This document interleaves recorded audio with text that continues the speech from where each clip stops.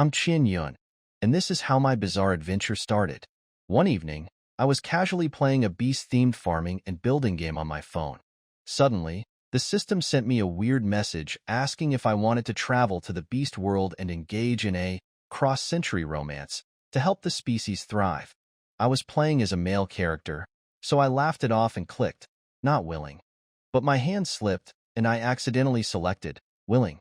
The screen went black, and before I could process what happened, I felt dizzy and blacked out. When I woke up, I was in a completely strange world. 3 huge golden moons in the night sky, towering trees, and bushes taller than me. Then a translucent system screen popped up, congratulating me on my successful travel to this beast world. Apparently, my body was enhanced to have super reproductive abilities. I was furious. I didn't agree to this.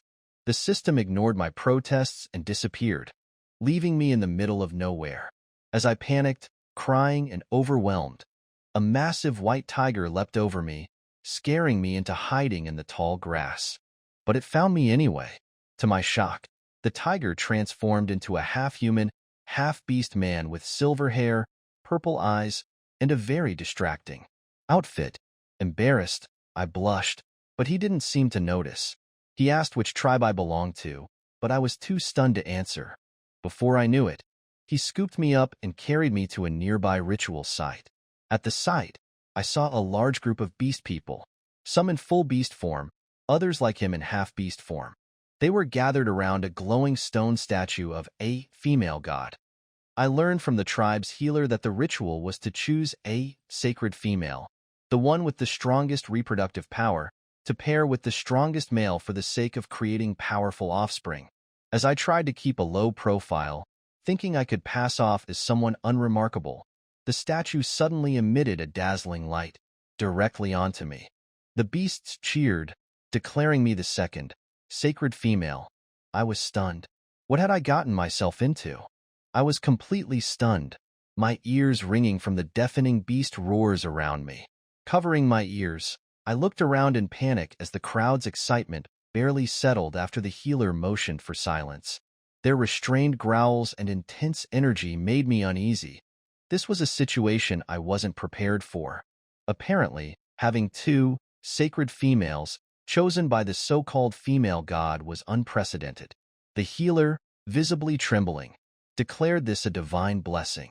I, however, was far less thrilled, casting a wary glance at the crude statue on the altar. This was ancient faith, and I didn't dare insult it. But part of me couldn't help but wonder, was this female god in cahoots with that treacherous game system?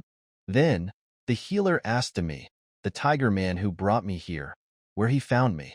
He casually mentioned discovering me crying in the bushes and decided to bring me over. To my surprise, this seemed to spark pride among his tribe. In their eyes, it meant I now belonged to him.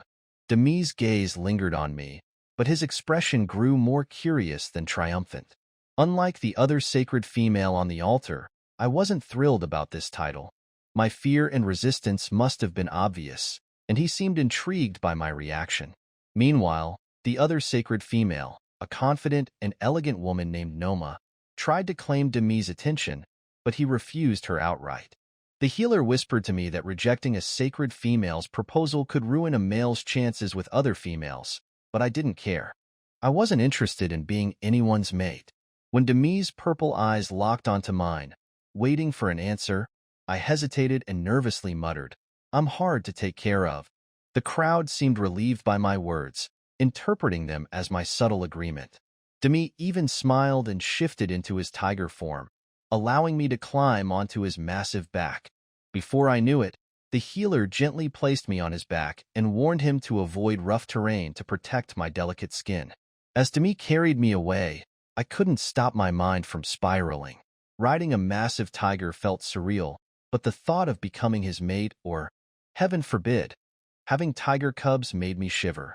This world's expectation of females as breeding tools was terrifying. Along the way, I noticed a faint golden mark circling my wrist like a tattoo. Demi explained it was the sacred female mark, a symbol of the female god's blessing. Unfortunately, It was visible enough for males to identify me immediately, a detail I wasn't thrilled about. He also asked what ability the female god had granted me, but I didn't have an answer. I was too overwhelmed to even think about powers. As the forest surrounded us, the weight of my situation settled deeper. This wasn't just a game anymore. It was real, and I had no idea how to survive in this wild world, let alone navigate its strange customs and expectations. I couldn't feel anything unusual about my body except for the mark on my wrist. When Demi mentioned that my abilities might awaken later, I just nodded and tried not to think too much about it. Instead, I gripped his tiger fur tightly to steady myself as we moved through the dense forest. Holding on made me feel safer, and I think it reassured him too. He seemed worried I might fall off. The ride was surprisingly smooth, but then out of nowhere, a pack of massive black wolves with glowing red eyes leaped out from the shadows, surrounding us. They were terrifying, like beasts straight out of a nightmare, and their bloodlust was palpable. I clung to Dummy, trembling with fear as he casually told me to hold on and called the wolves prey. In an instant, a whirlwind of green energy surrounded us, slicing through the wolves like knives through paper. Blood splattered everywhere, and the air became thick with the smell of iron. I was horrified. I buried my face in Demi's fur, unable to watch the carnage. The sound of wolves howling in pain and the sight of flying blood made my stomach turn, and I dry heaved, shaking uncontrollably. Sensing my distress, Demi quickly left the battlefield, but the fear and nausea stayed with me. Back at his tribe, he carried me into his treehouse and gently placed me on a soft grass bed. I was still crying, clutching my knees and trembling. The vivid, gruesome images wouldn't leave my mind. Demi looked frustrated, unsure how to comfort me, but he tried. He patted my head and assured me that I was safe now, then went outside to prepare food. The tribe leader, Deluo, stopped by and overheard my quiet sobbing. He questioned Demi about my fear, pointing out how unusual it was for a sacred female to be this fragile. Demi, clearly puzzled, admitted he didn't know how to handle me but was determined to care for me since he was the one who brought me here. Their conversation made me feel even more out of place. Was it really so strange to be scared of wolves being shredded to pieces? I stayed curled up, crying quietly, until exhaustion took over. As I drifted off, the mark on my wrist warmed, spreading a soothing energy through my body that lulled me into sleep. When I woke the next morning, I felt drained but calmer. Sunlight poured into the treehouse, and I cautiously looked outside, trying to make sense of my situation. Demi appeared, holding a bamboo bowl filled with soup and meat. He handed me a piece of meat and, without much grace, fed it to me directly. Starving, I didn't mind his rough manners and quickly bit into it, but the overwhelming fishy taste hit me, and I spat it out immediately. I was still struggling to adjust to this wild and brutal world, and even something as simple as eating seemed impossible. Everything here, this life, these people, this environment, felt like too much for me to handle. I tried to eat, I really did, but the meat Demi gave me was unbearable, either too gamey or too tough. After several failed attempts, I burst into tears. I wasn't trying to be difficult, but my body just couldn't handle the food here. Demi, clearly frustrated, stomped off to find something else, coming back with even softer and more tender options. Still, nothing worked. The taste or texture always triggered my gag reflex. Eventually, Demi lost his temper. His loud, angry questions about what I used to eat left me trembling and crying even harder. I tried to explain that it wasn't his fault, and I wasn't being picky on purpose, but he was visibly upset. He transformed into his tiger form, let out a furious roar outside the treehouse, and then came back calmer, apologizing for scaring me. He even asked if I could eat fish or vegetables, and promised to find something that I could manage. I nodded tearfully, grateful he was still trying. Then, something unexpected happened. As I sat in despair, feeling utterly useless, the golden mark on my wrist began to warm up. Suddenly, my vision shifted, and a new space appeared before me. A fertile plot of soil surrounded by open air. It looked like a space for planting crops. My mood instantly lifted. If I could grow my own food, I wouldn't have to depend on the unfamiliar meat of this world. Energized by this discovery, I decided to find seeds to test it out. Venturing out cautiously, I explored the area around the treehouse but quickly realized I didn't recognize any of the plants here. Just as I was about to return, Demi appeared out of nowhere, his expression dark and stormy. He scooped me up and brought me back to the treehouse, his frustration clearly building again. He accused me of looking for other males, which completely baffled me. I explained that I was only searching for seeds to grow vegetables, not meeting anyone. Hearing my explanation, his anger eased slightly, and I noticed fish roasting over the fire. I asked softly if there was anything to season it with, explaining that the lack of flavor in the meat made it hard for me to eat. I quickly added that if there wasn't, I'd be happy to eat vegetables instead, and reassured him that I appreciated his efforts. My attempt to pacify him seemed to work, but when I gently asked him not to be so quick-tempered, his face darkened again. This tiger man really had a volatile personality, but I couldn't blame him entirely. I was clearly a difficult person to take care of in this world. Still, I silently hoped I could figure out this planting ability soon, both for my survival and his sanity. I sat quietly in the grass nest, watching Demi's strong, muscular back as he crouched by the fire, preparing food. He was clearly holding back his frustration, probably because I had unintentionally roasted his temper with my earlier comment. He had a good body, but his temper, well, that was another story. When the fish was ready, Demi carefully removed the charred skin and placed the clean, cooked meat on a large leaf. He explained how he'd added wild herbs to reduce the fishy taste and bring out a salty flavor, adjusting it to my preferences. I appreciated his effort, but when I reached out to take the fish, he stopped me, insisting it was too hot and that he'd hold it for me while I ate. His care surprised me, so I curiously asked if all the mated females were looked after this way. Demi simply replied, "Of course," and added that males are responsible for ensuring their mates are safe, even from things like fish bones. His matter-of-fact tone made me feel unexpectedly cared for, even though this wasn't my world or my culture. Using makeshift chopsticks from nearby sticks, I tried the fish. It was tender and flavorful, not as fishy as I'd feared, though the strong taste of the added herbs was a bit unusual. Still, I could eat it without any problem, which was a huge relief. I smiled at him and suggested adjusting the seasoning slightly next time. Seeing my smile, his stern expression softened, and he seemed genuinely pleased. After I finished the fish, Demi brought out something he called bean balls. They looked like round potatoes, and when he cut them open with a clean stone, the inside was soft and yellow. One bite confirmed it. They tasted just like potatoes. I was thrilled. Finally, something familiar. As I happily ate, Demi introduced himself properly, and I told him my name, Qian Yun. He seemed to enjoy watching me eat, especially seeing my excitement over the bean balls. When I asked if he could find seeds for them so I could grow more, he was curious why I wanted to plant them. Lowering my voice, I confided in him about my space ability, the gift from the female god that let me grow crops. His reaction was mixed. He warned me not to let others know about my power or my potential reproductive capability, as it might attract unwanted attention from males or even rogue beasts who might try to claim me. I nodded, nervous but grateful for his advice.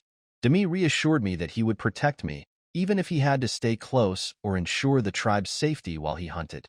His protectiveness was comforting, but when he casually reached out and touched my foot, I tensed. He was inspecting the spot where I'd been injured earlier, and his fascination with my soft skin was evident. I blushed, unsure how to handle the sudden intimacy of the moment. This world, its customs, and the attention from Demi. It was all overwhelming, yet I couldn't deny the strange sense of security he gave me. Qian Yun shrank her feet awkwardly. How could it be so itchy if you kept touching her? The big tiger couldn't touch her feet, so he raised his hand to touch her hand. He held her hand tightly, and his broad palm tightly wrapped her hand, which was very small to him. I lost my temper with you before. As a male, I shouldn't do that. I was very anxious. You will be weak if you can't eat. If it gets serious, you will die. I haven't taken care of other females before. I don't know what to do to satisfy you. I didn't do it very well. That handsome face was full of sincerity, and the beautiful purple eyes looked at her deeply and earnestly. Qianyun couldn't help but feel a little agitated. She subconsciously held his hand tightly. This reaction made Songmi's breath choke. Her touch was like a silent response, silently telling him that she forgave him. She was willing to get close to him and accept him. The arm around his waist became stronger and stronger, and his body became hotter and hotter. Even if Qianyun was single from birth, he had lived for 23 years after all, and he knew the situation very well. You.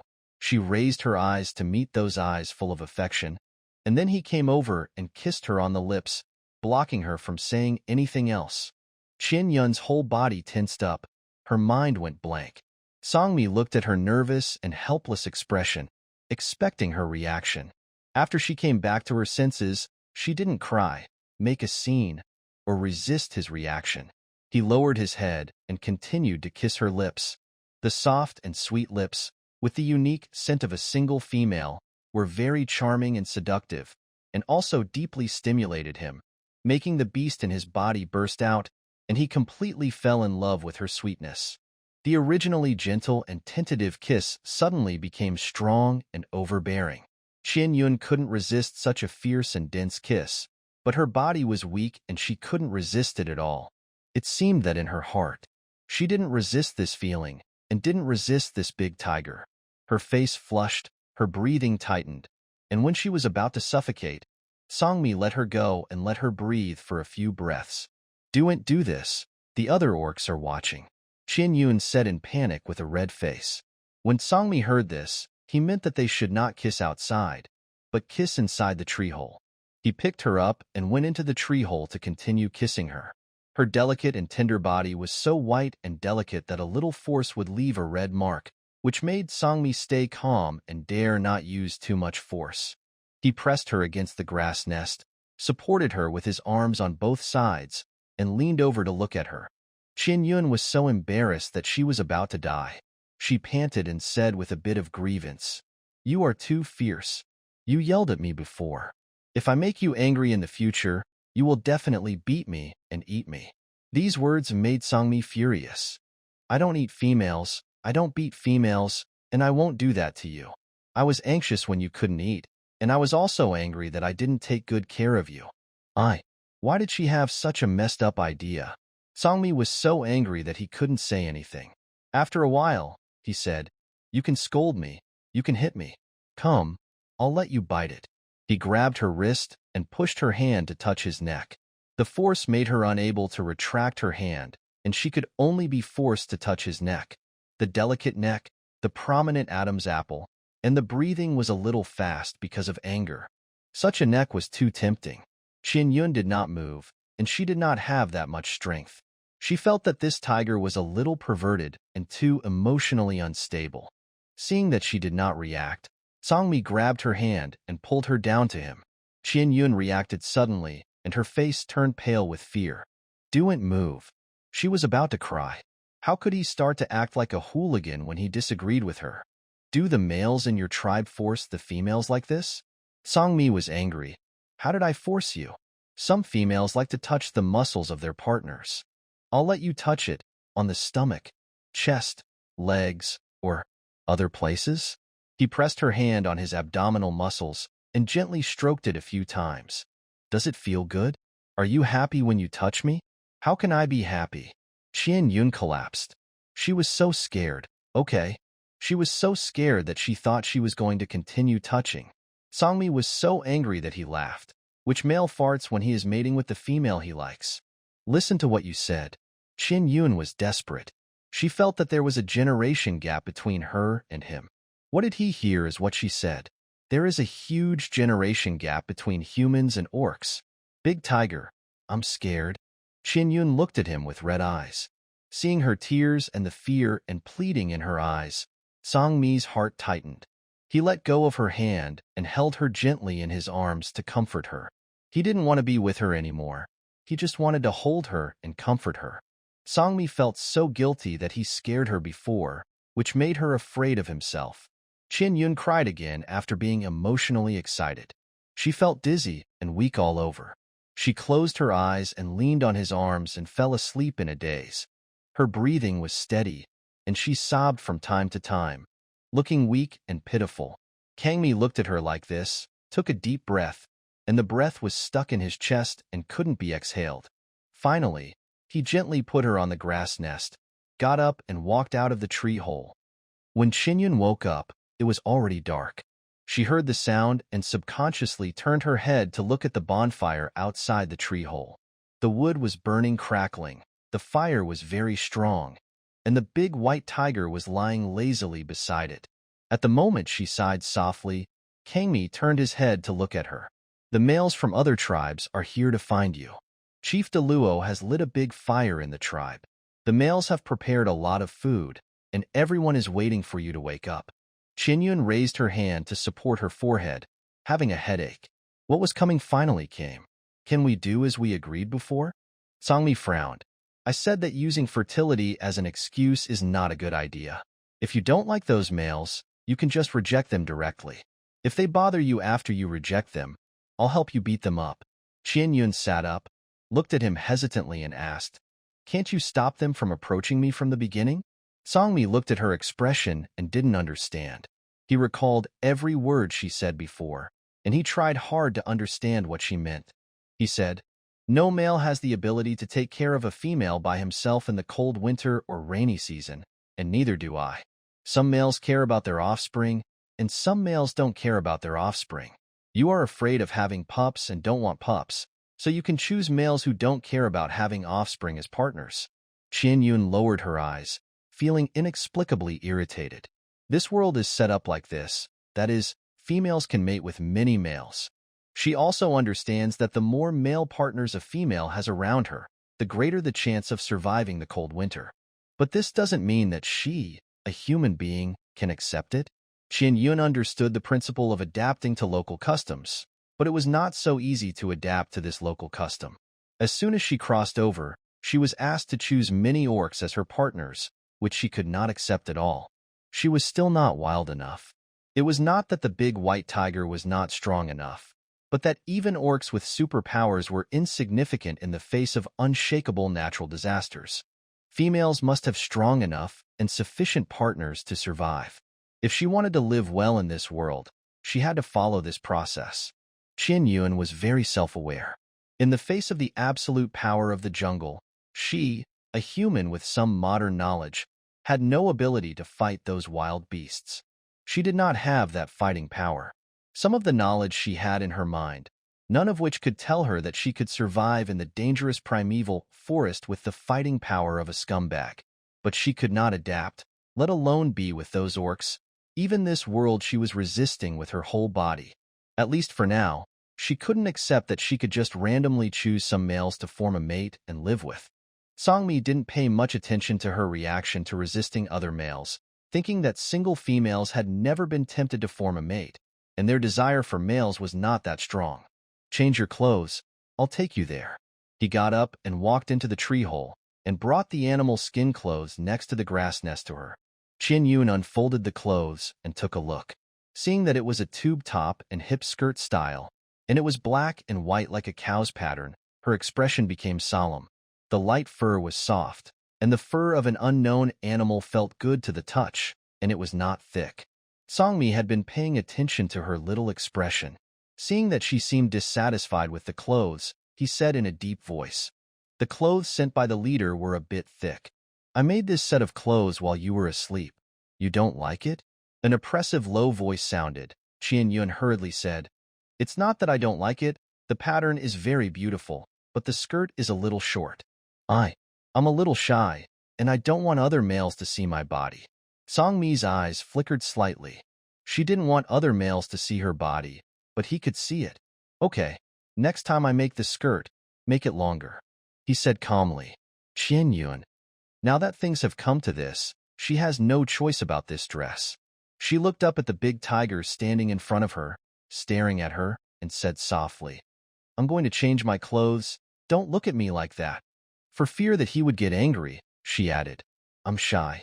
Hearing this, Kangmi turned his back without hesitation and blocked the entrance of the cave with his huge body to prevent any orcs passing by from seeing her changing clothes. Qian Yun was a little surprised that he was so easy to talk to. She could control him with just a word of shy. The big tiger blocked the entrance of the cave, making the already dim tree hole even darker. She changed her clothes in complete darkness. Both the tube top and the front of the skirt have animal leather straps of the same pattern to adjust the tightness. Although the workmanship is a bit rough, it is also strong and completely blocks the key parts of the body. The clothes were made according to her size, and there was basically no need to adjust the tightness. She only needed to fix the straps.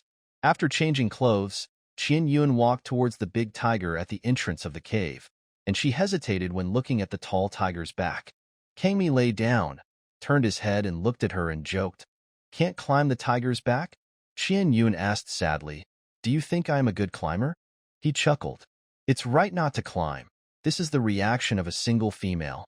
If she is skilled in climbing on the tiger's back, it means that a tiger or other male that can carry her has carried her before. That means that a male has pursued her before." Songmi swung the tiger's tail and wrapped it around her waist, easily bringing her onto the tiger's back. After Qian Yun sat on the tiger's back, she immediately encountered an embarrassing problem. The animal skin skirt was a bit short, only about the middle of her thighs. Riding directly on the tiger's back made her feel a little embarrassed. She silently retracted one leg and turned to sit sideways. Songmi glanced at her and didn't say anything. It didn't matter how she sat, even if she stood as long as she didn't fall off. After she sat firmly, he stood up and took her to the open space in the distance. The tribe there is an open space specially used for bonfire gatherings. The huge fire was burning warmly, and the flames that shot up into the sky illuminated the surrounding area. The orcs sat around the campfire, roasting various foods. In addition to the barbecue, there were several large stone pots cooking food next to them.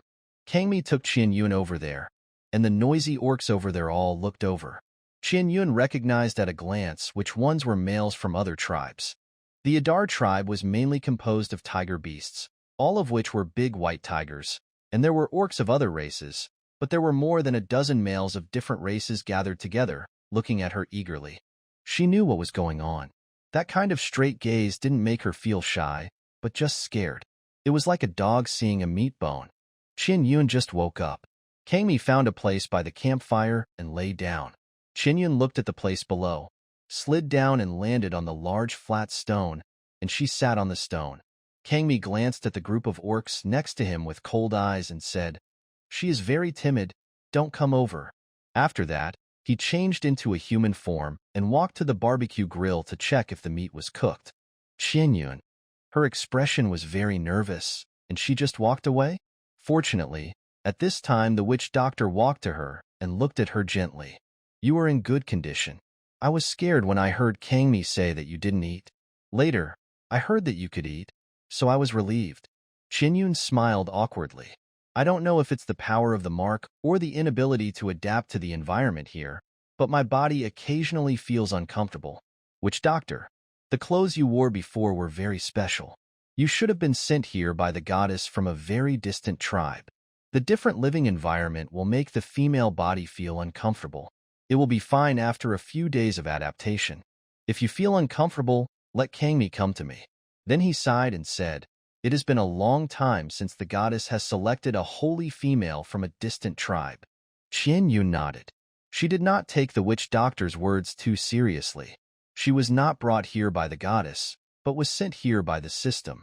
She happened to appear in the range of the goddess's blessing. Her powerful reproductive ability attracted the attention of the goddess. Because of the difference in her clothes and her confusion about the goddess and the holy female on the altar, she was undoubtedly teleported from a faraway place. As for where she came from, everyone tacitly did not ask, because there was no need. If the distance is very far, it would be useless to ask. In the past, there were cases where the goddess teleported females from other distant tribes. This was because those tribes were also worshipping the goddess, but they were not very familiar with her. They don't know what the goddess is good at, and they just worship her as a god. They are also the believers of the goddess.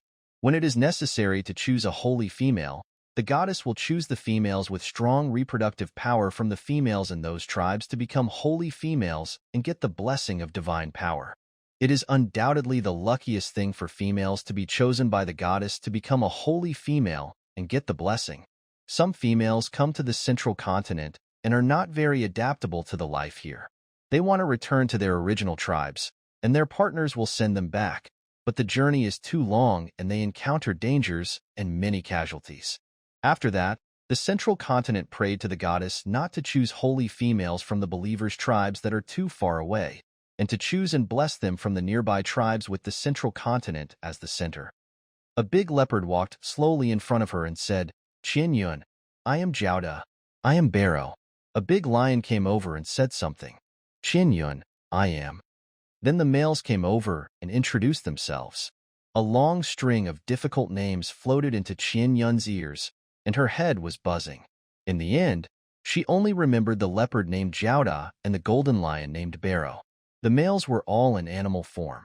Those animal forms were huge, but they did not reveal ferocious and brutal eyes. Qian Yun was not that scared when she saw them. She was just a little overwhelmed. The witch doctor looked at the enthusiastic males and said calmly, "Qian Yun has been favored by the goddess and became the second holy female. It is also the first time that our central continent has two holy females. It is a gift from the goddess to our central continent. But her body is very delicate. It is not easy for her to give birth to too many cubs, and it is not easy to raise them. You can handle it yourself. Strong reproductive ability is one thing, and not being strong enough is another. That makes sense. It's like being able to get pregnant is one thing, but being able to keep the baby and give birth to a cub is another." Jiaoda looked at Qian Yun's delicate skin and tender flesh, and his expression became a little more hesitant. He asked Qian Yun, "I can go to the ferocious beast forest to hunt those ferocious beasts to find crystals for you. After you give birth to a baby for Tsangmi, can you give birth to a second baby for me?" Qian Yun frowned. The witch doctor was afraid that she didn't know about the ferocious beast forest, so he explained to her. The ferocious beast forest is a primeval forest with many powerful ferocious beasts. The more ferocious the beasts, the higher the possibility of getting crystals in their bodies. Crystals condense powerful energy. If females absorb the energy of crystals, they can strengthen their bodies and remain beautiful and young. Because it's very dangerous over there, many males are squatting outside the forest, looking for ferocious beasts that run out alone. Ferocious beasts like to act in groups, so they are not easy to deal with. Many males go to the ferocious beast forest to hunt ferocious beasts for their partners, and many of them never come back. Qian Yun shook her head slightly without saying anything. Kami came over with a bowl of meat with different kinds of meat in it. "You think too highly of her.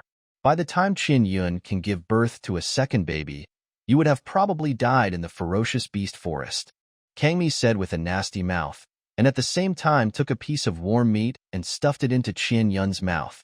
The soft and tender piece of meat had a few blood threads, and the smell of blood and meat instantly exploded in her mouth. Qian Yun spit it out politely, and the smell made her sick. Kangmi suppressed a smile in his eyes and stuffed another kind of meat into her mouth.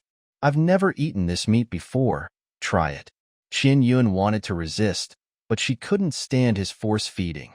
The meat without any flavor added was bland and fishy, and she couldn't help but again. She grabbed Kangmi's wrist to stop him from feeding her. She looked up at him dissatisfied, and when she saw the smirk that flashed across his eyes, she knew his intention. This was to show the males that she couldn't eat meat and was difficult to please, so that they would retreat. This big tiger was a bit bad. Seeing her like this, Jiaoda, who was already hesitant, changed his face, and the other males also had their own thoughts. "Try it again. How can your body be strong without eating meat?" Kangmi gently broke free from her hand and fed her another piece of meat. Qian Yun also proudly spit out the meat in her mouth. She felt so sick that her whole body was unwell. Her eyes welled up with tears and she couldn't help crying. "I told you not to eat it. It's not delicious at all." The male who also got the barbecue nearby took a bite silently, chewed it slowly, tasted it repeatedly, and his expression was very confused. "There is nothing wrong with the meat." Then everyone realized that it was not that the meat was not delicious, but that Qian Yun was picky about food. The problem was that she was a bit picky about food, and basically picked out all the meat that everyone in the tribe ate. Among those edible prey, the meat that females like to eat needs to be softer, and females' teeth are not as good as males. After such a screening, the meat that females eat is relatively limited, and Qian Yun's picky eating again. There is nothing left. Kangmi wanted to feed more meat, but Qian Yun resisted with tears in her eyes. The old witch doctor couldn't bear it anymore and said, "Don't eat it if you can't eat it. She can't even eat the meat paste that the cubs eat, let alone such a large piece of meat. If she could eat meat, her body wouldn't be so weak. Shoto can eat it, right? Then give it to her. Fill her stomach first and don't starve to death before considering having cubs. She may not have adapted to our life here yet." Songmi raised his eyebrows unhappily. "Eating a few beans will allow you to successfully give birth to a cub? I don't dare to mate with her in her condition, for fear that she will die before she can catch her breath." The male's expressions became more solemn when they heard this. "She is so delicate that it is not easy for her to even mate?" Qian Yun's situation made the males feel suffocated. "Forget it. I want offspring." The leopard named Jiaoda gave up and turned around to find a seat nearby. "Just pretend that he hadn't said anything just now." Kangmi smiled, and for the first time felt that Qian Yun's crying reaction was very lethal to males. He raised his hand to wipe the tears from her face, and he also handed the bamboo bowl in his other hand to the witch doctor. Without the smell of fishy meat next to her, Qian Yun felt much better. She looked at Kangmi with a bit of resentment. It is undeniable that her vomiting and disgusting were many times more effective than directly saying that she was not fertile. If she is weak, as long as the male is willing to find crystals, a lot of crystal energy will strengthen her body, so there is no need to worry about her body not being strong. But if she can't eat meat and is picky about food and difficult to raise, then trouble. Not all males have such good patience. Those males who can run to her to pursue her are the top males in the nearby tribes, violent and ruthless. Songmi has such a bad temper. Looking at those orcs who are all meat eaters, she doesn't think their temper can be better than Songmi. The strong will never worry about females liking them. Even if they don't look for the holy female to reproduce, there are other females willing to reproduce for them. Weighing the pros and cons, Qian Yun's situation is a bit too much, and the males have lost much interest in it all of a sudden. Songmi hugged Qian Yun in his arms and touched her head to comfort her. I thought that this would make those males retreat, but unexpectedly, some of them still came over. The big lion named Barrow stepped forward a few steps and said in a calm tone, "I don't care about offspring. I like Qian Yun, a delicate and gentle little female. I am willing to stay in your tribe and take care of her together." Qian Yun's face turned pale. She looked at the lion with sloppy mane and couldn't like it.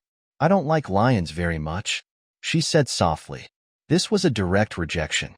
Barrow didn't take it seriously and said honestly, "Whether you like it or not is not the point. The point is that I can go to the beast forest to find crystals for you, and I can also find delicious food for you. I don't need you to reproduce for me. You haven't adapted to the environment here yet, and you are not ready to mate with males, so don't mate. Wait until your body feels better, and you want to mate, then mate." Qian Yun buried her head in Kangmi's arms and burst into tears. What else can she say now? She opened her mouth to refuse again, and Barrow said, "The rainy season is about to begin, and then it will be winter. How can you live if you are so delicate?" Qian Yun said with tears in her eyes. "Can I not live?" Barrow's face changed. "No, if you die, the goddess will kill us." Qian Yun looked up at Kangmi, who had an unclear expression, and shook her head vigorously. Kangmi just touched her head and whispered, "Barrow's combat effectiveness is very strong, and he doesn't want offspring. You can get in touch with him." These words made her eyes darken, and her heart felt inexplicably blocked and uncomfortable. She lowered her head and said nothing more. The hands that were hugging Kangmi's waist slowly withdrew. If partnering with a strong male is the only way to survive in this world, she also wants to find a male she likes, rather than simply choosing a male with strong combat power. This is really boring. Sometimes strong combat power and what you like are not in conflict. The alienation of her retracting her hands made Kangmi's face gloomy. When the atmosphere was delicate, Chief Dello came over. "Kangmi, this is salt crystal. Add some when you cook food for Qianya." He handed a small cloth bag made of animal skin to Tsangmi. Tsangmi took the cloth bag, opened it and checked it, and showed Qianyun the salt crystals that had been ground into small particles.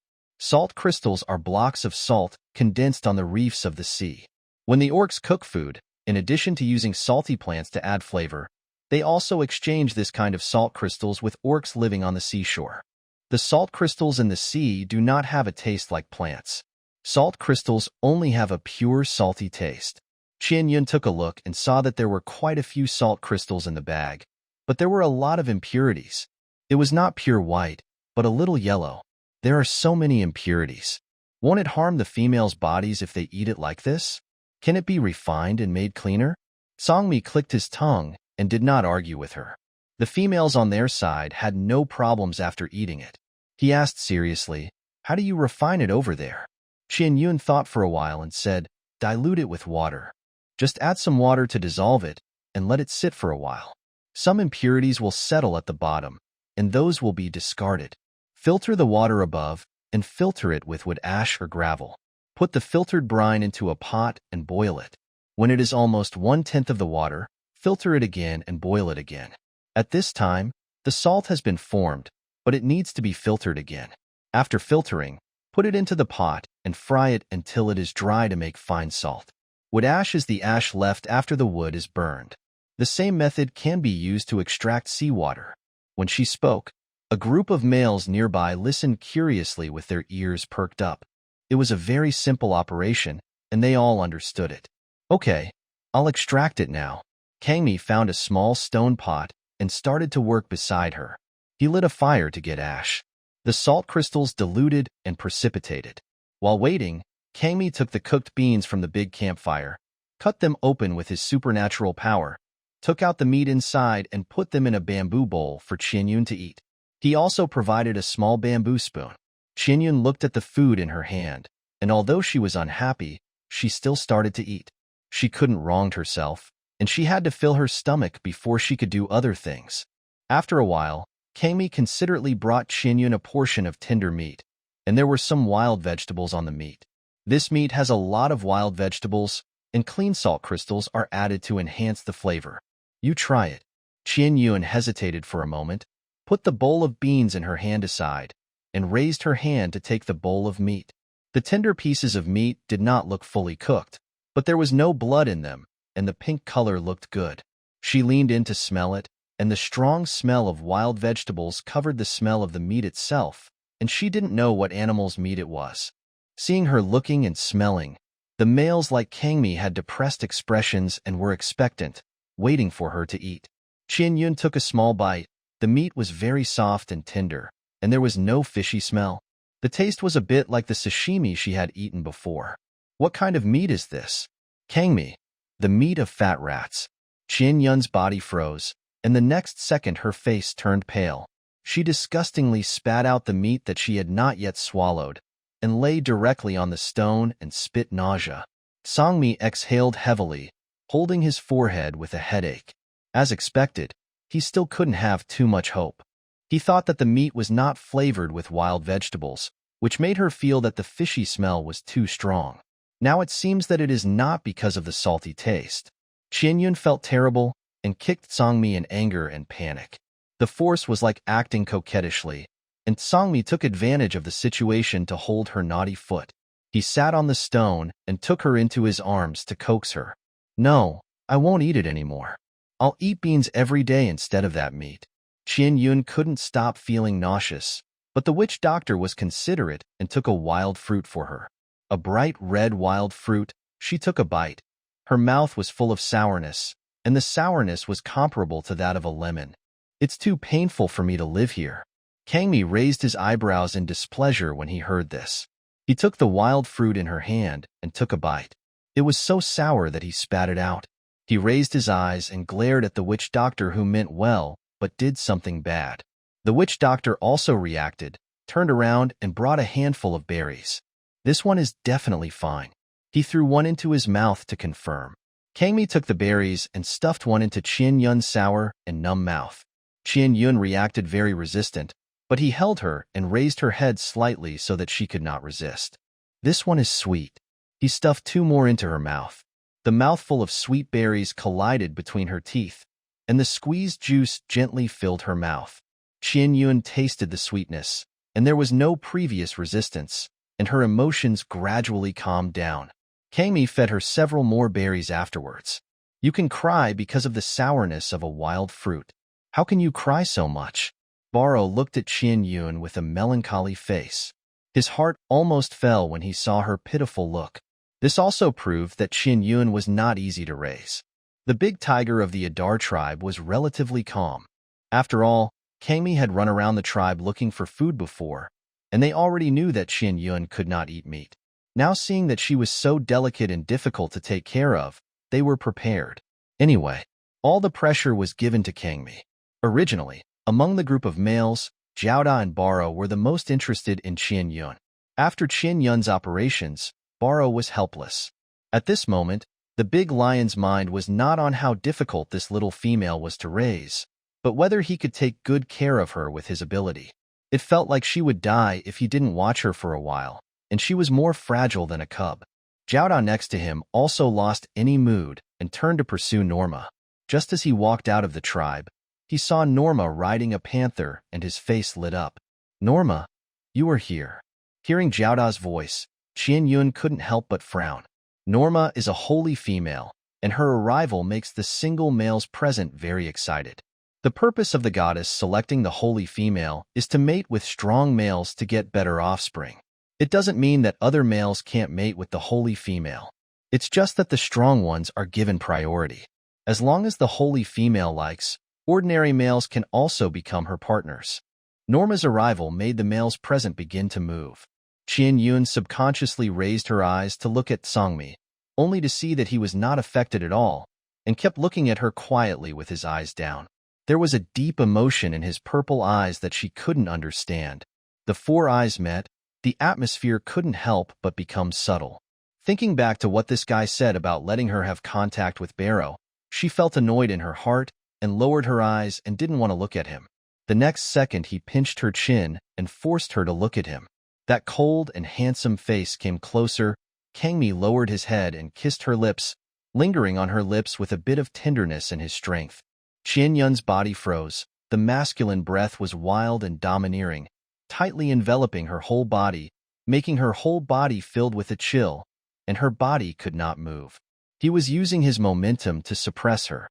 When Kang Mi had kissed enough, he let go of Qian Yun, who had a red face and an angry expression, and looked at her sweet and attractive red lips, his purple eyes staring deeply. I said you can refuse those males you don't like, and this does not include me. I don't like you to make any alienating movements towards me. Domineering words that would not allow her to resist came out of his mouth word by word. After that, he pulled her arm and put it on his waist, forcing her to hug him. Qian Yun glared at him in annoyance and said, I don't like you forcing me to accept others or to contact other males. I know that I need to find a male with strong combat power to make myself live better and not die so easily. But I can't be with a male I don't like. There is no conflict between a strong male and the male I like. Songmi's eyes flashed, and he understood what she meant. He said with a click of the tongue, I won't say it again. You choose it yourself, and tell me which males you like. If they don't obey, I will help you drag them over. Qian Yun was speechless. There is no need to be so cruel. Also, I don't like to eat the meat of fat rats. Thinking of this, she felt sick in her stomach. Songmi sneered. It sounds like you like to eat other meats. Qian Yun was speechless. If you don't like it, don't eat it. Eat other edible ones. Kang Mi looked at her unhappy expression and softened his tone. Qian Yun's expression improved a little after hearing this. While the two of them were hugging, kissing and whispering, Norma had already come over surrounded by some males. Chief Dello personally stepped forward to greet them, and everyone's attention was on Norma. She is also a holy female, and no one dared to neglect her. The orcs present, especially the single males, stared at Norma intently. The males with partners hugged their partners with a calm face. Kang Mi was also in a state of indifference. Norma got off the back of the panther and walked to their side, but he didn't even turn his head and open his eyes to look. Norma raised his eyebrows and looked at Qian Yun, raised his chin slightly and said arrogantly, You don't even have a partner. Kangmi, is it your problem, or the problem of this female? You are nosy. What do you have to do after eating? Qin Yun said directly without waiting for Kangmi to speak. Kangmi is mine. Don't think about it.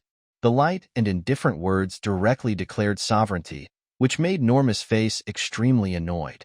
Kangmi kept looking at Qin Yun with smiling purple eyes, and he was so happy in his heart. Chief Dello coughed lightly in embarrassment, and the orcs did not dare to come forward to talk. The drama of females snatching males appears every day, but two holy females snatching males, this is a big deal. No one dared to say a word. Norma stared at Qin Yun, holding back his anger, and said, Kangmi is a very powerful male in the Adar tribe. There will be no problem with his body. You didn't get together, that's your problem. I doubt your identity very much. The goddess has never chosen two holy females. Qin Yun's expression was light. You have to ask the goddess this question. Also, I didn't use my identity as a holy female to do anything. Even if I wasn't a holy female, you couldn't get Kangmi. Kangmi doesn't like you. These words directly touched Norma's sore spot and hurt her heart. Norma, are you questioning the goddess? Do you think that someone like me shouldn't be chosen to be the holy female, and that the goddess is wrong? Qin Yun said immediately. This remark made the beastmen next to him change their faces. Norma. The panther next to him reminded softly. That was the male that Norma had a partner with last night. Norma clenched her hands into fists. She gritted her teeth, unwilling to be unable to refute Qin Yun's words. I am not disrespectful to the holy female. I just suspect that you have used some means. Qin Yun. What means can I use? If I really use some means, would the goddess choose me? Are you praising me for being so powerful, or can the goddess use any means to fool people? That is enough. I am not disrespectful to the goddess. Why do you deliberately bring your words to the goddess? Norma became angry and shouted loudly. Qin Yun chuckled. Because I am the female chosen by the goddess, you question me, and you are questioning the decision of the goddess. Whether it is the system or the goddess, she has obtained the mark of the goddess and awakened the planting space. This is a foregone conclusion. Everyone can question her on some matters, but no one can question how someone like her can become a holy female. This is undoubtedly questioning the goddess. The goddess, such an awesome existence, must be pulled out as a shield. The tribes in the central continent all believe in the goddess. Norma was chosen to become a holy female, and she got the mark and awakened her supernatural powers. She deeply understands the power of the goddess. Does she dare to question it? Obviously, Norma did not dare to question it, and she was so angry because of Qin Yun's words that she was shaking with anger. Her expression changed from aggrieved to aggrieved, and finally she turned around and wiped her tears silently. She looked as if Qin Yun was bullying her. Seeing this, Qin Yun's eyes were also filled with tears. She looked at Kangmi and said timidly, She yelled at me first. She was the one who caused trouble for me first. Now she is crying. Am I wrong? Kangmi's face was tense, looking at Qin Yun's evil face. How could he not know what this little guy meant? I'm sorry. I shouldn't have said that. Norma questioned the goddess. The goddess is your belief and your god. You can't say anything nonsense. I'm really not good. You have reason to question me. After she finished speaking, she lowered her eyes and leaned in Kangmi's arms and said nothing more. The silent tears made her look even more aggrieved and pitiful. There was a bit of tea in her mouth. The two holy females, one crying, the other blaming herself, made the beastmen present all upset, and they hurried to comfort her. It's just one Kangmi. Let's change to a better one. Norma, look at me. I'm stronger than Kangmi. Most of the males in Jiaodok gathered around Norma. The big tigers from the Adar tribe gathered around Qin Yun to comfort her. The old witch doctor also silently took a few big berries and put them in her hands. Regardless of whether Norma will choose the tiger beasts of their Adar tribe in the future, regardless of whether she will live in their tribe in the future, Qin Yun is in their tribe. With two holy females, they will be slightly biased towards Qin Yun anyway. Norma didn't expect Qin Yun to be so difficult to deal with. She looked at the worried and concerned males around her, lowered her head, and her eyes flashed. Then she looked up, turned around and looked at all the males present and said, After the goddess chooses the holy female, she will grant her special powers. so that the holy female has the ability to survive better. The special power that the goddess gave me is vitality, which strengthens the vitality of myself and the cub in my belly. It also increases the possibility of me getting pregnant with a cub. I am more likely to give birth to a cub than other females, and there will be no dangerous conditions due to childbirth. As soon as these words came out, the beast men took a deep breath. Qianyun didn't know how tempting this condition was, and her eyes were always on Sangmi. Sangmi was just surprised for a moment, and his expression quickly returned to calm. He raised his eyebrows and glared at Qianyun's probing eyes. I am yours, and it has nothing to do with me whether other females can give birth or not. You have no tears. Do you want to cry again? He joked, raised his hand and gently wiped the tears on her face with his fingertips, and also brushed her soft lips. Qianyun blushed, and her heartbeat quickened because of his subtle teasing. Norma looked at them. The way they were hugging and whispering as if no one was around made her collapse and jealous beyond belief. She gritted her teeth, climbed onto the panther's back with reluctance and humiliation, and left the Adar tribe with a dark face. The males from Jiaoda who had originally come to pursue Qianyun followed Norma and left. Watching them go away, the witch doctor couldn't help but breathe a sigh of relief. Fortunately, there was no fight. What if Kangmi hurt Qianyun? The big lion Barrow said in a sly tone. Then I'll take care of it. Kangmi raised his eyes and gave him a cold look. Barrow raised his eyebrows. How about we fight and see who is stronger? Kangmi put down Qianyun in his arms without hesitation, and the fighting spirit surged. I don't like lions. Why are you fighting him? Qianyun whispered to persuade them to fight. There is no need to fight at all. Suddenly, Kangmi chuckled happily. Barrow was heartbroken. Because of Qianyun's words, Sangmi lost his fighting spirit instantly. He sat back on the stone with his buttocks raised just now, and continued to hold Qianyun in his arms. Among the group of males who came today, only Barrow was left. The other males had already left with Norma. Fortunately, Qianyun didn't like those males, otherwise it would be too much to come, and people so arrogantly. It would be better if Sangmi didn't leave with him. Barrow didn't pursue his offspring. Norma's strong vitality had no attraction to him, so he didn't leave with Norma. But now Qianyun said that he didn't like lions, which made Barrow very hurt. Before he could say anything else, several big white tigers nearby pulled Barrow over to eat meat, turning his attention away from Qianyun. I really don't like lions. I think lions' manes are not good looking. Qianyun approached Sangmi and whispered. Sangmi nodded. I know. I'll find a chance to get rid of him. Originally, he had a chance to drive Barrow away by beating him down in a fight just now, but Qianyun didn't let him fight. Males pursue females. If a female has a partner, she will undoubtedly fight with her males to prove her determination and strength. Qianyun didn't like Barrow, but Barrow's one-sided love made Sangmi lose much fighting power. After all, Barrow was quietly standing by and didn't come over. Who is stronger between the two of you if we really fight? Qianyun thought of this question and asked curiously. This made Sangmi's face cold instantly. He looked at her and gritted his teeth and said, Don't question your maleness. If you really don't like it, I can fight to the death to protect you.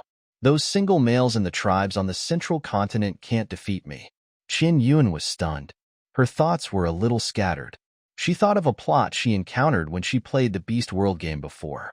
After a male has a partner, he will focus on his partner, and will follow his partner through life and death.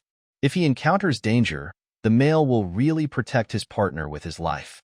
She felt very envious at the time, envious of this pure and firm relationship between orcs.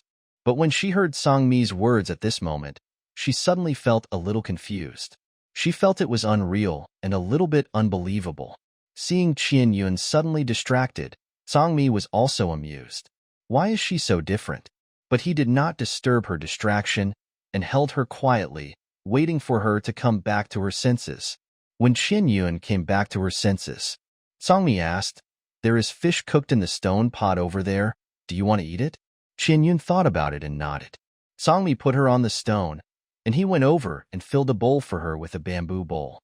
After watching her take a bite without spitting it out, and then slowly take the second and third bites, he felt at ease to deal with the salt water that had almost settled. According to the method she had said before, filter with plant ash, put it in the pot and boil it, filter it again and boil it again, repeating several times. He didn't know what the lime and brine obtained after each filtration were, and he completely ignored those things that were comparable to impurities in his eyes. He only knew that according to this method, he got very fine salt flowers, very white and clean. Songmi used a small bamboo spoon to scrape it several times, confirming that it was extremely clean, and then put the salt flowers into a small animal skin bag like treasures. This kind of refining is a little bit of loss, but compared to the unclean salt crystals that will cause problems for females, everyone would rather have some loss to extract clean salt flowers. Leader Deluo and others were watching the refining of the pot of salt water on the side, and saw that Songmi succeeded in refining according to Qian Yun's method. This made them look at Qian Yun with a new look. They also believed more firmly that there was a reason why the goddess chose her to be the holy female. Using this method to refine salt water is something they have not considered in depth. Every time the tribe gets salt crystals, large pieces of salt crystals will be ground into small particles for easy storage. Some impurities are relatively large, and they will be cleaned out if they are easy to clean. But some impurities are relatively small and mixed in the salt particles, making it difficult to pick out. Not to mention such a sophisticated refining, the orcs can directly use seawater to cook food, and the females did not get sick after eating those salt crystals. This was the case in the past, and with Qian Yun's refining method in the future, the Adar tribe will probably be more particular. In addition to the salt crystals in the sea, there is also a salty plant in the forest that can be used to add salt to food. Qian Yun knew that there was a tree called Rush chinensis, and its fruit was sour and salty, which could be added to food to increase the saltiness. After she finished eating the fish, she curiously asked Songmi to bring her a salty plant to see. When she saw a branch full of round leaves, she felt a little disappointed. It was not the Rush chinensis she knew. This is salty leaves, because the leaves are salty, so everyone calls it that. Some females are particular and don't like the taste of salty leaves. The tribe will arrange males to go to the beach to collect salt crystals or exchange salt crystals with tribes living by the beach every once in a while. Songmi sat next to her and said in a calm tone. Qian Yun nodded. Plants all have a little smell, and it's inevitable that some females don't like it. She silently pulled a small branch from the tree branch, leaned close to Songmi and asked softly, I want to try to see if I can grow it. Songmi lowered his eyes and looked at the small branch that she secretly hid in her hand, and couldn't help laughing. How long does it take to grow it before you can pick salty leaves to cook food? He lowered his head and leaned close to her ear and whispered in a low voice. Tomorrow I will take you to the forest. You pick a salty leaf tree that is big enough to plant in the space, and I will dig up the roots directly for you. The hot breath said in her ear, which made her heart tremble. If the whole tree is planted. She silently opened the space and took a look. It seemed that there was no clear boundary. As far as the space she could see at present, it was enough to plant a large salty leaf tree. She closed the space and couldn't help but sigh that she was too naive. Why didn't she think of planting a ready-made tree directly in the space? It was so childish to want to get a small branch for cuttings. The main reason is that she can only pull a small branch for planting, and she doesn't have the ability to dig a tree and plant it in space. However, with this big white tiger, this kind of thing doesn't seem to be very difficult. Okay. Seeing that she didn't respond, Kangmi asked. Qian Yun nodded without hesitation, then politely raised her hand and pushed his head away, which was so close. The next second, the big tiger raised his eyebrows and snorted, then pressed her into his arms and kissed her. She wanted to cry but had no tears. As they were kissing, Qian Yun suddenly felt dizzy and uncomfortable. She was already a little breathless from being kissed by Kangmi, and now the feeling was so intense that she felt suffocated. Kangmi noticed that something was wrong with her and frowned at her. Qian Yun's face was pale, and she gasped and said, dizzy, uncomfortable, and breathless. Kangmi's face changed, and he shouted loudly, Witch doctor! The witch doctor, who was eating meat in the distance, heard Kangmi's anxious cry, and hurriedly dropped the meat in his hand and ran over. The orcs next to him saw that Qian Yun was in trouble and came over to check. Barrow scolded Kangmi in annoyance. You only know how to kiss, and now you re-kissing me to death. Shut up. Songmi cursed back with a low roar. Don't make noise in Qian Yun's ear. You are going to scare her to death. Don't say anything. The witch doctor came to Qian Yun and stretched out his hand to hold her wrist. At this moment, the holy female mark on her wrist was flickering with light. It flickered, and it was different from the previous flashing at intervals. After all, the witch doctor has lived a lot and has rich experience in practicing medicine. He immediately understood Qian Yun's current situation. Songmi asked in a deep voice, "What's the matter? It's not the first time I kissed her, and I didn't use much force. She can't be out of breath because of my kiss." The witch doctor waved his hands and said, "It has nothing to do with this. It's because of the unfamiliar climate and weak body." Hearing this answer, Songmi's clenched heart relaxed a little. Many females go to other continents to play, and because the environment is different from their original living environment, they feel uncomfortable and suffer from acclimatization. After confirming Qian Yun's situation, the witch doctor stood up and looked at Songmi meaningfully. He said slowly, "The females who can be chosen by the goddess to become holy females are all single females without a partner. Because they have no partner, they don't have the mark of the beast on their bodies. Once they get the mark of the holy female and awaken their superpowers, they consume a lot of body energy. Therefore, many holy females choose the male they like and immediately form a partner.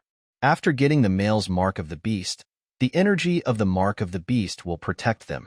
Those who can suffer from acclimatization are females with relatively weak bodies.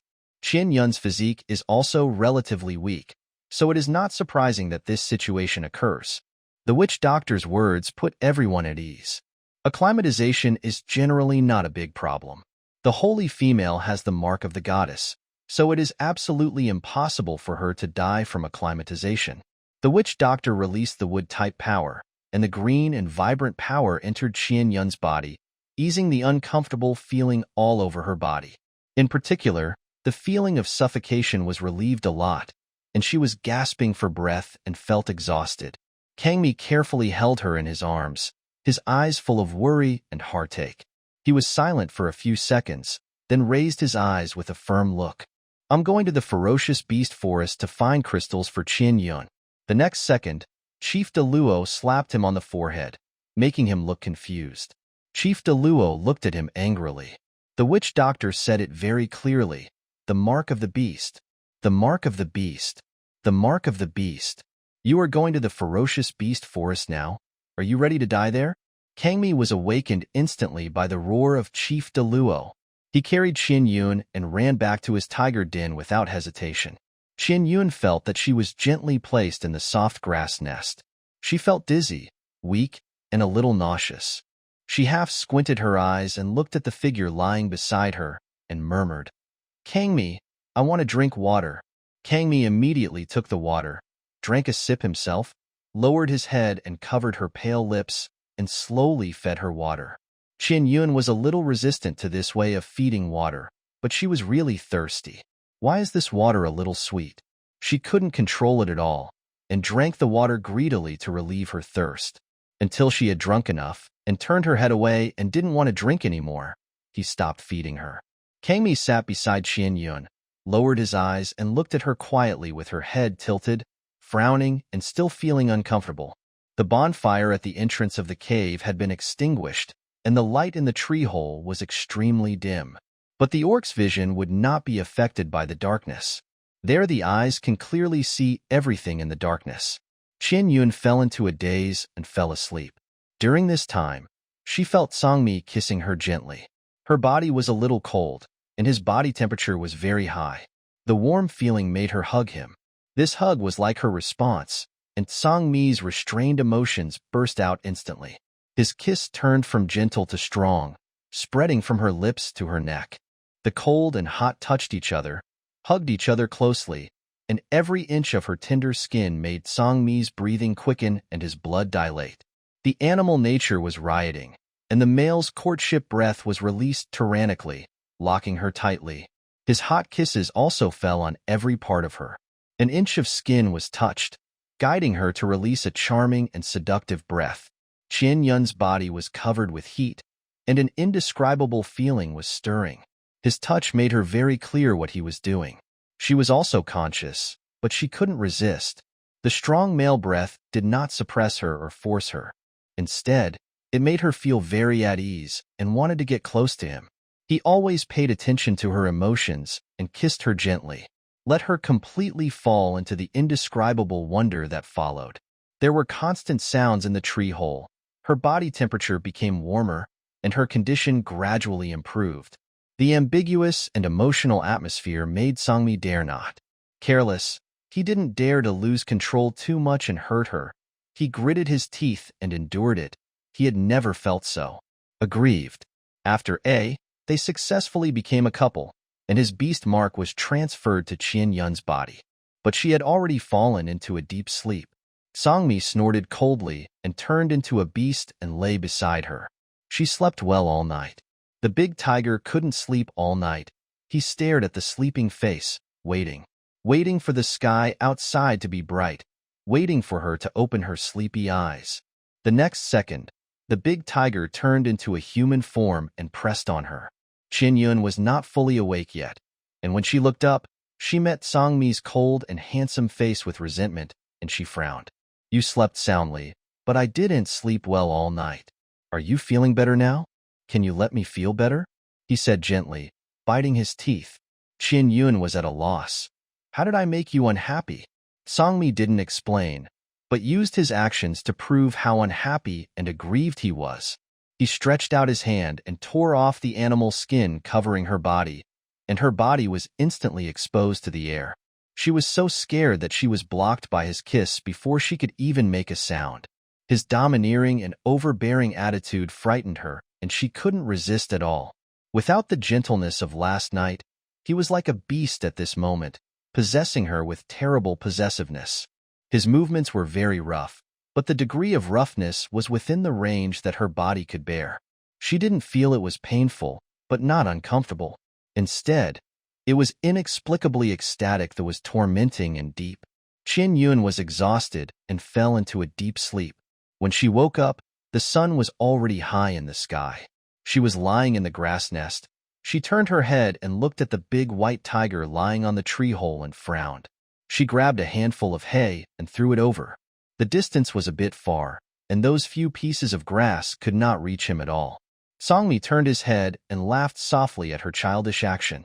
He got up and walked to her side and lay down next to her. We are a couple now. You are protected by my beast seal now. How do you feel? The purple tiger eyes looked at her tenderly, expecting her answer.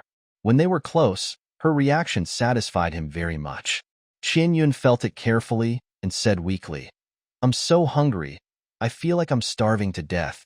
The expectation in Sangmi's eyes disappeared in an instant, replaced by gloom. With a dark face, he endured the unhappiness in his heart, got up and went outside to fill a bowl of fish for her. He shouldn't have been so expecting to hear something from her mouth. The fish had been cooked long ago, waiting for her to wake up and eat. In addition to fish, there were also roasted beans. These were what Qian Yun could eat, and Sangmi didn't want her to try other foods for the time being. Eat the food that can be eaten first, adapt for a while, and wait until the body has completely adapted to the environment here, and then slowly try other foods. Qian Yun was really hungry, and she didn't care so much. She wrapped her body full of ambiguous marks with animal skins, lay there, and stretched out an arm to take something to eat. After eating a few bites, her appetite was very good. Just feeling the eager eyes of the big tiger next to her, she looked up and glanced at him eagerly. Are you shy? Sangmi was speechless, but when he asked, he turned around and sat at the entrance of the cave, no longer looking at her. What else could he do? I was too shy to look at her. Qian Yun lowered her eyes and smiled, then began to eat seriously. After filling her stomach, she lay comfortably in the grass nest. She didn't feel dizzy, weak, or uncomfortable like last night, but she felt a little sore and tired after rolling around in the grass nest with Sangmi. Thinking back to the time she spent with this big tiger, her face instantly turned red, and she grabbed the animal skin to cover her face in embarrassment. The other party was an orc. They just slept together like this. I have to say that the experience was very good, but she was more confused about the future. After thinking about it and weighing the pros and cons, Qian Yun thought it was better to set up her own planting space first. Sangmi was okay except for his bad temper and being a little fierce. so she would take it one step at a time. Big tiger, I want to take a shower. She put down the animal skin covering her face, turned her head and looked at him and said, Songmi, how do you want to wash? Should I go outside to get water to wash, or go to the pool or waterfall?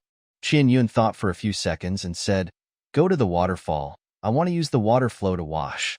Songmi came in to get her clothes, and when he was about to wrap them with animal skins, she said, I can't put the clothes in the space.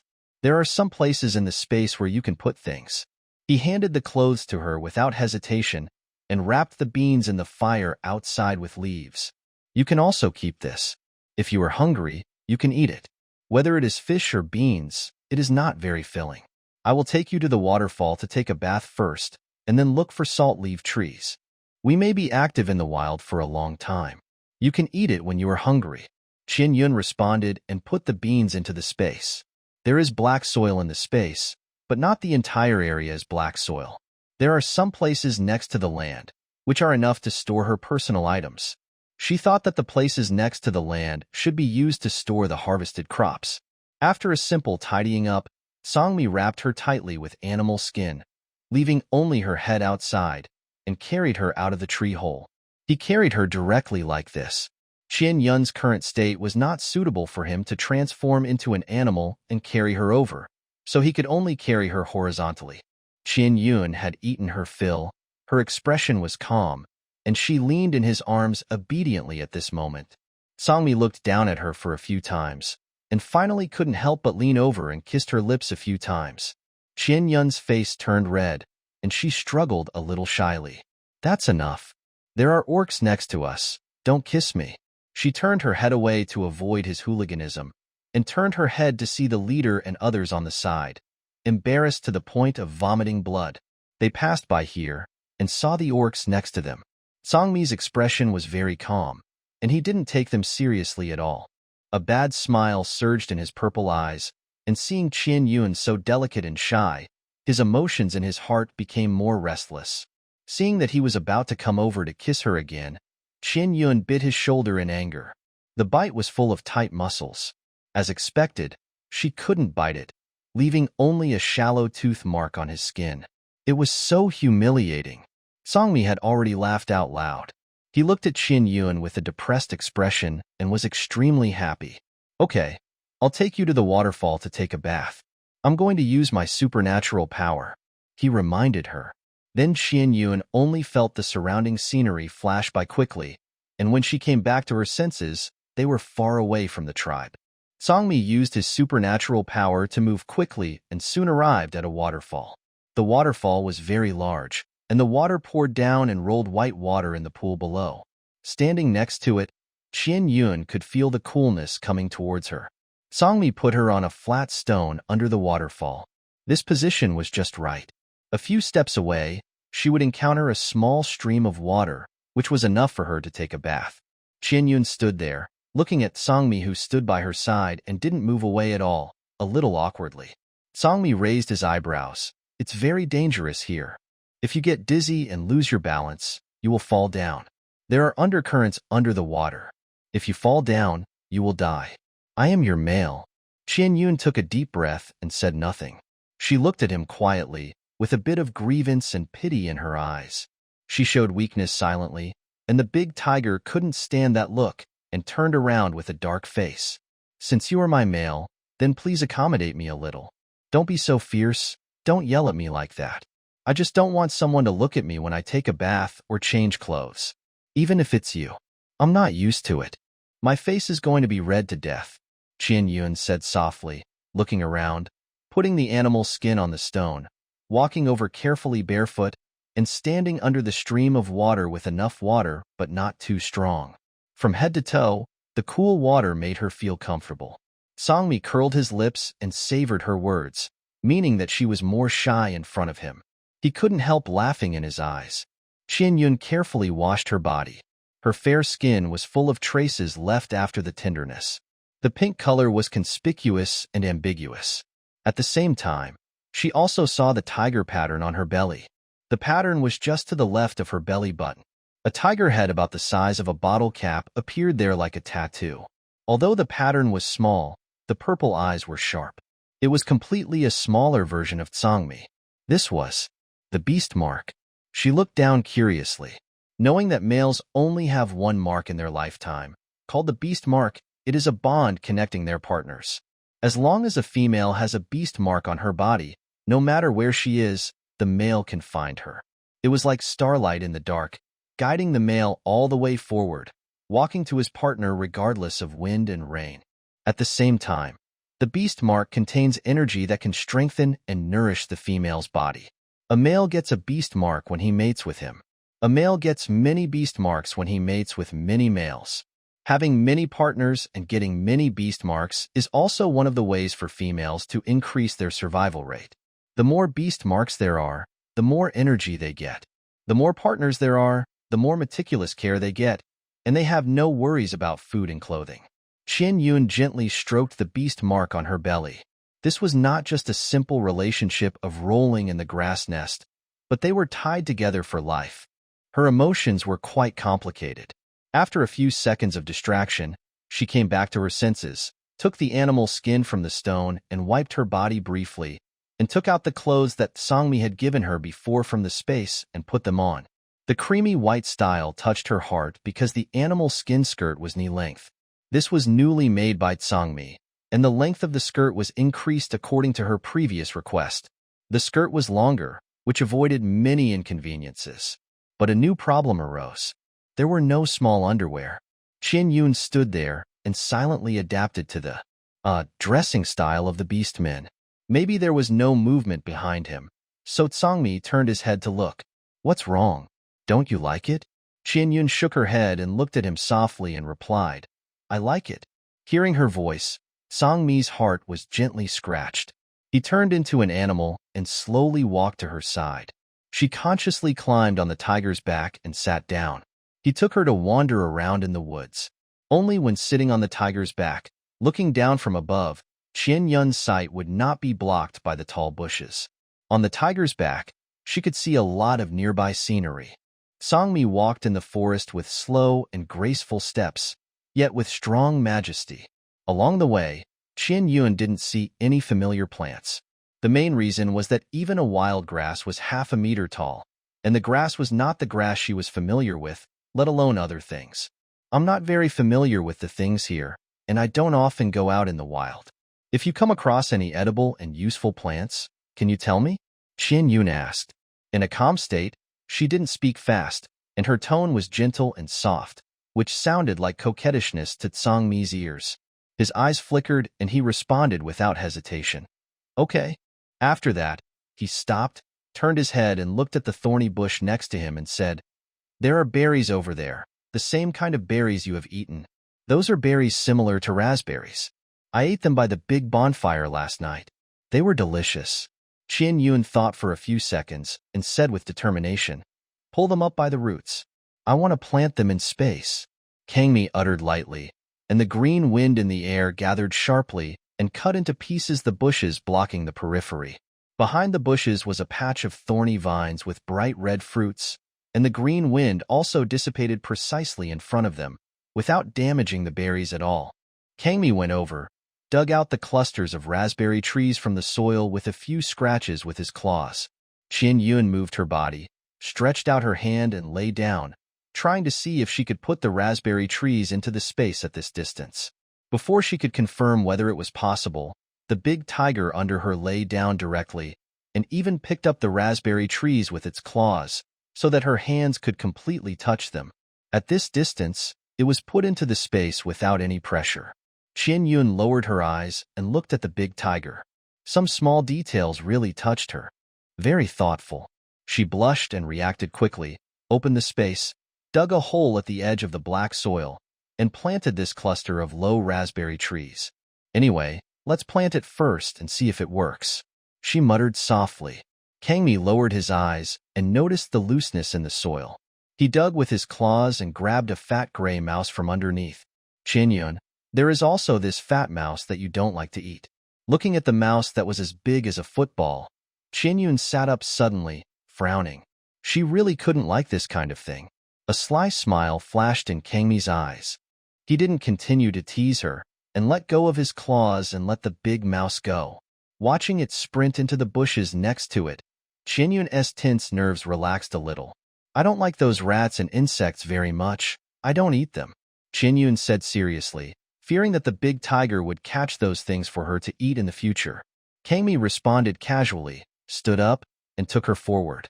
It's not that she doesn't like it very much. She really doesn't like it. In this way, there will be less food to eat.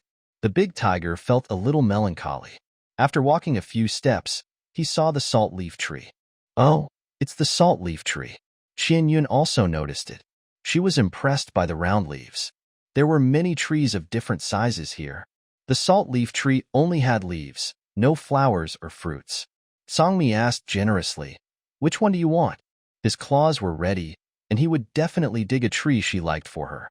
Qianyun took a look and selected a tree about 2 meters tall. The small tree had lush branches and leaves, and the salt leaves growing on it were enough for her to eat. She raised her hand and pointed at the selected small tree. Songmi took a look and went straight over to dig the roots. Trees whose trunks were not as thick as Qianyun's waist were just saplings in his eyes. However, the only things that could be used from the salt leaf tree were its leaves, and these leaves were enough for her to play with. There were many salt leaf trees in the wild, and they were easy to find. She wanted to plant this kind of rotten forest thing in the space just for fun. Plant it if you want to. Pull it out if you want to. Just be happy. After Qianyun planted the salt leaf tree in the black soil, she asked Songmi, "Are there any males with the ability to plant in this space?" Songmi walked aimlessly in the woods. He answered her indifferently. "There is no planting space, but there is the ability of space. Generally, the combat effectiveness of males who awaken this ability is not strong. Because of the special spatial ability, the tribe will take good care of them, and their status is similar to that of females. There is no air in the space, and food will not go bad if placed inside. This reduces the chances of food going bad due to weather conditions, and more food can be collected. As long as a tribe has enough food, there is no need to worry about females and cubs starving to death during the rainy season and the cold winter. Sometimes we can't find food, the females don't eat well, and they get sick, and it's hard for them to survive. You said that a male carries the food of the entire tribe in his space. Would the leader dare to let him run around?" Qianyun, "Then what do you usually grow when you are planting? Meat is too fishy and I can't eat it, but vegetarian food should be fine. I'll use the farming space to grow some fruits and vegetables. The function of this space cannot be wasted." Kangmi couldn't deny it. For the meat-eating orcs, this kind of space that can only grow vegetables and fruits is useless. But for the vegetarian orcs, it is simply a treasure. The farming space has air, and it is not as good as the sealed space to store food, but it can grow things. So whether this ability is good or bad depends on the owner. Qianyun likes to eat vegetarian food, and this farming space is in line with her. Kangmi was a little depressed. He thought that it should be the goddess who knew that she couldn't eat meat, so she arranged a farming space for her.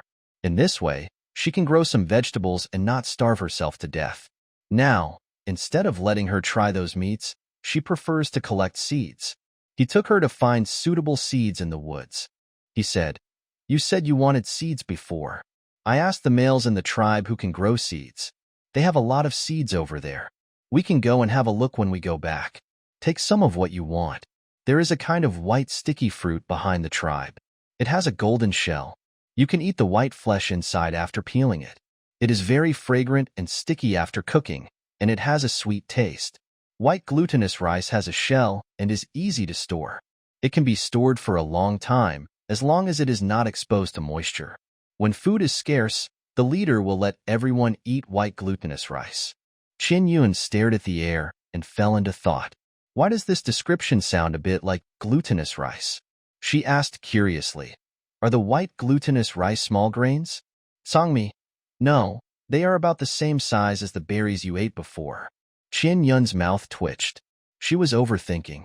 Judging from the spherical beans that looked not much different from potatoes, even if there was glutinous rice in this world, it could not be exactly the same as modern glutinous rice. How many berries had she eaten before? As big as a bottle cap. Whose glutinous rice is so big? Songmi took her to wander in the forest for a long time, and she was completely lost in the forest. She felt like she had become a directionally challenged person in this primeval forest. Everything looked the same. Once she entered, she could not tell the directions. In her eyes, the trees and bushes around her were exactly the same. It was quite frustrating. After wandering for so long, Qian Yun's wet hair had long been dried by the forest breeze. She casually pulled a small vine from the bushes she passed by and pulled it in her hand. She pulled it and found it was very resilient. She picked up the small vine and tied her hair. Her flowing long hair was tied loosely by the small vine, making her feel a lot fresher. In addition to berries and salt leaf trees, Sangmi also found her seedlings of ball beans. What surprised her was that this thing that tasted and looked very similar to potatoes actually grew on vines. Just like growing on vines like grapevines, the ball beans hung one by one on the dark brown vines, and the vine leaves were dark brown. It was not outrageous to hang in bunches, and Qian Yun felt that she could accept such a picture. The ball bean plants spread very widely. Qian Yun took a closer look. If this kind of climbing plant is planted, a shelf can be built to utilize the area in the air, and a plant can produce many ball beans. I want to plant one, she said impatiently. Kangmi chuckled, lowered his head, and began to look for seeds on the ground. Ball beans have no seeds like potatoes, but there are buds on the fruit. Some ball beans that grow too mature will fall from the vines, and the buds will sprout and take root in the soil. Kangmi found several ball beans on the ground that had just sprouted but had not yet taken root in the soil. Qinyun picked a more pleasing one and planted it in the space, and asked Kangmi to help find some branches to simply build a frame for the vines to climb. I'll just plant one.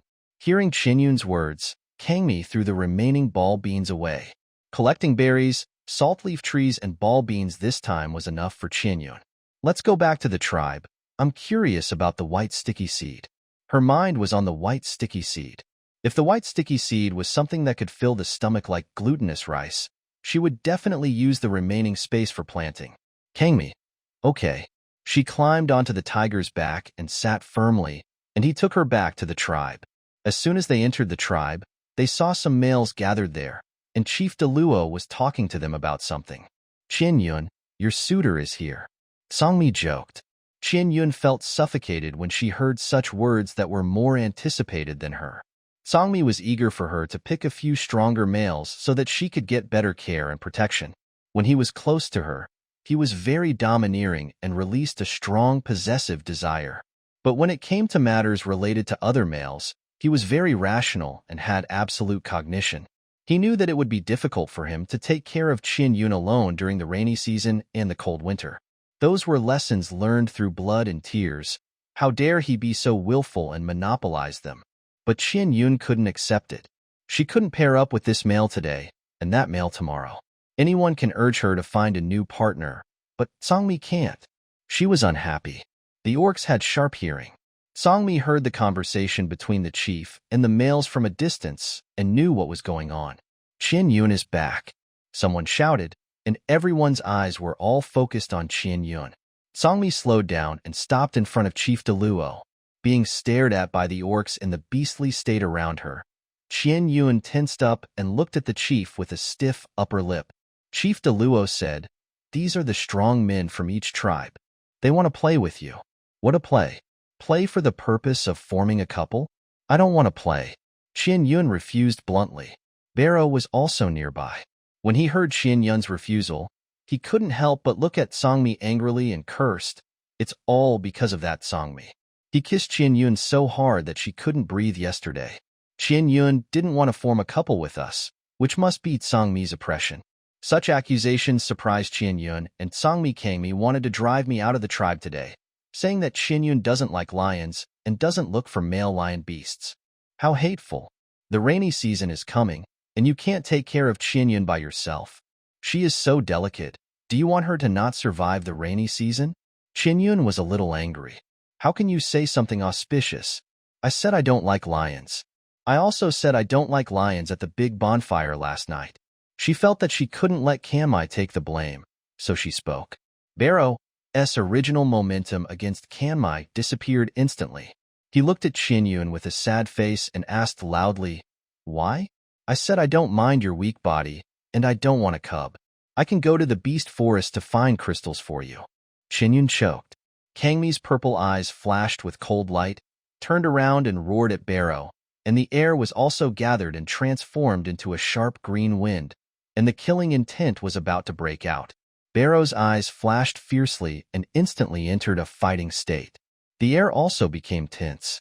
Qinyun became nervous, hesitated for a moment, and slowly slid down from the tiger's back. Standing behind Songmi, Songmi turned his head to look at her, and the tiger's tail gently wrapped around her waist, silently soothing her uneasy emotions. She made it clear that she didn't like Barrow. If Barrow still didn't give up, the final result would be a war between males. The males around all retreated tacitly, making room for them to fight. The tiger's tail left her waist, and she was pushed back a few steps by a gentle green wind, directly to the side of Chief Deluo. Chief Deluo raised his hand to support her back, steadying her body, and then pulled her back to a safe position. Chief, I really don't like lions, whether it's Barrow or other males. As long as they are lions, I don't like them. It's not that I hate them, I just don't like them. Qinyun explained to Chief Deluo. There was no ripple on the resolute face of the leader Deluo. He said in a deep voice, I know that sometimes you females will like or dislike a race for no reason. Females in the tribe will do the same. If you don't like it, just refuse it. If you can't refuse it, let your males fight you out. You are a holy female, and the males dare not forcibly you away. It's hard for Songmi. If someone comes to pursue him, he has to go up and fight. Songmi didn't want to waste more words. Qinyun's meaning was very clear, and he also made it very clear to Barrow. She doesn't like lions. This has nothing to do with not wanting cubs or not disliking her weak body. It's just that she doesn't like it. In the open space centered on them, the green wind gathered momentum to roll up the sand and stones on the ground, and Songmi directly used the wind to surround him and Barrow. Barrow's eyes surged with red, and a raging flame burned around him. The strong flame wandered around him like a dragon, blocking the edge of the green wind in the air. The green wind and the flame, the two forces touched each other silently and with their own arrogance. Qinyun didn't even see clearly. The two forces rolled and intertwined in an instant and rushed straight into the sky. The heat wave surged, and the air was baked hot. She felt a little hot on her face even at such a long distance. She stepped back subconsciously, and Chief Deluo raised his hand to release an ice shield in front of her. The coolness of the ice shield melted the heat rushing over from the other side. She glanced at the ice shield for a few times and focused her attention on the battle in the distance again. The green wind surrounded, the flames rolled. The scene was turbulent and messy, blocking the figures of Songmi and Barrow. Qinyun's expression was solemn for a few seconds, and she asked softly, Are all males so fierce when fighting? Chief Deluo, are you scared? No, I just think Songmi is fierce. Other males are also fierce, and all you males are fierce. What can she say? She was so scared that she broke out in a cold sweat. Chief Deluo was unable to refute what she said. He opened his mouth and quickly organized words in his mind, trying to save Qinyun's impression of the males. Single males fight wild beasts more fiercely. Male couples fight fiercely with anyone because they want to protect their partners. You are an adult female and a holy female. You will be paired with many males in the future, and you will often see these fighting scenes. The males in your own family will fight for favor. Qinyun, is this asking her to be calm and adapt slowly? But she couldn't adapt to this kind of large-scale battle for a while. She felt that she would be crushed if she got a little closer. With a loud explosion, the flames rolling on the open ground dissipated instantly, and the big white tiger with purple eyes and bloodthirsty murderous intent bit the big lion's neck fiercely. Blood splattered, and the ground was in a mess. Barrow was covered in blood and had no room for resistance. Songmi growled in his throat, shook his head fiercely, and threw Barrow into the sky. The green wind blew him directly to an unknown place. Then Songmi slapped the ground with his tiger claws, looked at the males around him arrogantly, and waited for the next duelist to come forward. Qinyun looked at the big tiger that was emitting wildness and blood all over its body, and couldn't help but clench her hands. She thought that after she and Songmi became a partner, her fear of him would be reduced. But at this moment, The aura that made her hair stand on end rushed around, making her unable to control her fear. It was an instinctive fear of brutal beasts. Even if the other party was already her partner, she was still panicking. Seeing that no male dared to come forward, Songmi turned his head to look in the direction of Qian Yun, and the killing intent was restrained in the moment he turned his eyes. But when he saw her standing there with her head down, trying to restrain her fear, his beastly nature that had not yet subsided rushed to his head again. He instantly flashed in front of her and turned into a human form, and directly carried her horizontally and left the tribe. Qian Yun looked at him in panic. His gloomy face was full of blood, and his eyes were dim and suppressed anger. She didn't know where he was going to take her. She didn't dare to say a word in Songmi's state. When the sound of running water came from far away, he took her to the waterfall where she had bathed before. Songmi didn't stop at all. He held her and stood under the water. The strong current made her shrink her body. She lowered her head and covered her nose with difficulty breathing. After washing off the blood on his body, Songmi held her and entered a water cave under the waterfall. Qian Yun was still in shock and gasping for breath. Before she could recover, her body was pressed against a rock. He tore off her clothes with gnashing teeth and approached her. The not-so-gentle movement made her body ache. She trembled in a useless struggle, and tears fell. "How did I make you unhappy? What's wrong with you?" It was so inexplicable. Qian Yun really didn't understand why he was so angry. He even won the fight with Barrow. Why was he angry with her now? Songmi gritted his teeth and growled, "We are already a couple. I am your partner. You're male. Everyone can be afraid of me, but you can't. No matter how ferocious and terrifying I become, I am still your male. I will not do anything to hurt you. I will not hurt you even if I die. I defeated Barrow and fought off the males that entangled you for you. I didn't see any happy emotions on your face. You are only afraid, and you are afraid of me. Qian Yun, tell me, what should I do? You make me feel very ashamed that my partner is afraid of me." Songmi looked at her, with a bit of embarrassment and helplessness in his eyes with crazy emotions. His anger came from his helplessness. Qian Yun was so angry that she was about to die, and her body also had feelings. This big tiger knew the sensitivity and tolerance of her body very well, and every time she was powerless to resist. "Why am I afraid of you? Don't you know it yourself? You pervert!" She cried and scolded. Songmi can also be gentle. When he is gentle, he is very gentle and careful. But when he gets angry, he is really angry. Because she is afraid of him, he picks her up and bullies her. Is this something a normal male would do? Can't you be a little more nice-tempered? I am not only afraid of you, I am also afraid whenever you fight. I am too weak. I am afraid even when I see you are so powerful. You just finished a fight, and your murderous aura is still there. I am afraid of it. I am afraid that if I make you angry one day, you can kill me at will." Songmi's emotions were relatively stable when he heard her first words, but he got angry again when he heard the latter words. He was so angry that he lowered his head and bit her fair shoulder. His teeth bit into the flesh, and she took a deep breath in pain and cried sadly, "Songmi, it hurts." Songmi was angry and distressed. He let her go and bit his teeth hard, so angry that his teeth were about to break. "When I bit you just now, did you feel that I was going to bite you to death? You just don't believe me. Qian Yun, do you know how much your words hurt my heart?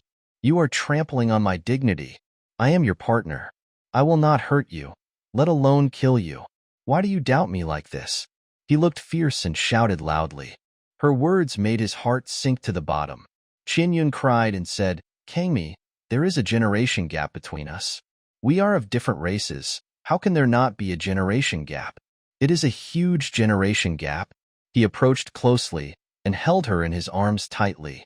He lowered his head to her shoulders and licked the teeth marks on her shoulders. He just nibbled it lightly just now, and a little blood oozed out. Her skin was really too delicate. The smell of blood filled the tip of the tongue. It was Qian Yun's blood. This sweet and delicious taste made Kangmi's eyes even colder. "Don't get hurt. Don't let other males lick your blood. No one can hurt you." He leaned close to her ear and his hoarse voice was threatening. Qian Yun couldn't stop crying, and the whole person was in so much pain. "Kangmi, We need some time. I need time to fully adapt to you, she said while sobbing. Song-mi's heart was tightened by her crying, and he looked at her dimly. He kissed her lips, gently and lingeringly, and made her sob and almost couldn't catch her breath. Her softness and sweetness silently soothed his emotions. He looked at her crying miserably and aggrieved appearance, and said, "If you think I look scary after fighting with other orcs or beasts, you can be afraid. You can't be afraid that I will kill you. I am your male. I would rather die than hurt you. Can you please stop saying things that make me angry?" "Okay," Qin Yun said with tears in her eyes. "You hurt me." Guilt flashed in her purple eyes, and Song-mi's movements became gentler. He kept kissing her, making her body feel more pleasant and alleviating the discomfort caused by his roughness at the beginning. The sound of the waterfall outside was deafening, and her crying had long been drowned out by the sound of the water. After all the tossing was finally over, Qin Yun's eyes were swollen from crying, and she was exhausted and held in Song-mi's arms. She had already cursed him countless times in her heart. Pervert, pervert, pervert. What sin had she committed? "Qin Yun, let's go wash." Song-mi held her and wanted to go to the water to wash, but she pushed her hand away with a cold face. "I can walk by myself." She rejected her emotionally and dragged her numb body out of the water cave. At this moment, she didn't care that she was not wearing any clothes, and she stood numbly under the water. Kangmi stood behind her with a gloomy face. Qin Yun raised her head slightly, letting the clear water flow down her face and soak her whole body. She felt her emotions calm down. She lowered her head and whispered, "You said you wouldn't hurt me, but some of the things you did hurt me, like you brought me here and forced me." Kangmi looked at her in astonishment with his pupils tightened, and then clenched his fists. "Qin Yun, you are my partner, and I am qualified to have adult love with you. Why do you say such a thing? Why do you think I am forcing you? This is a between us. Your body likes it, doesn't it?" "Shut up." Qin Yun was furious. "This life is unbearable." Song-mi was so angry that he punched the rock, and his rapidly rising and falling chest showed that he was trying his best to hold back his anger. Qin Yun was so desperate, she didn't know how to reason with him so that he would understand. She was angry at his disrespect. He was angry at her distrust. How on earth should they communicate with each other? She felt indescribably powerless. She didn't want to say anything anymore, and turned around to go into the water cave to find her clothes. Her legs and feet became weak for a moment, and she lost her balance and fell directly down. The pouring water rushed her body forcefully into the pool below. Song-mi reacted suddenly. His face changed drastically, and he rushed down in panic and anger to save people. "You would rather jump into the water and drown yourself than talk to me properly." Qin Yun was desperate. I didn't. This was an accident." The impact of the waterfall's water flow stirred the water surface, making her unable to float to the surface. The underwater undercurrent pulled her body, and she was quickly swept away, instantly away from the waterfall. In the dark water, Qin Yun's body was pulled back and forth by several undercurrents. She held her breath to steady her breathing, and was painfully swept forward by the undercurrent. When she was about to suffocate and faint, a huge current rushed her into an underground water cave. There was space in the water cave, and oxygen rushed to her face. She lay at the entrance of the cave and gasped for breath. The cold and damp feeling made Qin Yun, who was soaked all over, feel cold all over. She recovered a little, took out the animal skin that had been wrapped as a quilt from the space, and wrapped her body. She stood up shakily, looking at the dimly lit water cave full of gloomy atmosphere. There are some stones emitting faint light on the rock wall, and a large number of them can also bring a little light to this darkness. There is a small here, and she is being washed by the undercurrent at this moment. When they reached the curvature of the blocked the water flow. Qin Yun looked at the fierce water flow. She really didn't have the strength to let the undercurrent rush again. She didn't have the confidence that she could successfully get ashore if she entered the undercurrent again. Although she didn't succeed in getting ashore now, at least she was free from the shackles of the undercurrent. She wrapped the animal skin tightly around her body, squatted against the rock wall, and curled up into a ball. She panted slightly to relieve the panic brought by the change in front of her. The confusion and helplessness when she first came to this world surged up again. Songmi was a time bomb that could explode at any time. She was too tired. Qian Yun subconsciously opened the planting space to check. With this treasure, she didn't need to worry about starving to death as long as she hid in a safe place. Just looking at the picture in the space, she was stunned. Everything that was planted in the space before was gone. Instead, there was a field of crops that she was familiar with. She opened her mouth slightly and looked very confused. Where are her beans? Where are her berries? Where is her salt leaf tree? After a few seconds, Qian Yun came back to her senses. She closed the space, opened it again, and checked it several times to make sure that she was not dazzled. She lowered her eyes and thought for a while, and had some guesses in her mind. This planting space is not a simple planting space. It is not something that can be planted with some seeds or seedlings.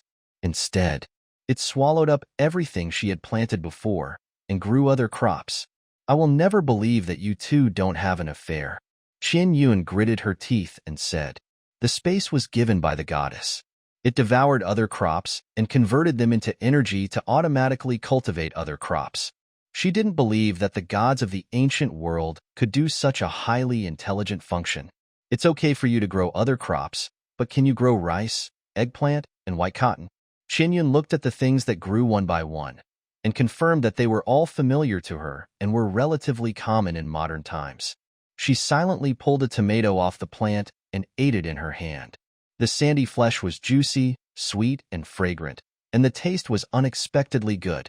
Qian Yun was surprised by the taste and carefully solved the tomato. The scope of black soil is not large, and there are currently rice, eggplant, cotton, tomatoes, and apple trees. They were sparsely mixed in the middle, and except for rice, there were only 2 or 3 other plants. The rice ears directly paved the remaining space of the black soil. The same rice ears had different growth conditions. The fast-growing rice grains were almost mature, while the slow-growing ones were still tender green seedlings. Originally, there was a planting space, and Qian Yun was very confident that she could grow fruits and vegetables to fill her stomach and did not need to worry about food. With the planting space, she would not starve to death. Now that she discovered the function of the planting space, she was even more excited and happy. She could throw the plants in the forest into the black soil and use them as nutrients to cultivate those fruits and vegetables. In order to confirm her guess, she was eager to go out and collect some things to throw into the black soil. Qian Yun was full of courage. She stood up and tried to rush into the undercurrent. The next second, a huge black shadow rushed into the water cave from the water flow. She was frightened and held her breath. She looked at the big snake that slowed down in front of her in horror. It was a big white snake. The light in the water cave was a little dim. Qian Yun was sure that it was not black or dark. It should be a snake. Whatever it was, its body was half her height, and it was a deadly existence. Whether it was an orc or a beast, she didn't dare to stay in the water cave. While the other party didn't seem to notice her, she turned her head to look at the water flow about 5 meters away from her, and she ran over without hesitation to enter the water. But just after entering the water, before her body was washed away by the undercurrent, her waist was tightened and she was pulled out of the water and returned to the water cave. She was completely devastated. Why are you running? Going out to feed the fish? A low and gloomy voice sounded in her ears. Hearing the voice, Qian Yun's fear was slightly reduced. Being able to speak, she is undoubtedly an orc. She said with a tearful voice, I accidentally fell into the waterfall and was washed here by the undercurrent. I want to find my partner. Hung Sha sneered. You have the smell of tigers and beasts having adult love. Did you accidentally fall into the water while having adult love by the water? Qian Yun blushed, and this made her extremely embarrassed. At this moment, she was only wrapped in a layer of animal skin, and the other party's big tail tightly wrapped around her, and she couldn't move. Seeing her blushing and silent, Hung Sha didn't say anything else and took her up the. Qian Yun was rolled up in the air by the tail, and vaguely saw that after going uphill, they went downhill, and then went uphill again into a passage that led in all directions. It turned out that there was a road here. The other party did not take her to the ground, but entered a cave and put her in a pile of messy grass. After the big tail put her down, a small flame suddenly surged from the tip of the tail, lighting up the bonfire next to it. Males all have superpowers and can release superpowers. This is not a surprising thing. But Qian Yun was stunned by the fire that could be sprayed from the tip of the tail. The bonfire gradually became fiercer, and the light of the flame dispelled the darkness around. Qian Yun used the light of the bonfire to see the huge monster next to her clearly. It was a big white python, with a cold light all over its body. She felt very stressed looking at such a big snake. It's just, the head of this snake is round, and the round head and round brain inexplicably have a bit of Q version of cuteness. This image suddenly has a more harmless feeling. When Qian Yun carefully looked at the snake, he slowly swam to the hay next to him, coiled up and fell asleep. The snake's eyes looked at her lazily with half-closed eyes, leaving only a touch of cold and gloomy black. Qian Yun felt that this big white snake did not have much hostility towards her, but it was not very friendly. He just slept like this, so what should she do? Is he going to imprison her? She couldn't help but think of what Songmi had said to her before, that stray beasts just like to catch females and reproduce for them. Everyone has a bad opinion of stray beasts. They are cold and cruel, bloodthirsty and murderous. They like to females and abuse them, forcing them to reproduce. Could this big white snake have the same idea? According to the unwritten rules of the beast world, whoever picks up a female in the wild belongs to him, and the male has absolute mating rights. Her current situation is undoubtedly that she was picked up by this big white snake and taken back to his cave. Qian Yun's whole body was tense, for fear that the big white snake would suddenly pounce on her and want to form a mate with her. She twisted her head uneasily and looked at the cave.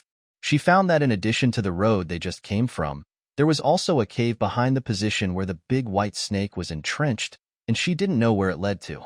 Not to mention the crisscrossing passages below.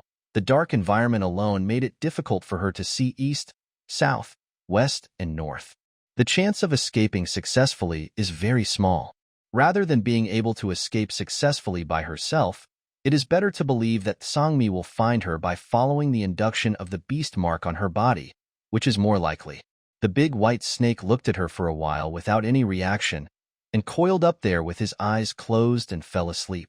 Qian Yun calmed down and sat by the campfire to keep warm. After drying her wet body and her long hair, she turned her head to look at the big white snake, which was sleeping soundlessly with its eyes closed. She couldn't hear any breathing sounds. The cave was so quiet that there was no movement, and even the sound of water flowing outside could not be heard. Qian Yun suddenly realized that this quiet environment was too weird. Her eyes fell on the campfire that had been burning vigorously. The fire had been strong from the beginning. After burning for so long, the firewood had been burned out, but the flames were still there. She didn't even hear the sound of the wood burning. The atmosphere suddenly became weird, and Qian Yun was terrified. She was even afraid that she had encountered a ghost. In the humid, quiet cave, there was only her and the motionless big white snake. The more she thought about it, the more panicked she became, and she stood up suddenly. At the same time, the big white snake's tightly closed eyes suddenly opened, watching her reaction faintly. Seeing the big white snake move, Qian Yun was startled, and then squatted down weakly. "It's okay. I just saw that you didn't move at all. Think I'm dead?" Hengsha asked lightly. Qian Yun pursed her lips and said nothing. That's right. There was no sound of burning in the bonfire. In such a weird environment, how could she not think too much? Now that she confirmed that the big white snake could move and was alive, she felt a lot more at ease. At any rate, it was better than encountering a supernatural situation. "I want to go out," Qian Yun said softly. Hengsha slowly swam towards her, and she nervously stood up and wanted to run. But the white shadow flashed, and the thick snake body quickly surrounding her and blocking any possible direction for her to escape. Not obedient at all. Since your partner can lose you, it means that he is useless. Even with the beast mark, it is difficult for him to find you. The water flow can disperse and cover the female's scent. Even if he can sense it, he can only sense your scent in the water and cannot lock your location. This stream leads to the sea. There will be many branching waterways along the way. As long as your partner runs far enough, the possibility of his death outside will be higher. Listening to his indifferent and murderous words, Qian Yun's heart sank. So this is what he had in mind. Feeling dizzy, she knelt down uncomfortably, leaning weakly on the snake's body. Her touch made Hengsha freeze and stop swimming. You can't take care of me. I don't like this dark and damp snake cave. I want sunshine. I want forests. She didn't have the strength to say the rest of the words. She fainted as her consciousness went black. Hengsha turned into a human form and hugged her. His dark and silent eyes stared at her intently, and then he noticed something and his eyes fell on her exposed wrist. The golden mark of the holy female on her white wrist was beautiful and eye-catching. After a moment of surprise, the light in his snake pupils flickered. He put Qian Yun in the grass nest where he slept, turned into a snake body, and coiled beside her to guard her. Qian Yun had been sleeping for a long time. She was awakened by hunger. She woke up in a daze and sat up. Deep in the dark underground, it was completely unclear what time it was. Are you hungry? Qian Yun. The dark voice of the big white snake sounded faintly beside her, scaring Qian Yun out of sleep and waking up. She turned her head and looked at him nervously. He knew her name, which meant that he knew she was the holy female. She subconsciously looked down at her wrist. She had been changed into a set of white snake skin clothes, and the wrist with the holy female mark was covered by the same animal skin bandage. A feeling of embarrassment suddenly surged in her heart, and Qian Yun couldn't help but feel awkward. Hengsha lazily twisted his body to get close to her, turned into a human form, and sat next to her. All the beastmen nearby, including those stray beasts, know that two holy females appeared when the goddess was worshipped that night. That Norma has nothing to say except that she has a bad temper. The males talked about you the most. I was able to pick up a holy female in the water cave. What do you think? Is this a gift from the goddess? The low and deep voice was spoken slowly, without any emotion. It seemed lazy and casual, but in fact it was a bit lifeless. This depressing speaking attitude made Qian Yun very uncomfortable. She looked at the handsome male beside her. His fair skin and silver white hair made him so beautiful. But when they met, his gloomy and dark eyes made her panic. Qian Yun was 100% sure that this big white snake was even more perverted than Kangmi's big tiger. After all, people wanted to trap her here to avoid Kangmi's search. The water flow could disperse her breath and greatly weaken the induction of the beast seal. Even if Kangmi could find this place, he could not expect that she was in an underwater cave. In a panic, as long as he was not careful, he would miss her location. The terrible thing is not that he has been wandering by the water looking for her, but that in the process of looking for her, he was distracted and attacked by other wild beasts, and was afraid of encountering danger and dying halfway. This is what the big white snake was thinking. People outside say that the holy female Qian Yun is delicate and difficult to raise, but the tiger beasts of the Adar tribe are well raised. But he actually lost you. Qian Yun, don't say this in front of Tsangmi, or they will fight. The last time a male who could breathe fire was hit by him into the sky, and he never came down again. I didn't expect snakes to be so gossipy and talkative. Qian Yun said softly. Hengsha, those orcs who live in groups live in a tribe. It is normal for them to get together to chat and gossip. He is a big snake living alone and is so gossipy, he must have eavesdropped a lot. In other words, he had been paying attention to the holy female chosen by the goddess this time. So he knew the situation between her and Norma. In other words, this guy wanted to people away. Qian Yun was also desperate. Now it's good. People don't have to sneak into the tribe to people. She came to the door herself. Isn't it the gift of the goddess? Qian Yun fell into a state of anxiety again. She felt that her thoughts had to be auspicious, and she couldn't think of bad things. She quarreled with Kangmi, thinking that she couldn't live like this, and then she fell into the water and separated from him. What is this? Wait until dawn. I'll take you upstairs to bask in the sun and play in the woods. Now I'm going to find food for you. My name is Hengsha. After he finished speaking, he turned into a big white snake and swam towards the water cave.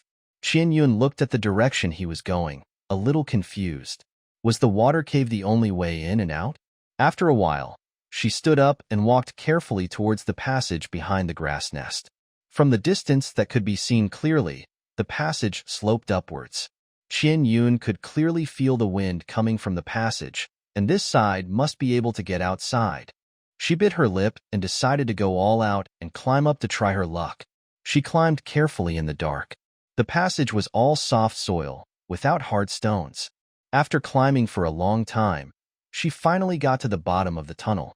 After a short distance, her head slammed against the hard rock wall, and she hissed in pain. She raised her hand and touched it. Wow, there is a turn. The pain taught her a lesson, and Qian Yun walked ahead with her hand, carefully moving forward in the passage. The space in the passage was extremely awkward for her, not enough for her to stand up and walk, but more than enough for her to lie down. It was undoubtedly a hole made by the big white snake according to the size of its body. Soon Qian Yun touched another wall, and there was another corner. At the same time, she saw moonlight shining in from the end of the passage to the left. The exit is over there. Her expression with joy, she quickly climbed over. When she reached the entrance of the cave, she looked at the huge, towering pit in front of her. Her face changed, and she looked desperate. The passage was dug on the rock wall of the pit, neither going up nor down, in a position that made her very embarrassed. Under the cold moonlight, the bottom of the pit was full of jagged rocks, and the bones of some wild animals were clearly visible, and there were even some bloody corpses. A gloomy breath hit her face, and the wind blowing down from above was several degrees colder. Qian Yun was horrified. She was scared to death, but she still forced herself to carefully check the situation of the pit. The depth of the pit estimating more than 10 meters, her current position is on the middle rock wall, about 5 or 6 meters away from the top. There are some thick vines hanging on the rock wall. She reached out and pulled one and pulled hard. It was very strong, and it felt like there was no problem climbing up. She looked up and saw a big white snake head looking at her dimly. She shivered and almost fell down. She leaned against the rock wall in a panic, sweating for herself. The four eyes met. No one spoke, and the atmosphere fell into an eerie silence. Qian Yun was a little suspicious. Was it Hengsha or some other snake? Finally, the other party spoke. The scenery here is not good. Some insects will crawl in at night. I plan to block the entrance of the cave.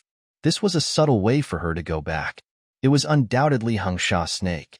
There was no emotion in his tone. Qian Yun didn't believe that he couldn't see that she wanted to escape, so she said in a muffled voice, "Then do you want to block the water cave as well?" Hengsha chuckled lightly, and a glimmer of light surged in his deep snake pupils. "Want to play? Go back and run from the water cave now. If you can escape successfully, I will not catch you. If I catch you, don't even think about running away in the future. I'll take care of you." The snake eggs of our snake beasts are very small and easy to give birth to. Who the Hades wants to lay snake eggs? It's scary to think about it, okay? Qian Yun agreed to play this game without hesitation. She turned around and crawled back. Outside the water cave was a river with surging undercurrents.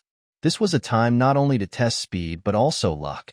Luck is not accurate, she couldn't say, but she was no match for the big white snake in terms of speed. When she crawled to the second bend, she immediately turned around and crawled towards the big pit. Why take the water route? Go directly to the ground. If you're lucky, Kangmi will find you. When she climbed to the entrance of the cave, Qian Yun glanced up carefully, and there was nothing above. Found Hengsha. I told you to run from the water cave. He might be waiting on the shore. She took a deep breath, grabbed the thick vines and climbed up with difficulty, sweating profusely. After successfully climbing up, Qian Yun knelt on the ground to catch her breath, and her face showed the joy of successfully climbing up. She didn't dare to waste time and was ready to run in one go. When she looked up, she saw the male sitting cross-legged in the distance. The joy on her face froze, and all her courage and faith collapsed in an instant. Qian Yun's eyes turned red and she burst into tears. The big white snake is waiting for her here. Thank you for your hard work. With a smile on his lips, he spoke to comfort her. This snake was quite good, knowing how hard she was climbing. These words made Qian Yun indescribably heartbroken, and she sat on the ground and couldn't help crying. Hengsha watched her cry without being moved, and his body turned into a snake, came over, wrapped her up and brought her into the big pit and into the passage leading to the snake cave. When Qian Yun saw the fish roasting on the campfire and some washed wild fruits next to the campfire, her tears fell even harder. This guy came back from finding food and found that she was running away, so he went around the big pit to block her. He was so in high spirits to play games with her and watch her run away. Can she escape? He looks so innocent, but how can his mind be so dark? He is just teasing her.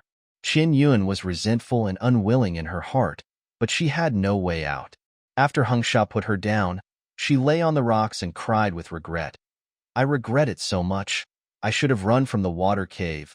I should have let the undercurrent wash me away and let me drown in the water directly. Hung Sha transformed into a human form and squatted beside her. After hesitating for a moment, he reached out and touched her head. Her black hair was soft and smooth, very beautiful, and felt very comfortable. You can't run away. I can clearly sense your movements.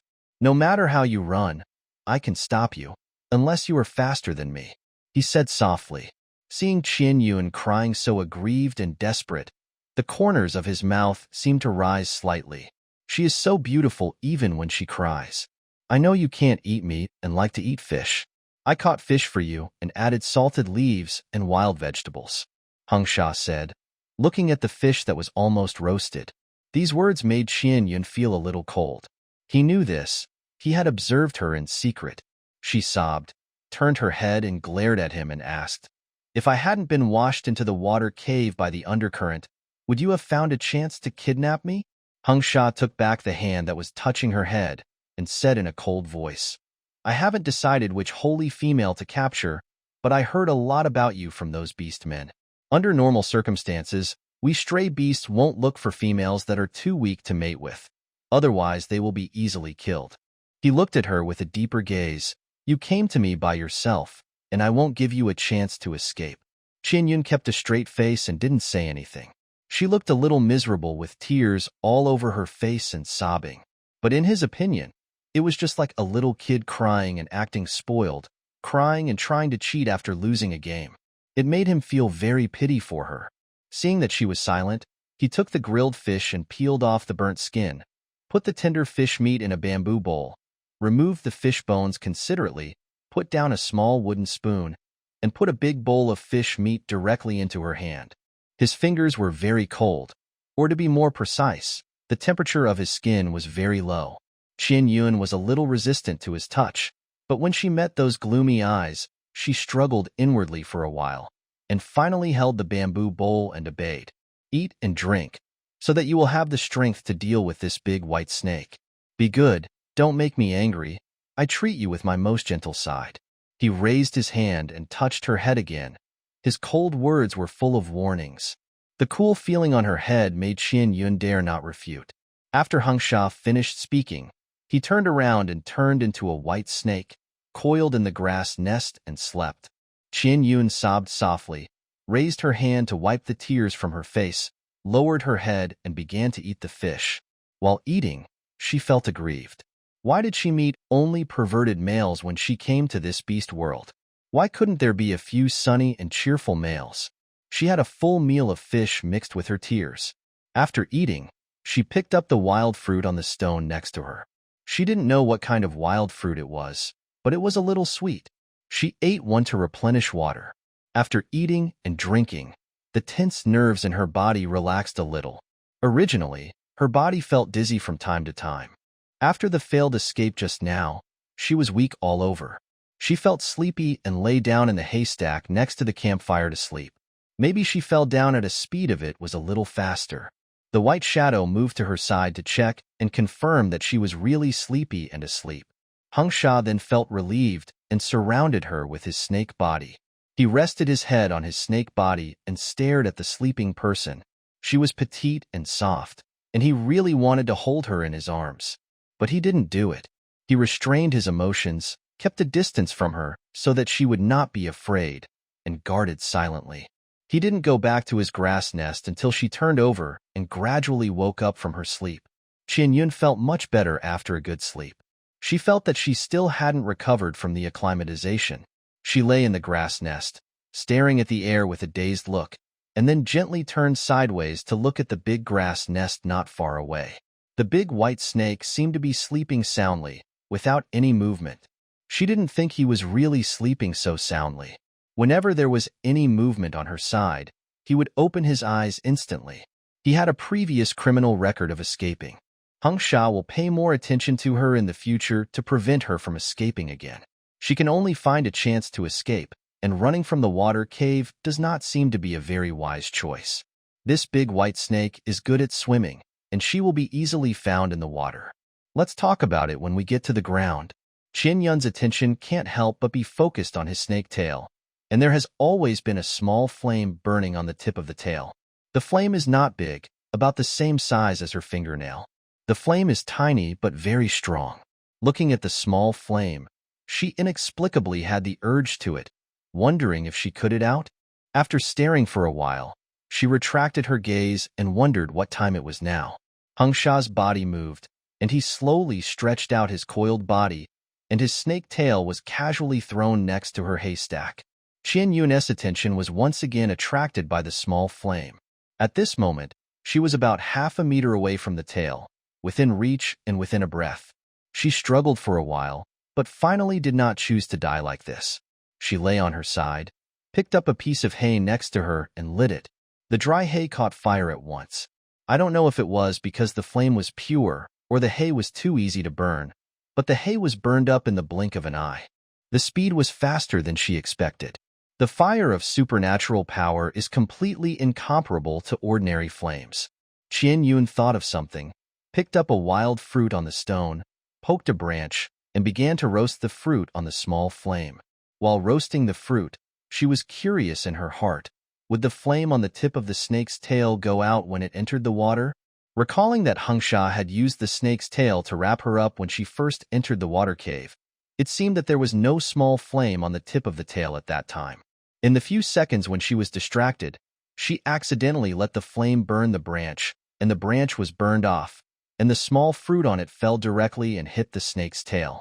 She was so scared that her face changed. With such a big commotion, it was not appropriate for Hung Sha to pretend to sleep. The big snake slowly came over, half closed his eyes and looked sleepy. His head rested next to his tail, and his eyes looked at the small fruit that was burned and shrunk. He asked curiously and seriously, "Can it be roasted like this?" Qian Yun's heart was in a knot when he woke him up, but she didn't expect him to react like this. She knew that Hung Sha was so good-tempered to her because he wanted to keep her. The more he pretended like this, the more panic she felt. "I woke up and didn't know what time it was, so I just played for a while." She lowered her head and said softly, "It's not dawn yet, so if you don't want to sleep, just keep playing." After saying this, Hung Sha closed his eyes and went to sleep. Qian Yun looked at him in surprise for a few times, and suddenly she had no interest. She lay down, turned her back to Hung Sha, opened the planting space and took a look. She was surprised to find that the rice had all matured, and other crops were also fruitful. Qian Yun was amazed. When she saw it before, there were still many young green rice seedlings, but now they are all mature. Such a growth rate is too scary.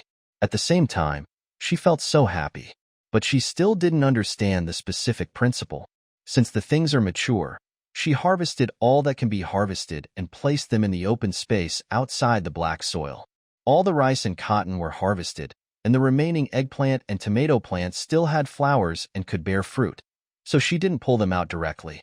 And the apple tree has grown a circle. It only took from day to night, and these crops grew so fast. Qian Yun was amazed, shocked. She was going to take a look at the space and sleep for a while, but now she couldn't sleep. Just like that, she kept her eyes open until the big white snake woke up and swam slowly to her side. "Qian Yun, it's dawn. I'll take you upstairs to exercise." Qian Yun heard the voice and felt the cool breath behind her approaching. She subconsciously turned around and faced the big head with snake tongue spitting out. The scarlet snake tongue had no time to retract and gently touched her face. The unexpected touch of warmth and tenderness made both parties stunned. Qian Yun came back to her senses with a red face, dodged and sat up.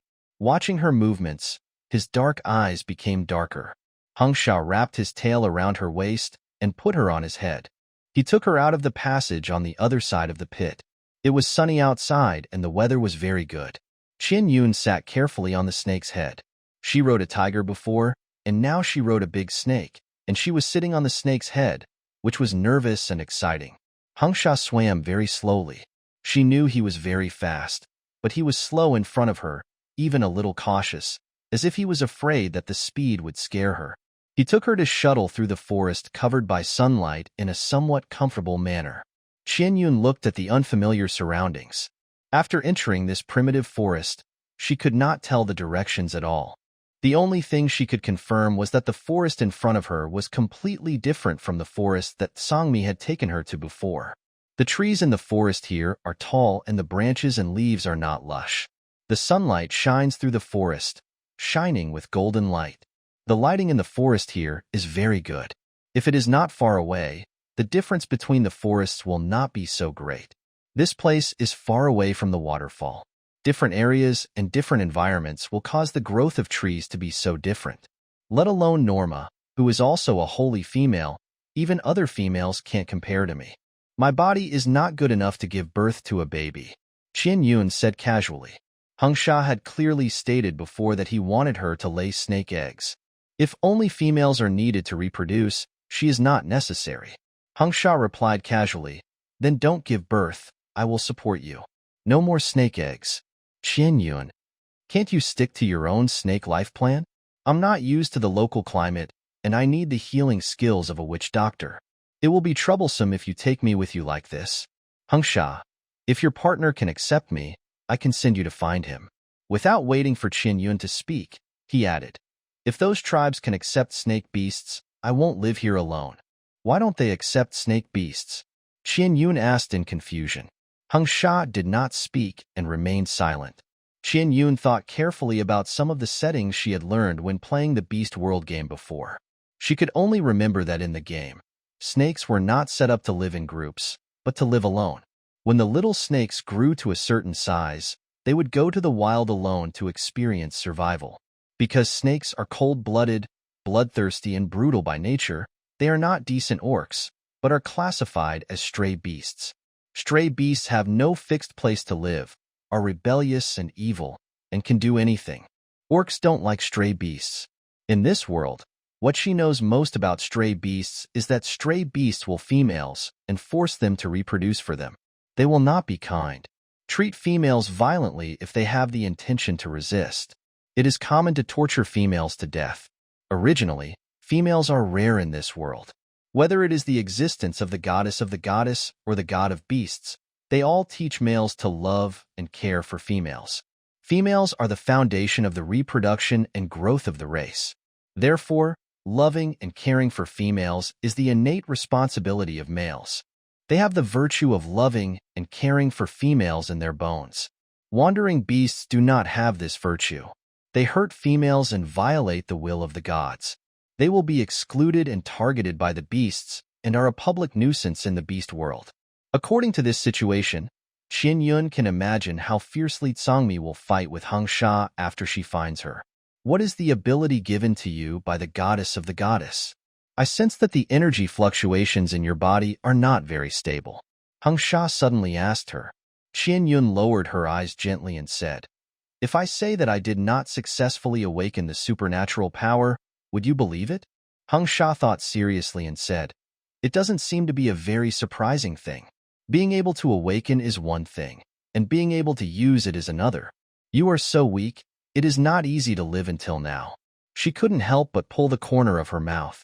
He actually believed it. But it was also true that after knowing that she was a holy female, he never asked what ability the goddess gave her. Maybe he sensed that the energy in her body was unstable, and felt that even if the supernatural power was awakened, she could not use it. Qian Yun exhaled heavily. The acclimatization came on fiercely, and the occasional dizziness and weakness made her very uncomfortable. Kangmi's beast seal power could not completely dissipate these discomforts. It should be said that her body was too weak and needed more energy to strengthen her body. Hangsha asked, does your body feel uncomfortable now? Qian Yun, not now. He looked ahead and said slowly, my beast seal is still there, and I can give it to you at any time. Qian Yun. She couldn't respond to this. She was silent for a few seconds and asked tentatively, What will you do to me if I refuse? Even if I am in a bad mood and slaughter a tribe of orcs, I will not bite your shoulder. I will not hurt you." He uttered a sentence with a meaningful tone. Qian Yun frowned. Is there any implication in this? I haven't been hurt by anyone. He chuckled. Really? When I was dressing you, there were bite marks on your shoulders and different degrees of marks on your body. I don't think your skin is too delicate. It's that your partner is not gentle enough. This big white snake is so thoughtful and can really make guesses. Is there a possibility that we are having too much fun? Hengsha. He didn't think of that possibility. You brought me out. Aren't you afraid that my partner will come looking for you? She glanced at the quiet surroundings and asked tentatively. Hengsha didn't take it seriously. Since I dare to hide you, I am ready for your partner or even the orcs of the Adar tribe to come looking for you. It's just a battle with them. I'm not afraid. If I win, I'll get you. If I lose, I'll die in front of you. Such a nonchalant attitude made Qianyun very scared. Hengsha's style of doing things was too extreme. She was so lucky that she met another pervert. Qianyun felt a little dizzy.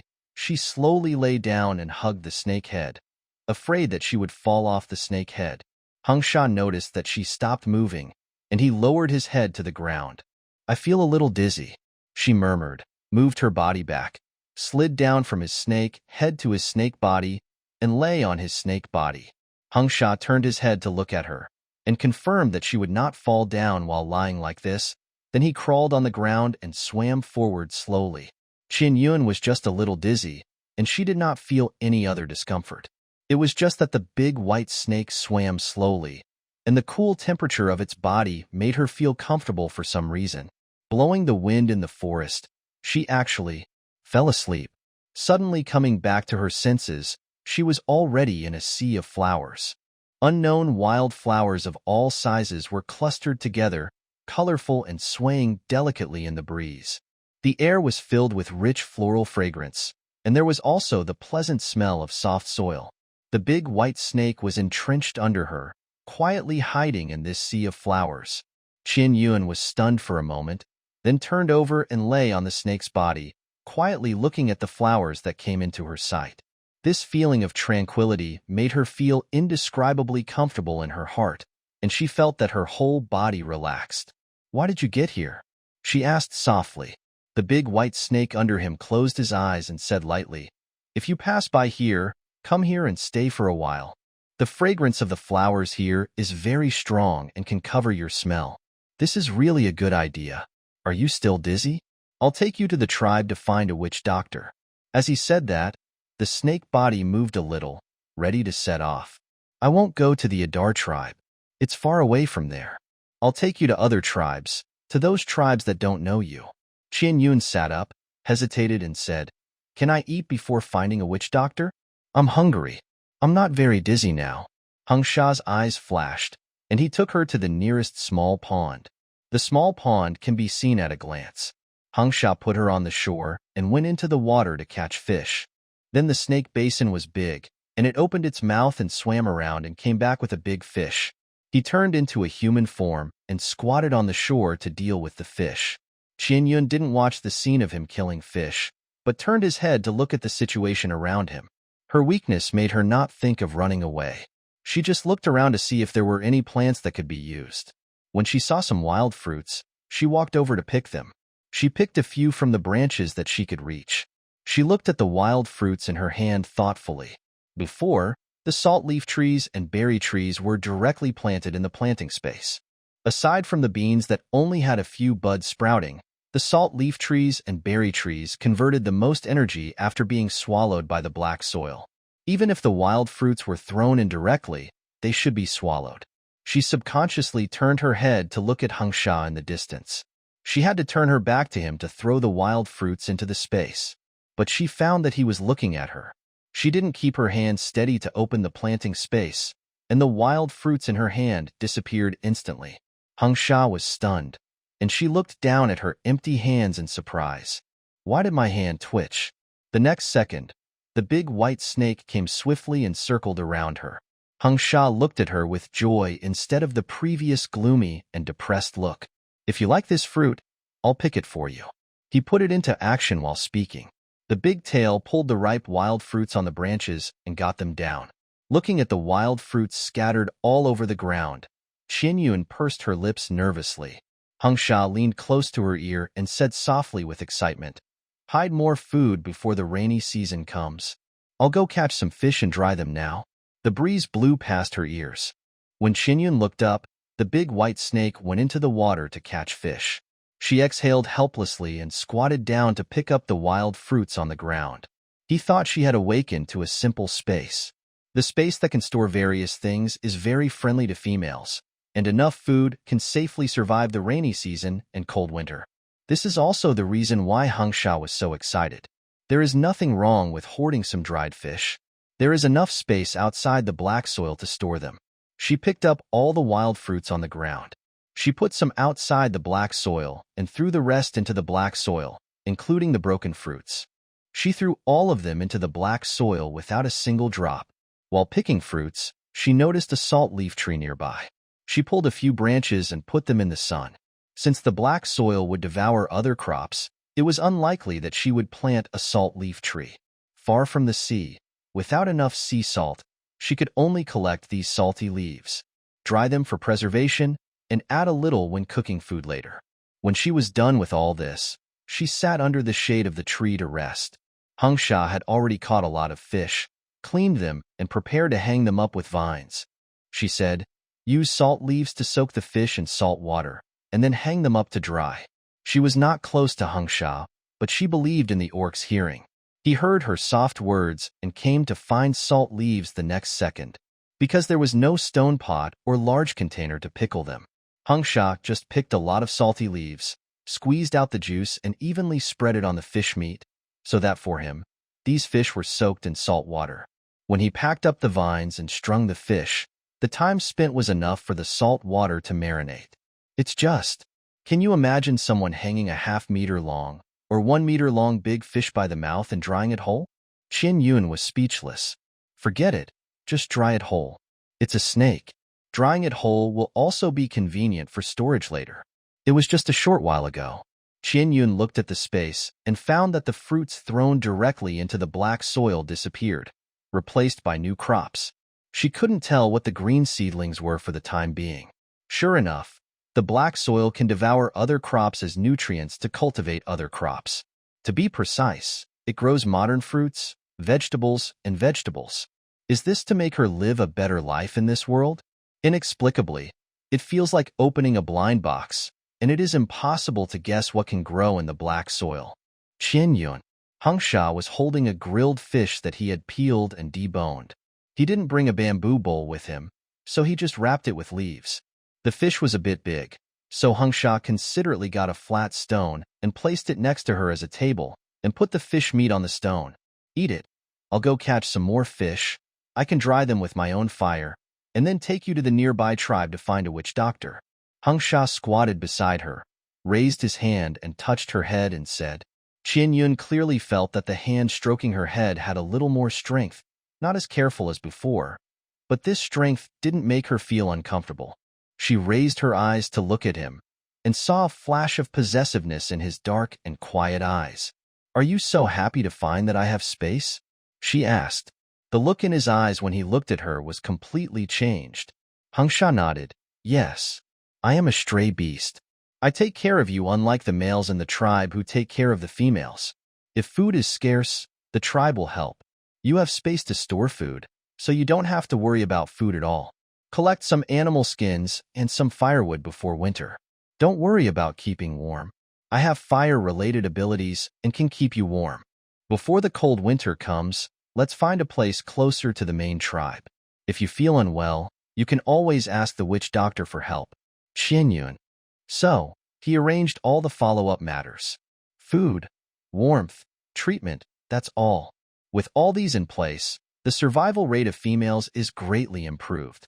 Qianyun's eyes flashed. This is probably the difference between males living in groups and males wandering alone in the wild. Kami asked her to find a strong partner. Hengsha planned everything that could be planned. From the standpoint of both of them, such arrangements are the best. For females, choosing more powerful partners is the best choice and the only choice. Hengsha is a stray animal. He has no companions and has to handle everything by himself. He did not abuse or hurt her like those stray animals.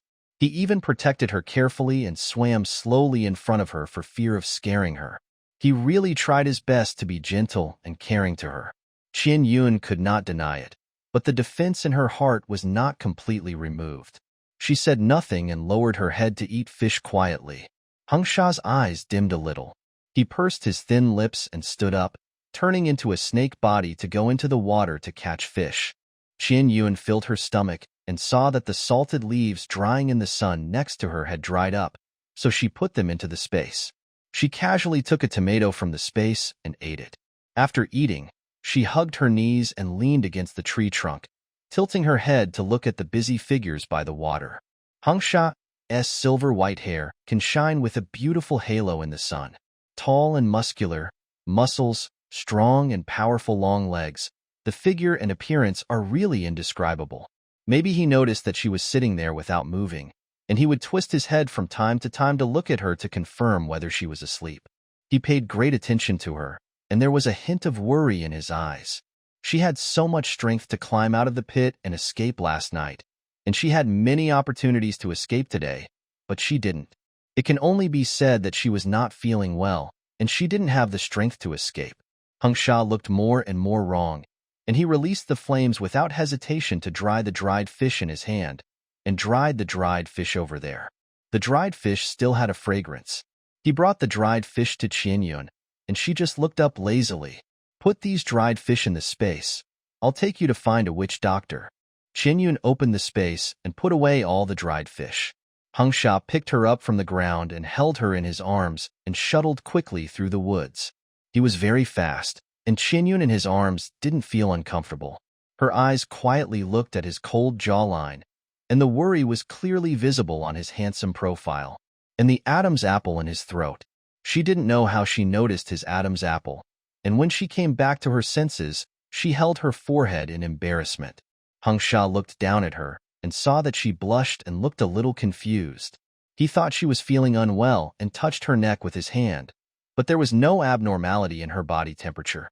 I'm fine. His touch made Qian Yun a little uncomfortable, and she said something. Hung Sha retracted his hand and continued to hold her forward. Are you resistant to me, or to males other than your partner? He asked in a low voice. Qian Yun, I resist all unfamiliar males. Songmi was still a little embarrassed and resistant. Hearing this answer, Hung Sha felt much more balanced in his heart. It's okay. You will get familiar with each other if you get along more. Just don't run away like you did last time. I should run away if I have the chance. I don't know what to do after becoming a saint. I don't like to choose strong males just for survival. I just want to find males I like. Qian Yun murmured in a low voice. Is there any place where there are not many wild animals and the environment is relatively safe? Seeing you fighting and seeing the bloody scenes makes me feel sick. Hung Sha thought seriously. Then he asked, Go to the beach? Qian Yun looked at him with bright eyes. Hung Sha slowed down, looked at her expression, and briefly told her about the situation at the beach. There is a warm sea in the sea area, and the warm sea has always had a warm climate. There are many small islands in the warm sea area. During the cold winter, some orcs on land will go to the warm sea to spend the winter. After we get to the beach, we can let the eagle beast take us there. There are also very beautiful mermaids in the sea, and many females like male mermaids. Qian Yun could not deny that she was moved for a moment. She also reacted quickly. You can't wait to take me as far away as possible, so that my partner can't find me. Hung Sha's eyes flashed, and she didn't refute. As expected of a saint female, she reacted so quickly and guessed his bad intentions. He is a stray beast, and he doesn't hide his bad intentions. Seeing her chatting with him with a little more energy, Hung Sha was not as worried as he was at the beginning. Then he raised his eyes and looked into the distance, and his footsteps slowly stopped. Qian Yun felt the bone eroding and bloodthirsty aura released from his body. Her expression tightened, and she turned her head to look in the direction of his sight. She didn't see anything, nor did she hear anything. Are there any wild beasts? She asked in a low voice. Hung Sha heard her voice, restrained his momentum a little, and said in a cold voice, It's not a wild beast, it's a few orcs. After a pause, he said again, It's Norma. Then why are you so murderous? Qin Yun was puzzled. They are making fun of you. Come here. As Hung Sha's voice fell, the leopard named Jiaoda had appeared in front of them. Jiaoda followed Norma out to move around, and noticed that there were traces of snake beasts nearby, so he came to see, but he didn't expect to confront them directly. Jiaoda? Qin Yun. The man and the leopard faced each other, and both were very shocked.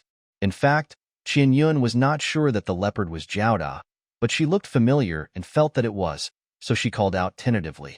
After getting a response, it was Jiaoda for sure. You jumped into the water to seek death. Kami was looking for you like crazy, and Chief Deluo even asked the eagle beast to look for you. Qin Yun was embarrassed.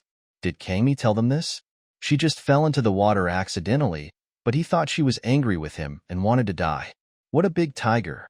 Jiaoda looked at the snake beast that was holding Qin Yun warily, and the disgust in his eyes was clearly visible.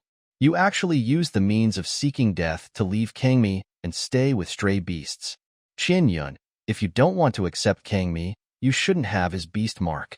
You will make him very pitiful. Jiaoda looked at Qin Yun with disappointment in his eyes. You are a holy female. You shouldn't stay with those stray beasts. Being misunderstood like this, Qin Yun opened her mouth to explain, but Hung Sha suddenly covered her mouth. She looked at Jiaoda pleadingly. Jiaoda was silent for a few seconds with a complicated expression. Did you really want to die and he saved you? Qin Yun's tears were coming out. How the Hades was she going to answer this? She struggled to reach out to Jiaoda. She clearly felt that Hung Sha's embrace had become colder, and the arm around her waist also tightened, binding her tightly to prevent her from escaping. Seeing Qin Yun's tears, Jiaoda finally understood. No matter how she got into the water in the first place, now she fell into the hands of the stray beast. She was struggling, she was crying, she wanted to escape, and she was caught. Killing intent emerged in his eyes, and the air was full of a battle that was about to break out. Jiaoda, why do you care so much? Jiaoda wanted to save her, but with Norma's voice, Jiaoda's momentum weakened instantly. Norma came over riding a panther. She saw that Hung Sha was not afraid, but smiled. She said to Hung Sha, Qin Yun is a holy female with a strong reproductive ability. Your snake eggs are small, and she can definitely give birth to several litters for you. You take good care of her, and she will like you. Qin Yun's heart sank. Norma liked Songmi, and it was okay for her to be jealous, but she was so vicious. If the one who caught her now was a brutal stray beast, she would only die if she didn't let Jiaoda intervene. Hung Sha felt the energy in his arms trembling all over. He hugged her even harder and let go of her mouth that he had covered. Norma, Qin Yun is a holy female. We can't let her be taken away by stray beasts like this. Jiaoda looked at Norma with a complicated expression.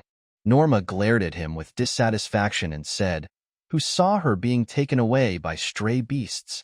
Jiaoda, if you want to be my partner, then stand on my side. We didn't meet her when we came out today. Jiaoda's face was tense, and he couldn't say anything for a while. Qin Yun looked at Jiaoda's reaction with tears in her eyes, and then looked at the cold eyes of the panther under Norma, and she knew. You are not much better than stray beasts. You are just bad beasts living in groups. She said sarcastically. So what about the identity of the holy female? The males will do anything to protect their own females.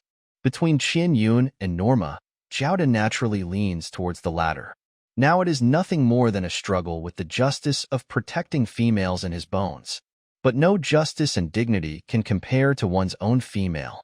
Hung Sha gently put Qin Yun on the ground, raised his hand to touch her head, and whispered in her ear. Look, no one will save you. You can't run away. Then he looked up at Norma, with a weird arc at the corner of his mouth. You are also a holy female. Now that you have met you, don't leave. I want both holy females. Such a crazy remark shocked everyone present. In an instant, Hung Sha turned into a big white snake, and the small flame on the tip of the tail rolled into a fierce flame. The snake's tail swept around, the flames spread, and quickly burned around. Qin Yun was gently pushed by him against a big tree, and the thick flame barrier trapped her there tightly. Her face was pale. She saw Hung Sha attack Norma. Jiaoda and the panther all fought back, and the melee began. Qin Yun was trapped in the flames, and she couldn't find a chance to escape. The pure, high-concentration flames would quickly reduce the oxygen in the air, and the big tree behind her seemed to be. It seemed that Hengsha had deliberately arranged it for her so that she would not be deprived of oxygen. Hengsha's flames had spread to the surrounding forests, and the sea of fire was raging. They were fighting in the sea of fire, and the environment would only make their battle more difficult. The flames around were too fierce to block the vision, and Qin Yun could no longer see the war in the distance. All she could hear was the leopard's angry roar and the hissing sound of its tongue that made people's spines cold. Qin Yun squatted there waiting, and she didn't know how long it had been, and the movements around her seemed to have decreased. When she looked up, she saw Hengsha, who was covered in blood, pinching Norma's neck and walking towards her. Previous chapter, next chapter, seeing his murderous face and his snake pupils fixed on her, her eyes turned red. Hengsha stopped in his tracks and kept a distance from her. "I let the leopard named Jiaodao run away," he said slowly. Qin Yun asked with a trembling voice. So? The orcs here soon knew that you colluded with the stray beasts to Norma. Every word was slow and casual, arranging her crime. Qin Yun couldn't help but grit her teeth. This blocked her retreat and left her with no foothold in the central continent.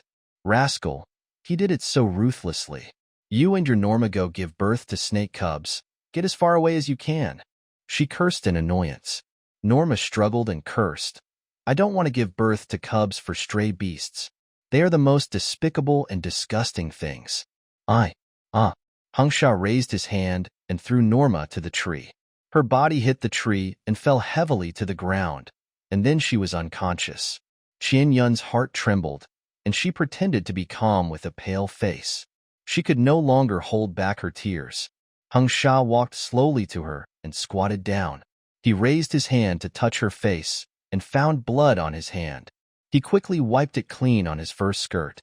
After wiping it clean, he reached out to hold Qin Yun's face and looked carefully at the weak and tearful face. I don't like you doing this. I'm always careful with you. I didn't use much force, and I didn't hurt you.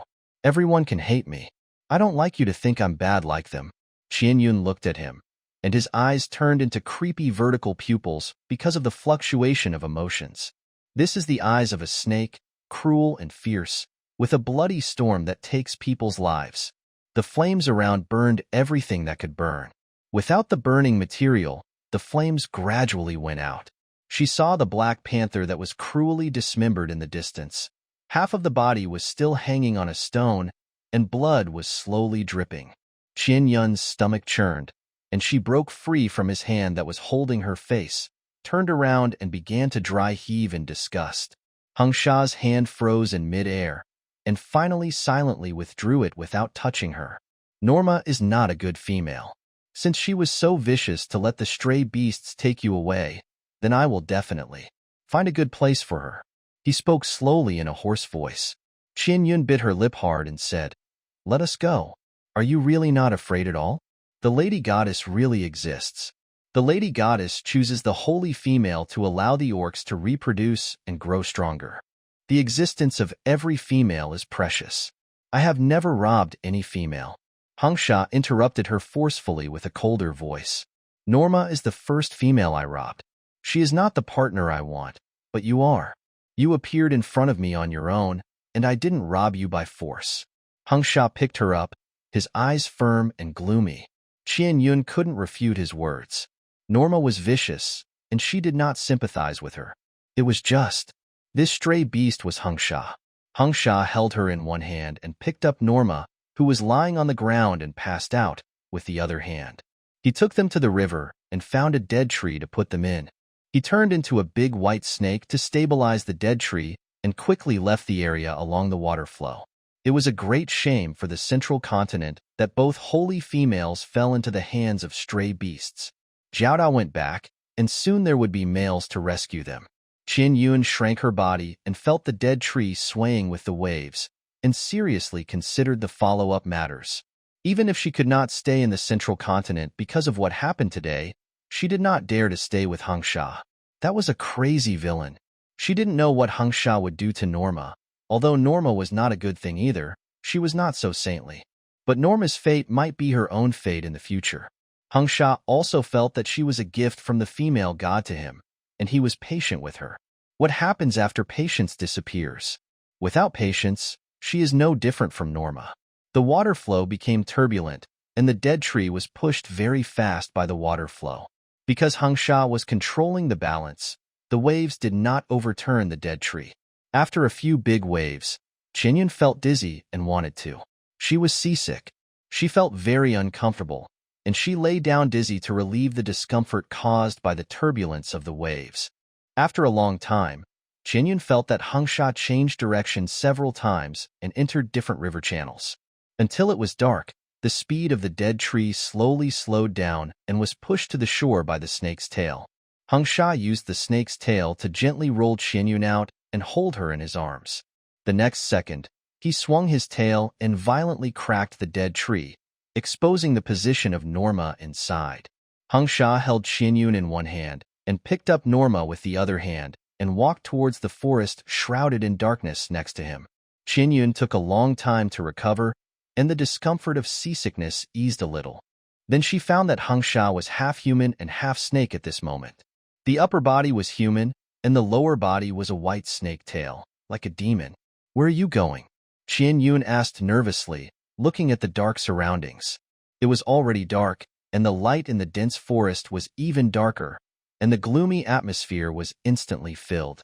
"Hung Sha, go find other stray animals." Qinyun's face changed. Suddenly Hung Sha stopped, lowered his head and kissed her lips. The cold breath came strongly, and the snake's tongue entangled with her lips strangely. This kiss came without warning, and she had never expected such contact. Qinyun wanted to struggle, but her whole body seemed to be shrouded in a layer of coldness, making her body numb and unable to move. She could only let Hung Sha kiss her desperately and leave his breath on her. The lingering breath of each other, her fragrance and obedience made Hung Sha's heart extremely satisfied, even if her obedience was suppressed by his own momentum. When he kissed enough, Hung Sha let go of Qinyun, and she had already burst into tears. Hung Sha licked the tears on her face tenderly, and the salty taste was indescribably special. "What are you afraid of? If it was your tiger beast partner, and Norma bullied you, he would not hesitate to fight with Norma. What goddess, what faith! Look at Norma's partner and the leopard named Jiaoda. They can give up you for Norma, even if you are a holy female. Don't think so well of the males in those tribes. Don't think they will really protect all females. They only protect their own females, the females of their own tribe. If it is a female that cannot reproduce, they should give up and abuse it. What do you say is the difference between them and me? Norma is very hostile to you. I don't like it." Qinyun silently shed tears and couldn't refute it at all. She believed that Hung Sha was not the kind of snake beast that would kill females at will, but he really did it, very extreme. Norma hummed softly, and she gradually woke up from her coma. Hung Sha stopped talking, strode into the distance, and soon saw several tiger beasts beside a small pond. The other party was sitting around a campfire on the shore eating barbecue. They knew that Hung Sha was coming, and they all looked at him with a smile, without any hostility. "Oh, Hung Sha got 2 females this time. So awesome." The leading black tiger laughed and joked. The low voice saying teasing words always feels weird. Qinyun looked at those black tigers with fierce faces and terrifying momentum, lowered her head and leaned in Hung Sha's arms, with a nervous expression. She knew what Hung Sha wanted to do. Hung Sha stopped more than 10 meters away from them, and he casually put Norma in his hand on the ground. The stone on the ground hit Norma, and the pain made her sober up. She struggled to sit up, staring at Hung Sha fiercely, and then she found the black tigers in the distance, and her expression was solemn. Abu was killed by this stray beast, and sooner or later Kangmi will die in his hands. Norma looked at the faded black panther mark on her thigh, and she cried in grief. "It's all your fault, Qinyun." Norma looked at Qinyun with resentful eyes. "You shouldn't have appeared. You shouldn't have snatched Songmi from me. You should have been caught by stray beasts on the day of the sacrifice. You should have been killed by them. A weak and useless female like you deserves to die." With a loud slap, Hung Sha slapped her in the face. The powerful force directly knocked her away, and flew straight to the black tiger in the distance. The black tiger smiled and hugged her, one hand around her waist, and the other hand couldn't help but touch her up and down. Hangsha's face was gloomy and filled with murderous intent. He said, "3 crystals, Norma is a holy female. You should have heard of her reproductive power." They were all nearby, and the stray beasts were paying attention to the situation of the 2 holy females, Qianyun and Norma. It turned out to be Norma. The 3 crystals are worth it. The black tiger also saw the mark of the holy female on Norma and laughed happily.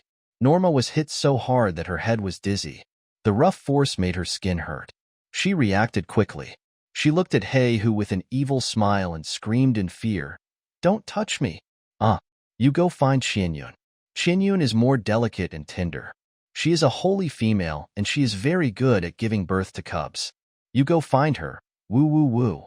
Under the strong restraint, Norma could hardly resist.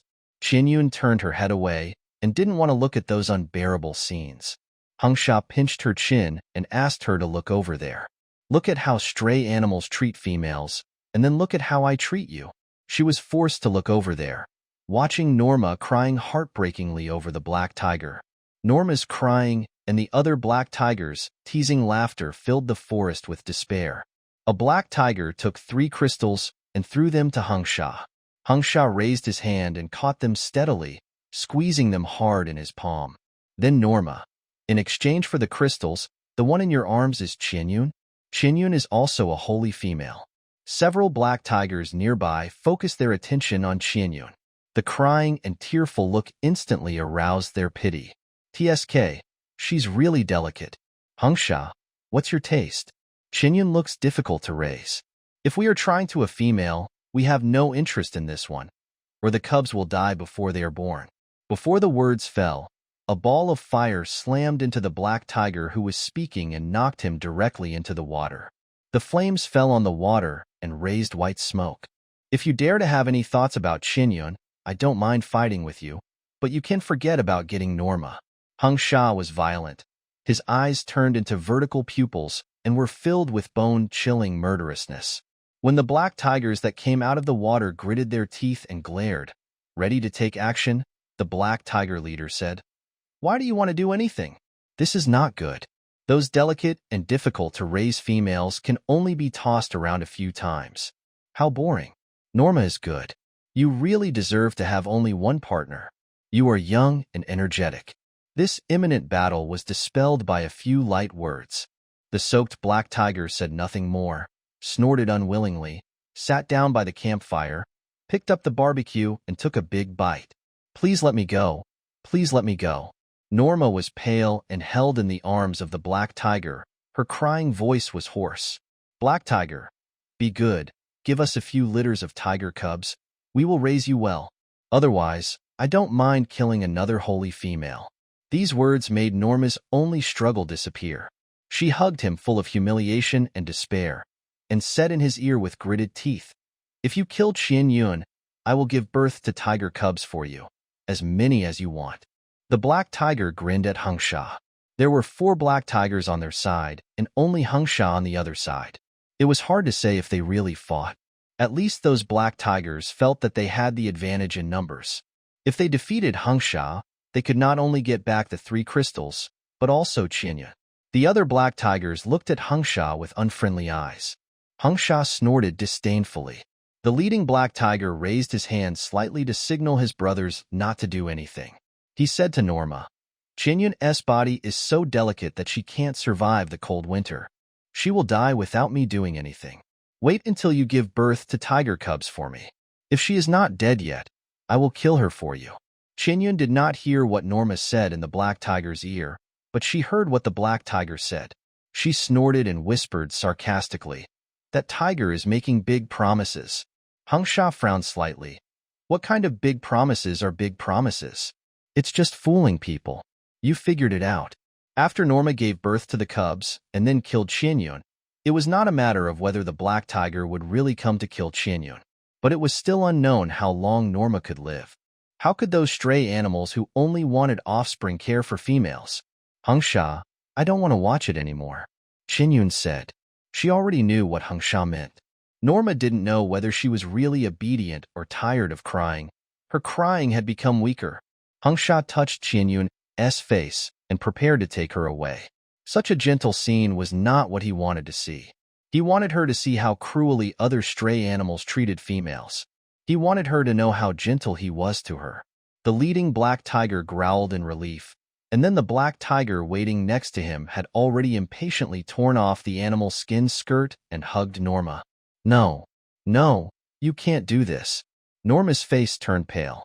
She realized what they wanted to do and began to struggle violently. The black tiger was not as gentle as the leading black tiger. Seeing Norma struggling, he slapped her in the face. He grabbed her hair and pressed her against the stone. He slapped her as long as she dared to struggle. After a few slaps, her body was covered with red marks. Qianyun felt terrible. She looked at Hangsha with tears in her eyes, who was looking at her dimly. Hangsha, do you know? Abuse can be physical and mental. You didn't abuse my body, but what you are doing now is mental abuse to me. You are even more terrible than them. I am afraid.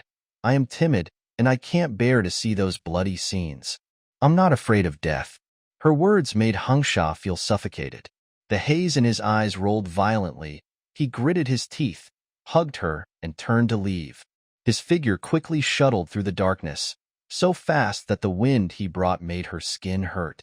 Qianyun closed her eyes tightly.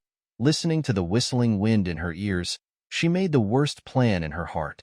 Find a chance to run. If she dies, and she won't come to this beast world in the next life. As long as she gets rid of Hangsha, Kangmi will find her sooner or later. I'm not afraid of the big tiger's ferocity. I'm afraid of no comparison. Compared with the big tiger and the big white snake, the big tiger is too good. More. Of course, it only means that Kangmi treats her a little better than Hangsha. Just a little. Kangmi is also a pervert. She has Kangmi's beast mark on her body, and this is it for her whole life. She still has a chance to never have anything to do with Hangsha again. She must find the right opportunity to escape, and there is only one chance. She made up her mind secretly. Hangsha held her and ran for a long, long time, so long that she was cold and hungry and drowsy in his arms. She didn't wake up until he stopped. There was no moonlight today, and the sky was dark. She heard the sound of gurgling water and a small stream beside her. We will rest here tonight. Hangsha found a clean tree hole, stood in front of the tree hole, and said to Qianyun in his arms. Qianyun didn't react. Before he sent Qianyun into the cave, he swung his snake tail in first. The flame on the tip of the tail became fierce, and the flame baked the tree hole, making it warm and driving away the small insects that had nested inside. After doing this, he put Qianyun down at the entrance of the cave and sat down. He turned around and found some grass in the bushes, dried them and spread them in the tree hole. Qianyun leaned against the entrance of the cave, watching him busy with a gloomy expression. No matter how dark it was, his tail, the small flame on the tip, was always there, and she knew his location at all times. After laying the nest and lighting the fire, Hangsha caught a few fish from the creek opposite to grill them, and also picked some wild fruits. When the fish were grilled and placed in front of Qianyun, she had no interest at all. She was hungry, but had no desire to eat, and her whole state was listless. Hangsha looked at Qianyun, who was in a listless state, with cold eyes. He squatted beside her, pinched her chin with one hand, grabbed a piece of fish meat that was not hot with the other hand, made sure there were no fish bones, and gently put it into her mouth. You can cry and make trouble with me, but you are not allowed to refuse to eat. If you don't eat obediently, I don't mind feeding you with my mouth. Hearing this, Qianyun finally reacted, and moved her mouth slightly to eat the fish meat that was fed into her mouth. Hangsha gritted her teeth, feeling extremely heartbroken. How much did she hate him touching her? He fed her mouthful by mouthful until she was full and turned her head away and didn't want to eat anymore. Then he let her go. This fruit is delicious. Try a few. A few small, black wild fruits that looked like blueberries were put into Qianyun's hands. Qianyun lowered her head and took a look. Without refusing, she slowly picked one up and put it in her mouth to eat. It was sweet with a bit of sourness, and the taste was a bit crispy. It's delicious, she said softly. Hangsha then sat down beside her, and ate the remaining fish with peace of mind. After Qian Yun finished eating the wild fruit in her hand, she lay down on the hay, with her back to Hung Sha outside the tree hole, leaving him with an arrogant and distant back. Qian Yun's fingertips gently touched the dried hay with a plant fragrance under her body, and tears couldn't help falling. Hung Sha, will you let me go? She choked and spoke. Hung Sha paused while eating the fish. He did not answer, but was shrouded in low pressure and ate the fish expressionlessly. Qian Yun cried for a while and fell asleep because she was tired of crying. In a trance, Hung Sha's snake body gently wrapped around her body. The coolness brought by the snake scales made her shiver uncontrollably, and then the warmth filled her, and the snake body became warm. The warm feeling made her reach out and hug the snake body. Hung Sha used fire to heat his snake scales to keep her warm. His dark eyes had turned into vertical pupils. He looked deeply at Qian Yun, who was sleeping soundly, and turned his head to stick out his tongue to roll up a crystal. The snake's mouth melted the energy of the crystal, and then probed into her mouth to transfer all the energy. Qian Yun felt the snake's tongue entangled in her mouth very clearly. She wanted to resist but couldn't move. It seemed that something went down his snake's tongue into her mouth and down her throat. She swallowed, and the warm and cool feeling instantly went down her stomach, quickly wandering around her body and permeating her limbs. It was a very comfortable feeling, like dry land being moistened by nectar, full of vitality. Qian Yun slept so peacefully. She slept comfortably, but Hung Sha's expression became solemn. There is a process for females to absorb the energy of crystals. The energy of crystals will diffuse in the female body and be slowly absorbed. Absorption. Different physiques take different amounts of time to absorb a crystal. For example, after Qian Yun absorbed the energy of a crystal, the energy traveled around her body for a while and then disappeared.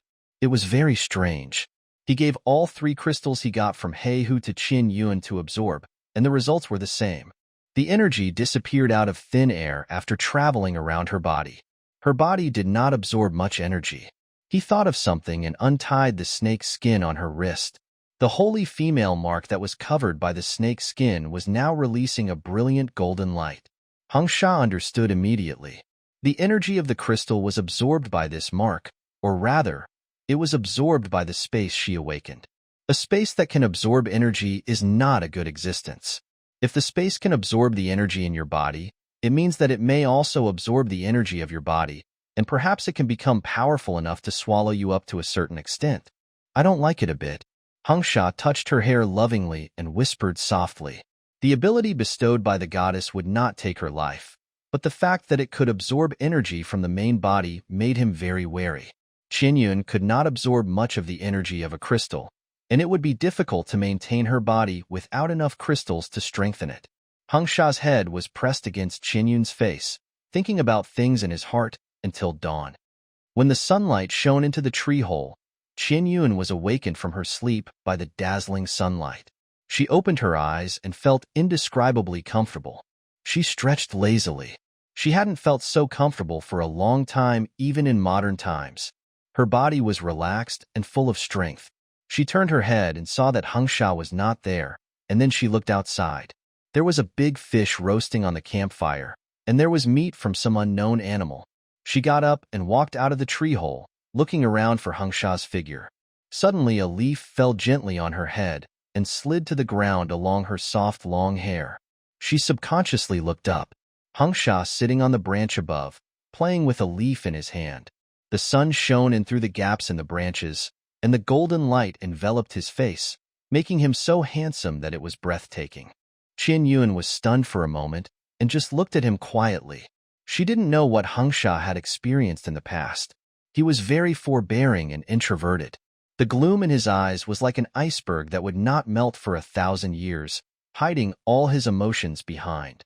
Hung Sha looked down at her, his beautiful brown eyes looking at her quietly with unfathomable emotions, making his originally lazy body stiffen.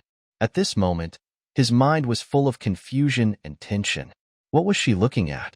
Did you give me something to eat when you kissed me yesterday? Qian Yun asked when the atmosphere was delicate. Hung Sha. His eyes flashed slightly, and she thought he gave her something to eat when he kissed her. And he was taking the opportunity to feed her the crystal stone to kiss her. I gave you the crystal stone. Are you still feeling uncomfortable? He asked slowly, seeing her come out so flexibly, her whole body radiating with liveliness. He already had the answer in his mind. Qianyun lowered her eyes and said, I don't feel uncomfortable, I feel very comfortable. Hearing this definite answer, Hengsha's mouth curled up slightly. Some of the energy of the crystal stone has been absorbed by your body and also by the mark of the holy female. It should have been transferred to the space. See if there is any difference between the space and before? Hengsha reminded. Qianyun was surprised, and she hurriedly opened the space to check. After seeing the situation in the space, she was stunned. The originally small planting space has become extremely vast at this moment, and the crops are growing by category. In addition to the expansion of the black soil for planting, the scope of the entire space has expanded on a large scale, and the storage area is also indescribably large. Some of the things she had stored before were pitifully small in such a large space. Qianyun opened her mouth slightly with a shocked expression. Seeing her expression, Hengsha jumped down from the tree and landed in front of her. What's wrong with the space? He asked uneasily. Qianyun looked at him, hesitant to speak, but finally spoke. Some vegetables have grown in the space. Do you want to eat them? Hengsha was stunned and subconsciously said, I'm not a vegetarian. Yes, snake beasts are not vegetarians, so it doesn't matter even if they know that her space can grow things. He doesn't think much of it. The space has changed so much because he gave her the crystal. The crystal was obtained in exchange for Norma. It's just, her heart is complicated, and it's hard to even say thank you. Hengsha touched her head and whispered, Don't tell other orcs that those vegetables can be grown in your space.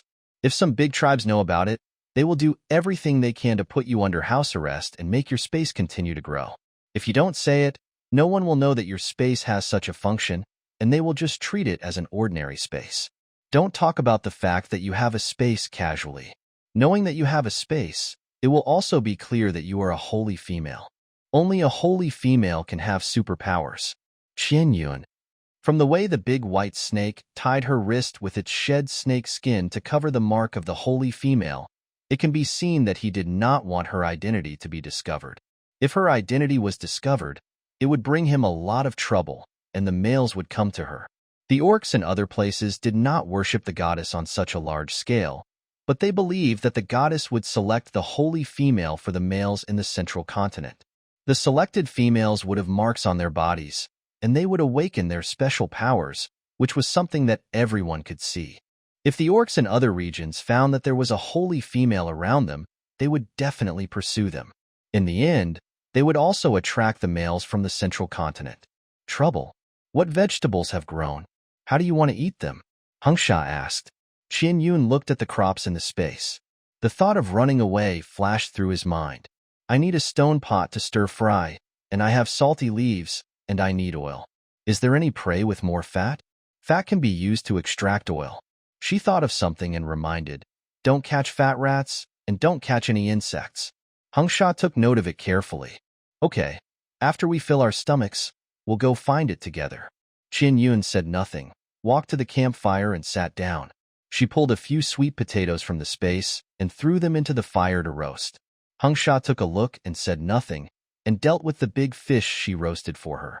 While the fish was not ready, Qianyun took a careful look at the crops in the space. In addition to the eggplants, tomatoes, and the apple tree that had not been harvested at the beginning, the black soil later swallowed up some wild fruits and grew seedlings of unknown crops. Now that the energy of the crystal has been obtained, the space has expanded, the black soil has increased, and many things have grown on the 6 clearly divided black lands. 2 of the lands have some fruit trees growing on them, including apple trees, peach trees, cherry trees, and some that she was not sure about by looking at the leaves. Among those fruit trees, only the apple trees that grew first had fruits hanging on the branches, and the other fruit trees were either still small or had just bloomed. The rest there are 4 pieces of black land. 1 is growing rice, 1 is growing sweet potatoes, and the other 2 are mixed with small quantities of various crops. Strawberries, peppers, shallots, peanuts, and so on. Moreover, Not all the black lands are growing crops, and some of the black lands on the edges are still empty. Maybe there is not enough energy to grow anything. So many things are enough for her to eat. Noticing the beans that Kangmi gave her before, she couldn't help but check if they had deteriorated, but found that the beans were still warm. Qian Yun's expression was extremely happy. This means that anything stored in it will remain in the state when it was put in and will not deteriorate. The temperature of the beans is very hot, just like the boiling hot when Kangmi packed it for her at the beginning. It's not that the air circulation in the space is slow, but that the space is closed. The reason why crops can grow in the black land is not because of the air, but because of the energy to grow. It's just that the source of energy is worth her deep thought. The crystal energy obtained by her body was absorbed by the space, proving that the space can absorb energy from her body. However, her body also obtained the energy of the crystal, and it is very likely that the space absorbed the excess energy of the body or the energy that could not be absorbed in a short period of time. Because the plants growing in the space did not grow when she just awakened the space, but later when she wanted to plant salt leaf trees, she found that the black soil swallowed what she planted and grew those crops. Hengsha, can you sense the energy fluctuations in my body now? Qian Yun asked tentatively. Hengsha lowered his head and was busy deboning the grilled fish. Without even raising his head, he asked, "What do you mean? Under normal conditions, will the energy in my body weaken? I want to know if the space is devouring the energy in my body under normal conditions." Hengsha looked up at her, concentrated and sensed it, and said, "No. The space absorbs the excess energy in your body. I'm not sure if it will absorb your own energy. During the time we were together, I didn't notice that your energy was weakening, but it was just a little unstable. Your body is weak. You received the mark of the holy female and the mark of the beast in a short period of time, and you are not used to the local climate, which will cause this unstable situation. It takes time for females to absorb crystals. They don't absorb them immediately after entering the body. After you absorb the energy of the crystal, the energy circulated in your body for a few times and was absorbed by the space. Your body also gained energy, but the energy you gained was not much." Qian Yun seemed to be thinking about something. She thought that the goddess would not create a space that would devour her energy and make her body uncomfortable. Perhaps she felt that there was excess energy in her body, which her body could not absorb, and it would be a waste not to let the space absorb it. The space was set up like this. No one gave her a detailed explanation, and she had to slowly figure out the functions of the space. The functions of the space would surprise her every time. In any case, it was very practical to bring her those crops. "Eat first." Hengsha had already processed the fish and called her to eat. Qinyun lowered her head and started eating. Hengsha also sat next to her and ate meat. After a few bites, he tore a small piece of meat from the barbecue and stuffed it into her mouth. This piece of meat was fed unexpectedly, and she was stunned for a moment. It didn't have the fishy smell of meat she had eaten before. She didn't refuse and chewed it subconsciously. The meat was a little dry and chewy, and this chewing seemed to be eating dried beef. It tasted a little fragrant. Hengsha waited for her reaction seriously and saw her chewing and eating the meat and asked curiously, "What kind of meat is this?" "Laldu, a wild beast with sharp fangs and thick skin. Have you ever seen it?" Hengsha said, tearing another piece of meat and putting it into her mouth. His fingertips touched her soft red lips, and the touch that was so soft to his heart made him breathe deeply.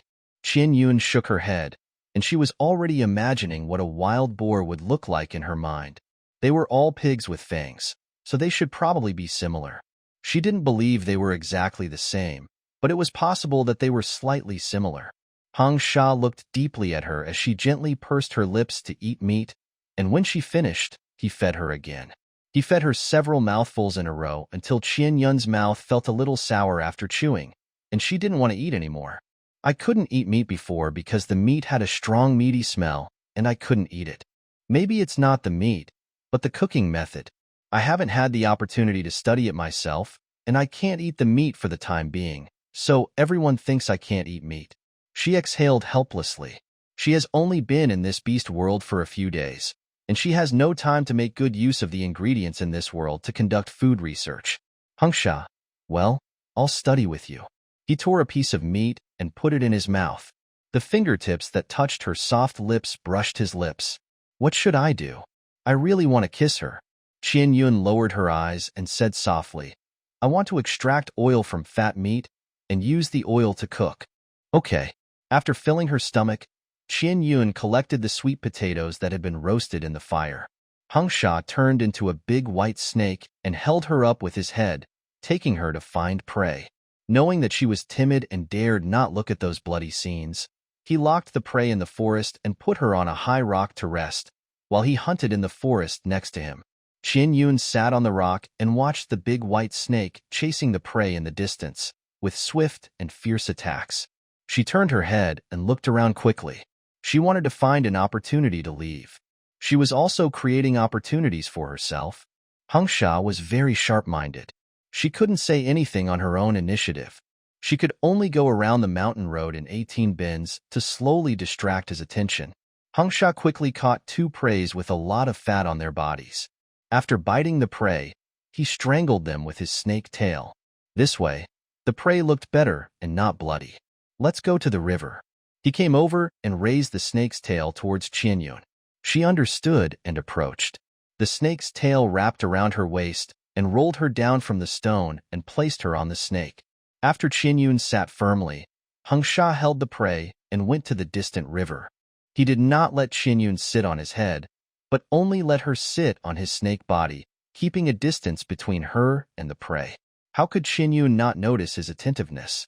No matter how hateful a person is, there is a lovely side. Hung Sha's treatment of her scared her. No matter how gentle and caring he was to her, she could imagine how miserable her fate would be once this gentleness was gone. She didn't dare to believe him. She was afraid. She just wanted to escape from this danger.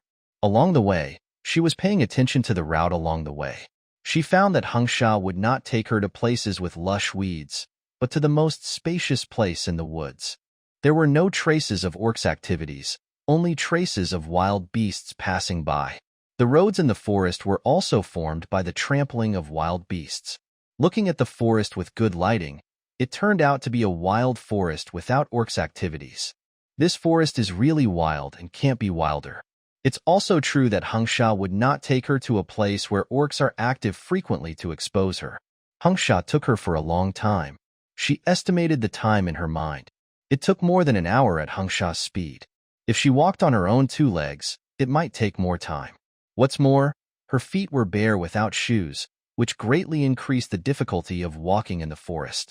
When the sound of water flow got closer and closer, and finally the deafening sound, Qian Yun saw that it was a waterfall, and joy flashed in her eyes. The water flow on the other side of the waterfall was relatively strong, and the sound was deafening. Hung Sha did not take her to the waterfall, but put her down on the river bank in the distance. There is a tree hole over there. Let me take a look. We can rest here. It's convenient to get water by the river. You can study food however you want. After Hung Sha threw the prey on the shore, he went to check the big trees. He chose a big tree with a spacious and well-ventilated hole, cleaned it carefully, found some hay to spread it, and picked some fragrant wildflowers and fruits to put in the grass nest. After preparing the tree hole for her to rest, Hung Sha came over to deal with the prey. Qian Yun had been sitting quietly on the stone, looking at those chubby beasts that were not very big. She had no idea what kind of animal it was from the unfamiliar look, but judging from the obese body, there was no doubt that there was a lot of fat. Qian Yun, how big do you want the stone pot? Hung Sha, who had transformed into a human form, walked in front of her, squatted down and looked at her and asked. Qian Yun thought about it, raised her hand to gesture to him. Make a few more, big and small, so that you can cook and stew soup. It would be great if you could also make me a small stone pot, so that I can play with it when I'm bored. Hung Sha looked at her with a flash of doting in his eyes. Okay, I'll be back soon, not far away. Call me if there is anything, he said, reaching out to touch her pair of smooth and white feet. The itchy feeling made Qian Yun blush and shrink her feet. Hung Sha looked at her deeply, looking at her blushing face, gentle and harmless, and his heart was moved. Also noticing her discomfort, he did not touch her again, and got up to make a stone pot. When he left, he used his snake tail to sweep the sharp stones around. The seemingly random sweep of the tail turned all the small stones into powder wherever it went.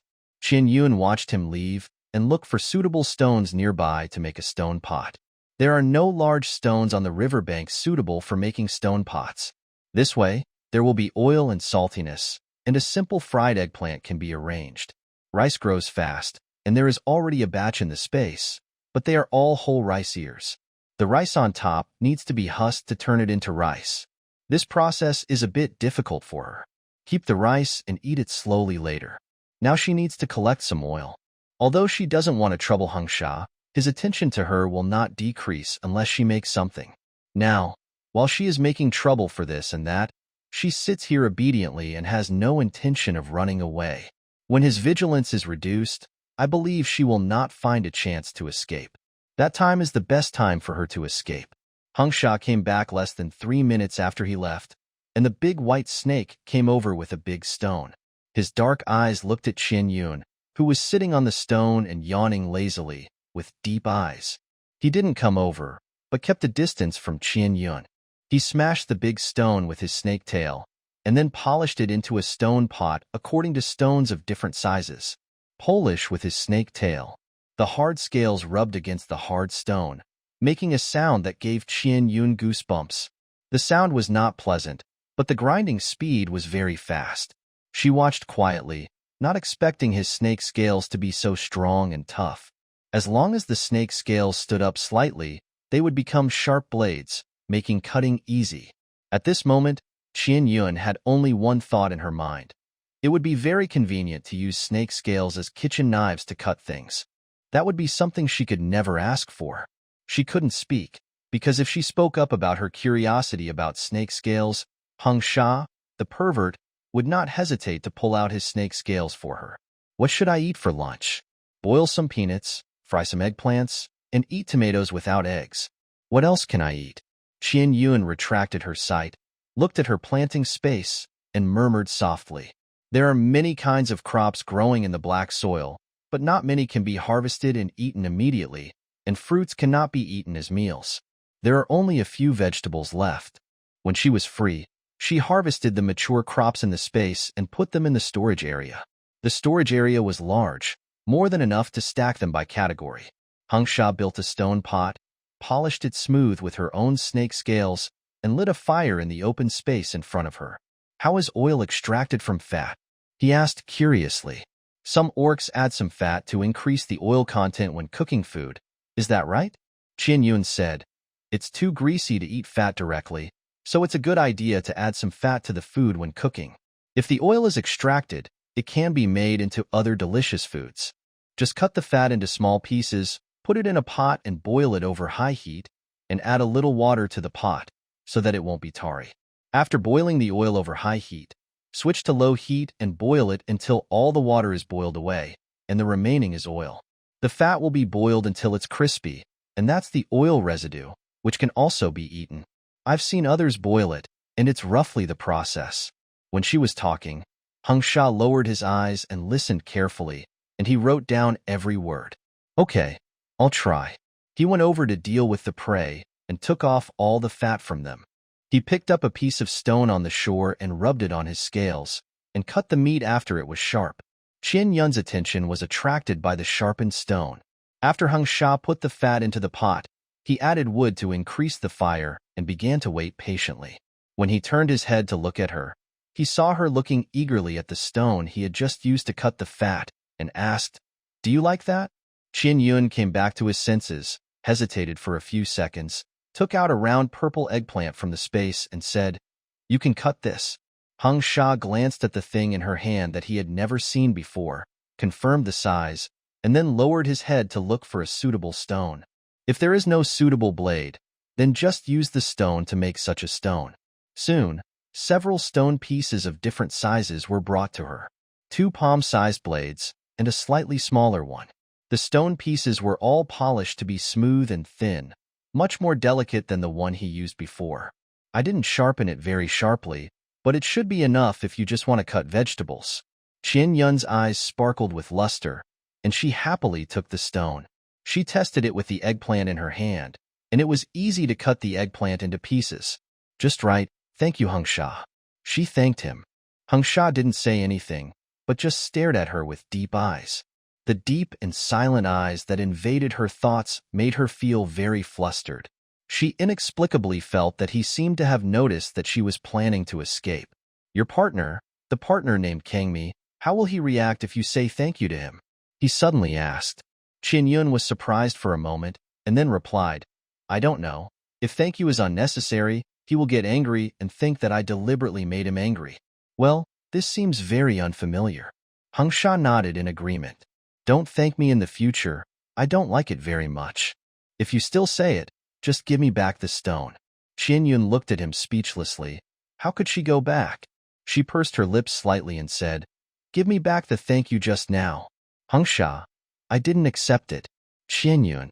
Qin Yun took back the thank you, and Hangsha's mood was obviously better. He turned around and looked at the fat meat in the stone pot and waited. He was paying attention to the oil pan while polishing the new stone pot, not wasting any time. Qin Yun sat there cutting eggplants and pulling peanuts. After he polished the stone pot, she also processed a lot of peanuts. To boil peanuts, add some water and salt leaves. She said. There was no container to put the peanuts in, so she put the peanuts directly on the stone beside her. The muddy peanuts made her body covered with mud. She casually patted the mud on the animal skin skirt and found that there was no trace left. The silver-white snake skin is so waterproof and dirt-resistant. There were dirty marks on her arms from the mud, but the snake skin skirt was cleaned with a pat. Hangsha put all the peanuts into the stone pot. Looking at the black dirt on the peanuts, he asked tentatively, Will it taste better if we cook them with the dirt? Qin Yun looked at him in surprise, then responded, Wash them. Wash the dirt off before cooking. There are stones on the ground, and I dare not walk over them. I got my foot pricked when I walked in the wild last time. Hangsha had cleaned up some of the stones around her, but there were more stones on the way to the river, so she didn't dare to move rashly. With a flash of caution in his black eyes, Hangsha responded and took the stone pot to the waterside to wash the peanuts. After washing them, he lit another bonfire to cook the peanuts. The peanuts cooked quickly, and Qin Yun took the trouble to pull out the peanuts from the space. Hangsha cooked as many as she took out. He used rattan to weave several solid baskets for the cooked peanuts and covered them with plant leaves so that the peanuts would not spill. By the time a pot of oil was ready, several pots of peanuts had been cooked. Qin Yun couldn't wait to take one to taste it. The peanuts were tender, fresh, and fragrant, and the taste was just right. Have you ever seen this kind of peanuts in the wild? Qin Yun looked at Hangsha, who also took a peanut to eat, and asked curiously. Hangsha said nonchalantly, What kind of peanuts? Qin Yun. She couldn't explain this. It had nothing to do with flowers. Hangsha carefully tasted the small red fruit after peeling it. For him who doesn't eat vegetarian food, the taste is not very disgusting, but he doesn't like it either. It's just very fragrant. I don't usually eat vegetarian food, so I don't know much about the vegetables in the wild. Except for the wild vegetables that are easier to find, I don't know much about the others. I don't know if there is this peanut. Qin Yun responded and said nothing more. She saw that the oil was ready and immediately put some in the stone pot next to her to stir-fry eggplant. The hot oil was put into the pot, the eggplant was stir-fried, and a few salty leaves were added to add flavor. The stone pot made a sizzling sound. The big white snake didn't understand these operations. He stood by and ate peanuts silently, watching Qin Yun stir-frying skillfully with a wooden spoon. Several times when the hot oil was boiling, he was ready to protect her, but her face was calm, and not a drop of the hot oil splashed on her. Did you cook food for yourself like this before? No one took care of you? Hangsha thought of something and asked with a gloomy look. Qin Yun opened his mouth, not knowing how to answer. Finally, he uttered, What I cooked myself tastes good. Thinking of her timidity and rejection of males, Hangsha did not ask any more questions.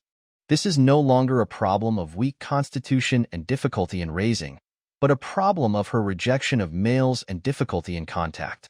It has long been spread in the central continent that the saint female Qin Yun was teleported from a very far place by the female goddess.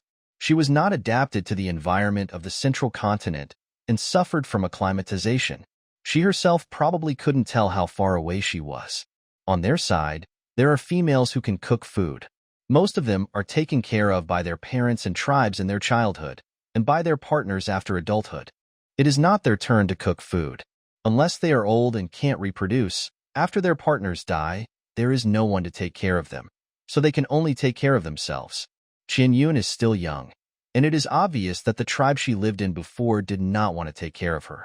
Hung Sha had an indescribable feeling in his heart. It is difficult for such a weak female to make the beasts love her. Then he continued to focus on the food in front of him. Qian Yun fried a pot with a spoonful of oil, 2 salty leaves, and 6 things called eggplants. She memorized this recipe silently.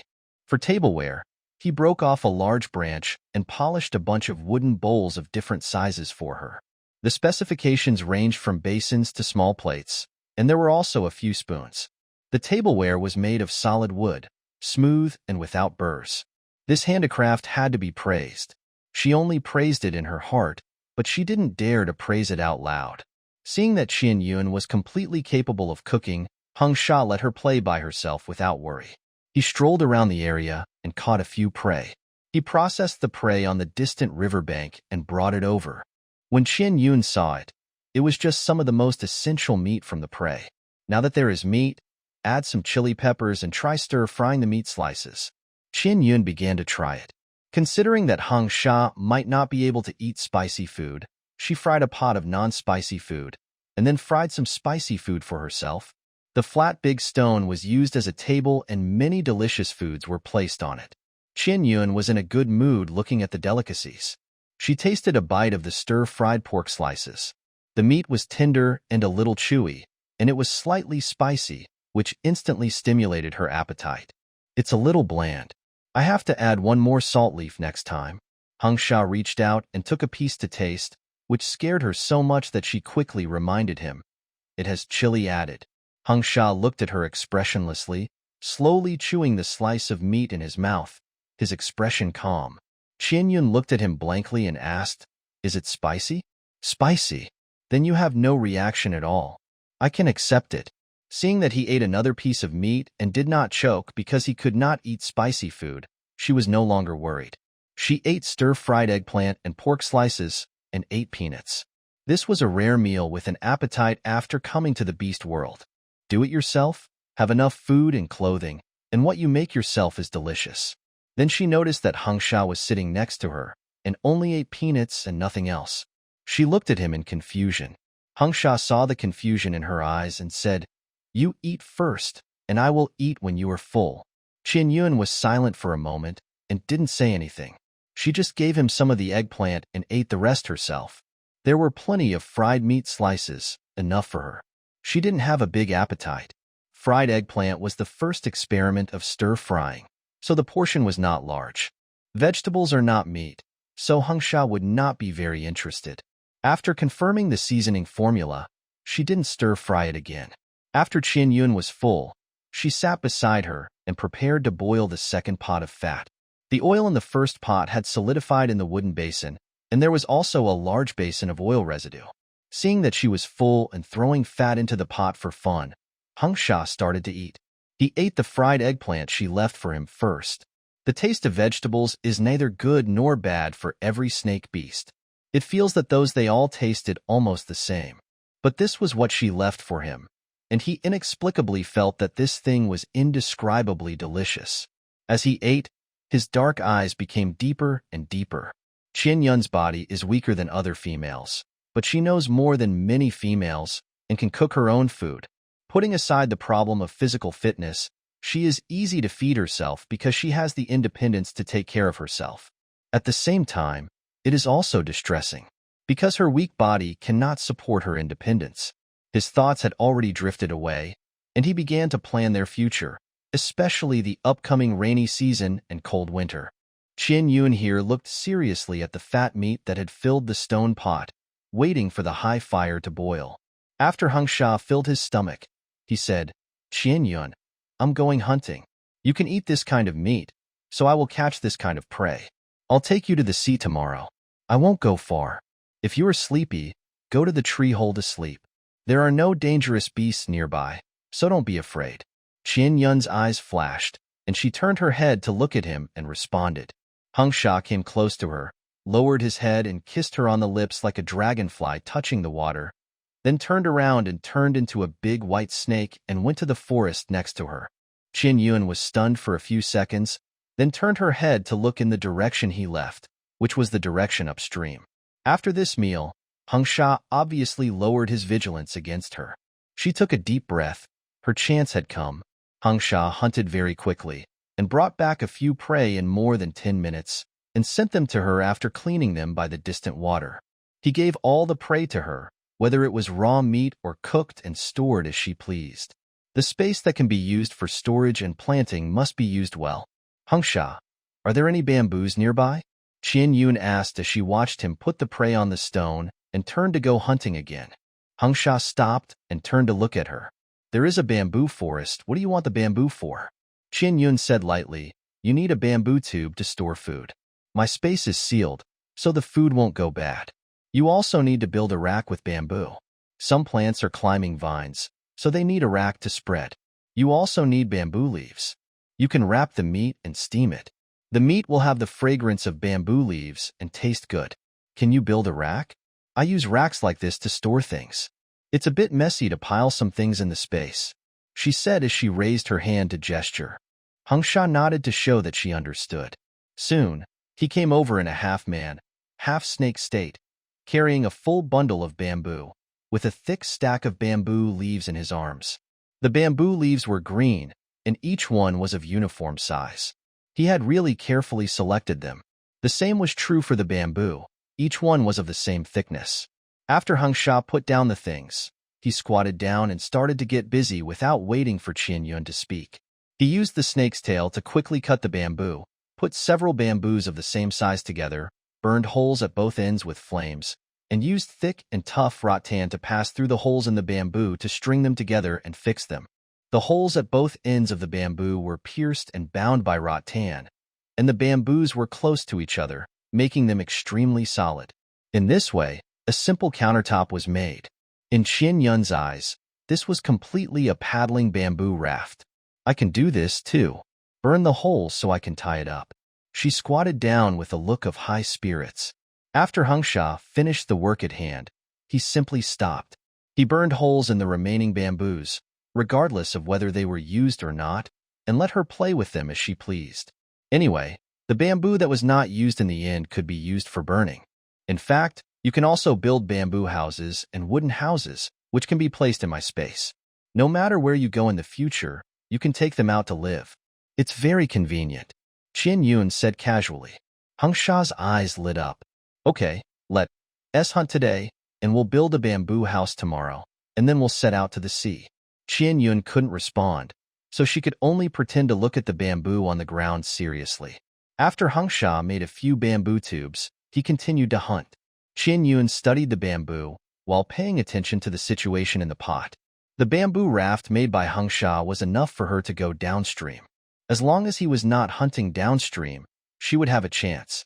She boiled a pot of oil, fried the meat, and put all the meat into bamboo tubes. She put one tube in the space for herself and left the rest by the campfire for Hung Sha. Maybe there were fewer prey nearby, and Hung Sha took more than 20 minutes to come back this time. The time he spent coming back from hunting was getting longer and longer. Hung Sha's hunting range was expanding, and his range of activities was slowly expanding with her as the center. It was safe within this range. At least during the time he was away, her situation was safe, and she would not encounter other orcs or be attacked by wild beasts. When Hung Sha came back with prey again, Qin Yun was using the scraps left over from making bamboo tubes to bind the four corners of the bamboo raft. In his opinion, she was making the legs of the rack, and she came to help reinforce it. When he left to hunt again, Qin Yun turned her head to look at the meat he put next to him, all of which were the meat of the same wild beast. It was just because she could eat that meat. She had an inexplicable emotion in her heart, a little sour. If he wasn't so extreme and perverted, she wouldn't mind having a partner who respected her and gave her enough time and distance to get along. But his extremely gloomy personality made her panic and afraid. She was not thinking about how good he would be to her, but once he became extreme towards her, being forced to be a partner would be the lightest outcome. She was afraid that the worst outcome would be to throw her to other stray animals, making her live a life worse than death. She felt very insecure. She didn't believe it. She was afraid. She wanted to escape. Qian Yun took a deep breath. Her eyes were firm. She quickly used bamboo to surround the bamboo raft as a fence, set up a pillar in the middle, and the grass vines wrapped around the pillars to connect the four sides of the bamboo raft, and simply pulled a piece of grass vines to cover it. After confirming that it was firm, she put the bamboo raft into the space and left fried pork slices and peanuts for Hangsha on the stones next to the campfire. She glanced at the quiet surroundings and resolutely walked towards the river. Looking at the turbulent river, she took out the bamboo raft on the water without hesitation, and she quickly went up when the water pushed the bamboo raft. The current pushed the raft forward. She held the bamboo in the middle tightly with both hands, and her whole body trembled nervously. She really escaped. She was excited and scared. Hangsha went hunting upstream. As long as there was enough time, she could distance herself from him. As long as there was a forked river, the chance of him chasing her would be small. Qian Yun looked at the scenery along the way anxiously. Many thoughts flashed through her mind. She lowered her eyes and looked at the water quietly. The raft floated far away unknowingly. The river was straight and the water flow was strong. There were no big ups and downs. The raft was relatively stable except for the shaking on the water. A long time had passed. She subconsciously turned her head to look behind her. Hangsha did not catch up. Suddenly, there was a muffled sound from under the raft. It seemed that something hit the raft, causing the raft to bump and be pushed out quickly. Qian Yun was so scared that she was shocked. She turned her head and looked behind her in horror, and saw a burst of bubbles rolling in the water behind her, and a stream of blood quickly spread. The current continued to push the raft forward, allowing her to quickly move away from the blood-stained area. She nervously looked around for a while, and even looked around the raft. The water was rushing very fast, and she could occasionally see the situation in the water clearly. Nothing was following. It should be a fish that accidentally hit the raft. Unsure of what was going on, she could only comfort herself in this way. As time passed, nothing happened, and Qian Yun's tense mood slowly relaxed, until it got a little dark, and the raft came to the diversion of 3 rivers. She sat on the raft and looked at the 3 different directions of the river, taking a deep breath. Let it go. When she approached the diversion, she clearly noticed that the raft was slowly moving towards the left river. The left river was large, and the water flow was fast, pushing the raft over. The water flow in the river afterwards was relatively stable. Qian Yun looked up at the beautiful orange sunset in the sky, and her eyes couldn't help but redden, and finally she couldn't help crying. She couldn't hold back after her tense nerves, and the momentary relaxation made her emotions uncontrollable. The helpless crying was instantly covered by the sound of water. The bamboo raft moved forward steadily, heading towards the unknown front. Qian Yun was tired of crying and lay down to sleep.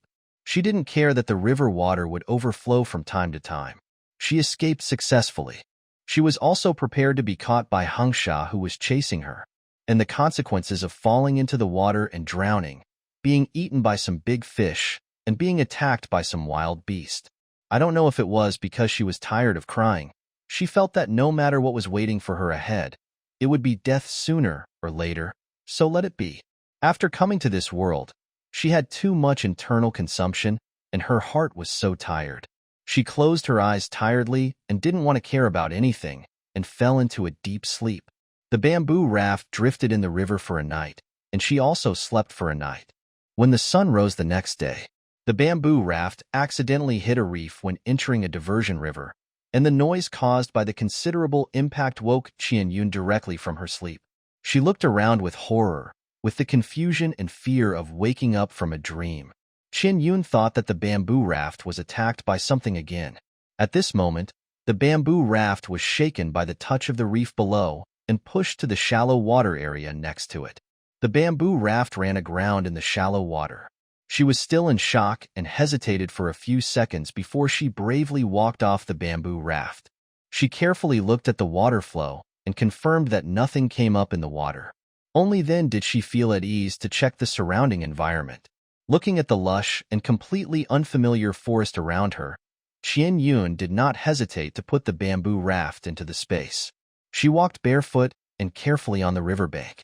She wanted to go to a place with deep water and continue to drift forward with the bamboo raft. She didn't dare to enter those mysterious and unknown forests. She just wanted to use the bamboo raft to get farther away. The bamboo raft drifted in the water for a night, and Hung Sha didn't chase it. It is very likely that he chased to other rivers. But this does not mean that he won't come. Maybe he will give up. Just in case, go along the river again. The clean river is where the orcs get water. She is waiting for the orcs from the nearby tribe.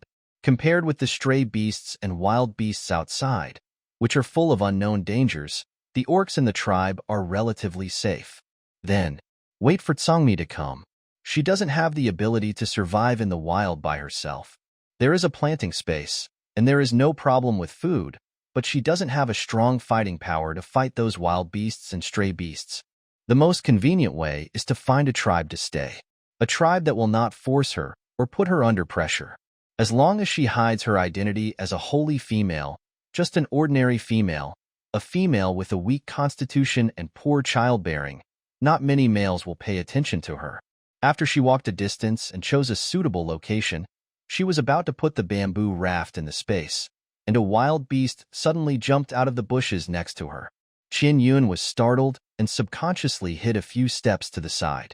She stepped into the air and fell into the river. She hurriedly grabbed a few clumps of weeds on the shore to stabilize her body in the water.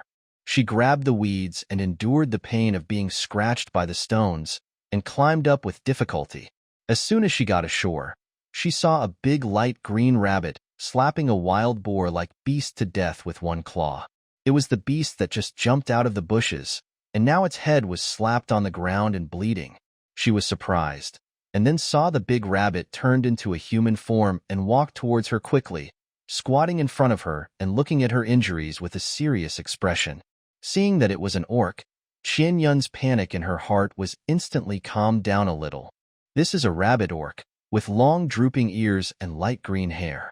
It is a very light green tone, and the color looks particularly dreamy and beautiful. The rabbit orc, who turned into a human form, squatted in front of her and carefully examined some small scratches on her body. The handsome face was full of warmth and softness. Unlike the cold and unruly orcs she had seen before, this rabbit orc was surprisingly gentle and pure. Qin Yun looked at this style of orcs, and her eyes couldn't help but flicker. I was hunting just now and didn't notice you were here. Did I scare you? A clear and pleasant voice sounded with some apology. Qin Yun shook his head and said, "It's okay. My name is Ceylon, and I'm an orc from the Green Forest tribe." He suddenly became shy after he said that. Single. Qin Yun. So, they met by chance in the wild, and she got his care. According to the rules of this beast world, he picked her up in the wild. This is why he emphasized that he was single. Qin Yun is now in a very embarrassed state, wet all over, with varying degrees of mud on his skin, and his hair is messy. Even if the male picks up a female in the wild, he doesn't pick it up? Oh, if a male picks up a female in the wild, he has the right to mate with her, and the female belongs to that male. This is an absolute rule. Unless the male already has a partner, he will bring the female back to the tribe and hand it over to the tribe for arrangement. I accidentally fell off the waterfall and was washed here by the water. I'm waiting for my partner to find me, Qin Yun said. Ceylon had already seen the white tiger mark on her belly. What puzzled him was that the tiger beast's aura on Qin Yun was very weak, but the snake beast's aura was very strong. After she was separated from her partner, she encountered and contacted the snake beast. The animal skin clothes she wore were made of snake skin. Seeing that she didn't say anything, he didn't ask more. If some females are abducted by stray beasts and are lucky enough to escape, they dare not talk about this. It is not only physical torture but also psychological fear. Can I treat your wounds? Ceylon asked Qin Yun's opinion. I'm a witch doctor. Qin Yun nodded. The small abrasions hurt slightly, making her very uncomfortable. After getting her permission, Slan reached out to heal her wounds and gently covered her wounds with his palms. Qin Yun only felt that the painful wounds were slightly warm, and the warm feeling quickly dissipated the pain of the wounds, and finally there was no feeling at all. She inexplicably envied this ability. It seems that orcs with wood-related abilities have become witch doctors. After awakening the wood-related abilities, it is easier to understand the functions of flowers and plants, and those herbs that can cure diseases can be used for some treatments. In this way, she met a rabbit witch doctor by accident. A gentle, moist, shy boy with rabbit ears. I'll take you back to the tribe, and you should have a good rest in the tribe. I'll ask the flying beasts to help find your partner, and you will be able to see your partner soon. Ceylon looked at her and said with a smile. All the wounds on her body had healed, and her skin looked even whiter and more attractive under the sun. Even though she was in a mess with her hair in disarray, it was difficult to conceal her delicate and attractive beauty. This tragic and beautiful sense of brokenness made Ceylon's heart beat wildly, and his heart was very excited. After a brief daze, he immediately came back to his senses and lowered his head in embarrassment. Qin Yun did not notice his abnormality. Her eyes were looking in the direction of the river. Okay, she responded and retracted her gaze. Is this still within the scope of the central continent? Ceylon gently picked her up, ignoring the prey on the ground that he had killed with one claw, and carried her directly back to the tribe. He responded to her words. This is the border of the East Continent, which is relatively close to the scope of the Central Continent. Qin Yun responded and said nothing more. The embrace of this big rabbit was very warm, not as hot as Tsang Mi's, nor as cold as Hang Sha's. She felt that if she had met a big rabbit with a gentle style like Ceylon at the beginning, she would definitely not reject this world, but get along happily. She just likes this kind of gentle, handsome man. This big green-haired rabbit, she likes it just by looking at it. Qin Yun suddenly came back to her senses, surprised that she had such a restless mind. Her face turned red with embarrassment, and she held her forehead with her hands and her emotions collapsed. No, she must stay calm. This place is too close to the Central Continent, and she feels very insecure. Ceylon, she suddenly called softly. Ceylon smiled faintly. Well, I'm here. Qin Yun, looking into those beautiful dark green eyes, hesitated and said, there are some things I must make clear to you. My physique has always been very poor, and it is not easy for me to have cubs. And I don't want to be forced to mate with a male I don't like. If your tribe has such a compulsory rule, then I won't go. Ceylon stopped and looked at her with complicated eyes. But your fertility is stronger than any female I have ever seen. Your body can give birth to cubs. There will be no problem as long as the interval between the two cubs is not too close. For females like you whose physique is not very strong, in our tribe they usually lay eggs first for the first litter.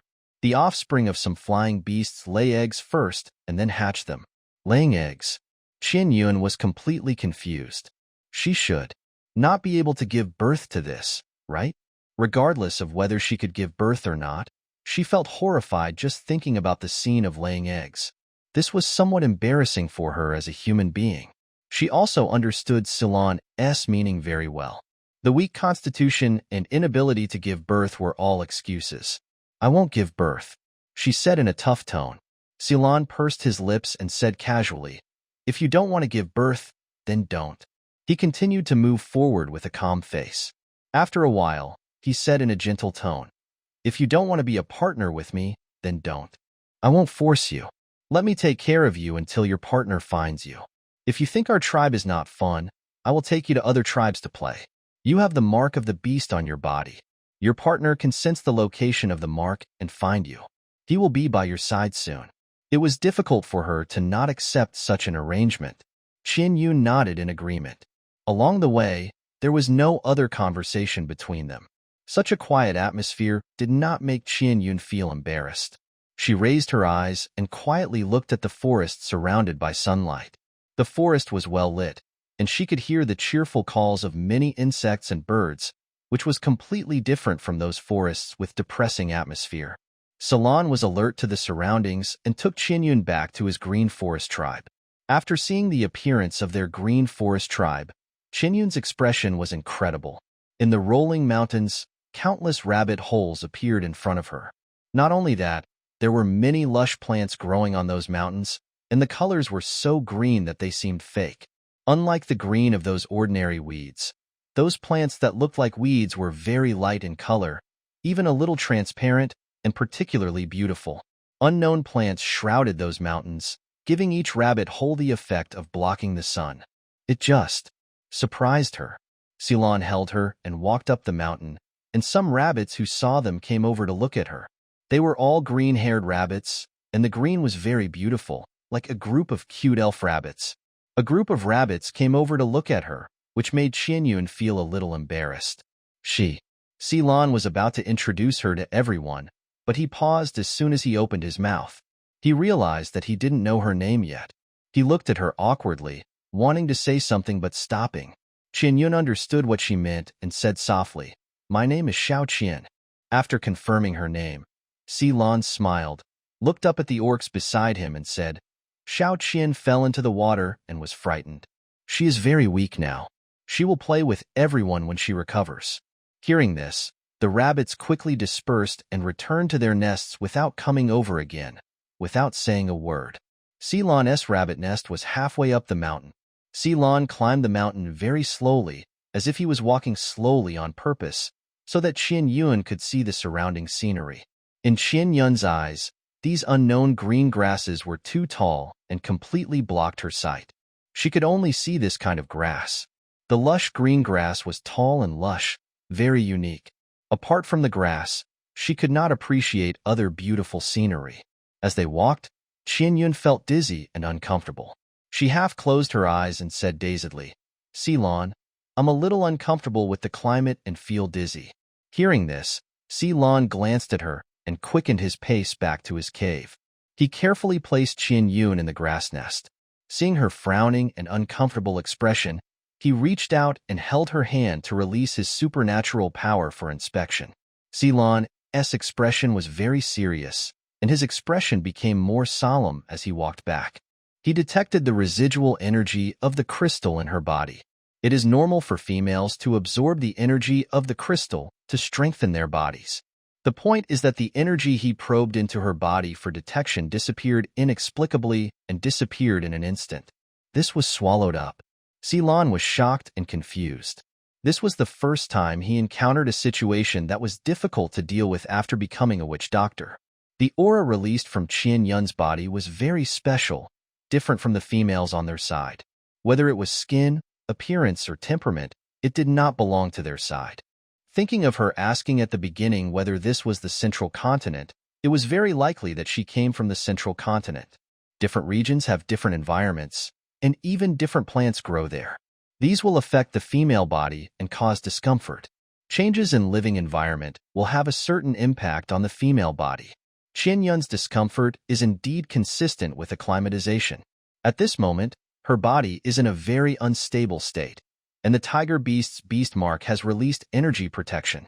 The energy of the beast mark permeates her body and has not suddenly disappeared or become unstable.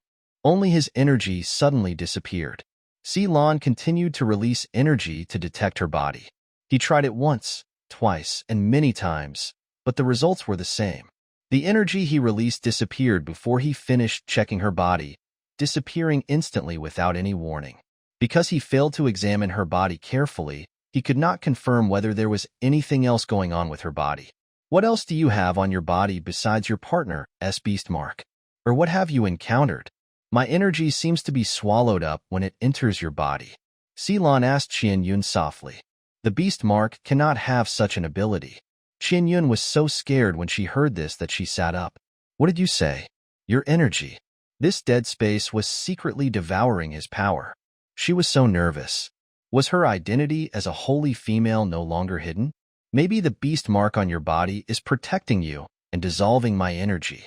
Do you have any special feelings? Just now, when I was releasing energy to check your body. Ceylon did not doubt the holy female. In the eyes of the orcs of other tribes, the holy female is more rare and precious than ordinary females. The orcs of the central continent will protect them closely and carefully. It is absolutely impossible for them to be washed to the east continent by the water, and the holy female cannot have only one partner. This made Ceylon doubt her ability, but she would not doubt that she was a holy female. Qianyun thought for a while and said, I don't feel anything. I just feel dizzy and uncomfortable. I have always felt this way. I have been feeling uncomfortable for more than 1 or 2 days. I am weak. I feel uncomfortable when I change to a different forest environment. I will be fine after a sleep. You don't need to check me. Don't waste your superpowers. I will be fine after a sleep. The dizziness became more and more intense. She lost her balance and fell directly into Ceylon's arms. He hugged her limp body nervously. Ceylon, don't tell anyone. I don't want other orcs to study me. I'm afraid. After she finished speaking, she lost consciousness. Ceylon looked at the weak and helpless person in his arms with a worried look. He gently put her down and took the animal's skin to cover her. He sat beside her, looked at her quietly, and replied softly, "Okay, I won't tell." Ceylon watched Qian Yun for a long time, and confirmed that her breathing was stable and she did not show any discomfort.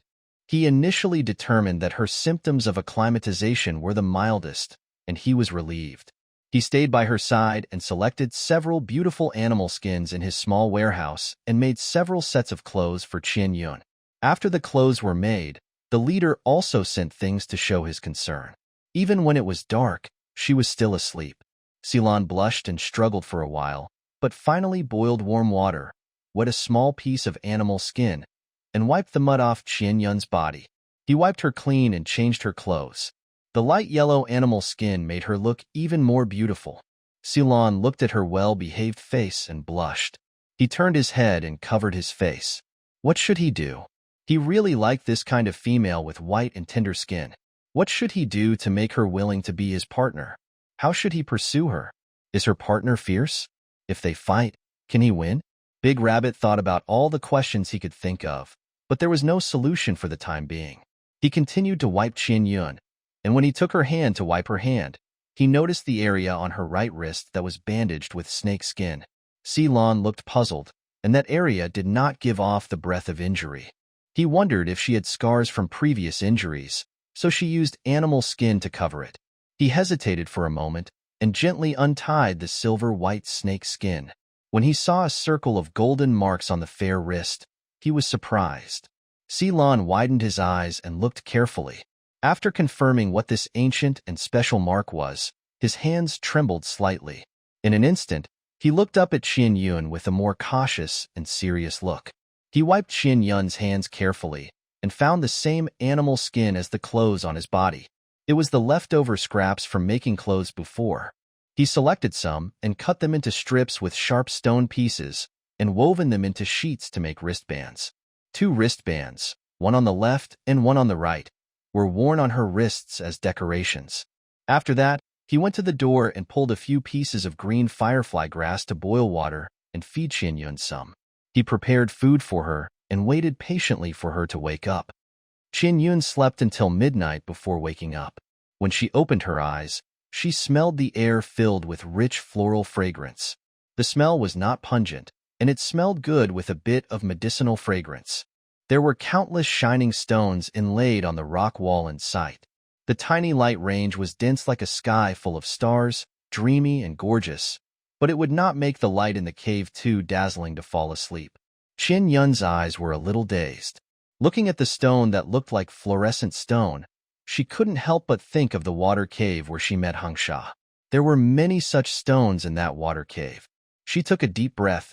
Her head was still dizzy. She slowly sat up and saw the big furry rabbit next to the grass nest. Slan, in animal form, lay next to the grass nest, sleeping with his paws as a pillow. His rabbit fur was very fluffy, and he curled up into a ball, a beautiful green ball.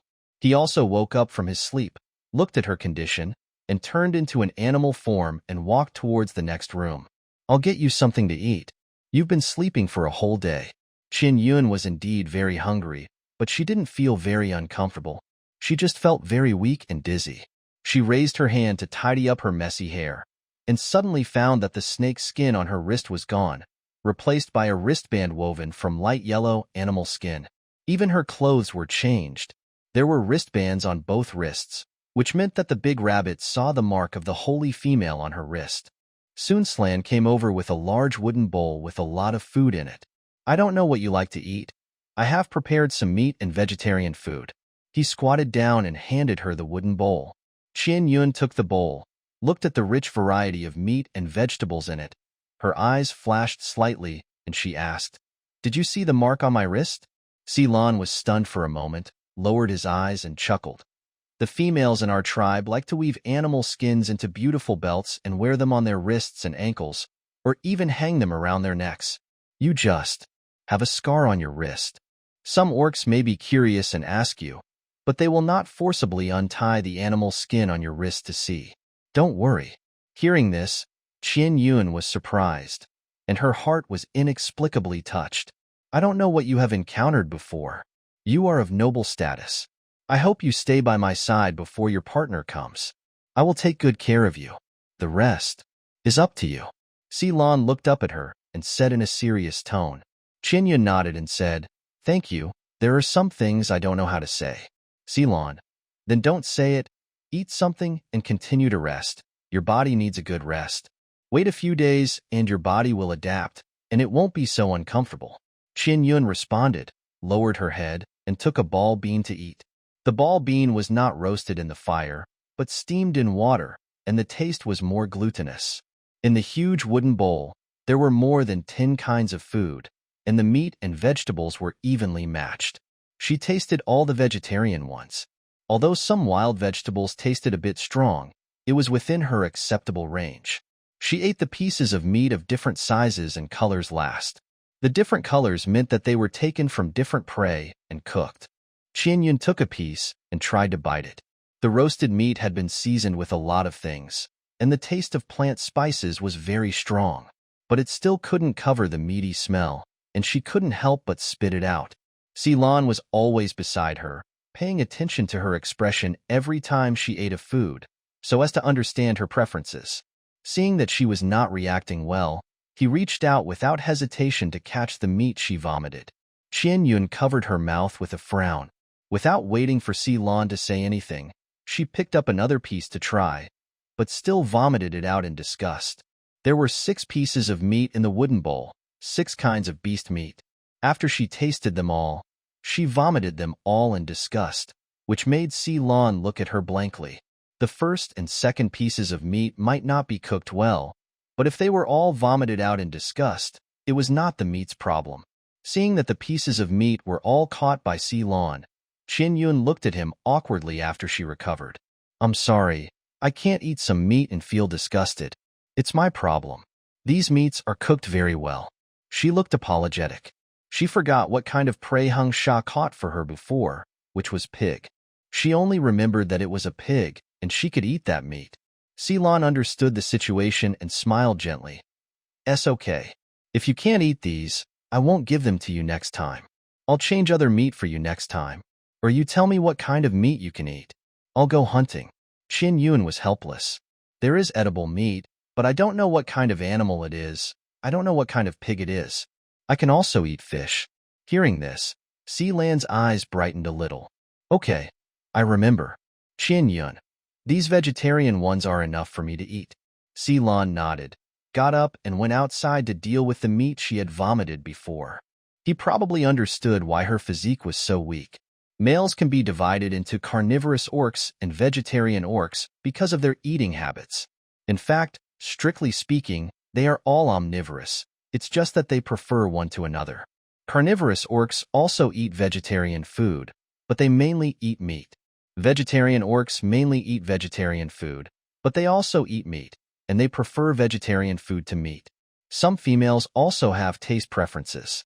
Generally speaking, females who like to eat meat are better than females who like to eat vegetarian food.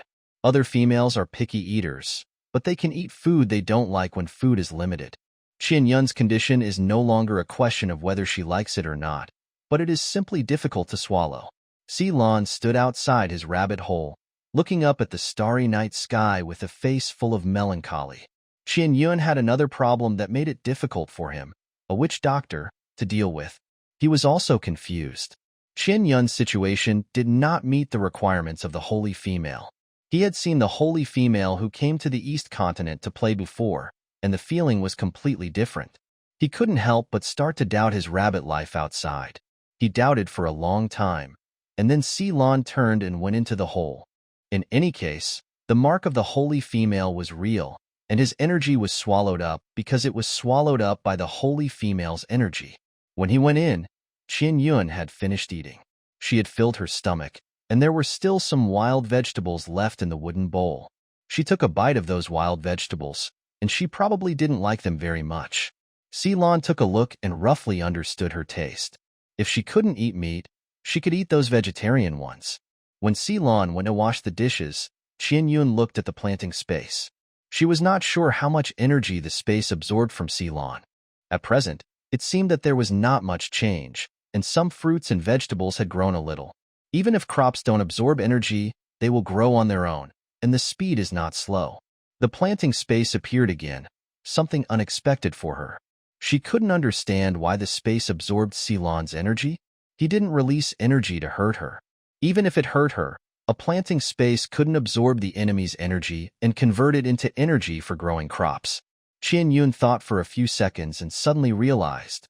The reason why the planting space absorbed Ceylon's energy was probably that it was also the energy of the wood element. The space would absorb the energy of plants, and it would undoubtedly absorb Ceylon's wood-related abilities. She felt that this was the most likely reason. This explanation was also reasonable. Qian Yun couldn't help but use her left hand to touch the Saint female mark on her right wrist and whispered, "Don't do it again next time. You can't absorb Ceylon's energy next time. That's the witch doctor, helping me check my body." The next second, the mark was slightly hot, as if responding to her words. This made her incredible and extremely happy. She just said it casually. Beautiful. They can actually communicate. After filling her stomach, she felt sleepy again. When she was yawning and preparing to lie down to sleep, Ceylon came in with a bowl of something. Seeing her sleepy expression, he hurriedly said, "Xiao Qian, don't sleep yet. Drink this bowl of firefly soup." "What is that?" Qian Yun looked bewildered. Ceylon squatted down and handed her the bowl of soup. "It's the kind of beautifully colored grass planted on the mountain. It's green firefly grass. Our predecessors used the energy of crystal stones to cultivate it. It can only grow in the green forest tribe. Green firefly grass contains weak energy. Drinking it in soup can replenish energy, which is very beneficial to your body's recovery. You can also eat it directly. You may not be able to accept the taste.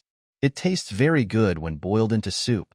I fed you some when you were unconscious before." Qian Yun looked at the bowl of green soup and smelled it. It had a very ordinary grass fragrance. She reached out to take it. The soup was already warm. There was not much in the small bowl. She drank it in one gulp. It had a slightly sweet taste. The taste was okay. She was not sure how much energy her body could absorb from this bowl of soup. Since there was energy, the planting space should like it very much. After the soup went down her throat, her whole body became warm. This warm and comfortable feeling made her even more sleepy and wanted to sleep. "I'm so sleepy. I want to go to bed." She couldn't bear it anymore, so she lay down and went asleep. Ceylon looked at her with a smile and responded. He just watched her quietly beside her until she fell asleep with steady breathing, and then he got up to do other things. The next day, Qian Yun woke up from her dream in high spirits. There was no big rabbit around her. The cave was quiet, and Ceylon was not there. She opened the planting space to look at the crops, harvested a wave of rice and those ripe fruits and vegetables, and got up to go out after she was done. When she came in yesterday, her head was dizzy and she didn't look carefully at the situation of this cave. The cave with several rooms inside and outside is like a small suite. The walls are not soft soil, and there is not even any soil inside. They are all solid rock walls, which are the style of a stone chamber. The stone chamber where the grass nest is placed is not large, which can only allow Ceylon to sleep in the beast form. There is no bigger space, which is completely the standard configuration of a single rabbit. There are two stone chambers side by side with the small bedroom. One is a warehouse, which stores a lot of animal skins and dried meat. The light in the other one is relatively dim, and there is no fluorescent stone inlaid on the rock wall. Qian Yun did not go in to see it. She just stood at the door and took a look at it with the light of the campfire in the large stone chamber outside. She vaguely saw something like a water tank inside. There was a slightly warm breath floating out. It felt like something was cooking, but there was no strange smell in the air. She was not so curious. She glanced at it, and turned to look at the large stone room outside. In the center of the large stone room was a bonfire. The flames were gentle and not fierce at the moment, and a pot of something was slowly stewing on it. The stone room was surrounded by simple wooden storage racks, as well as large and small baskets and animal skin bags, filled with various herbs, and the air was filled with the smell of dried flowers and plants. Maybe it was because of the different herbs and the different ways of making them. Qian Yun did not smell a strong medicinal smell. The only few traces of medicinal fragrance were very light, unlike the medicinal smell wafting from modern Chinese medicine stores. She looked around casually and started to walk up the smooth stairs. The stairs were also made of the same rock as the stone room. Qian Yun looked at it curiously.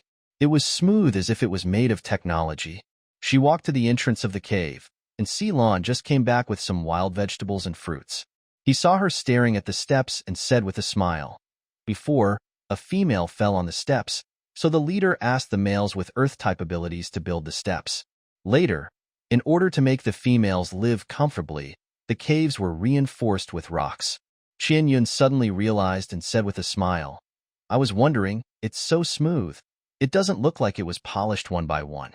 Splitting stones is a piece of cake for those males with strong lethality, and they can indeed polish such smooth steps. But no matter how powerful they are, it is impossible to polish them exactly the same without any flaws. Only supernatural powers can create such perfection. Ceylon looked at her sweet and gentle smile, with a bright smile on his face. She has recovered a lot, and the whole person is lively and energetic. Qian Yun noticed that the big rabbit looked at her with a little burning eyes.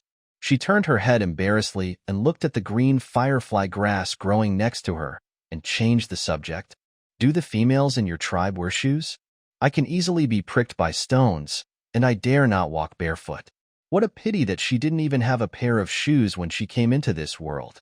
Without shoes, her bare feet greatly restricted her movements.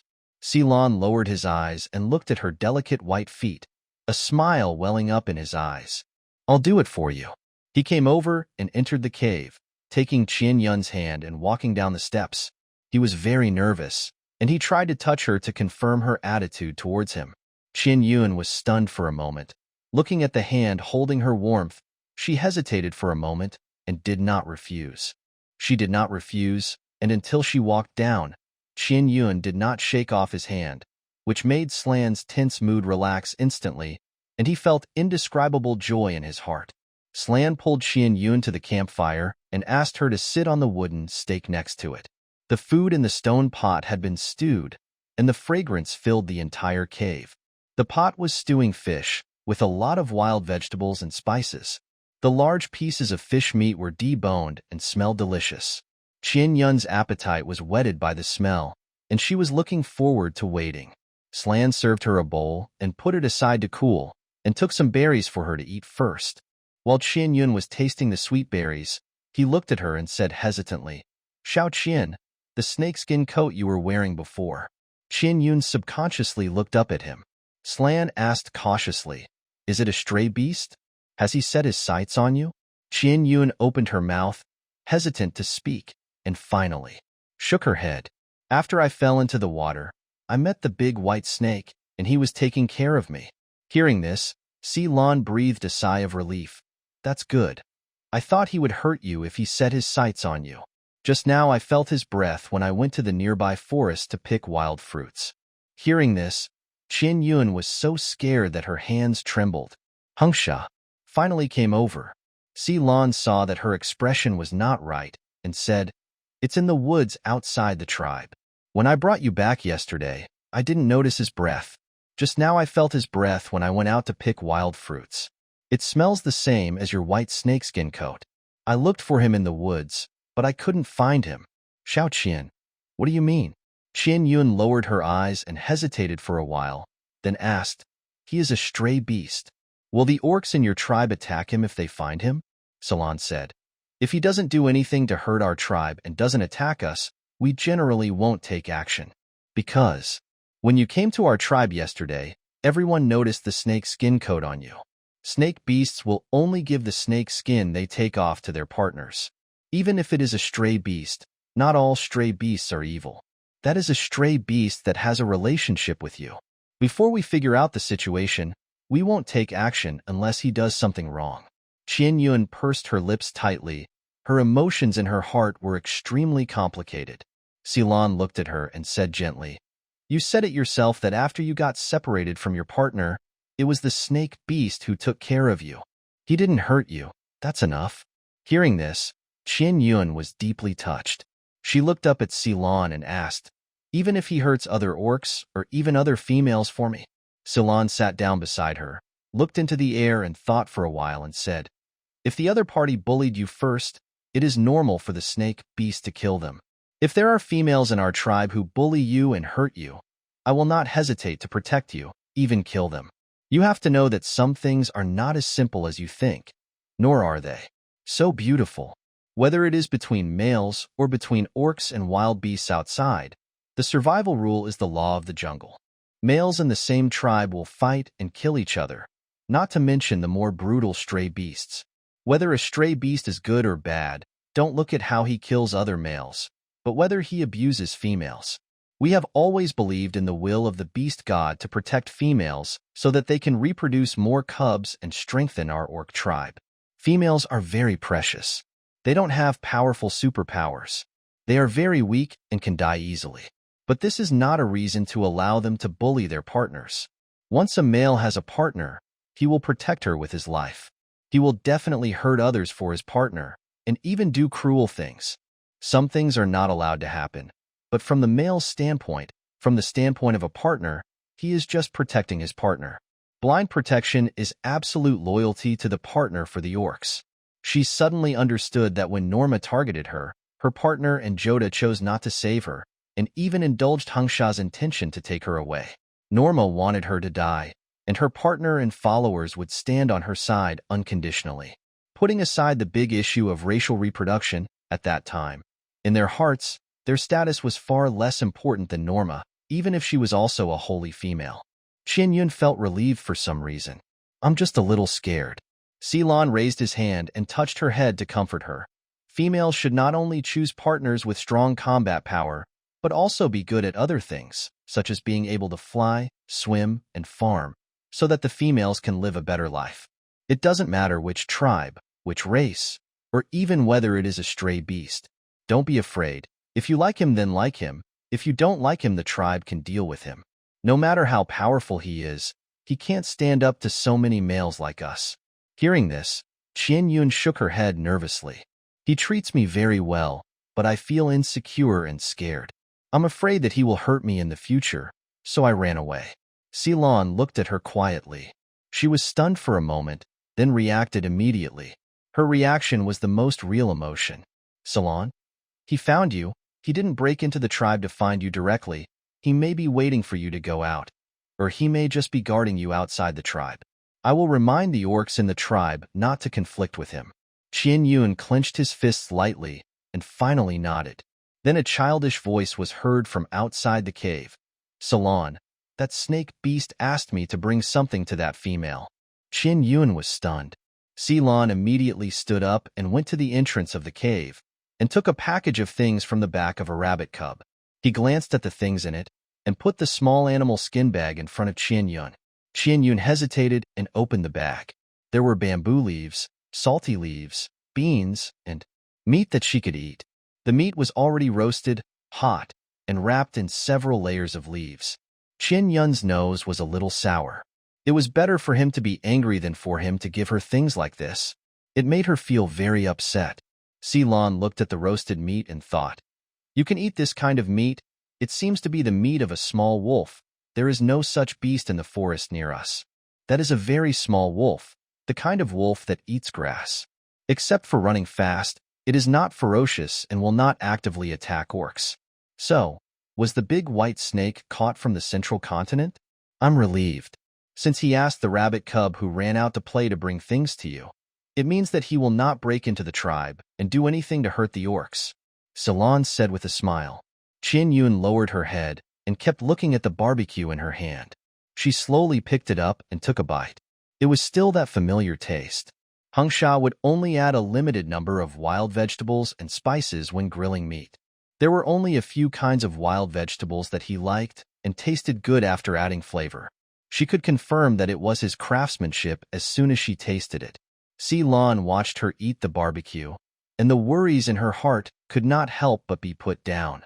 It's not that her body rejected all meat, it's that she was picky about food. It's just that it's difficult to find that kind of little wolf in the East continent. Tutu was worried. Qianyun ate a few bites of meat and felt a little full. She didn't want to eat anymore. She carefully wrapped it with leaves and put it in a hide bag.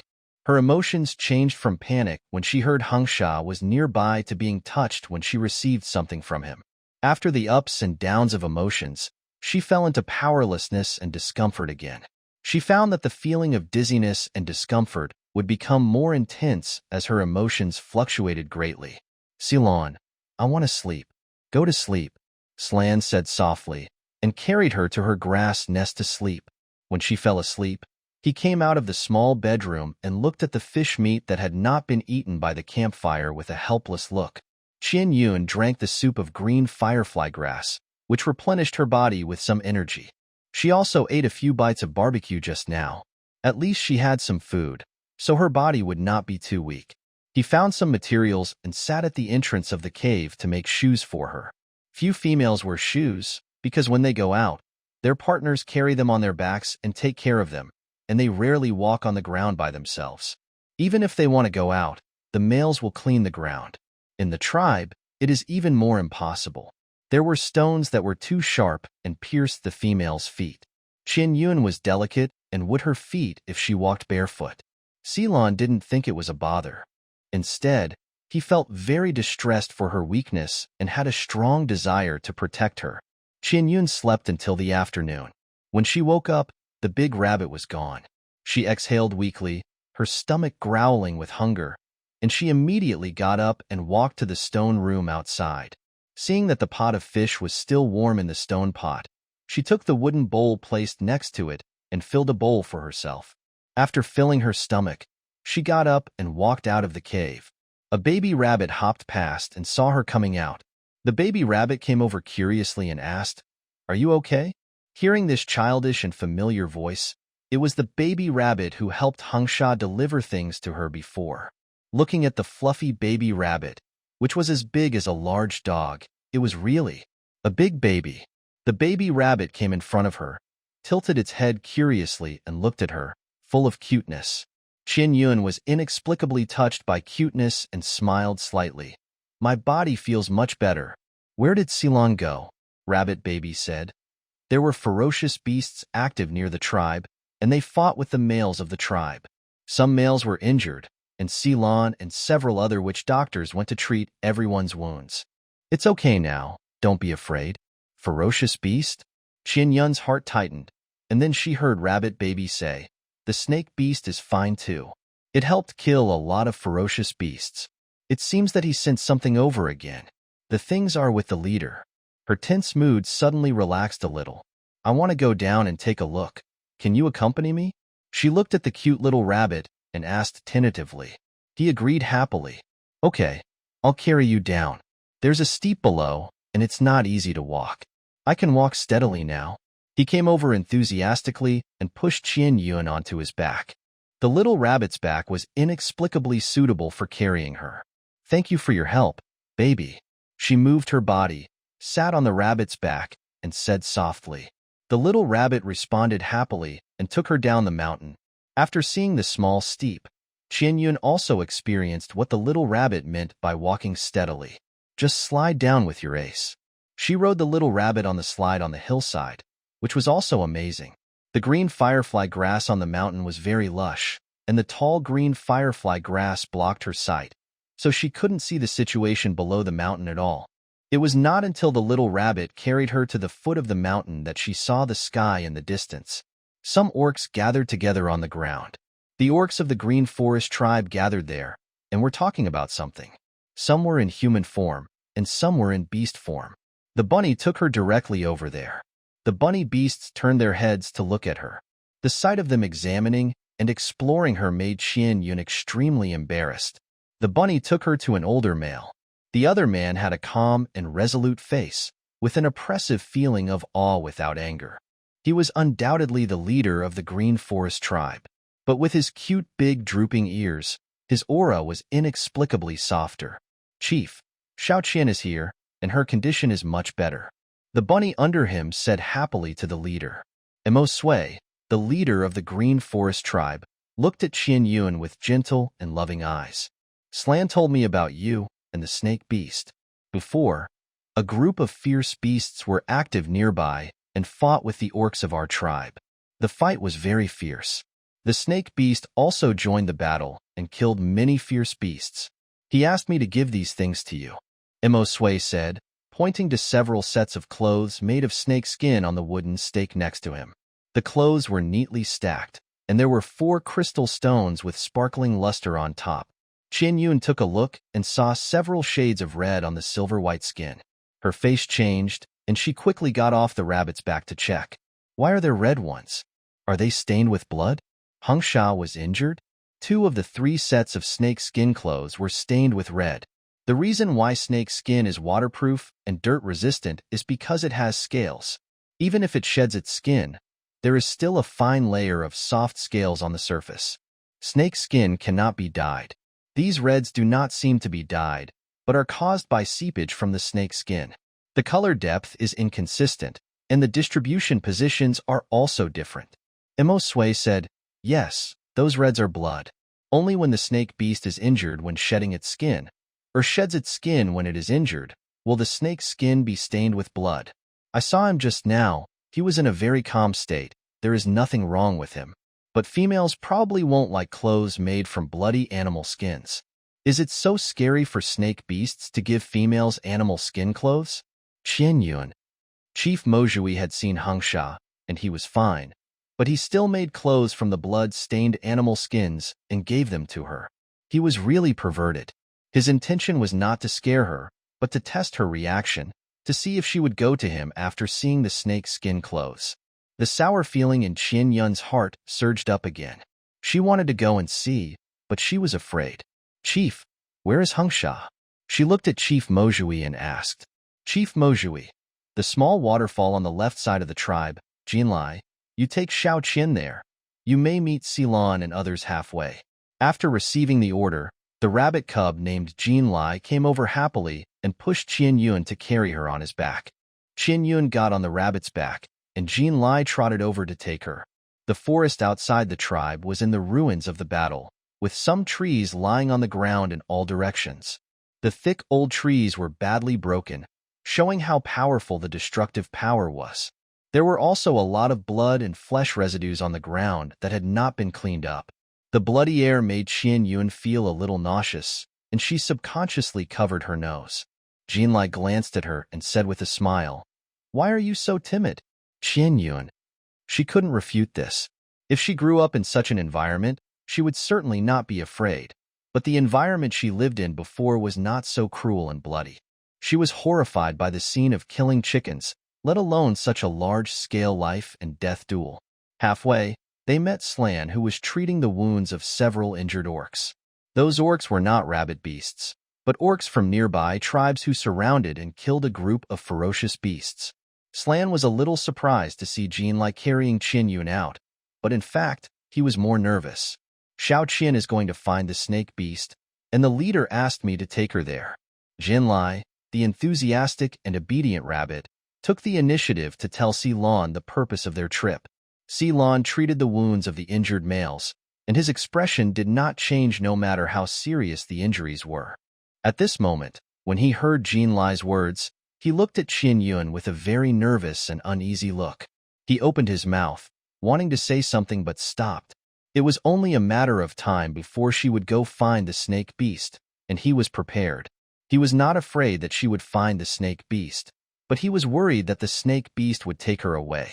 Qian Yun leaned close to him and whispered, "I'll go first, and you come over and see the situation later, okay?"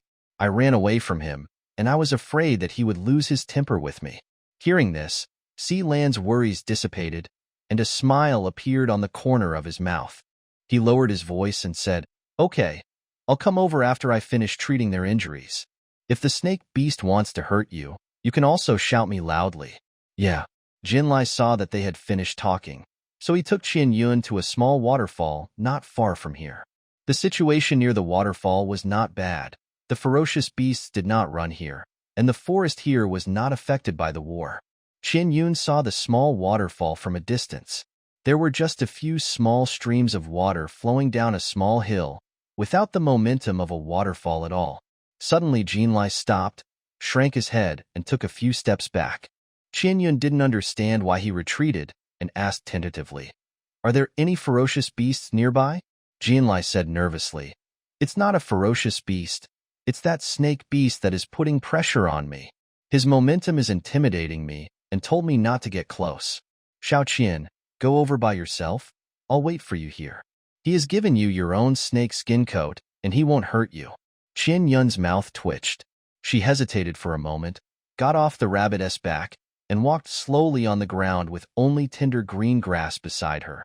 She searched around for Hengsha's figure, but there was no trace of him anywhere she looked. There was no person, no snake, nothing. The water flow was slow, and it could be clearly seen that there was no water cave on the other side of the rock wall, and there was no place to hide nearby. Qin Yun looked around for a few times and didn't see Hengsha's figure. She moved her mind and approached the pool. Under the clear pool, she saw the big white snake, and he was looking at her faintly with his dark eyes. Across the water, their eyes met. God knows how scared Qin Yun was. The air was oppressive. Hengsha moved and slowly floated to the surface. She subconsciously took 2 steps back. He only showed a big snake head. He did nothing, said nothing, and just locked her with his usual gloomy eyes. Qin Yun lowered her eyes and dared not look at him or speak. She was waiting for him to speak. The man and the snake were in a stalemate for a long time, and no one spoke. The oppressive air made her extremely flustered. She could hear her heart beating violently. She couldn't stand this atmosphere and finally spoke. "I thought you would be angry and catch me and throw me to other stray animals." With a splash, the big white snake quickly emerged from the water and turned into a half-human, half-snake form, leaning in front of her and hugging her. Qin Yun was so scared that her face turned pale. Hengsha looked carefully at her frightened and forbearing expression and joked in a hoarse voice, "You were so brave when you ran away, but you are afraid now? Qin Yun, are you afraid that I will abandon you to other stray animals, so you ran away?" When he asked, his whole body released a cold aura. Qin Yun was so scared that she dared not move. Hengsha looked at her timid expression, and a storm flashed in his black eyes. "I'm too gentle to you. If I had become a mate with you earlier and gave you the beast seal, would you have trusted me a little more? If I really wanted to hurt you, I would bite you to death instead of wasting my energy to abandon you to other stray animals," he said with some gritted teeth. Qin Yun's eyes were full of tears. Why did he say it so terribly, and bite you to death? She hesitated and said softly, "Where are the 3 crystals?" He suddenly pinched her chin, forcing her to look up at him. He asked coldly, "Are you looking for other stray animals?" She shook her head without hesitation and asked, "Are you angry that I ran away?" "Angry," Hengsha answered straightforwardly, gritting his teeth in anger, and the little flame on his tail was about to erupt.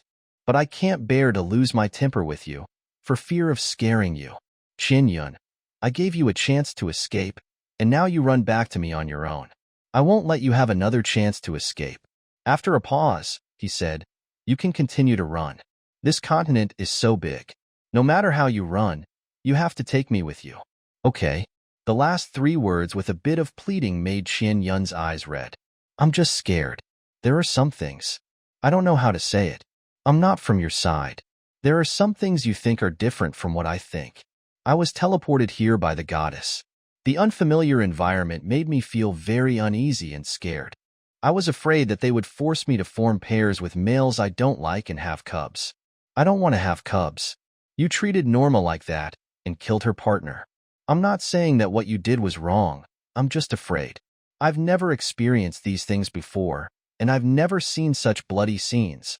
I'm afraid that one day you will lose your patience with me and do the same to me. So, I ran away." As she spoke, tears fell. It was so frustrating to come to this world. Hearing her confession, Hengsha's heart softened, and he hugged her in his arms lovingly. As soon as her tears fell, the anger in his heart was gone. Whoever dares to force you in the future, I will kill him. Then don't act too quickly. What if it's the male I like? Qian Yun said softly. Hung Sha was silent for a few seconds and asked, You like the rabbit that takes care of you, right? Qian Yun was silent, not knowing how to answer. It's hard to say whether she likes you or not. Since she didn't answer, he took it as her consent. The pair of black eyes carefully looked at the animal skin clothes on her body. Her wrists were also covered with animal skins. The big rabbit already knew her identity as a holy female and was helping her to conceal it. Otherwise, the entire Green Forest tribe would not be so peaceful. I didn't want to do anything to those rabbits. That little rabbit is very well behaved. He just sent things when he was asked to do so. Hung Sha raised his eyes and glanced at the little rabbit, waiting obediently in the distance. Qian Yun hesitated and said, When I was sent to their tribe, the clothes I wore were made of your animal skin, and I was not abused by you. They think I have a special relationship with you. If it were another snake, the little rabbit would definitely run faster than anyone else. Hung Sha chuckled. He looked down at her, his dark eyes full of her. The environment of the central continent is different from that of the eastern continent. You haven't recovered from the acclimatization in the central continent yet. You will definitely feel uncomfortable when you arrive in the eastern continent, and you have absorbed all the crystals I gave you. Recently, there have been more ferocious beasts coming out and about. I will pay more attention and collect crystals for you. The ferocious beast forest is too far from here. I don't want to go there for the time being, for fear that you will run away again when I come back. Her body was still in good condition. If it was really bad, he would go to the ferocious beast forest to hunt ferocious beasts without hesitation. Speaking of this, Qian Yun asked nervously, There is blood smudged on the animal skin coat. Were you injured when you shed your skin? Hung Sha clicked his tongue. He didn't want to say much, but when he met her eager eyes, he still confessed it obediently. I chased you when you ran away, and I have been following you at the bottom of the water. During this period, I dealt with some big fish that wanted to attack the bamboo raft. I carefully protected you, dealt with those fish that were looking for death, and helped you block the undercurrent at the bottom of the river. When you arrived at the East Continent, I saw the rabbit beast hunting nearby. I knew you would meet it, so I hid in the water cave to shed my skin. Then you were frightened by a wild beast and fell into the river. I was nervous for a moment, and half of my skin was shed, so I was scratched by the sharp stones in the water cave. It's okay, it doesn't affect me, but the snake's skin isn't as beautiful anymore. Qian Yun felt sad. He discovered her escape and chased after her at the first time. He had many opportunities to catch her back, but he didn't. He had been giving her chances to let her know that he would not force her. He had used up all his tenderness towards her and gave her enough space. She looked up at him with tearful eyes. Her aggrieved and sad look made Hung Sha's heart tighten. I don't want to give up on you, he said in a hoarse voice, trying to control his emotions. Qian Yun couldn't control himself any longer and raised her arms to hug him. Hung Sha's body froze, and joy appeared in her eyes the next second. Her hug was the greatest response to him. He hugged her tightly, greedily feeling her warmth. Suddenly, Jean Lai in the distance screamed, and they both turned their heads to see a big white tiger pinning Jean Lai to the ground with one claw, unable to struggle. Looking at the big white tiger baring its teeth and holding back its anger, Qian Yun was stunned for a moment, then let go of Hung Sha and walked towards him. Songmi. Songmi is here. He found her. Qian Yun walked halfway and slowly stopped. At this moment, Songmi's eyes were filled with a creepy cold light. There was no murderous intent, but the anger was very strong. He gritted his teeth and tried hard to restrain his anger. The pair of purple eyes stared at her. Qian Yun was afraid of Songmi's anger. Seeing her big tiger haggard and thin, she felt indescribably uncomfortable. He came all the way from the central continent to find her, and a few days were enough to make him so haggard. Kangmi, I'm scared of you doing this, she said in a trembling voice.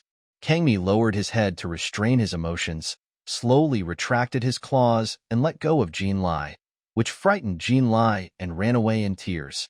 Qian Yun walked towards him step by step under Kangmi's sharp eyes, and walked in front of him. The big white tiger turned into a human form and hugged her tightly in his arms. Hung Sha in the distance flickered slightly and turned his eyes to look elsewhere. Kangmi's breath bound her, hot and suffocating. Qianyun, Norma is dead. He uttered a few words slowly in a hoarse voice, and his tone was full of relief that she was still alive. Qianyun was surprised, and then asked, "What did the Central Continent say about me?" Kangmi closed his eyes and quietly felt her temperature, her heartbeat, and her breath, which greatly comforted the fear in his heart. "After you fell into the water, Chief Deluo took the males and me to search separately. The river was full of your breath, and it was difficult to tell your specific location. I have been sensing the breath of the beast seal to find you, and I have been going around for several times. Chief Deluo found Norma, who had fallen into the hands of the black tigers.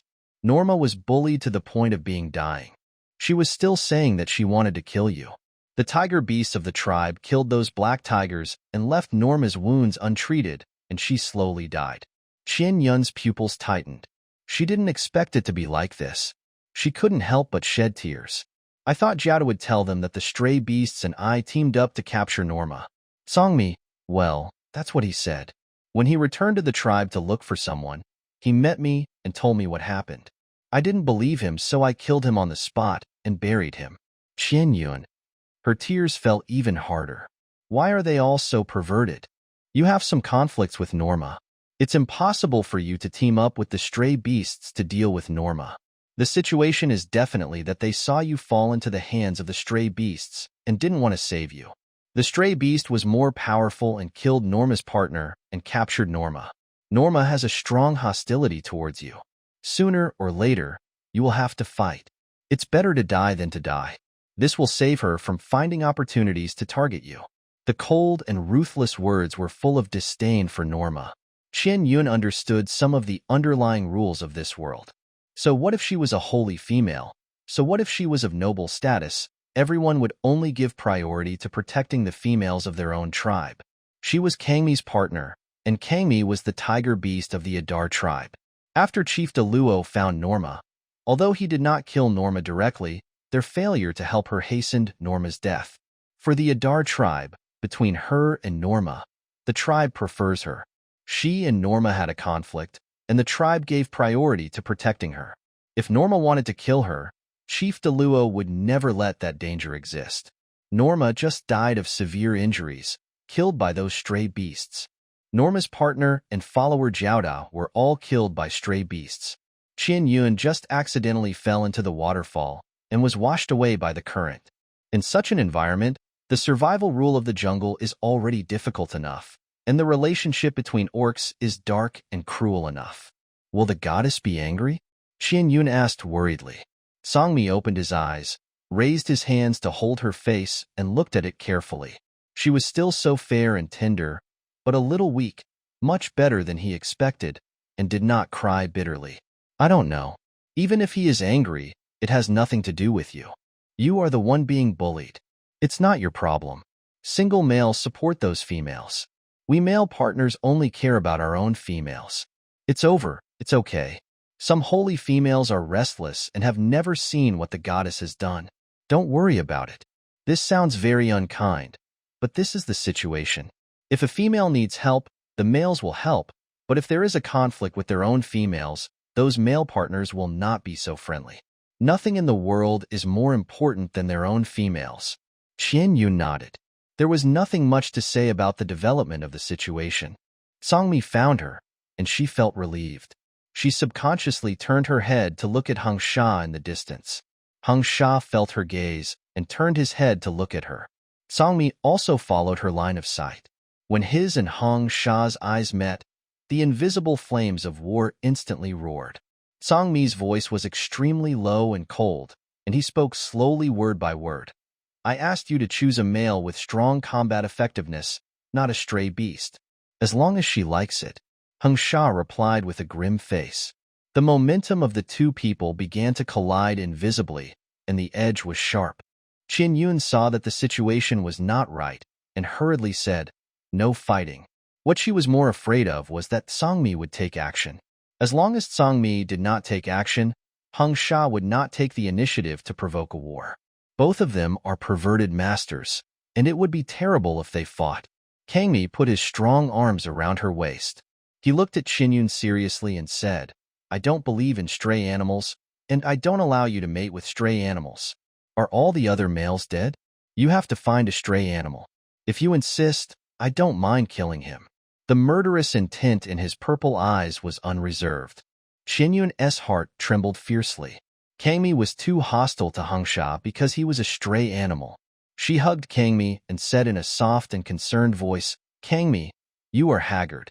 You must not have had a good rest these days when you came to me. Let's go to the Lucen tribe to rest, okay? We can talk about other things later. She even pushed him in the direction of the Lucen tribe. But he stood there resolutely, motionless. Xiaoqian. Silan ran over hurriedly, and Jin Lai ran to complain crying. After seeing that it was Tsangmi, and feeling the breath released from him was the same as the beast mark on Qianyun, the tension on Silan's face instantly dissipated, and he breathed a sigh of relief. That's okay. It's your partner who came over. Jin Lai didn't make it clear, and I thought there were other stray beasts who wanted to hurt you. Qianyun saw him as if she saw a savior, and winked at him vigorously. On one side was a partner, and on the other side was a stray beast with some ambiguous relationship. How could Silan not notice the tense atmosphere on both sides? He smiled gently and said to Tsangmi, I brought Xiaoqian back to the tribe to take care of her. I am a witch doctor, and I can take good care of her. She is a little bit acclimatized. She didn't eat much before and went asleep. Or, you fight first, and I'll take Xiaoqian back to the tribe to eat. Come back after you fight. If you can stay away from the water source, don't destroy this small waterfall. Qianyun vomited blood. She thought this big rabbit would mediate, but she didn't expect him to say that. She glared at Silan with dissatisfaction, buried her head in Tsangmi's arms and whispered, Don't listen to him. You had a fight with Hengsha, and he took me away and occupied me. The big rabbit is a bit bad. Tsangmi sneered. Even if I let this rabbit beast have you, I will not allow that snake to be with you. I want that snake. Qianyun also made up his mind and said it in a tough tone. This made Tsangmi so angry that his hair exploded. He glared at her, wishing he could bite her. Qianyun heard him calling her name and hurriedly covered his mouth. Silan knew that she had the mark of the holy female on her body, knew that she came from the central continent, and knew that it didn't matter which holy female she was in the central continent. The Jinlai rabbit cub was still far away, and if he heard it, he would definitely tell Chief Imosue. She went around the east continent. It has only been a few days since she fell into the water. This place is at the junction of the east continent and the central continent. As long as the orcs from the central continent come to chat with the orcs from the east continent, they will know about the story of Qianyun in the central continent. Maybe this time they already knew her and Norma's names. Tsangmi didn't understand her intention of covering her mouth, thinking that she didn't want him to scold her. After running away for a few days and hooking up with stray beasts, where did his crying and delicate little Qianyun go? It was that snake beast that led his Qianyun astray. Tsangmi's heart became more and more angry, and he felt that he was about to explode. He hugged Qianyun Qingfeng and pushed her directly to Silan. The next second, his body turned into a beast and pounced on Hengsha. Hengsha also turned into a snake and faced the battle directly. Tsangmi. Qianyun was crying to death. A tiger and a snake. The duel between Qingfeng and the flames directly impacted violently in the pool and directly blew up this small stream. The impact was too strong, and Silan quickly picked her up and turned away. Silan. They are both very heavy-handed. They will really kill each other. She looked at Silan and said anxiously. Silan slowed down his pace and felt a little distressed when he saw her tears. He said, Not all beastmen can accept stray beasts. It is normal for your partner to fight with that snake beast. You like the snake beast. If your partner kills him, he doesn't care about your feelings. If the snake beast kills your partner, it is also wrong. He can kill your partner and will also kill your future partner. There is no need to like such a stray beast. Even if it is not a stray beast, even if it is me and your partner, if your partner does not recognize me and does not want me to be your partner, I will fight with him until he recognizes me. The strength of the male determines the status in the family. The stronger the strength, the higher the right to speak. You want that snake beast. When they become a partner in the future, they will also fight. Qin Yun looked solemn. I know this. The problem now is that they will fight fiercely. It's okay to fight casually. There will always be friction. Unfortunately, both of them are not easy to deal with. They will fight fiercely. This is what she is worried about. Ceylon continued to comfort him in a gentle tone. It's okay. If they really care about your feelings, they won't kill each other. Otherwise, if they all die, other males will have the advantage. For example, he turned his head to look at Jean Lai, who didn't catch up. The rascal was cautiously getting close to him to join in the fun. Jean Lai is watching over there, so there won't be any problems. Qian Yun said softly. Jean Lai was pinned to the ground by Tsangmi's claws and couldn't move. What can he do? She thought for a while and said, it's better to let Jean Lai not get close to him. Heng Sha knows Jean Lai and won't do anything, but Tsangmi will really do something to Jean Lai. The big tiger bullied even a little cub, which was not kind at all. Ceylon didn't hesitate in his steps. He didn't worry about what would happen to Jean Lai. The male cub is strong, and it won't be a big deal if he gets beaten a few times. Tsangmi may have touched him just now because he carried you on his back and had your sin on him. Qin Yun found it difficult to refute. Tsangmi used his claws to hold Jean Lai down without too much force, but he just suddenly appeared and scared the bunny. What the orcs were used to was too much of a fuss for her. She looked at the movement in the distance with tears in her eyes, and the green wind and fire rolls entangled together and ruthlessly destroyed the surrounding forest. She had seen the two of them fighting with other orcs, and felt that both sides were reserved and did not kill. I hope they will take her feelings into consideration and will not be too cruel. Back to the Green Forest tribe, Chief Imo Sui and the others were still talking about the wanton destruction of nearby beasts. Seeing them come back, especially seeing Qian Yun's face full of tears, Chief Imo Sui asked in confusion, "What's wrong? Where is Jean Lai's kid?" Ceylon said, Xiao Qin's partner came over and was fighting with the snake beast, and Jean Lai was watching them fight. As soon as the voice fell, the rabbits next to them ran out to watch, and only 4 orcs, including the leader, were left on the spot. Seeing them so excited to join in the fun, Qin Yun was speechless. Is it really that beautiful? It turns out that orcs also like to join in the fun. Chief Mojui had a calm expression, as he was used to this kind of situation. He looked at Qin Yun, who had gotten down from Slan's arms and sat on a tree stump, and said to her, "Your partner is here, so you don't have to be so scared. If you're not feeling well, just take good care of yourself in the Green Forest tribe. Slan is a witch doctor and can take good care of you. I also hope that you can get together soon. If you don't like males like Slan, there are many single beasts in the tribe for you to choose from." Qin Yun felt oppressed when these words came out. Slan noticed the subtlety of her expression and said to Chief Mojui, "Wait until Xiao Qian feels better. She is sensitive, and there's no rush for those things." Chief Mojui rolled his eyes at him unhappily, as if he was disappointed in her. The reason for not getting used to the local climate is ultimately due to weak energy. Replenishing it with crystals is not as effective as having the seal of the beast directly. You brought him back from the wild, so he belongs to you. You are an adult, not a kid anymore. You are not the only witch doctor in the tribe. Take your mind off those herbs and think about finding a partner. The chief's tone was full of reprimands, just like a father scolding his stupid son. Qin Yun was embarrassed listening to this. "Well, I know." Ceylon lowered his eyes and responded gently. Although she was well behaved, it did not prevent him from hiding her identity as a holy female. Qin Yun exhaled helplessly and turned her head to look into the distance. The distance was a bit far, and she could no longer see the movement over the small waterfall. She was waiting eagerly, hoping that they would not fight too fiercely. After Chief Imo Sui finished training Ceylon, Ceylon squatted beside Qin Yun to accompany her.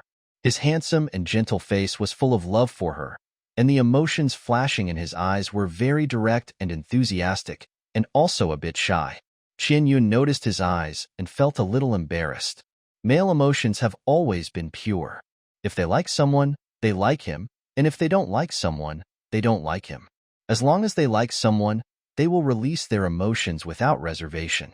Xiao Qian, what kind of environment did you live in before? Ceylon asked curiously. It is also a skill to raise her so delicate. Females are raised by their parents when they are young and are taken care of by their partners after they grow up. She only has one tiger beast as a partner, and it is impossible that the other party takes care of her so delicately. And she is so white and tender. Even female cubs may not be so delicate. Qin Yun glanced at the leader of Mo Sui carefully. She knew that the leader of Mo Sui could hear everything she said at this distance. She hesitated for a few seconds and said softly, "I don't know. It should be a very far place, and then I met Songmi and became a partner with him." She couldn't say directly to the leader that she was sent by the system. Sealand's eyebrows were gentle, and that expression clearly showed that he understood what she said. In their eyes, she lived in a relatively far tribe that believed in the goddess. She was chosen by the goddess to become a holy female and was summoned to the central continent. Because she fell into the water and separated from Songmi, she met Hengsha. She was afraid of Hengsha, so she followed the water to the east continent during her escape and met him. Everything seemed to be arranged in the dark. When Sealand thought that their meeting was the favor of the goddess to him, he was pious and moved. There was no activity to worship the goddess in the east continent, but he had been to the central continent before and happened to catch up with the goddess's sacrifice, and he knelt devoutly. He did not ask for a holy female, but only hoped that he could get the favor of the goddess and have a gentle and lovely partner. The goddess favored him and let him meet her. No, she was sent to him. The big rabbit became more and more excited and couldn't help but reach out and hold Qin Yun's hand. Qin Yun was stunned, lowered his eyes, and did not refuse. After Sealand realized what was happening, his innocent face couldn't help but turn red. Even his ears were red. The leader Mojui beside him glanced at him silently. How could he blush just by touching his hand? It's embarrassing for the rabbits. But Qin Yun didn't refuse.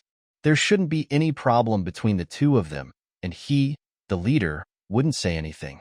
Otherwise, it would be spread out that the rabbits in the Green Forest tribe are so timid that they blush just by pulling a female's hand. How embarrassing. This would have a great impact on the rabbit's search for a mate. Suddenly, a beast roared in the distance, and the anxious and angry voice made Qin Yun's heart tighten.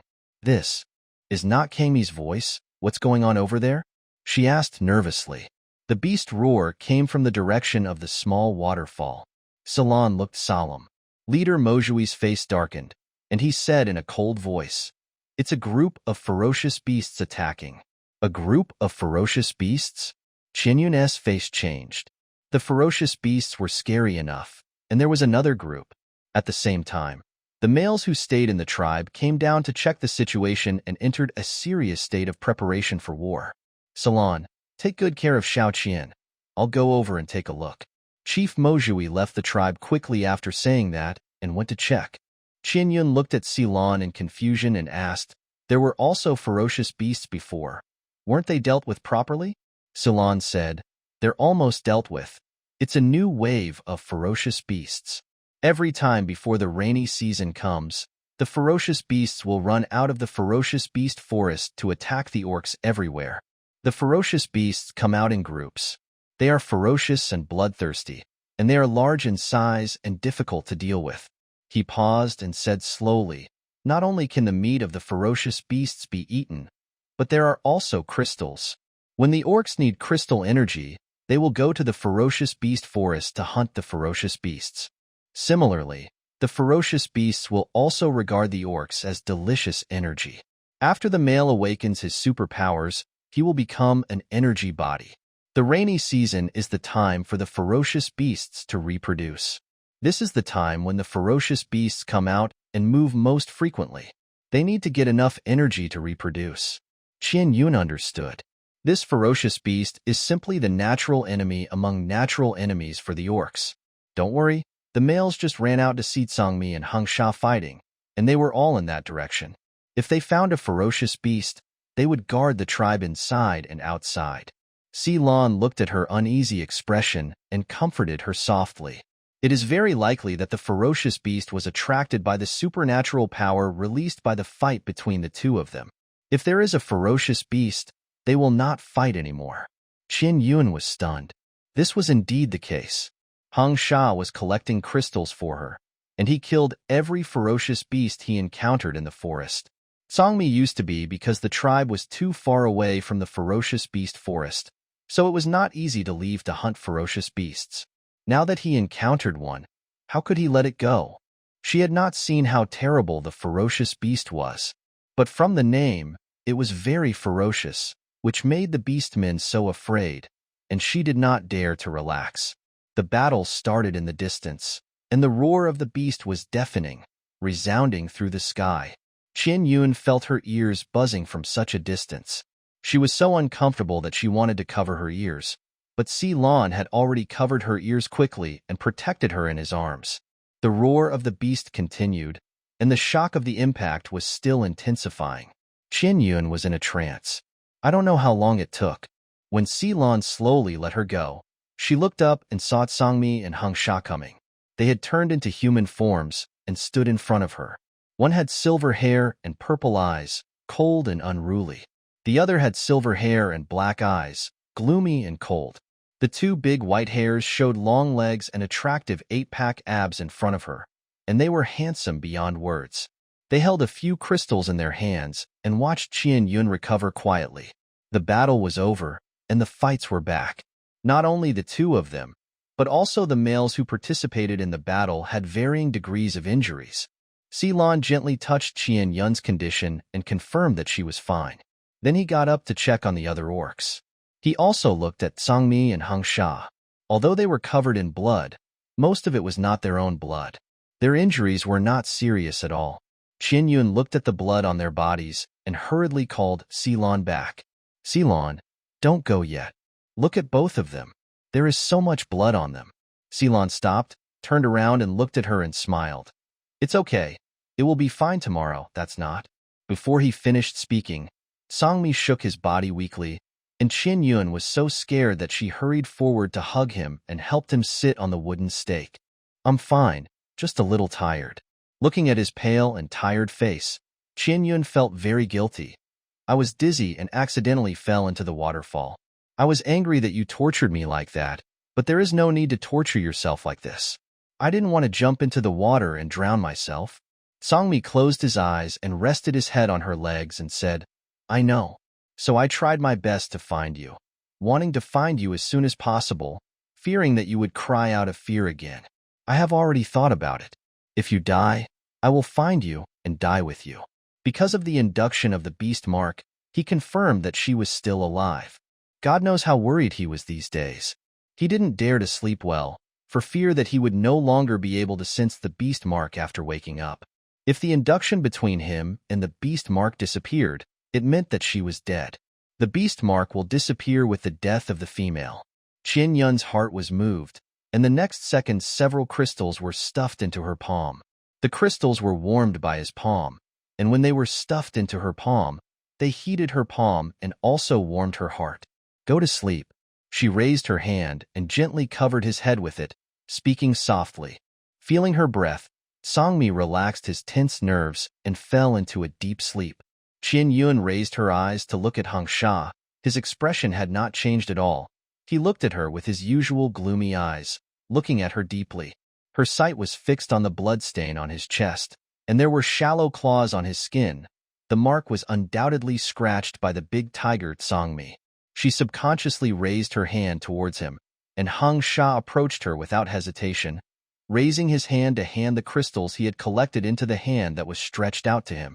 Qian Yun was stunned for a moment, and was about to say that she didn't want to take the crystals, when she heard Hung Sha say lightly, All the crystals are given to you. These simple and straightforward words were his attitude towards her. Thank you. She paused immediately when she thought of something. Not to say thank you. It's just, is your wound okay? Hung Sha shook his head indifferently and said, This injury is not a wound for me. The male's body is strong and has a strong recovery ability. It will be fine tomorrow. The rabbit beast named Lan said before that you didn't eat much. Is the food in their tribe not delicious? Qian Yun, it's delicious. I just felt sleepy and slept for several meals. I ate during that time. I also ate the barbecue you asked Jean Lai to send over. I'm not hungry, but my appetite is not very good. I feel like I'm not used to the new environment again. As soon as she finished speaking, Kangmi, who was sleeping on her legs, got up suddenly, looked at her with half-closed eyes, and asked coldly, "Are you feeling uncomfortable now? Do you want to continue sleeping with the rabbit? Or with me? Don't even think about sleeping with this snake." Qian Yun replied obediently, "If I want to sleep with you, can you help me build a wooden or bamboo house? It doesn't have to be too big, just enough to live in.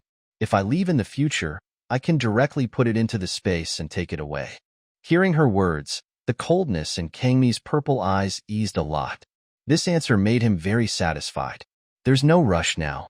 I don't want to sleep, and my body is not uncomfortable. You sleep and don't listen to us." She raised her hands and hugged his head, and he obediently continued to sleep on her legs. "Hengsha, you should also take a rest," Qian Yun said to Hengsha. He nodded, and his body turned into a white snake, circling around her position. Qian Yun looked down at Kangmi, her eyes flickering. Apart from anything else, Kangmi is her partner, and in the current situation, sleeping in this nest with him is the most reassuring. After this unexpected separation, it seems that the big tiger's temper has been restrained a lot. It is probably also scared, and she feels guilty for tormenting her like that before. Qian Yun felt that this was a good opportunity to train this big tiger well. She stopped talking, and Hengsha was not a talkative snake. She rested her head on her snake body. If she spoke, Kangmi would be alert and would up his ears to listen to her, especially when she spoke to Hengsha, as if the big tiger was afraid that Hengsha would hurry away. Qian Yun raised her eyes and looked at S, who was busy among the injured orcs. Lan exhaled silently. There will be a lot of trouble in the future. Kangmi and Hengsha will definitely fight every day. If they get along well with each other, that's fine. But they are afraid that the relationship will deteriorate. Whether it is Kangmi or Hengsha, she doesn't know them well. She can't predict where their bottom line is. They can do things that she can't predict. This unpredictable unknown makes her panic. She can't be sure how these two males will get along in the future. Anyway, life will not be peaceful. While Kangmi and Hengsha were sleeping, Qian Yun played with the crystal in her hand out of boredom. Kangmi gave her 3, Hengsha gave her 2, plus the 4 that were sent with the snakeskin clothes before. She suddenly had 9. After Slan and other witch doctors in the tribe healed the injured orcs, they came to accompany Qian Yun. "Now there are so many crystals, don't you absorb them?" He looked at her playing with the crystals without absorbing them and asked. Qian Yun said a little embarrassedly, "I don't know how to absorb them. Hengsha helped me absorb them before."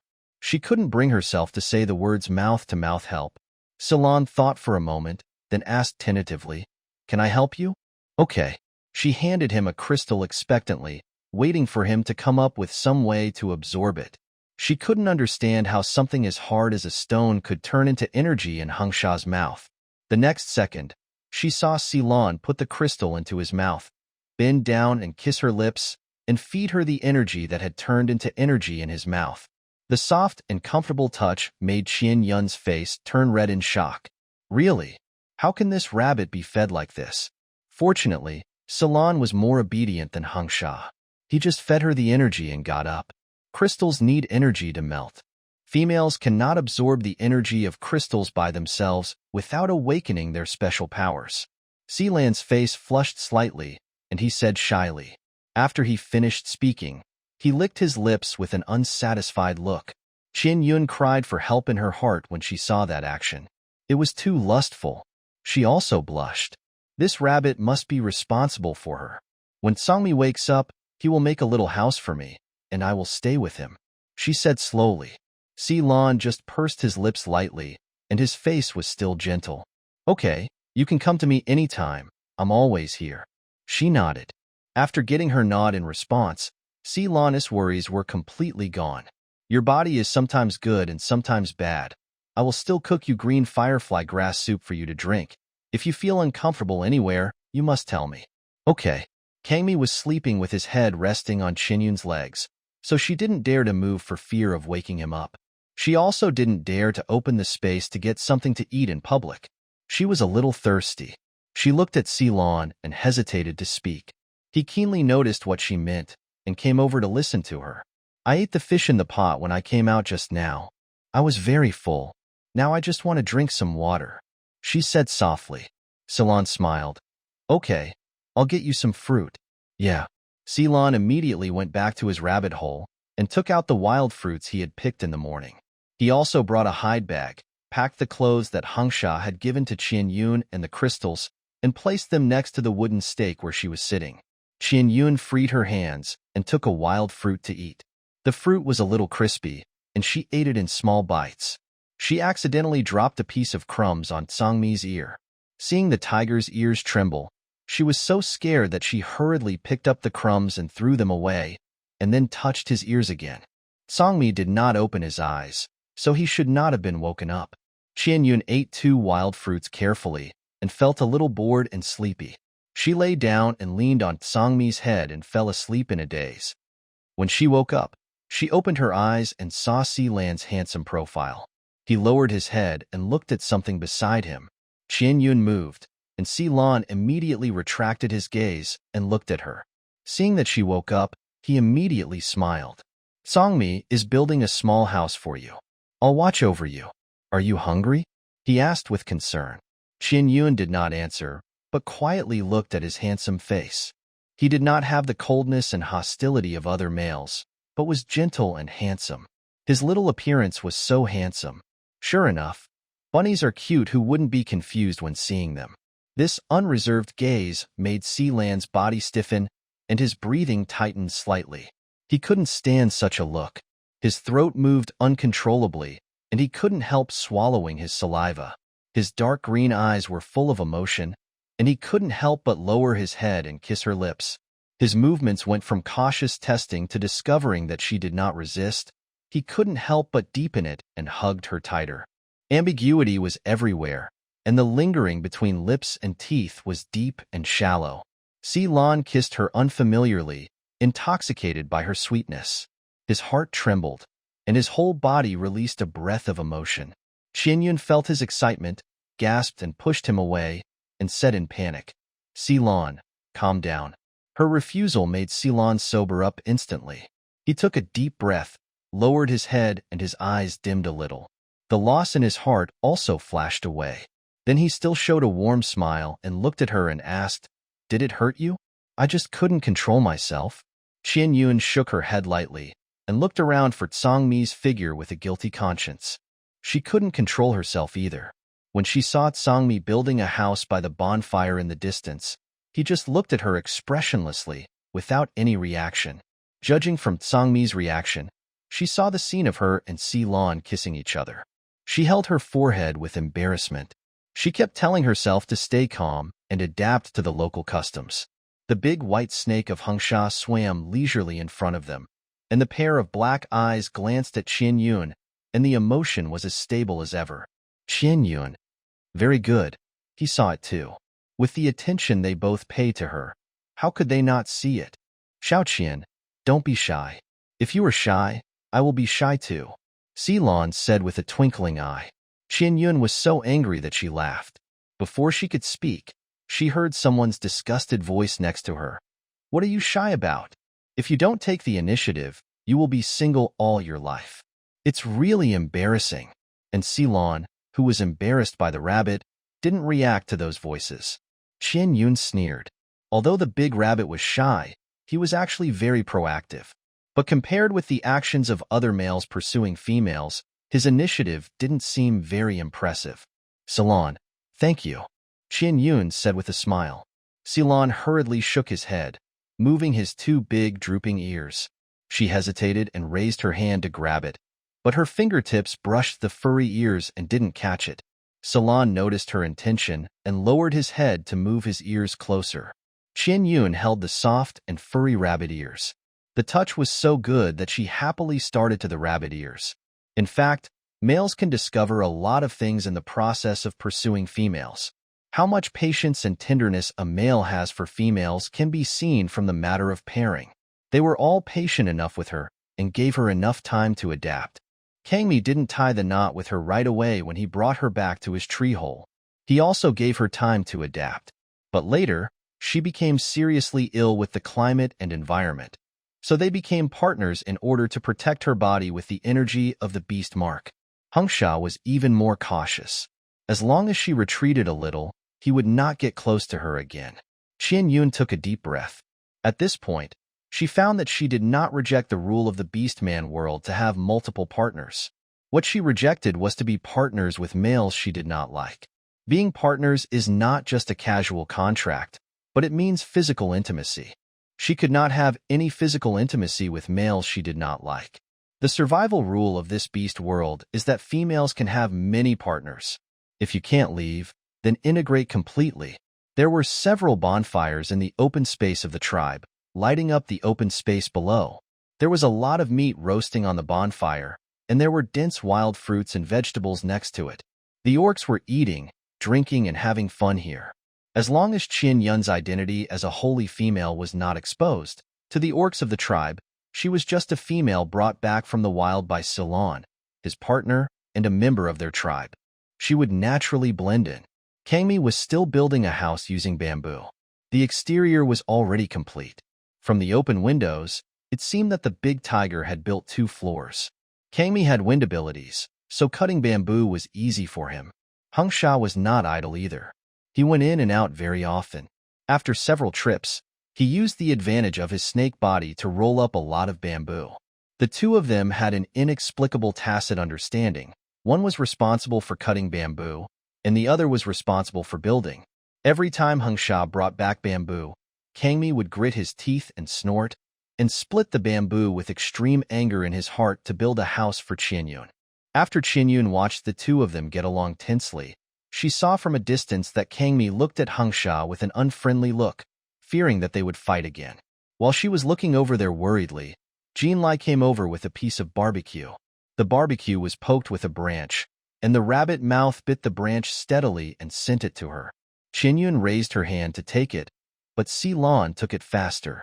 "It's very hot when I just brought it over. Let me do it," he said, taking a leaf next to him, and divided the barbecue into small pieces and placed them on the leaf, waiting for the temperature to be palatable. Jinlai whispered to Qianyun with gossip. Kangmi and Hengsha fought fiercely, destroying the small waterfall. They are very strong. No matter how much he complained, he still recognized their strength. Qianyun asked, "When the ferocious beasts appeared, did they go to fight them?" Jinlai nodded. Kangmi paused the fight and said he would fight later. He wanted to collect crystals for you. Hengsha didn't chase him either. They went to hunt ferocious beasts and collect crystals together. I was scared to death. I was surrounded by a group of ferocious beasts. It was Kangmi who asked me to follow him.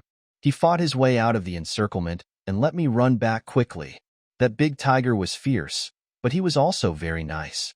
He scolded me and protected me at the same time. Among males, he is very good at scolding. Qianyun smiled. The big tiger was not only good at scolding, but also good at fighting. She said, "Kangmi is just a little irritable. He is very good. He stepped on your foot before. Did it hurt you?" "It didn't hurt. He just showed up suddenly and scared me. Later, he protected me from the encirclement of the ferocious beasts. I forgave him for stepping on me." Jinlai said indifferently, "It's okay to step on it, as long as it's alive. Male cubs are so easy to raise." After the barbecue was warm, Silon gave the meat to Qianyun to eat. "This is the meat of a ferocious beast. You try it." Jinlai also looked at her curiously, hoping that she could eat the meat of the ferocious beast. The orcs of the entire Green Forest tribe knew that she was not easy to raise, and she was picky about meat and only ate the meat of the little wolf. But that kind of animal was relatively rare in the East Continent. Qianyun took a piece to taste. After being roasted, the meat was dark red, without a strong meaty smell. The meat was delicate and chewy. It was effortless to chew and very fragrant. She could taste the taste of some seasoning plants, but the taste was very light. This level of seasoning could not cover the taste of the meat at all, and the freshness of the meat was released. "It's delicious. I can't taste the meaty smell," Qianyun said in surprise, and then took another piece to eat. Seeing that she could eat this meat, Silon breathed a sigh of relief. Jinlai ran away and said happily to everyone, "Shao Qian can eat the meat of ferocious beasts." Then he began to mutter, "Whether it is a ferocious beast or a little wolf, you can't meet it every day. She is so picky about meat." The next second, Songmi appeared in front of him like a ghost and intercepted him, and pressed him to the ground with his tiger claws. I don't want you to raise her if she is picky or not. Why don't you try to talk so much nonsense to me again? The strong and domineering words revealed the big tiger's unhappy mood. Jinlai was so scared that he didn't dare to move. He said nervously, I just said that she can eat the meat of ferocious beasts, and I'm not pursuing her. Why are you so fierce and bullying the cub? Songmi Qianyun shouted helplessly. Hearing her voice, Kangmi raised his claws without hesitation. Jinlai struggled to get up and ran to his father, feeling aggrieved. His father slapped him in disgust, leaving him confused. If Xiao Qian can eat the meat of ferocious beasts, then send more over. Why are you making a fuss? I'm a spoiled child, and you're talking so loudly. Jinlai's eyes were filled with tears. He was wrong. He didn't dare to say it so loudly. Woo woo woo. After all this trouble, the orcs in the tribe didn't dare to discuss Qianyun. Some discussions were not malicious. When the tribe had a new female, the orcs in the entire tribe would pay attention to her and want to know what she liked to eat. If she was picky and difficult to raise, the leaders would focus on her and try their best to arrange food that she could eat. Kangmi didn't like people talking about Qianyun, so no one talked about it. Qianyun had Kangmi, Hengsha, and Slan by her side. With 3 people taking care of one, no matter how picky she was, they could take good care of her. Slan held Qianyun and ate the meat of the ferocious beast. Kangmi came over and gave her 2 roasted beans. Qianyun finished the barbecue and ate the beans. Hengsha came over to give her berries after she finished eating. She continued to eat. After she was full, she felt sleepy again. Kangmi had almost finished dealing with the house over there. He came to find Qianyun, and his expression softened when he saw her sleepy face. Qian. Xiao Qian fell asleep, Hengsha said lightly, interrupting Kangmi. Kangmi knew that the orcs of the Lucent tribe called Qianyun Xiao Qian, and he was used to it. This was also the reason why she covered her mouth to stop him when he called her name at the small waterfall. As soon as the name Qianyun came out, the orcs of the Lucent tribe knew that there was a saint female named Qianyun in the central continent. Comparing some of the characteristics of the saint female with those of Qianyun, it was exactly the saint female herself. After all, there is no other saint female as delicate as this. Kangmi snorted coldly and took Qianyun from Silan's arms.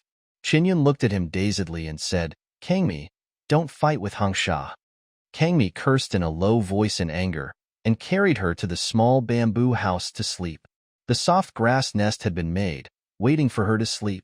Hengsha picked up the snakeskin clothes and crystal stone placed next to the wooden stake, followed slowly behind, put the things at the door, and guarded outside the bamboo house.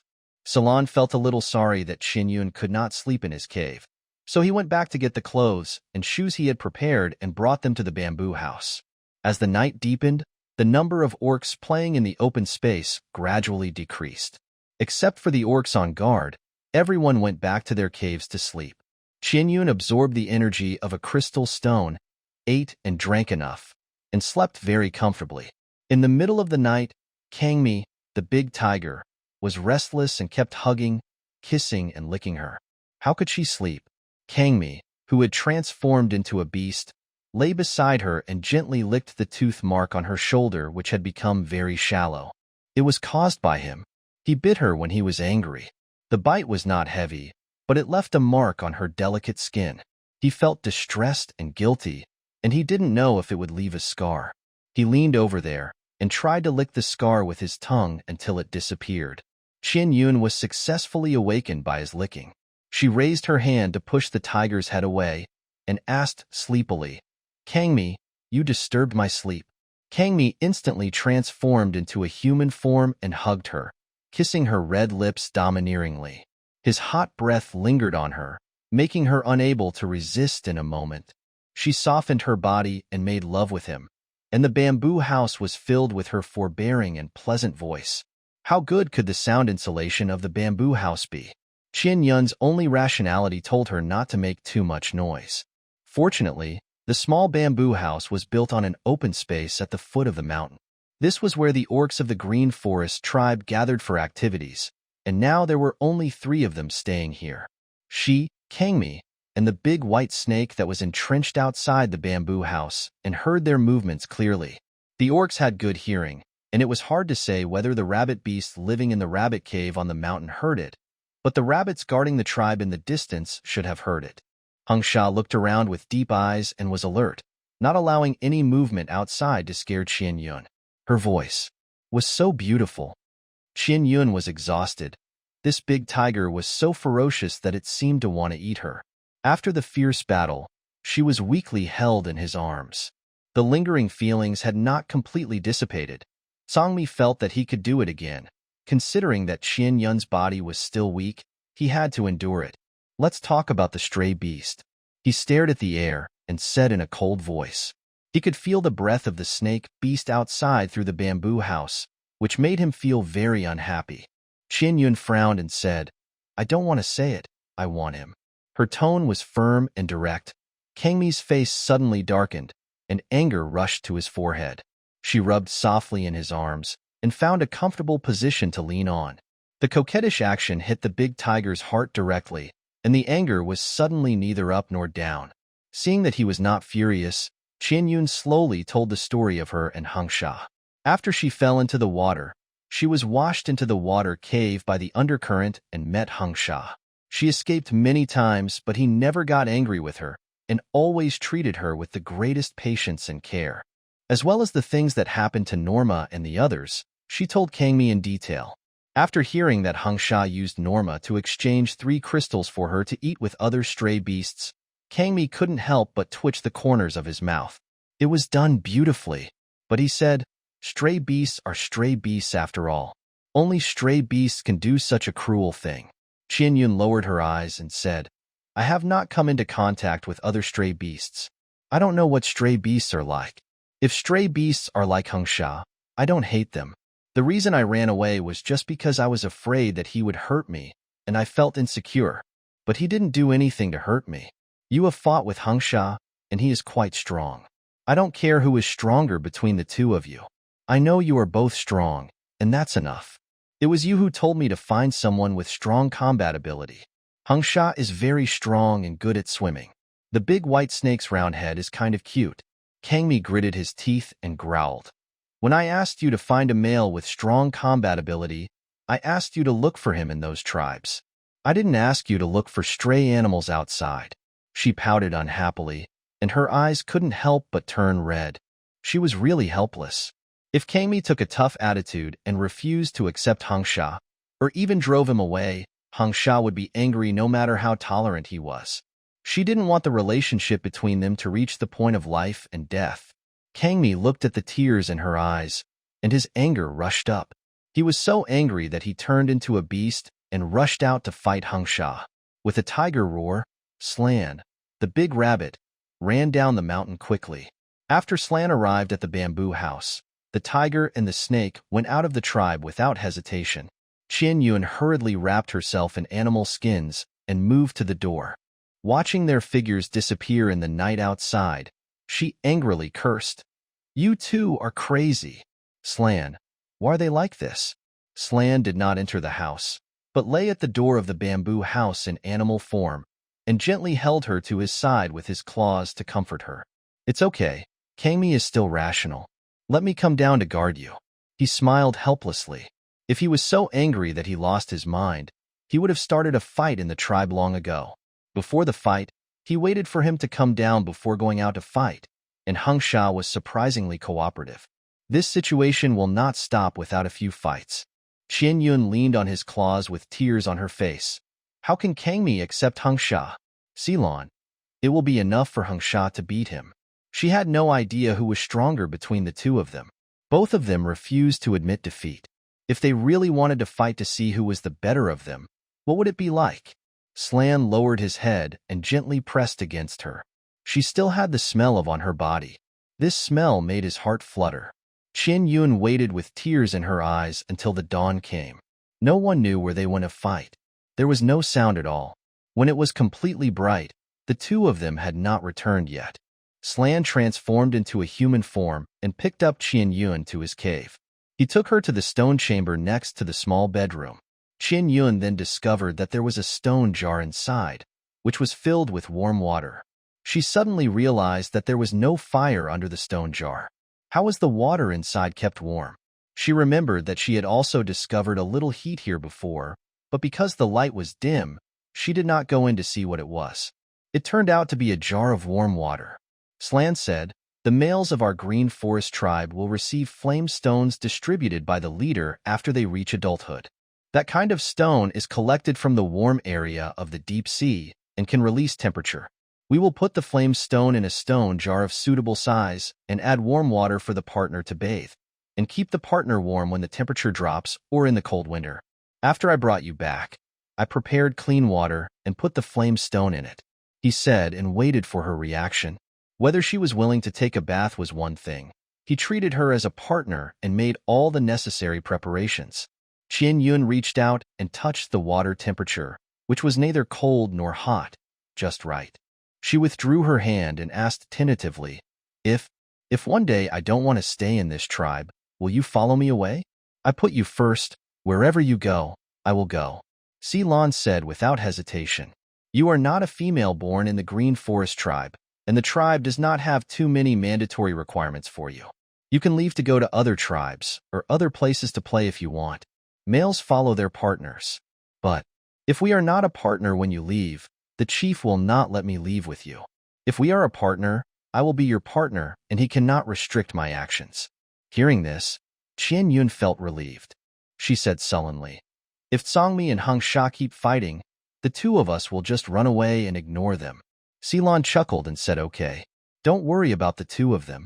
The fight may attract nearby ferocious beasts, and they will join forces to fight the beasts. You soak in a bath first. Your body will feel much more comfortable."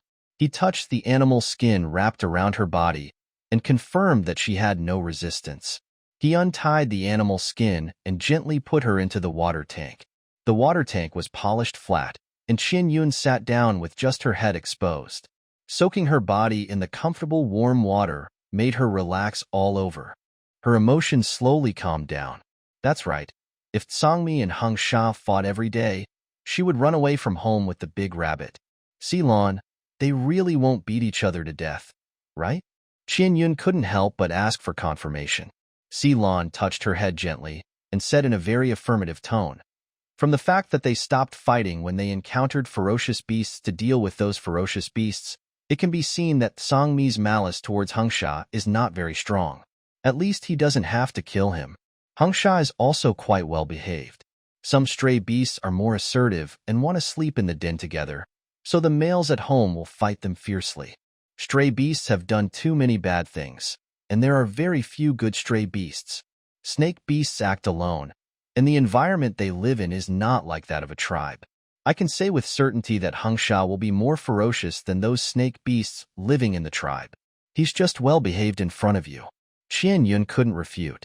At first she fled from him because of fear, but he knew she was running away but still guarded her silently in secret, and her defense in her heart had collapsed long ago. She was willing to believe him.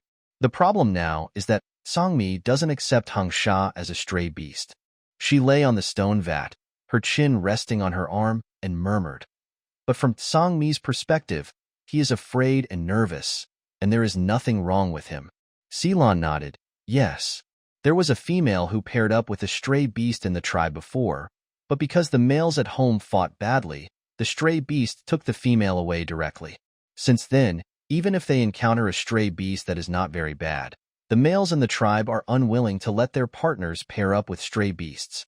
If they are all males living in the tribe, no matter how much they quarrel or fight, they will not take the female to the wild.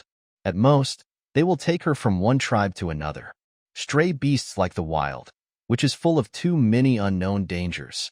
It is not uncommon for females to die in the wild or fall into the hands of other stray beasts. Qian Yun exhaled weakly. She had said everything she could to Songmi and had expressed her position firmly. The rest could only be done by the two of them slowly getting used to each other. If she used too harsh a tone and forced Songmi to accept Hung Sha, it would hurt his heart. And the fastest way for males to get used to each other is to fight. If they really hit hard, both of them will be gone. There are many males, and the next one will be more obedient. Slan reminded gently. Qian Yun frowned slightly. Slan had said something similar when they were fighting at the small waterfall. She asked slowly, Will the females of your green forest tribe behave like this when they encounter such a situation? Slan. It is normal for males to fight. If they are not too cruel and just fighting for the favor of their partners, the females will not stop them too much. Even for who to sleep with at night, females will let their partners fight, and whoever wins will sleep with them. Qian Yun is far from the truth. Compared to this, it was abnormal for her to be worried, nervous, and crying when she saw Kangmi and Hengsha fighting. It was also because she was timid, and the orcs would regard this abnormality as her being timid and afraid. Qian Yun pursed her lips and said, "If they want to fight, they will fight. I'm just afraid that they will kill each other. It's up to them to just fight." The final result of the small fight was nothing more than one losing some hair and the other losing some scales. After the fight, they still returned to her obediently. Ceylon reached out and held her hand, and said softly, "I don't fight. I'm a witch doctor, and they dare not attack me casually. If they fight, just find me to play, and I'll accompany you." Qian Yun. The big rabbit is not as innocent as he seems. What a good plan. While the two of them are fighting, he can have her all to himself. Who would not cherish such a good opportunity? She gently held his hand, and his breath approached her vaguely in this dimly lit stone chamber. Qian Yun felt that if she couldn't control herself, they would be able to become a couple in minutes. Solana's face was looming, and the atmosphere between them was ambiguous and subtle. "Ceylon, I'm hungry," she suddenly said in a somewhat disappointing tone. Ceylon smiled dotingly. "Okay, I'll go cook. You soak for a while, and call me immediately if you feel dizzy or uncomfortable." "Yeah." Ceylon let go of her hand and went to the stone room outside to prepare. Soon he came in and put the clothes and animal skins beside him, and then went out to prepare food for her. Qian Yun turned her head and looked at the silver-white clothes. That was the snake skin clothes she wore at the beginning. She had a quick struggle in her heart. Should she wear snake skin clothes? The big tiger would definitely get angry when it saw her wearing animal skin clothes. The consequences would be either being yelled at or being stripped of clothes and replaced with other animal skin clothes. The risk was not small. The longer she soaked, the longer she hesitated in her heart. Finally, she got up and came out to dry herself, and changed into animal skin clothes. She walked to the stone room outside. Ceylon had already cooked a pot of wild vegetables for her, and cut the barbecue she had not finished eating into small pieces and cooked them together. It was the meat of the little wolf, the piece that Hengsha asked Jean Lai to send over, and she ate a few bites at that time. Qian Yun was greedy when she smelled the smell, and she sat on the wooden stake and looked at it expectantly. Ceylon filled a bowl and handed it to her. Qian Yun looked down at the beast mark on her stomach, and there was nothing abnormal about the beast mark. If the male dies, the corresponding beast mark on the female will gradually fade and disappear. I found that the anxiety in my heart disappeared after taking a bath. A lot of her anxiety came from her unclear understanding of the rules of this world and her fear of those brutal scenes. Ceylon sat next to her and started to cook green firefly grass soup in a small pot. He said, "Although Tsangmi does not reject me, as long as you are willing, he recognizes me as your partner. But you are too delicate.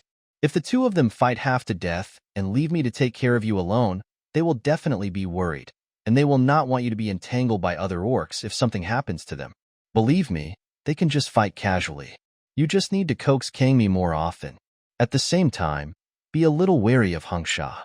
He is too thoughtful. He likes you and will not hurt you. But there is no guarantee that he will knot you away from his partner and monopolize you. Stray animals do things in extremes." Qian Yun nodded in agreement and scooped a piece of meat with a spoon to eat. The meat of the little wolf is roasted and then boiled, and the meat becomes softer and more tender. Ceylon suddenly thought of something, leaned close to her and whispered, "I feel that you are not very clear about these things. There is another situation I need to tell you." Qian Yun leaned over to listen carefully. "Ceylon, if Kangmi finally accepts Hengsha as your partner, he will definitely urge you to choose other partners so that you have more partners around you to keep an eye on Hengsha. The rainy season is coming soon, and after the rainy season is winter. When the weather gets cold, Hengsha needs to find a warm place to sleep. He has awakened fire abilities, so he should not need to hibernate like other snake beasts, but his mobility will definitely decrease. Females will also find a few more partners to take care of themselves before winter. This is reasonable and there is nothing wrong with it. It's just that Qian Yun's mind is not full of whether Kangmi will urge her to contact other males. Instead, if Hengsha's mobility decreases, won't he be miserable if Kangmi fights with him? Silan was stunned.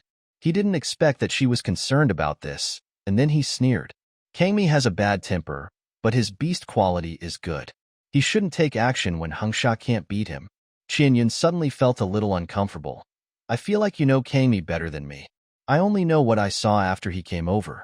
He is your partner, and your understanding of him is different from my understanding of him. Silan lowered his eyes slightly and said, a male will be completely open to the females he likes. It all depends on whether the female is willing to understand. Qian Yun was silent for a few seconds and then said, I also want to understand you. I'm curious why you haven't found a partner yet. You're a witch doctor. It should be easier for you to find a partner. The topic suddenly jumped, and Silan's heart trembled nervously. Was this a subtle question about whether he had pursued other females before? Some females will dislike their pursuers who have pursued other females. Males who actively pursue females are not necessarily successful. I have not pursued other females. There were females who wanted me to be their partner before, but they did not make me feel moved, so I did not accept it. Just like that. I have been waiting for you. I have been to the central continent before and prayed to the goddess. I want a gentle and lovely partner, Silan said, looking deeply at Qian Yun. Then you came. Qian Yun blushed and was confused. Another child poisoned by the goddess. Hengsha also said before that she was washed into the water cave by the undercurrent and met him, which was the gift of the goddess. She does not worship at ordinary times, but she believes in this matter very much. In this case, according to human terms, it is fate. Don't regret it, Qian Yun said softly. Silan smiled with his eyebrows and said in a firm tone, no regrets. Qian Yun blushed and stopped talking, lowering his head to eat. Anyway, she couldn't escape the label of being delicate. Slan knew that she was so delicate but was willing to get close to her. This big rabbit would never run away in this life. After filling her stomach, she was coaxed by Slan to drink some green firefly soup. After drinking, she thought of something and stretched out her hand to him. He held it without hesitation. Check again to see if the energy will disappear again. Hearing this, Slan held her hand and released his supernatural power. This time, after the energy entered her body, it successfully circulated in her body and did not disappear. He said in disbelief, my energy has not disappeared. At the same time, he also found that she had a very strong reproductive power and his breath was choked. Her reproductive power is far from what he felt on the surface. The orcs who don't know medical skills can only feel that her body is weak and her reproductive power is not very strong. The witch doctors can feel it more clearly. He knew from the beginning that her reproductive power is not weak. Unexpectedly, after a thorough examination, he found that her reproductive power is stronger than all the females he has come into contact with. You have a strong reproductive capacity. I know that the goddess will select females with strong reproductive capacity to become holy females, but your body is a little weak, which will affect your reproduction of cubs. I don't quite understand what the goddess means. Silan was confused. Qian Yun said calmly, when the goddess was sacrificed before, 2 holy females appeared. I am the second one. This has never happened before.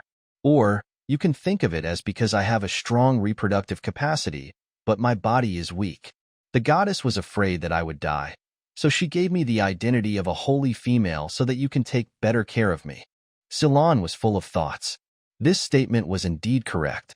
You fed me a crystal last night. Do I still have the energy of the crystal in my body now? Qian Yun asked. Silan sensed it and shook his head. There is a little energy left. After other females absorb the energy of the crystal, the energy will linger in the body and take some time to be absorbed slowly. Qian Yun, I wonder if it is because of the energy of the crystal that it did not absorb your energy this time. Go back and find other witch doctors to check my body. It may be related to the wood ability. Silan asked tentatively, Saint females can awaken a superpower. Your awakened superpower likes to absorb wood energy? Is it a plant? Qian Yun gently pulled his rabbit ears and whispered in his ear. it is a space. There is land in the space that can grow plants by themselves, but growing plants requires absorbing energy. At present, there is no situation of absorbing my own energy, but it will absorb the excess energy in my body. For example, I cannot absorb all the energy of the crystal in a short time. The space will absorb the excess energy and become the energy for the growth of plants. Ceylon stared at the spot with wide eyes, his face full of shock, and then his expression was full of joy and excitement. That's great. You can eat vegetarian food, so you won't starve even when food is scarce, he said happily. Qian Yun smiled and said, you can eat vegetarian food too, so you won't starve. I will support you in the future. Okay, don't regret it. Ceylon blushed and agreed in a soft voice. Qian Yun has given him enough responses. She does not reject him, but is willing to get close to him. They will soon be a couple. He was indescribably happy in his heart. He suddenly thought of something and said seriously, Xiao Qian, you are very fertile. What I mean is, it's easy to get pregnant. Hearing this, Qian Yun suddenly became unhappy. You are a witch doctor. Do you have any contraceptive methods that are harmless to the body? The big rabbit was silent and depressed. He said slowly, no female will refuse to get pregnant. They all hope that they can give birth to more babies and hope to give birth to female cubs. No herb has such an effect. Xiao Qian, don't think about it. Don't eat any herbs randomly. I know you are afraid of giving birth to cubs. This process does damage the female body. It's not that no female has problems during reproduction. I'm not forcing you to give birth to cubs. It's your body that easily gets pregnant. Standing on the standpoint of a witch doctor, I remind you that if you want to give birth to cubs, I hope you can lay snake eggs or flying beast eggs. Their eggs are very small. After laying eggs, males will hatch them by themselves. Some females don't feel anything at all. I will also tell Tsangmi to pay attention. Males are likely to be unable to hold back. Qian Yun had a blank expression. It was really a sin. Survival in this world is a big problem. Now finding a partner has also become a problem, and giving birth to cubs is also a big problem. She knew that Ceylon's reminder was well-intentioned. That's right. Let alone whether she can lay eggs. She has no idea how small snake eggs or bird eggs are. Big Bunny's warm tip. Let her lay eggs first to experience the process of reproduction. Ceylon, stop talking. I think it's scary. I feel tired of living. Qian Yun didn't want to talk about this topic anymore. Hearing this, Ceylon hurriedly stopped the topic. No more talking. Let's go down and see if they are back. He turned into an animal and carried her down the mountain. When they got down, her big white tiger and big white snake just came back. Both sides kept a distance in disgust and came back one after the other. Qian Yun couldn't help but breathe a sigh of relief when she saw them coming back, and then saw clearly that the tiger's hair was blown up and the white snake's scales fell off. This time the injury was worse than yesterday, but judging from their state, they looked calm and there was no problem. Sangmi ran to her with messy tiger hair. He didn't say anything, just looked at her coldly and arrogantly, looking at the animal skin clothes on her body. How can you dress so beautifully? Qian Yun immediately climbed from Sealand's rabbit back to the tiger's back. She looked down at the wounds on his body, which seemed to be just some scratches. Sangmi opened his mouth and spit out the crystal in his mouth, frowning and saying, I'm dirty. Wash it clean before you hug me. I don't mind. Qian Yun sat on his back without moving. This made Sangmi feel very comfortable, and the tiger's tail couldn't help but swing it with pleasure. If she didn't get off, Sangmi wouldn't throw her off, and the big tiger stood there and let her sit on his back, waiting for her to get off after making enough trouble. Hung Sha came over slowly. Sangmi looked at him with a cold expression and a fighting spirit. Hung Sha ignored him, raised his snake tail, and gave Qian Yun a crystal wrapped around his tail. Qian Yun reached out to take it and asked curiously, Where is the little flame? At this moment, the little flame on the tip of the tail was gone. As she finished speaking, the little flame on the tip of the tail appeared again, and the red and miniature little flame made her laugh. Did you put away the small flame when you went into the water? She asked the question that had puzzled her for a long time. Hung Sha yawned and replied indifferently. This is the flame released by the supernatural power. Ordinary river water cannot extinguish it. After entering the water, The flame will form a barrier to block the impact of the water flow. Qianyun understood, and then thought of something and asked again. In your snake cave, those bonfires were burning without sound. Was it your supernatural flame? Hangsha nodded and admitted. Other males need flint to make fire, but he can release the flame by himself. The flame released by the supernatural power is maintained by energy, not by burning wood. This is why the flame is burning so vigorously, but there is no sound at all. Listening to the two of them talking, the face of the big tiger was so gloomy. He turned his head and stared at Qianyun and asked coldly, "Is it because I can't find the crystal or his crystal is better than mine? Do you have to accept the crystal he gives you?" Hangsha's eyes flashed, looking at her quietly, waiting for her answer. Qianyun snorted coquettishly and said firmly, "I want his crystal. I don't want the crystals given to me by other males. What about me?" He was so angry that he slapped his claws on the ground on the crystals he had collected after fighting for so long. "Qianyun, you are my partner, not any other male." As soon as these words came out, the fire in the big tiger's heart that was about to run wild was instantly suppressed. He frowned, stared at the air, and said nothing. "Not only crystals, no matter what other things, food, use, or fun things. I only want what you three give me. I don't want those males I don't like to give me." These words comforted Ceylon, who was not convenient to hunt beasts and collect crystals. The originally lonely mood suddenly became cheerful. "Accompany me to the river to wash." After Kangmi finished speaking, he picked up the crystal on the ground and ran out with Qianyun. Ceylon glanced at Hangsha's body, which was covered with some minor skin injuries, and set out to follow Qianyun. Hangsha yawned lazily and followed behind from a distance. When they arrived at a small pond nearby, Qianyun got off the tiger's back, and Kangmi transformed into a human form and squatted on the shore to clean the crystals he had collected and handed them to her. Qianyun took it with a smile, and then leaned close to his ear and whispered, "My planting space is very special. We can't plant plants from outside in it. The salt leaf trees we collected before were all swallowed up by the land and converted into energy to cultivate new things. I absorb the energy of the crystal. After my body absorbs a little, the space will absorb the excess energy in my body." Kangmi was surprised for a moment, and then asked in a deep voice, "Will it absorb energy from your body? Does your dizziness have anything to do with the space?" "It doesn't matter. The dizziness and discomfort are just caused by the incompatibility of the water and soil. The space will not devour my own energy, but only the excess energy in my body. If I can't absorb the energy of the crystal in a short time, it will be swallowed by the space." Hearing this, he felt relieved. "I know. When you have more companions around you, I will go to the ferocious beast forest to hunt ferocious beasts," Kangmi said without hesitation. Qianyun shook her head and said, "The ferocious beast forest is so dangerous. I don't want you to go to such a dangerous place." Kangmi's heart seemed to be gently tickled. Her concern made him heartbeat, and she began to care about him. Qianyun said, "After you take a shower, we will collect some plants nearby.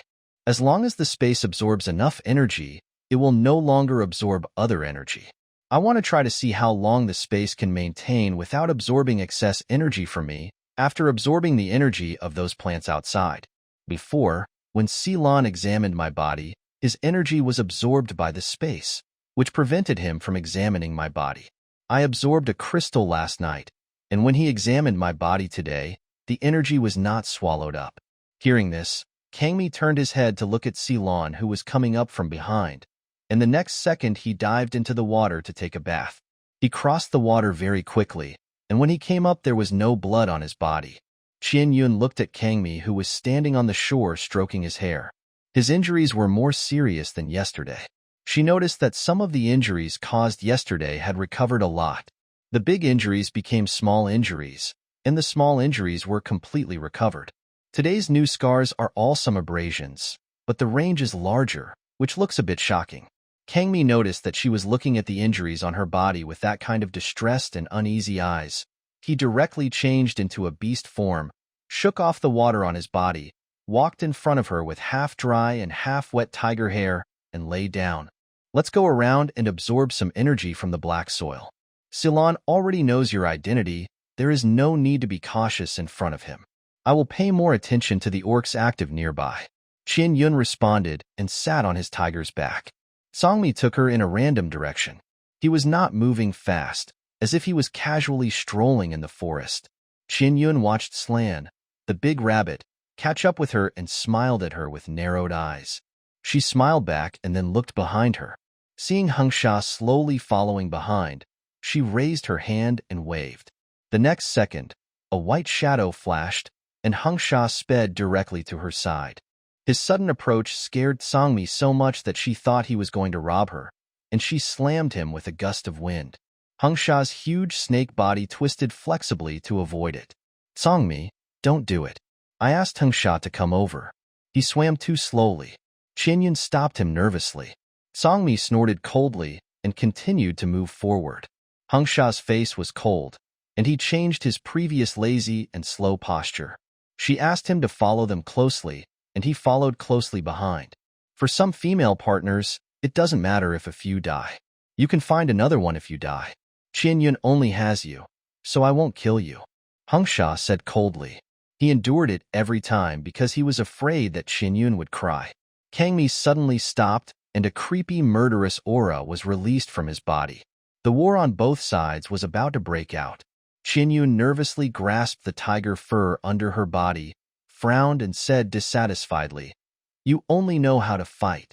If this happened on our side, I would be laughed at, laughing at me for not being able to control myself. Male, laughing at me is useless." Hearing this, the atmosphere on both sides immediately softened. Kangmi stepped forward and continued to move forward. The atmosphere was a little subtle, and everyone had their own thoughts. Qianyun raised her eyebrows lightly. This was not in control. Sure enough, they would only be more obedient if the result involved her. She turned her head and asked the big rabbit, "Salon, are there any plants nearby that are more abundant or in larger quantities? Don't get the poisonous ones. I'm not sure." Salon didn't know what she wanted to do, so he didn't ask. Instead, he thought about it seriously. When he thought of something, he quickly led the way and brought them to a forest full of huge thorns. Qianyun slowly moved his gaze and looked up at the thick, thorny vines spreading in the forest, as strange as a foreign invasion. Why does it grow like this? Hengsha, who recognized this kind of thorn, was a little surprised. This is the most common thorn in the wild. It is easy to encounter it in the wild. Some small wild beasts like to build their nests in it. The same goes for wild snakes. Ceylon said. In the past, ferocious beasts came here to move around, and the energy released by the crystal caused these thorns to absorb the energy and grow like this. The nearby tribes worked together to clean it up, but it grew like this again after a while. The scope of the thorns is constantly expanding. Qian Yun's eyes sparkled. Those were thorns that had mutated by absorbing the energy of the crystal. They also had a little energy in themselves, just like the green fireflies that grew in the green forest tribe. No matter how small a mosquito's legs are, they are still meat. These thorns have more energy than ordinary plants.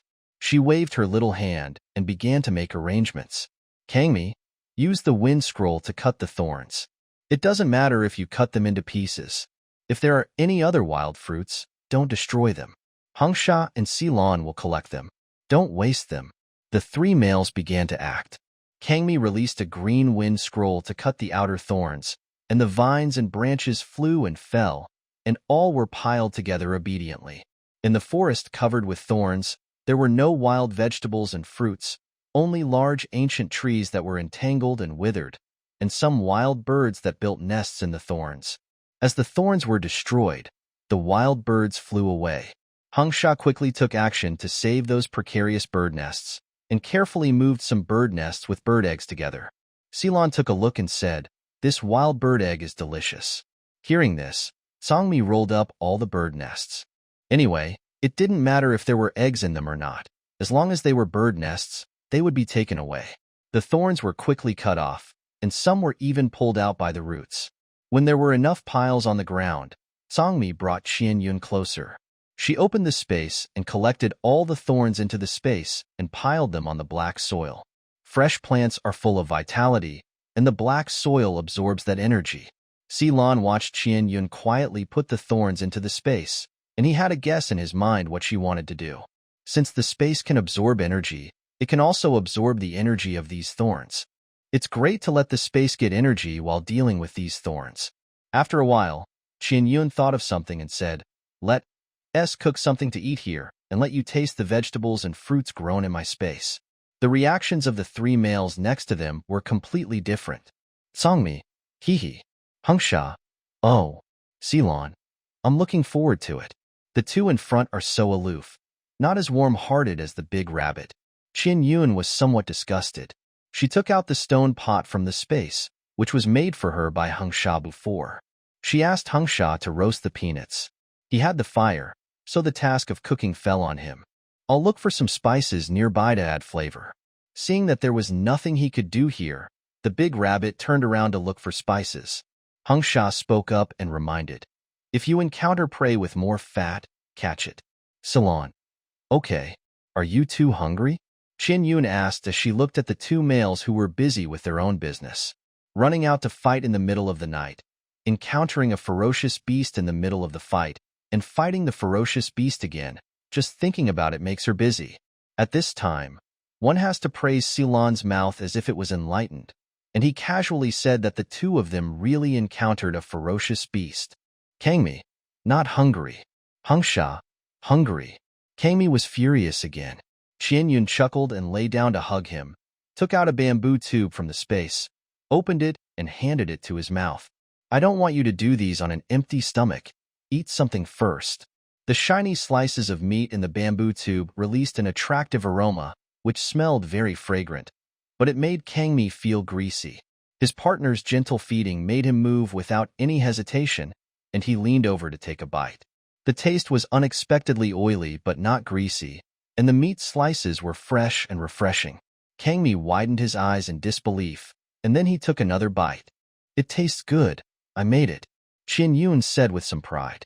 Songmi snorted. He was very happy that his partner had such ability.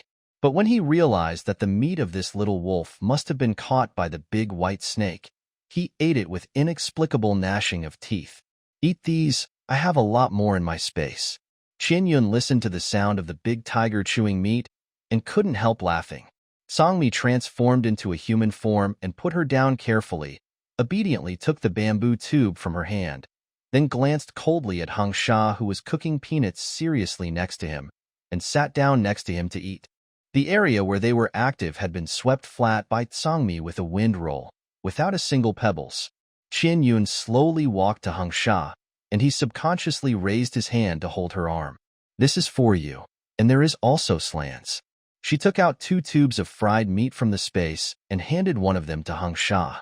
Hengsha did not eat it immediately after taking it, but looked at the bird eggs next to him and asked, "You said before that tomatoes are not easy to cook without eggs. Can bird eggs do?"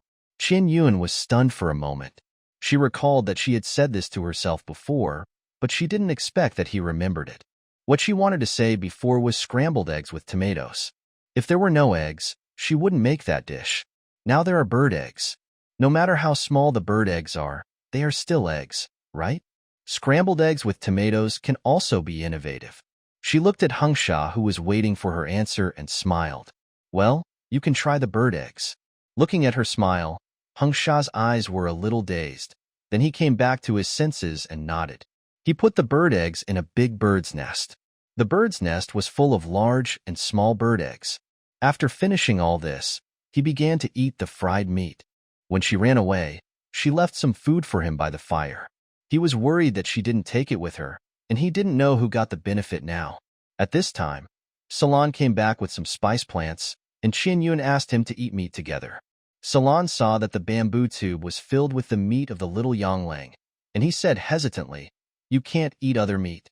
This is the meat of the little yongling. I'll save it for you."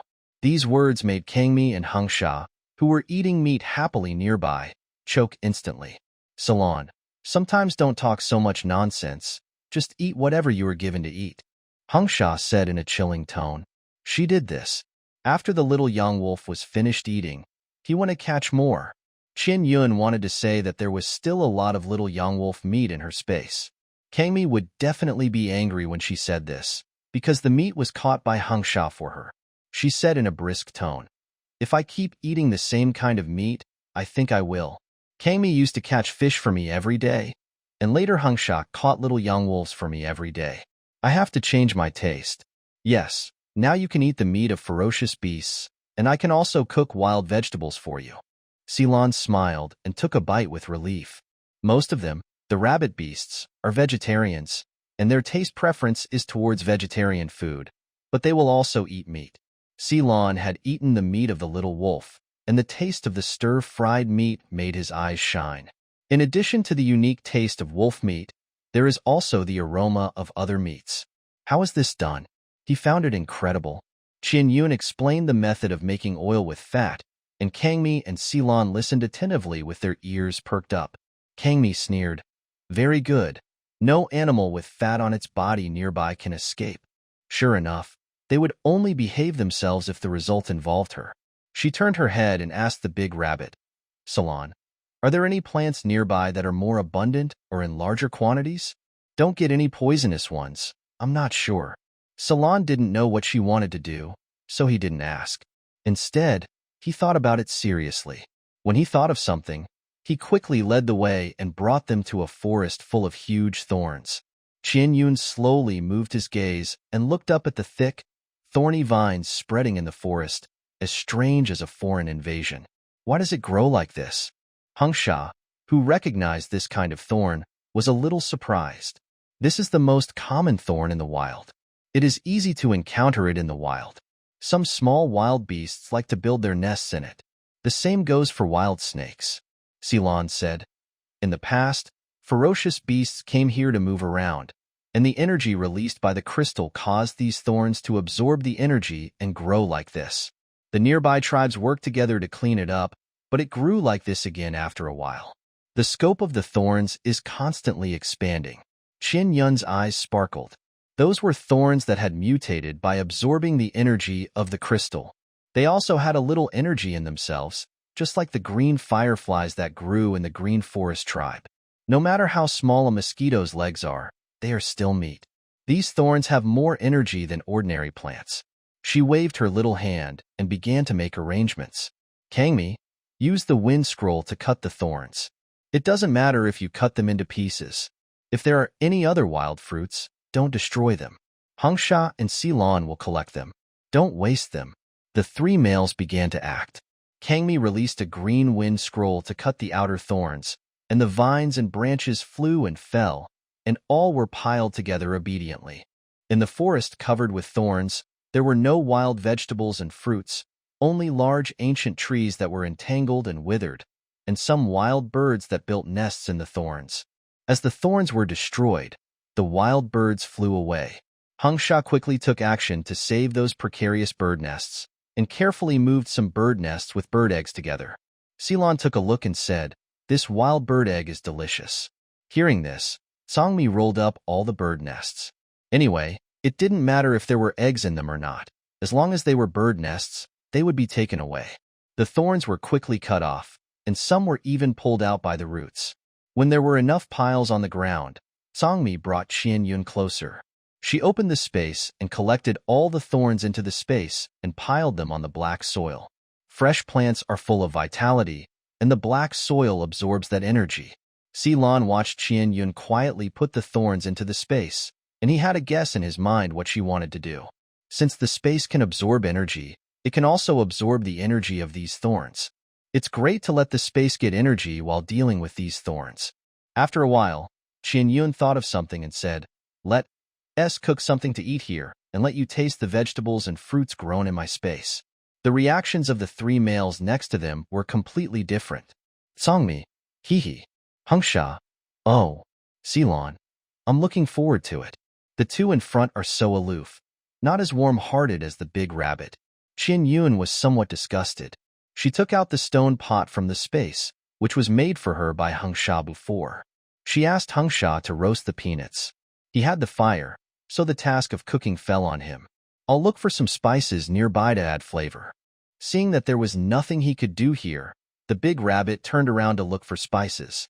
Hangsha spoke up and reminded, "If you encounter prey with more fat, catch it." Ceylon, okay. Are you too hungry? Qin Yun asked as she looked at the two males who were busy with their own business, running out to fight in the middle of the night, encountering a ferocious beast in the middle of the fight, and fighting the ferocious beast again. Just thinking about it makes her busy. At this time, one has to praise Silan's mouth as if it was enlightened, and he casually said that the two of them really encountered a ferocious beast. Kangmi, not hungry. Hengsha, hungry. Kangmi was furious again. Qian Yun chuckled and lay down to hug him, took out a bamboo tube from the space, opened it, and handed it to his mouth. I don't want you to do these on an empty stomach. Eat something first. The shiny slices of meat in the bamboo tube released an attractive aroma, which smelled very fragrant, but it made Kangmi feel greasy. His partner's gentle feeding made him move without any hesitation, and he leaned over to take a bite. The taste was unexpectedly oily but not greasy, and the meat slices were fresh and refreshing. Kangmi widened his eyes in disbelief, and then he took another bite. It tastes good. I made it, Qin Yun said with some pride. Sangmi snorted. He was very happy that his partner had such ability. But when he realized that the meat of this little wolf must have been caught by the big white snake, he ate it with inexplicable gnashing of teeth. Eat these, I have a lot more in my space. Qin Yun listened to the sound of the big tiger chewing meat and couldn't help laughing. Sangmi transformed into a human form and put her down carefully, obediently took the bamboo tube from her hand, then glanced coldly at Hengsha, who was cooking peanuts seriously next to him, and sat down next to him to eat. The area where they were active had been swept flat by Sangmi with a wind roll, without a single pebbles. Qin Yun slowly walked to Hengsha, and he subconsciously raised his hand to hold her arm. This is for you. And there is also Slanis. She took out 2 tubes of fried meat from the space and handed one of them to Hengsha. Hengsha did not eat it immediately after taking it, but looked at the bird eggs next to him and asked, You said before that tomatoes are not easy to cook without eggs. Can bird eggs do? Qin Yun was stunned for a moment. She recalled that she had said this to herself before, but she didn't expect that he remembered it. What she wanted to say before was scrambled eggs with tomatoes. If there were no eggs, she wouldn't make that dish. Now there are bird eggs. No matter how small the bird eggs are, they are still eggs, right? Scrambled eggs with tomatoes can also be innovative. She looked at Hengsha, who was waiting for her answer, and smiled. Well, you can try the bird eggs. Looking at her smile, Hengsha's eyes were a little dazed. Then he came back to his senses and nodded. He put the bird eggs in a big bird's nest. The bird's nest was full of large and small bird eggs. After finishing all this, he began to eat the fried meat. When she ran away, she left some food for him by the fire. He was worried that she didn't take it with her, and he didn't know who got the benefit now. At this time, Salon came back with some spice plants, and Qin Yun asked him to eat meat together. Salon saw that the bamboo tube was filled with the meat of the little yanglang, and he said hesitantly, You can't eat other meat. This is the meat of the little yanglang. I'll save it for you. These words made Kangmi and Hengsha, who were eating meat happily nearby, choke instantly. Salon, sometimes don't talk so much nonsense. Just eat whatever you are given to eat. Hengsha said in a chilling tone. She did this. After the little young wolf was finished eating, he went to catch more. Qin Yun wanted to say that there was still a lot of little young wolf meat in her space. Kangmi would definitely be angry when she said this, because the meat was caught by Hengsha for her. She said in a brisk tone, If I keep eating the same kind of meat, I think I will. Kangmi used to catch fish for me every day, and later Hengsha caught little young wolves for me every day. I have to change my taste. Yes, now you can eat the meat of ferocious beasts, and I can also cook wild vegetables for you. Ceylon smiled and took a bite with relief. Most of them, the rabbit beasts, are vegetarians, and their taste preference is towards vegetarian food, but they will also eat meat.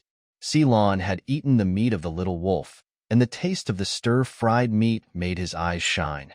In addition to the unique taste of wolf meat, there is also the aroma of other meats. How is this done? He found it incredible. Qin Yun explained the method of using fat to make oil, and Kangmi and Ceylon listened attentively with their ears perked up. Kangmi sneered. Very good. No animal with fat on its body nearby can escape. Kangmi raised a smile at the corner of his mouth, and these words made him extremely happy. I don't know which orc races are in each area. When I see something I haven't seen before, I will take a few more glances. It's just a look, don't take it too seriously. Qin Yun got a heads up in advance. Although, if she really saw a tiger with wings in the future, she would definitely look at it a few more times. It's pretty cool to think about it. Ceylon reminded warmly. If a female keeps staring at a male, the male will think that the female likes him. If he pays more attention to the female and likes her, he will pursue the female. Qin Yun was scared. Hung Sha's black eyes flickered slightly, and he said, "If you don't like her and want to form a mate, don't keep staring at her. If you really want to see her, tell me. I'll knock her out and put it in front of you. You can look at it as you like." Qin Yun was speechless. Why did he say it's so scary? "I'm not looking around," she said seriously. "Oh, now is not the time to talk about this kind of thing. I have no objection to going to the sea, but my body may feel uncomfortable in the changed environment. If you encounter a group of ferocious beasts again, it will be very difficult for you." Kangmi and Ceylon both shook their heads to indicate that it was not hard. Hung Sha looked at her steadily, and the meaning was very clear. He had dared to plan to take her to the beach before, and now that she had Kangmi and Ceylon by her side, he was even less afraid. Kangmi said in a deep voice, "It is indeed very dangerous to take a female out in the wild and encounter a group of ferocious beasts, but we don't want to fight, just run away, which is completely enough. Don't run around by yourself, and don't stand by the water alone." Thinking that she could fall into the water while taking a bath, he was so angry that his teeth were about to break. Fortunately, the goddess blessed her, and she is fine. Qin Yun heard the meaning of his words and pulled the corners of her mouth awkwardly. She silently changed the subject. "Let us go by water. The bottom of the small bamboo house can be raised so that it can be used as a boat. Kangmi can control the wind, and Hangsha's water ability can also stabilize the bamboo house to move smoothly. When the river is blocked, we can go ashore. Anyway, my space is large enough to put the bamboo house. We will take turns on the water and on land." The three of them nodded without objection. The matter was decided so simply. After they finished eating the slices of meat in the bamboo tube in a comfortable mood, they continued to be busy, doing what they had to do. Songmi continued to use the wind roll to clear the thorns. Hung Sha watched the fire and cooked food, and Ceylon collected some spices and wild vegetables nearby, and would also wash the captured prey at the water source and send it over. After the fat meat was prepared, a pot of fat meat began to boil. Qin Yun was eating the cooked peanuts idly on the side. After Songmi had cleared enough thorns, she went over to put the thorns into the space. It was only a short while before and after, and the thorns that had been thrown on the black soil before were reduced. The devouring of the black soil had begun. She looked at the many mature crops on the black soil, and diligently picked them up and put them away. Ceylon went back and forth several times, bringing a lot of things, wild vegetables, fruits, and prey. The hardworking males have more or less charming attributes. Qian Yun approached Songmi and felt her breath approaching. The power of the wind roll released by Songmi was instantly restrained. "I saw a big rabbit slap a prey to death with one paw before. How amazing," she said softly. Songmi chuckled. It would be really amazing if the big rabbit could slap a ferocious beast to death with one paw. That kind of rabbit beast eats both vegetarian and meat, and is more ferocious than the rabbit beast that only eats vegetarian food. It's just that Ceylon has a gentler personality. His strength is not weak. He is a witch doctor. He needs to go to the wild to collect herbs frequently, and he is more likely to encounter wild beasts. The implication is that there are more opportunities to fight with wild beasts. The strength of males is strengthened in battles again and again. If you win, you become a little stronger. If you lose, then you are finished. You need a witch doctor," Songmi suddenly said seriously. Qin Yun was stunned. He recognized Ceylon so much because he was a witch doctor and had a gentle personality. She needed to have a companion around her.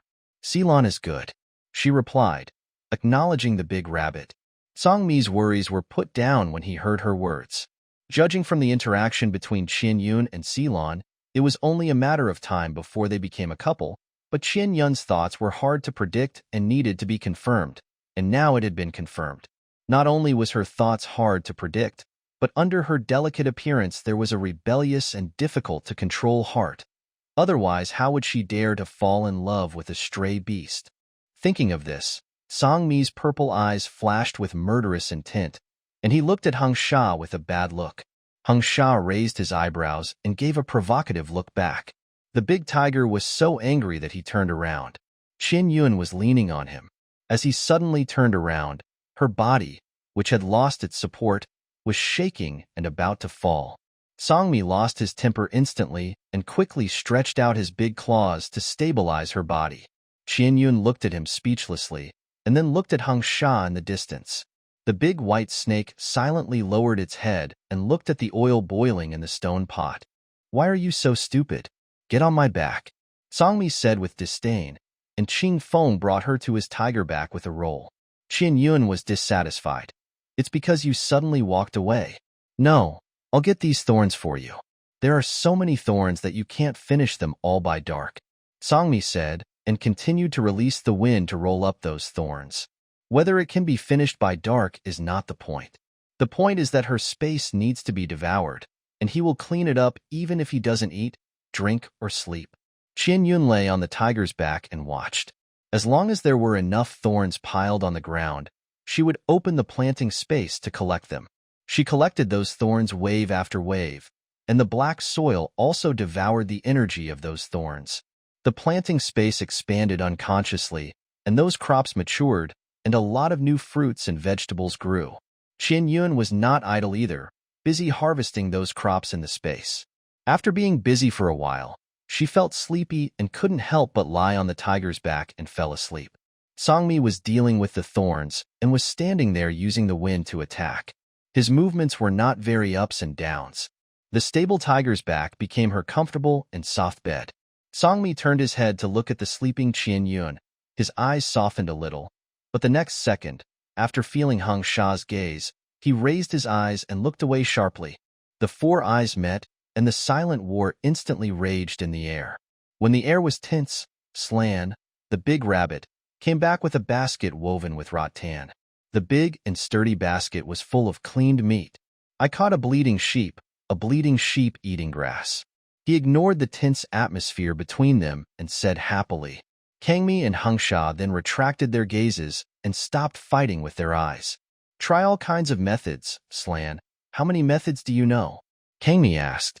Slan thought for a while and said, "You can make barbecue, cook it in a stone pot, or wrap it with leaves and then cover it with soil and roast it in the fire. I know a lot of spices, and adding more plants can cover the smell of meat. I'll do it." Kangmi had no objection. Hung Sha had no objection either, and vacated a stone pot for him. Orcs have bloodthirsty beasts in their bones.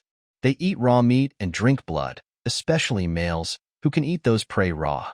It's just that the females are too delicate to eat raw food, so they gradually develop the use of fire to make food. The simplest way is to roast it on the fire, or cook it directly in a stone pot, and then add some wild vegetables and plants for seasoning. In terms of the cooking skills of males, the vegetarian witch doctors who are good at plants are better. Some meats are completely different from being cooked in a clear soup with a little addition. After Ceylon turned into a human form, he began to get busy. The stone pot was used to cook, and then roasted on the bonfire next door. There was also a piece of mutton wrapped in leaves with a fresh fragrance, and then wrapped in moist soil and roasted directly in the fire. 3 flavors of mutton were prepared. Qin Yun took a nap for a while, and she was awakened by the fragrance. "Huh, this smell is..." She slowly sat up, and the smell was a little familiar. Song Mi said, "Ceylon caught the bleeding sheep eating grass." "Bleat sheep?" Qin Yun couldn't help laughing when she heard the name. This name is really vivid. In different worlds, even the same species will look different. It smelled like mutton. The name of Mi sheep was very appropriate. The meat in the stone pot is almost cooked. Come and try it. Ceylon moved towards her. He stood beside Song Mi and stretched out his arms to her. Qin Yun responded and moved closer to him. He carefully hugged her and carried her to the stone next to the campfire. As soon as Qin Yun sat on the stone, Song Mi's big tiger lay down next to her, obviously separating her from Hung Sha next to her. Hung Sha raised his eyelids and looked at him coldly, then lowered his eyes and continued to focus on the oil boiling in the pot. Qin Yun's expression was a little helpless. She couldn't say anything in this situation. As long as they didn't fight, they would be awkward for a while and slowly get along harmoniously. She looked at the boiling mutton in the pot and obediently took out the bowl and spoon from her space. Ceylon took the bowl and spoon with a smile and served her a bowl. Xiao Qingfeng turned around and blew hot air quickly, and soon the meat was warm. Qian Yun scooped up a mouthful of meat in anticipation.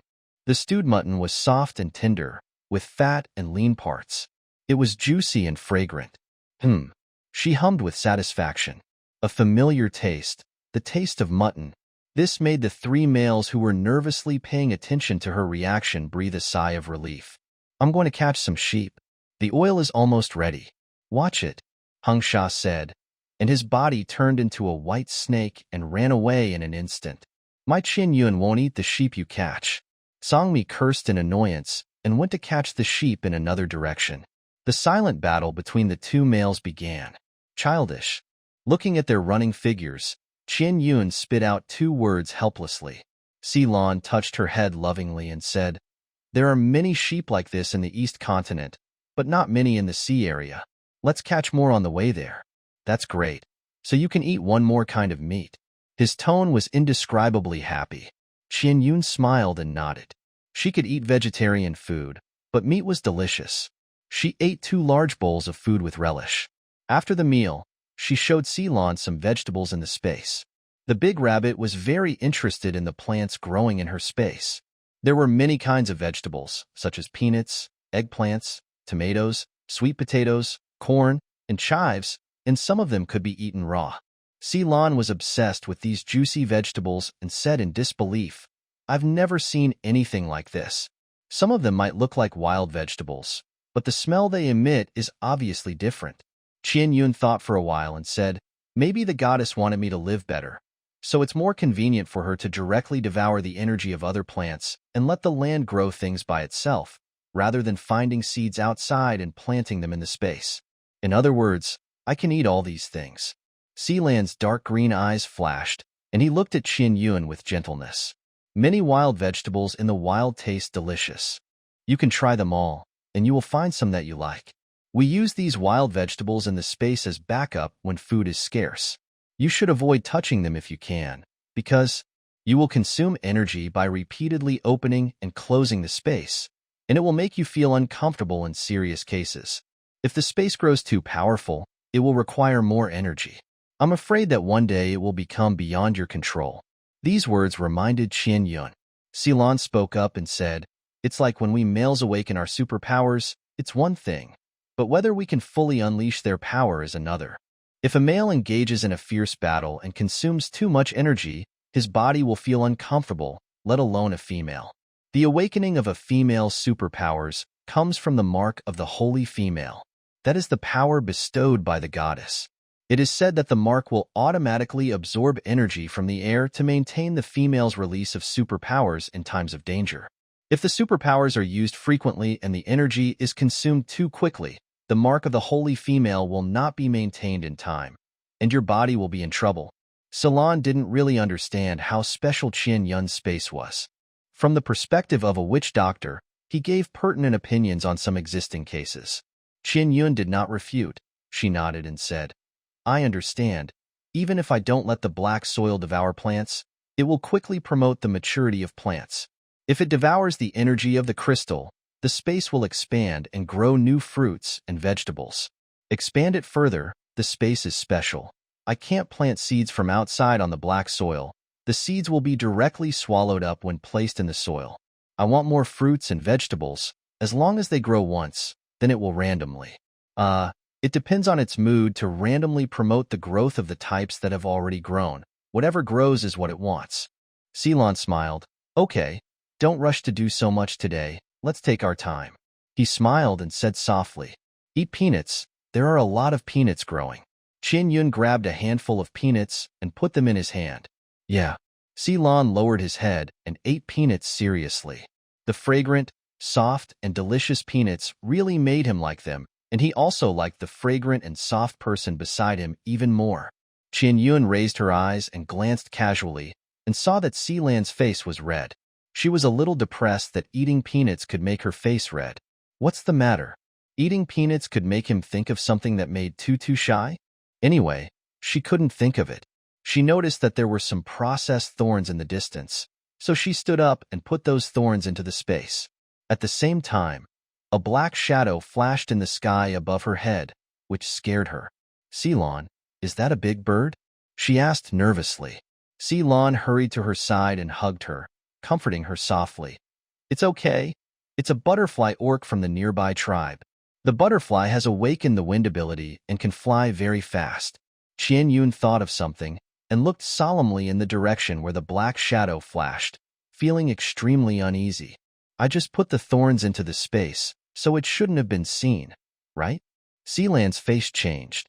He couldn't be sure whether the butterfly beast passing by saw Qian Yun opening the space to collect the thorns. What he could be sure of was that the butterfly beast glanced at them when it flashed over them. If nothing unexpected happened, it should have seen it. There are a lot of butterfly beasts nearby. Songmi noticed the movement of butterfly beasts, gave up the bleeding sheep he had already found, and quickly came back to protect his little Jiao Jiao. Qian Yun walked towards him with tears in her eyes. His expression tightened, and he turned into a human form and hugged her in his arms. It's okay. Butterflies are not ugly. He thought her panic was because of those butterfly beasts, Ceylon said. Just now a butterfly beast flew over our heads, and Xiao Qin was putting some thorns into the space. Maybe. He was seen. I didn't keep an eye on it. The butterfly was very fast. He looked remorseful.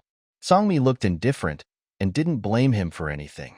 Then he looked up at the sky, his purple eyes surging with murderous intent. A big butterfly appeared silently in the sky above them. The 4 or 5 meter big body combined with the light big wings looked very huge. It was a butterfly with gradient blue wings, and there was a circle of black on the outside of the wings. The color looked very dreamy and beautiful, but such a big butterfly only made Qian Yun feel very weird. She didn't have any feeling for insects. I heard that there is a female in your tribe who came from the central continent. She is very delicate. Such a delicate and supernatural female should be the holy female named Qian Yun, right? The big butterfly fluttered down and turned into a human form. Hearing this, Kangmi and Ceylon's faces darkened a little. There are many females in the central continent, but there is only one holy female with long black hair, snow-white skin, and a delicate look that looks difficult to raise. The orcs in other areas will also pay attention to the affairs of the holy female in the central continent. Qian Yun's affairs have spread, and the orcs living at the junction of various areas know about it. Qian Yun frowned and looked at the butterfly beast vigilantly. The other party looked at her straight in the eyes. That look made her very uncomfortable and felt offended. The news spreads very fast, Kangmi said in a cold voice. Without any excuses, he tacitly agreed with the other party's words. The other party said, Qian Yun is very beautiful. Whoever of you fights with me, I want to be her partner if you win. I don't want to. Qian Yun refused bluntly. The butterfly beast chuckled. You are still as shy as they said.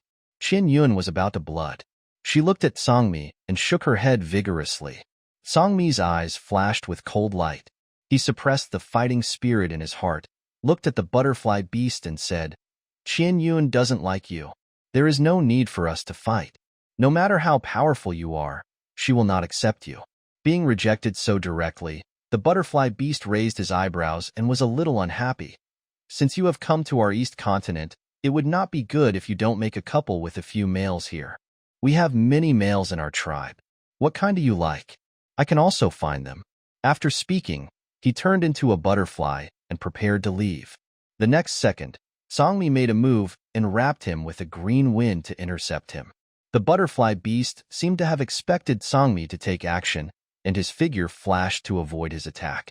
Lady Female Goddess is our god, not unique to your central continent. The holy female bestowed by Lady Female Goddess is our holy female. Don't think of monopolizing her. No matter how powerful you are, can you fight against our entire tribe? The butterfly dropped the words provocatively, and its figure flashed and disappeared. At the same time, Songmi also turned into a white tiger and quickly followed. There was a strong murderous intent in his purple eyes. He asked Qian Yun to choose a few more powerful males so that she could choose the one she liked, not to let those males surround her and scare her. Whether it was just one butterfly or a group of butterflies, he was not afraid at all. Qian Yun looked worried. Songmi and the butterfly beast both had wind abilities, and they moved too fast. There were other butterfly beasts active nearby, and it would be easy to spread the news, and soon the orcs of the Green Forest tribe would know. If I don't agree, those males won't force me, right? Qian Yun looked at Slan and asked softly. Slan pursed his lips and looked a little hesitant. He said slowly, ordinary females will not be forced, but if the female is picky and does not choose a partner, the tribe will force the males to come out and fight those males who are willing to be her partner, and the one who wins can form a partner with the female. This is a forced arrangement by the tribe. Since females live in the tribe and enjoy the care of the tribe, they must choose a mate and reproduce after they reach adulthood. You are a holy female. Shao Qian, in the impression of the orcs, a holy female not only has a strong reproductive ability, but can also mate with strong males to get better offspring.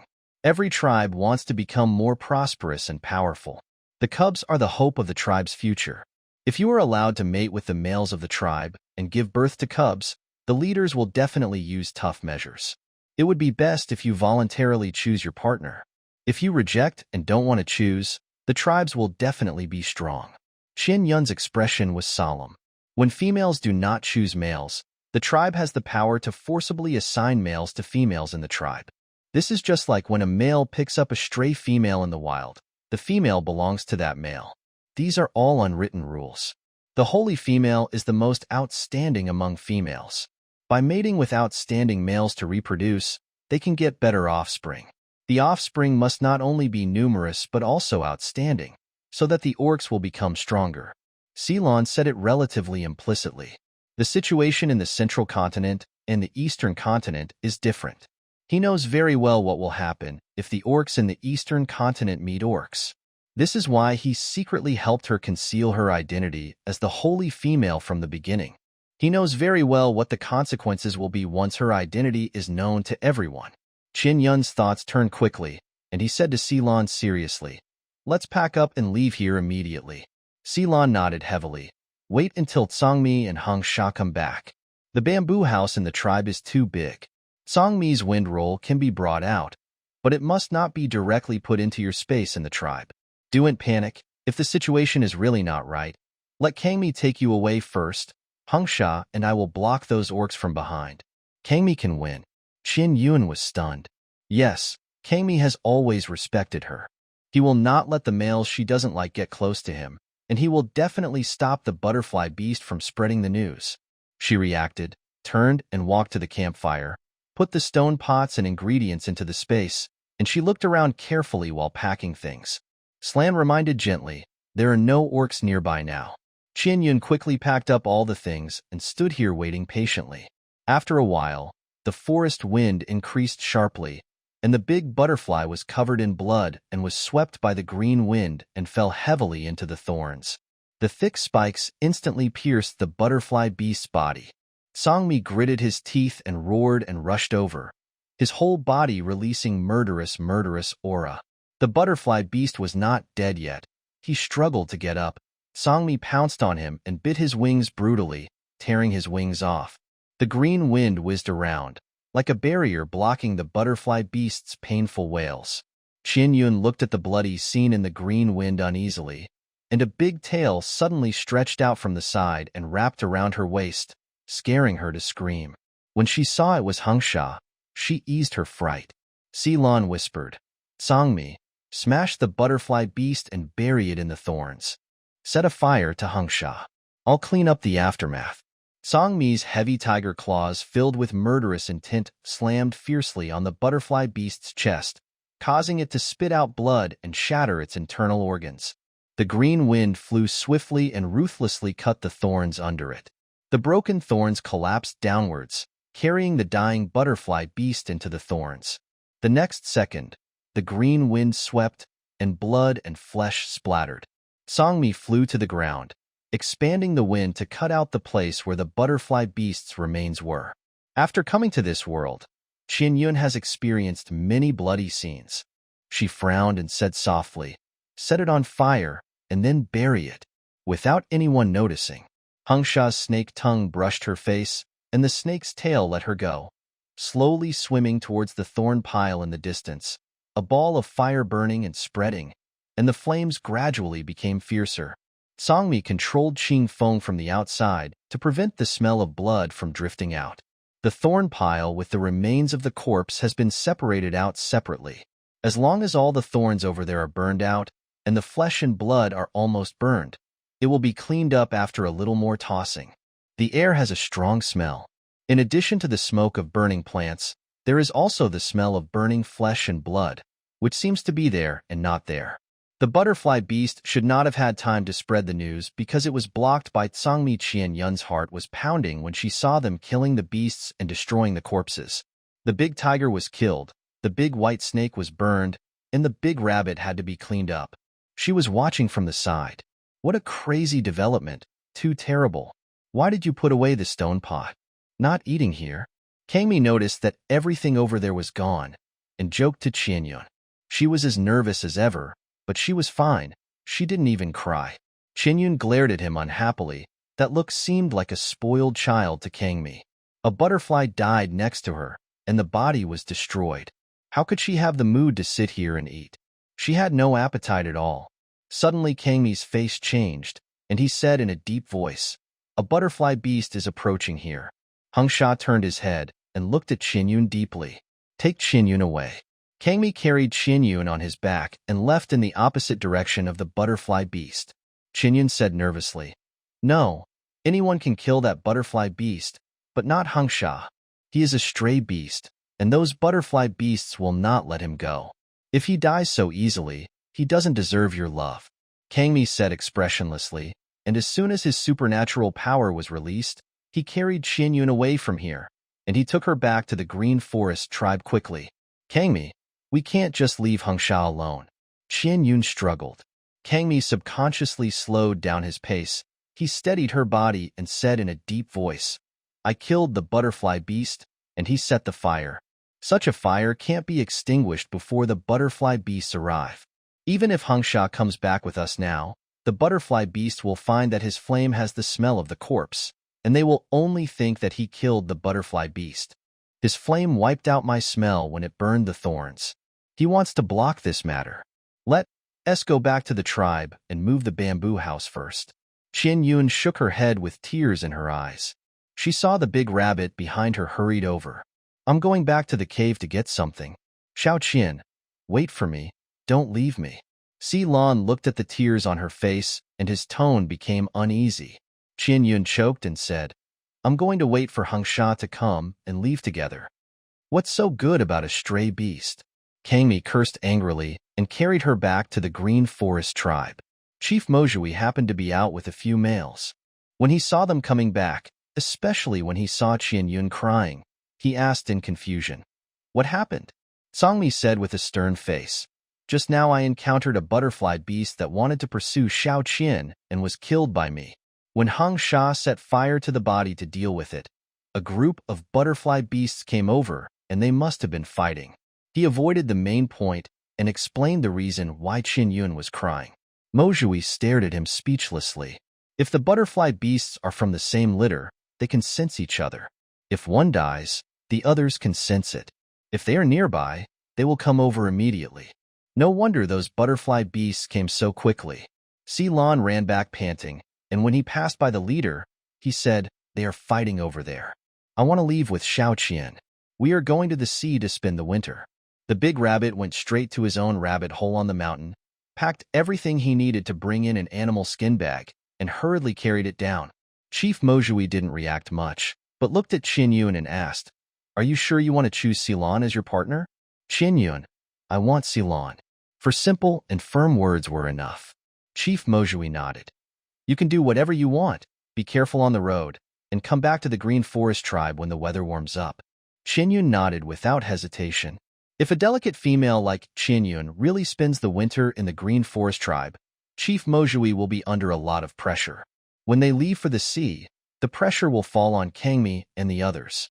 After knowing what they meant, Mojui said nothing more, took a few males to walk around nearby, stopped after a few steps, and looked up into the distance. Hangsha, who was covered in wounds, ran over in a panic, His snake tongue hissed, Kangmi's cold eyes moved, and the next second he put Qianyun on Silon's rabbit back without hesitation, and Qingfeng moved their bamboo house out of the tribe. Silon said, "There is a river over there at the small waterfall where you and Hung Sha had a fight. It is the river closest to the tribe. I'll take the bamboo house over there first." Songmi left with the bamboo house. Qianyun looked at Hung Sha, who was covered in blood, and her red eyes became even more moist.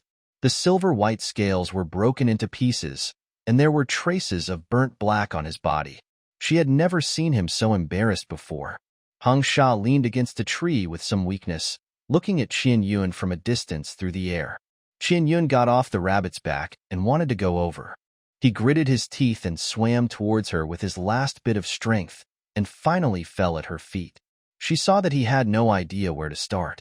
The next second, Silon came over and released his supernatural power to heal Hung Sha. Soon the bleeding wound stopped bleeding, and the injury was quickly brought under control. Their leader is here, and he's setting off mines. I can't defeat him. I'm satisfied to see you before I die, but I regret that I haven't given you my beast mark yet, Hung Sha said weakly. The tip of his tail gently wrapped around her calf, feeling the warmth of her body. Silon.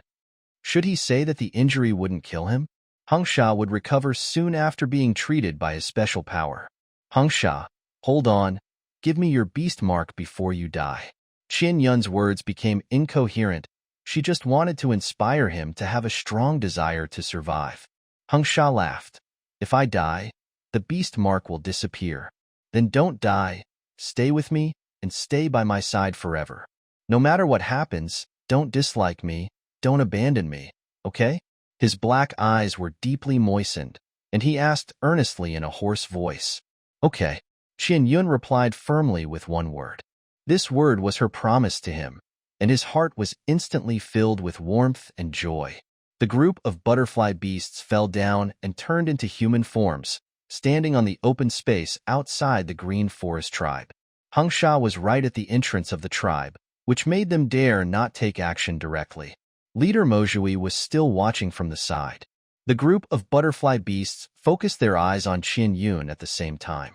Her tender crying appearance was too pleasing to the males. Mojui, this little female is fine, but your tribe also took in stray beasts. Do you know that he just killed 5 of our males? The leader of the butterfly beasts, Hindon, said sarcastically. Leader Mojui replied indifferently. Should I be happy that our tribe has a new female, or that the stray beasts we took in are so powerful? This made Hindon's face gloomy, and the momentum of both sides instantly became tense.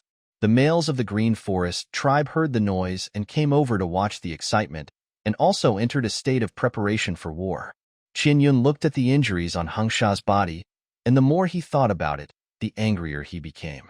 The other party also joined the leader to attack, using the majority to bully the minority. She looked at the group of butterfly beasts and said, "What about stray beasts? They are my stray beasts. What do you have any objections to? What about killing the 5 of you? Who asked you butterfly beasts to provoke me? I didn't accept his pursuit and said you would find other males in the tribe to harass me? Are all the butterflies in the East Continent so shameless?" Silon hurriedly explained, No, there are many butterfly beasts in the East Continent. They are one of the races. They cannot represent all butterfly beasts. This further mocked that they, the butterflies, were not kind, and the butterflies of other races were serious. Hindon and the others' faces turned black. Hung Sha is the partner I chose. You butterfly beasts pursued the females and couldn't beat them, so you called the males of the tribe to fight together. Do you want to force me to take me away? Qianyun's words made their faces turn pale. Hindon said coldly, We thought he was a stray beast wandering around and wanted to females, so we surrounded him. Qianyun said in an aggressive tone, The other butterfly beasts are not very capable, but you, the leader, can't you detect my breath on him? How can you, a female, talk like that? How good can a female be to choose a stray beast as a partner? A butterfly beast cursed with great malice. As soon as the voice fell, the black vines under his feet quickly broke out of the ground and entangled his ankles. The skin entangled by the black vines instantly turned black, eroded and corroded. He screamed in fear and fell to the ground. Several butterfly beasts nearby wanted to help and were also entangled by the black vines. As a result, they were all poisoned and corroded. Hinden's eyes flashed coldly, and he released lightning to destroy the black vines from the roots. But the black vines seemed to grow out of the ground like crazy, and it was impossible to clean them up. This one was broken, and that one was connected. The orcs who were not quick to react would be corroded as long as their skin was touched. Ceylon walked forward slowly. The big rabbit was no longer as gentle as usual. He was just as cold as if he was looking at a dead person. Qianyun thought that it was Mo Sui who did it, and thought that it was another rabbit who did it, but she never thought that it was Ceylon who did it. Her perception of him was that he could kill a wild animal with a slap, and that he was good at medicine. The situation in front of him was clearly poison. Ceylon knew how to use poison. The soft big rabbit suddenly burst out with boyfriend power, and she was surprised and happy. It's okay if you hit me by mistake, but I'm not happy to say that about my females. The cold tone said dissatisfied words, and no matter how nice the voice was, it was full of the smell of death accompanied by those poisonous black vines. The poison of the black vines would not kill them, but slowly erode their skin and bring great pain. Hinton, you still do things like this. Chief Mojui spoke, with a casual tone of condemnation, and at the same time he was controlling the development of things. The thunderball in Hinden's palm was aimed at Slan. Slan's speed was fast enough to avoid it, but if he avoided the thunderball, he would have to enter the tribe. The thunderball was very lethal, and even if he could block it, he would have to focus on his skin. What a trouble. The chief, with a sense of responsibility to protect the tribe and not scare the females, spoke to smooth things over. Chief Mojui, Ceylon, that's enough. They were wrong in the first place. Chief Hinton should know that he was wrong and will manage the orcs of the tribe well in the future, right? Otherwise, no female will be willing to find the males of their tribe in the future. These words choked Hinton, and his expression was so wonderful. The big butterflies were angry and frustrated. Several brave females in the Green Forest tribe came over to watch the fun, which made them even more afraid to attack. Hinton gritted his teeth and glanced coldly at the big white snake pretending to be dead on the ground, and took the poisoned orcs back for treatment. After confirming that they had all left, Mojui said, "Okay, they're gone. You can decide whether to leave or stay. Come back to the Green Forest tribe after the cold winter.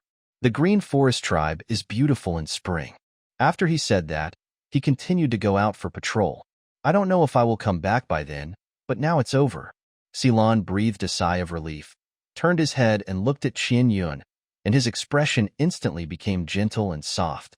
"Xiao Qian, are we leaving yet?"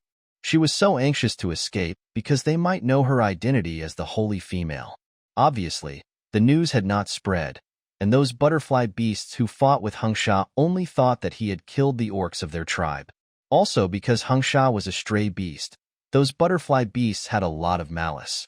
They even dared to scold females, so besieging stray beasts was a piece of cake. Qianyun said without hesitation, "Let's go. We will go to the warm area to spend the winter."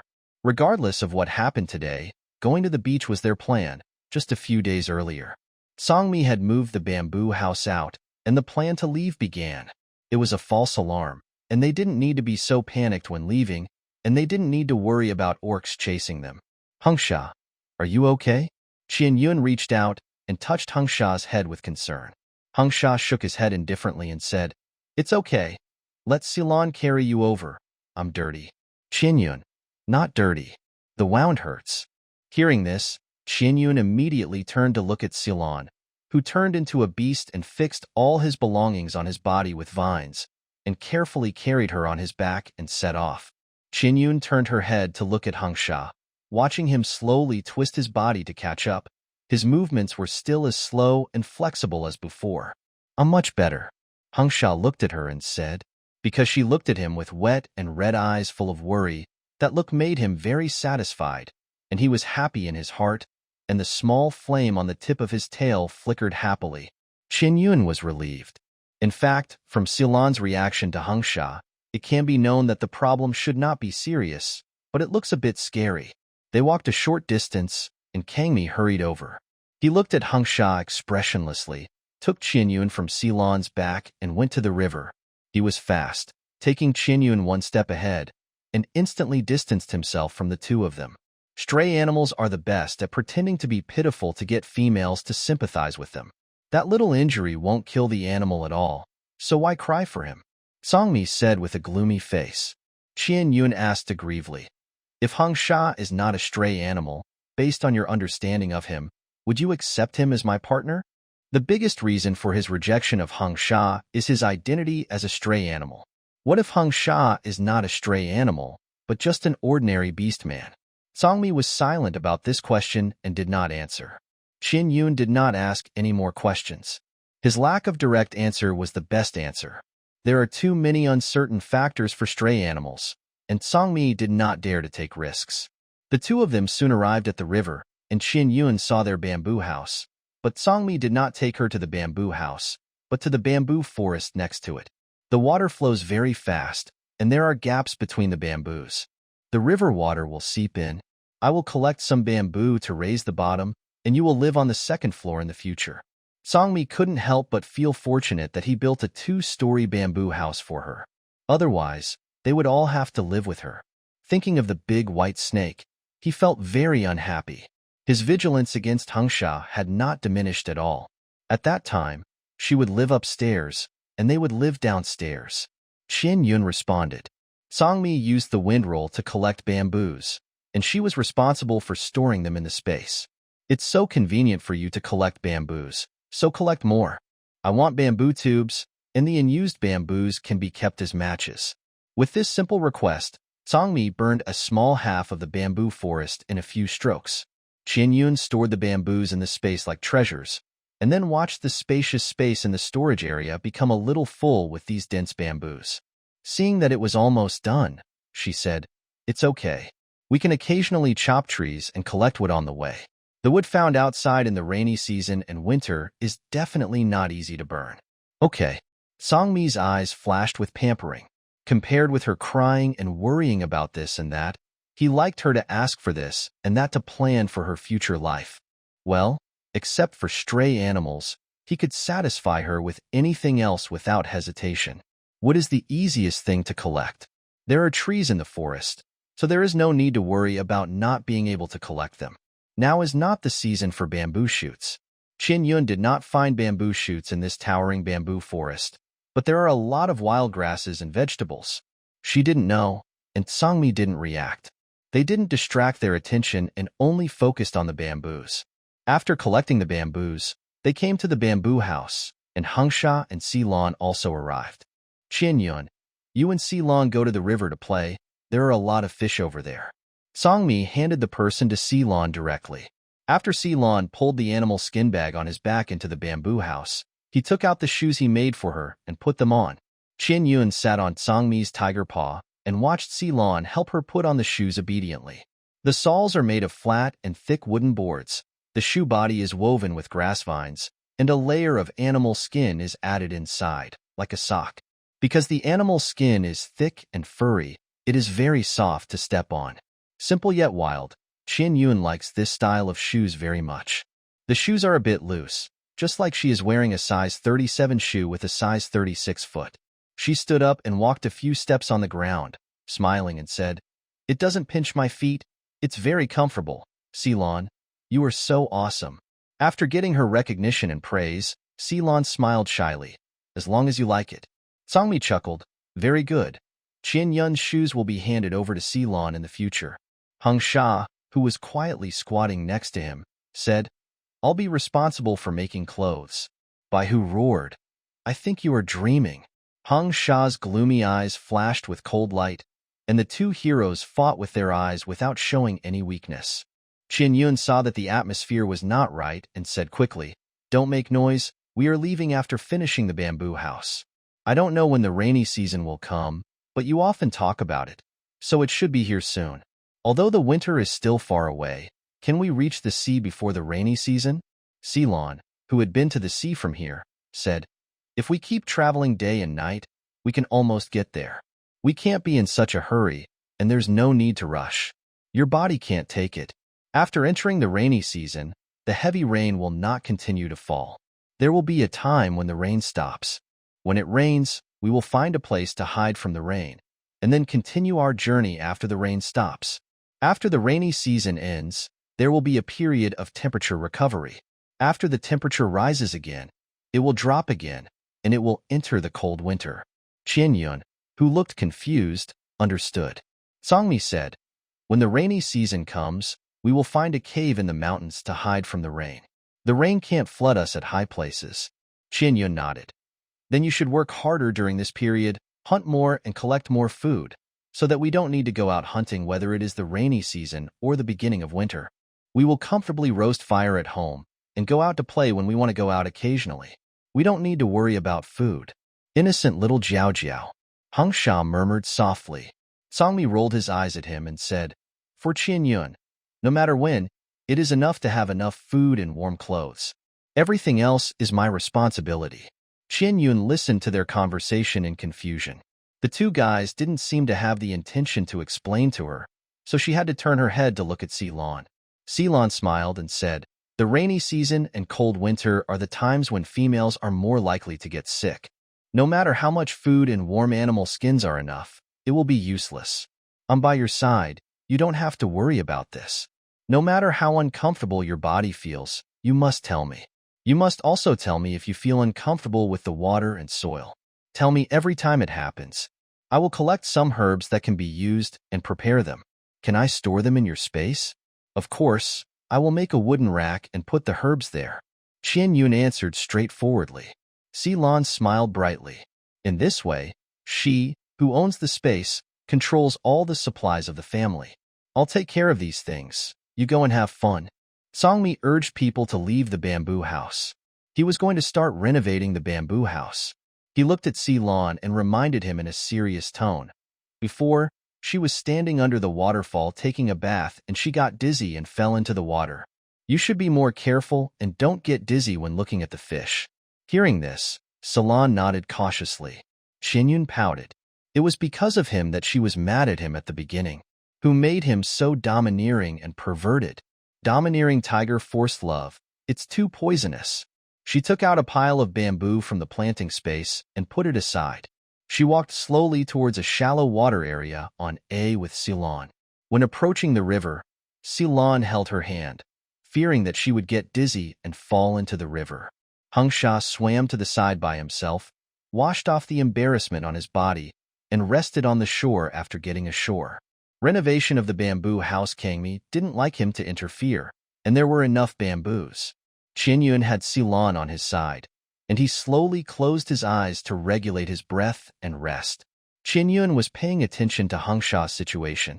His injuries had healed a lot, but the scales that were struck by lightning were still a little charred, but he was in good condition and was lying there sleeping. Xiao Qian. Qianyun. Ceylon called her, hesitated for a moment, and changed his words. Qianyun's eyes fell on him, and he smiled and said, you can call me whatever you want. Ceylon nodded with confidence. Yes, call her Xiao Qian when there are other orcs around. Those clear eyes were filled with tenderness. He felt everything about her was beautiful. He had wanted to call her name for a long time.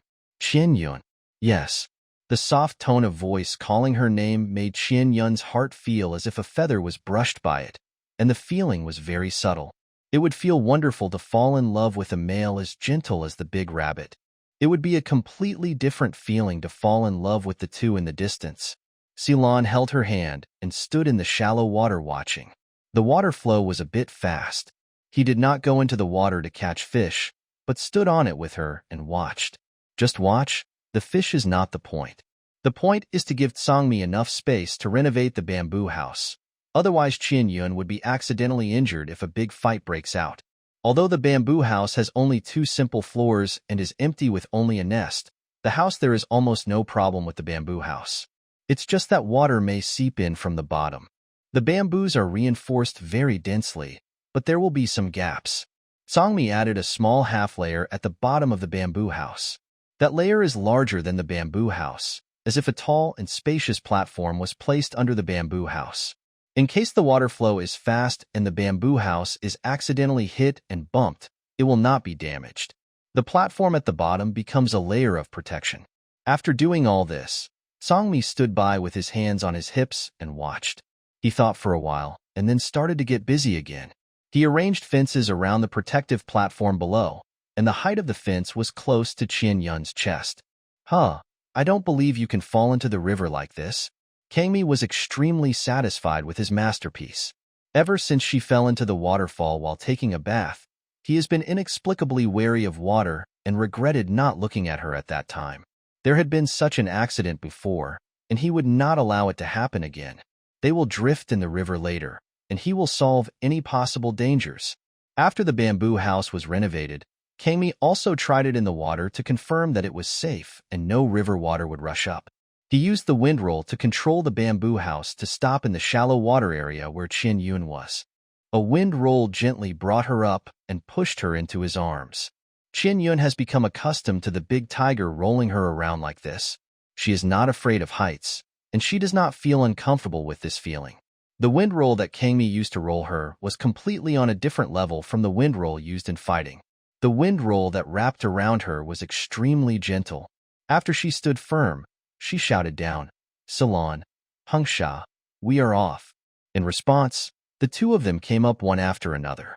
Kangmi saw Hengsha coming up, raised his eyebrows, and was about to speak unhappily, but Qian Yun stood on tiptoe and kissed him on the face and said with a smile, "Thank you for your hard work, my big tiger. Can you help me clean up the grass nest? I put the stone pot and ingredients downstairs. Hengsha catches fish, Salon cooks fish, and I'm hungry. Let's go." She took his arm and pulled him into the bamboo house before the big tiger could react. Instantly resolved the dispute that would arise next. Kangmi came back to his senses and looked at Qian Yun with a bright smile beside him, feeling happy and unhappy. He was happy that she took the initiative to kiss him and act coquettishly with him. What made him unhappy was that her coquettishness was for Hengsha. Qian Yun looked up at him. How could she not understand the emotions hidden in her purple eyes? She whispered, "It takes time for each other to get to know each other. You only know Hengsha because he is a stray beast. Even if he is a stray beast, he treats me better than many orcs and other tribes, doesn't he? The partner I'm looking for is someone who is good to me and can protect me. Hengsha has never hurt me from the beginning. If he wants to force me, how can I be fine? You get angry and yell at me, and you hurt me and bite me. When it comes to this, she still has some resentment." Kangmi's body froze. He lowered his eyes and was extremely lonely. He said nothing, rolled up the grass nest on the first floor and moved it to the second floor. Qian Yun looked at the big tiger in surprise, who was acting out of character.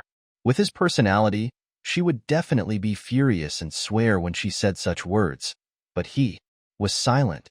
"I can't bear to hurt you. He's so mean to you. How dare he dislike me?" The half-human, half-snake Hengsha leaned lazily against the door.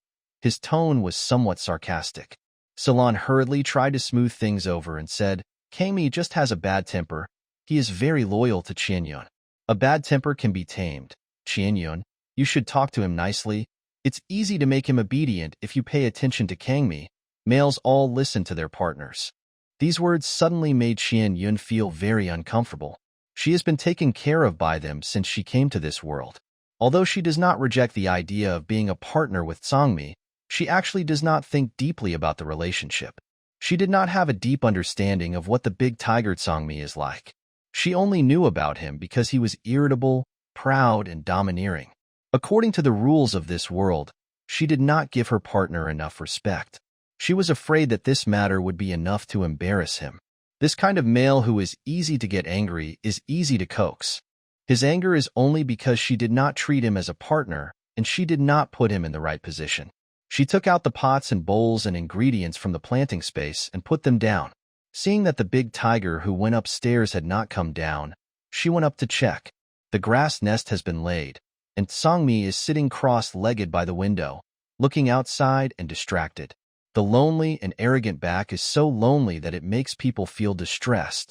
Qian Yun hesitated for a moment, walked slowly to his side and sat down, and she reached out to hold his hand. Her active approach made him stunned, and the next second he held her hand tightly to respond to her. "Anyway, you just have a bad temper. I'm not wrong about that. You know your own temper very well. I'm not that angry about those things anymore. You know what? When I was with Hung Sha, I was expecting you to come find me. You would find me soon. I also had that feeling in my heart that you would definitely find me and you would not abandon me. Although his temper was really bad, his bad temper was his shortcoming, but he also had many advantages. The overbearing and arrogant big tiger had always tried his best to take care of her. He rejected Hung Sha as a stray animal and was also fulfilling his partner's responsibility to protect her. Kangmi was indescribably touched when he heard her words. He lifted her hand to his lips and kissed the back of her hand devoutly. I was very scared, afraid that I would not be able to take good care of you. I just wanted you to be well-fed and warmly dressed every time, happy, and not have any diseases. Chinyun, I really like you. No matter how delicate and difficult you are to raise, I want to raise you. I won't be so impatient in the future. Would you like me to beat Hung Sha to death? The deep confession before was so good, but with this sentence at the end, there was no atmosphere at all. No, he is very well behaved now and can't be beaten. If he is not well behaved, you can beat him. Qin Yun was firm in her attitude. The big white snake in Hung Sha was obedient in front of her, but he was also a very thoughtful person. Not only him, but also the big rabbit in Slan was not as simple as it seemed. They were all scheming beasts. On the other hand, Kangmi, the big tiger, would roar out his emotions when he was unhappy, but he was really honest. Okay, I will keep an eye on him every day in the future. If he dares to be restless, I will beat him to death. The big tiger became excited as if he had been injected with chicken blood. Qin Yun's words gave him enough confidence. These words scared her, and her face changed. This shouldn't be the case. Why are you so cruel? Be good. You can't give them the chance to say bad things about you. You can't make trouble for no reason. You are my male, my first male. She coaxed him softly. These words softened Songmi's entire tiger aura, and he turned into a beast, with his tiger head rubbing against her arms happily. He was her first male. He had a special place in her heart. The big tiger became more and more excited as he thought about it, and couldn't help but throw her into the grass nest, licking her shoulders gently with his hot and wet tongue. The teeth marks had disappeared, and the skin on her shoulders had returned to its original whiteness. Qin Yun's breathing became tense because of the licking. She raised her hand and gently pushed the big head away, frowning and saying, "Stop it. I'm hungry and want to eat." Hearing that she was hungry, Songmi ended his hooligan behavior in a minute, turned into a human form, picked her up and went downstairs. Hung Sha had already caught a wave of fish, and Lan was cleaning them up. Seeing some river clams at the door, Qin Yun's face lit up, and she moved over curiously. Is this a river clam? Are there pearls inside? She squatted at the door and asked Kangmi, who was following behind. Kangmi squatted beside her, picked up one, and cut it in half directly with the wind. Water clam, this is the name of the central continent. There are indeed small pearls inside, he said as he pulled out a few small pearls from the clam meat inside. Qin Yun said happily, I want this pearl. Can you drill a small hole in the pearl? I want to string them together. Kangmi didn't understand what was so fun about these small beads. None of them were as round and beautiful as crystal stones. Okay, he responded lovingly. If she wants, then so be it. He opened all the water clams on the ground and found the pearls from the clam meat. Qin Yun consciously took out a small bowl from the space to put the pearls. Hung Sha, who had caught another wave of fish, saw that Qin Yun liked that kind of water clams, so he threw the fish at the door of the bamboo house and immediately entered the water to look for water clams. Several big fish lost control and jumped around, scaring Lan so much that he hurriedly caught the fish, knocked them out with the stone in his hand, and dragged them away. As long as Qin Yun coaxed them well, the big tiger and the big white snake could still live in harmony. At this moment, Kangmi did not resist the water clam that Hung Sha picked up at the bottom of the river. He reached out his hand expressionlessly, took it open, and took out the pearls for Qin Yun. Qin Yun carefully selected the pearls on the side. The pearls were of different sizes and colors, mostly light pink, with a small amount of white and purple. She picked out the relatively round pearls. Hung Sha, there are enough. No need to look for more. She looked at the number and called Hung Sha, who came back to deliver the clams. Hung Sha, okay, I'll go catch some fish. He just turned his head and thought of something. then turned to look at her and asked, "There are shrimps? Can we eat them?" Qian Yun nodded. "Eat." He went into the water to catch them. The river is straight and wide, and the water is rushing forward all the time. There is no need to worry about running aground and crashing on the shore for the time being. Hung Sha has been following the bamboo house to fish underwater. If the position deviates, he will adjust it silently. Kangmi opened all the water clams and collected a large bowl of pearls. He first used the tiny wind to drill small holes in the pearls with good appearance selected by Qian Yun. He also drilled holes in the remaining deformed pearls. Ceylon smiled and said, "The mermaids will use pearls and shells to embellish their clothes, which is very beautiful." He already had a plan in his mind on how to use those pearls to embellish his clothes. He suddenly thought of something, took out a small bright red bead from his animal skin bag, and handed it to her with a red face. Qian Yun looked at the red bead handed over by Ceylon in confusion. Both the size and color were different from the crystal stone. It was not a crystal stone. "What is this? It's so beautiful." She reached out to take it and clearly felt the heat released from the bead. Warm but not hot. She suddenly had some guesses in her mind. Ceylon whispered, "It's a flame stone. I brought it out when I was packing up. It belongs to you, and I belong to you too." Qian Yun was embarrassed by the sudden confession in front of Tsangmi, and Tsangmi was busy with those pearls by himself and didn't take their words seriously at all. It's not that he ignored it, but isn't this normal? As long as it's not that snake that comes to confess and tease. Qian Yun nodded heavily and held the flame stone in her palm. "I like it very much whether it's the flame stone or you. I like you both." Hearing this, Ceylon was happy and Tsangmi was worried. The big white snake next to him, which had just caught a wave of shrimps, wagged its tail happily. The flame stone is made of stone, dark red in color, with a rough surface. It gave the illusion of a small fireball. It was not very big, just a little bigger than her fingernail. It was amazing that such a small stone could keep a tank of water going. With the flame stone, you can heat it up for bathing or carry it with you to keep warm in cold weather. It is much more convenient to put a small stone in your pocket than the big white snake in Hungsha that can generate heat. Her eyes suddenly lit up, and she asked tentatively, "Can a hole be made in this flame stone?" Songmi turned his head to look at her in confusion. He guessed what she wanted to do. Ceylon thought for a while and said, "You can make a hole. If this kind of flame stone is broken, it can also generate heat, but the temperature is not as high as a whole stone." In the past, the males of the Green Forest tribe used hard fish bones to slowly grind a small hole in the flame stone and strung it with the tendons of fierce beasts to let the females wear it on their wrists for fun. That is a flame stone about the same size as these small beads.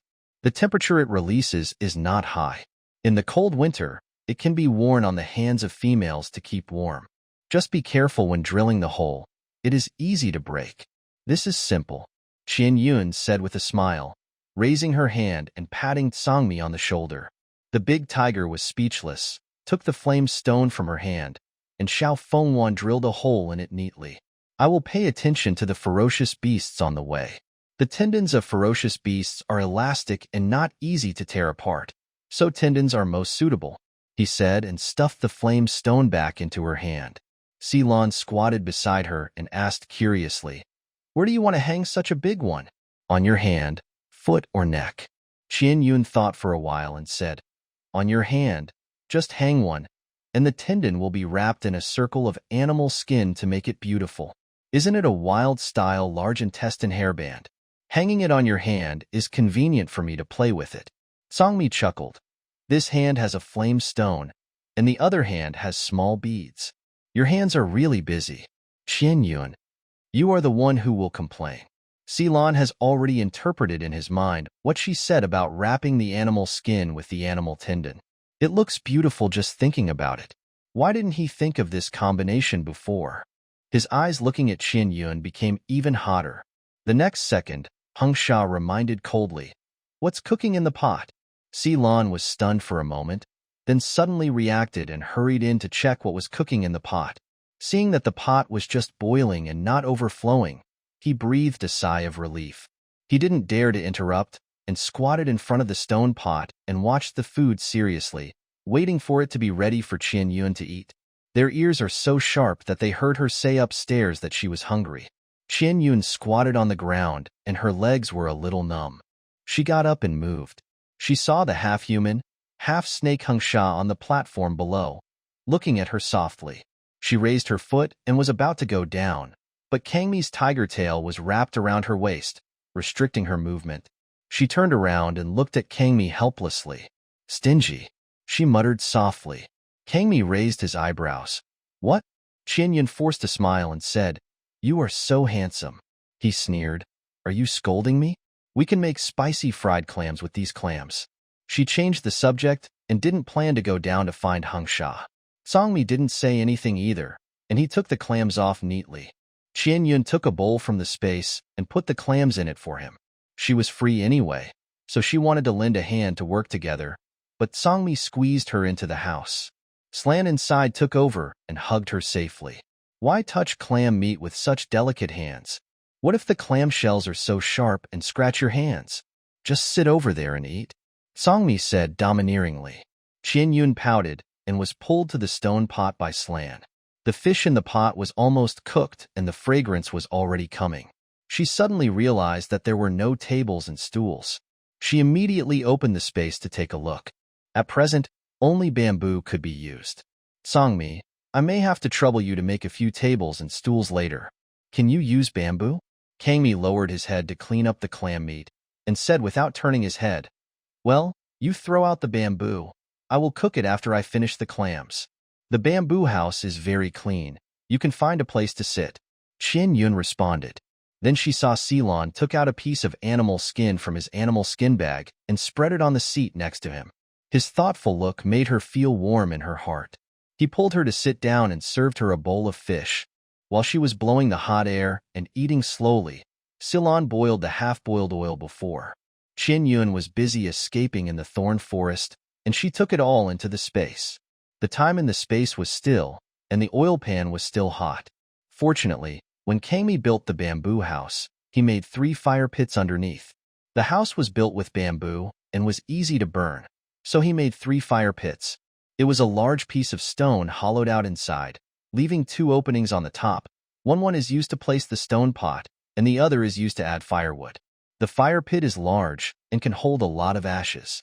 In order to maintain balance, the fire pit is placed in the center of the bamboo house. Now the water flow is very stable, and the weight and buoyancy of the bamboo house are sufficient. The bamboo house is shaking a little, but this degree does not affect Qian Yun's steady footing. Ceylon was very careful when cooking the fish. He did not cook it too full, otherwise a wave would come and the bamboo house would shake violently, easily shaking the food in the pot. If it shakes out, it will shake out, but it would be the most fatal if it shakes Qian Yun. Just in case, he asked Qian Yun to sit away from the fire pit. Even if the water flow fluctuates at that position, the food in the pot will not splash on her. "Qian Yun, throw me a bamboo tube, add some spices you like, and I will cook shrimp for you." Hung Sha's voice came from outside. Qian Yun hurriedly put down the bowl in her hand, stood up and walked to the door, meeting Kangmi's displeased eyes with raised eyebrows. She stretched out her foot fearlessly to step on the tail blocking the door. The tiger's tail flicked lightly and dodged, and also wrapped around her ankle. The furry touch made her itchy, and she couldn't help laughing. Let go, it's itchy." Kangmi's eyes flashed with a smile, and he let go of her. "I told you to throw it, so you throw it. What are you doing down there? There is no height increase below. What if the snake deliberately moves the bamboo house to make you lose stability?" He said coldly and glanced at the big white snake waiting patiently below. Hung Sha opened his lips and said lightly, "I admit that I scared her before. According to her words, I was mentally abusing her, and you bit her hard and she was physically abusing her. There is no difference between us. We both scared her." Qian Yun was speechless. "You are still glorious, right? 2 perverts." Tutu complained. "You 2 are so bad." Kangmi's face suddenly darkened. He gritted his teeth and was about to get up and fight Hung Sha. When he stood up and faced Qian Yun's eyes filled with anxiety, his momentum instantly weakened. "Qian Yun, how did that snake abuse you mentally?" Qian Yun pouted and complained. "He made me watch the scene of Norma being bullied by stray beasts and I felt terrible. Kangmi. Qinyun thought he would say something, but he was silent. She looked at him in surprise and asked, "Don't you think that what he did was a great mental injury to me?" Kangmi tightened his face and said solemnly, "There is nothing wrong with the approach, but you are timid. Norma has great ill will towards you. If it were me, I would do the same. TSK, why didn't I think of using the holy female to exchange crystals with those stray beasts?" Qinyun collapsed. "Then what? Do you want to use me in exchange?" She had a face full of resentment. What kind of people are these? This doubt on his words made Kangmi's face turn cold. He glanced at Hangsha below and said meaningfully, "You are my partner. How could I do that? It's not like I can't hunt ferocious beasts. Be careful. Don't be abducted by other stray beasts in exchange for crystals." The stray beast Hangsha, who was implicated, played with a prawn in his hand and said, "If I wanted to change it, I would have changed it a long time ago. I kept it because I like it. We have been together until now, and I haven't bitten you, right, Qinyun?" Qinyun's mouth twitched. "This matter can't be accepted, right?" Kangmi was furious. While putting the clam meat in his hand into the bowl, he said to Qinyun, "He must be beaten. He is too mean." After saying that, he turned into a beast and pounced down. Hangsha curled the corners of his mouth and turned into a beast and entered the water. Kangmi also jumped into the water, and the two sides fought under the water. Qinyun couldn't see their figures, nor did she know how they fought. She only felt that the waves were a bit large, making the bamboo house shake a little. Ceylon came out nervously and pulled her in, asking her to sit down. "You eat yours. They can't make too much noise under the bamboo house. And I found that whenever the two of them fight, they will attract ferocious beasts. We have to find ferocious beasts to collect tendons, let them fight for a while, and see if we can attract ferocious beasts." Qinyun's eyes were dull. What he said made sense, and she couldn't refute it. However, she also understood the little thoughts of this rabbit. Although it can't be said to have ulterior motives, it must have ulterior motives. She hesitated for a moment, picked up the fish that had not been finished next to her, and continued to eat, and after a few bites, she thought of something and said, "There are shrimps caught by Hangsha on the platform below. Will they all run away?" "Salon. I'll bring them all up, and we'll cook them in the stone pot." He went down and brought up all the shrimps that had not yet escaped, put them in the stone pot, added a few salty leaves, and began to cook. Qinyun felt that the bamboo house was a little more stable, so she stood up and went to the window, curiously looking at the forest along the way. Considering that Kangmi and Hangsha had encountered ferocious beasts in the previous fights, the two of them already had the attribute of fighting attracts ferocious beasts. She was curious whether their fight this time would attract ferocious beasts. Even if no ferocious beasts appeared, they would not be able to fight on. The two of them were not destined to win or lose. It was simply poisonous. Suddenly, she saw 3 huge monsters on the shore. Their bodies were pitch black with sharp fangs, and they were running along the shore with murderous eyes following their bamboo house. Well, that. She was so excited that she almost choked. Ceylon hurried to her side, gently stroked her back, and followed the direction she was looking, and saw the ferocious beast following them on the shore. "It's a ferocious beast. It's okay. Ferocious beasts are generally not good at swimming, and will not enter such a river. They can't get close to our bamboo house." He calmly comforted her. Qinyun responded with relief and shouted below, "Kangmi, Hangsha, there are ferocious beasts on the shore. My beast tendons are here. My meat." The next second the white snake broke out of the water and swam to the shore first. After Kangmi used the wind to safely dock the bamboo house on the opposite bank, he turned around and tread on the water to hunt together. Looking at the big tiger walking on the green wind and water, Qinyun couldn't help but exclaimed, "Cool." She had seen Sangmi fight, but had never seen him hunt properly. It was fine for her to watch the fight from the other side of the river, but those two guys deliberately led the beasts into the forest so that she couldn't see them fighting. Qinyun frowned. She couldn't see too many details from such a distance.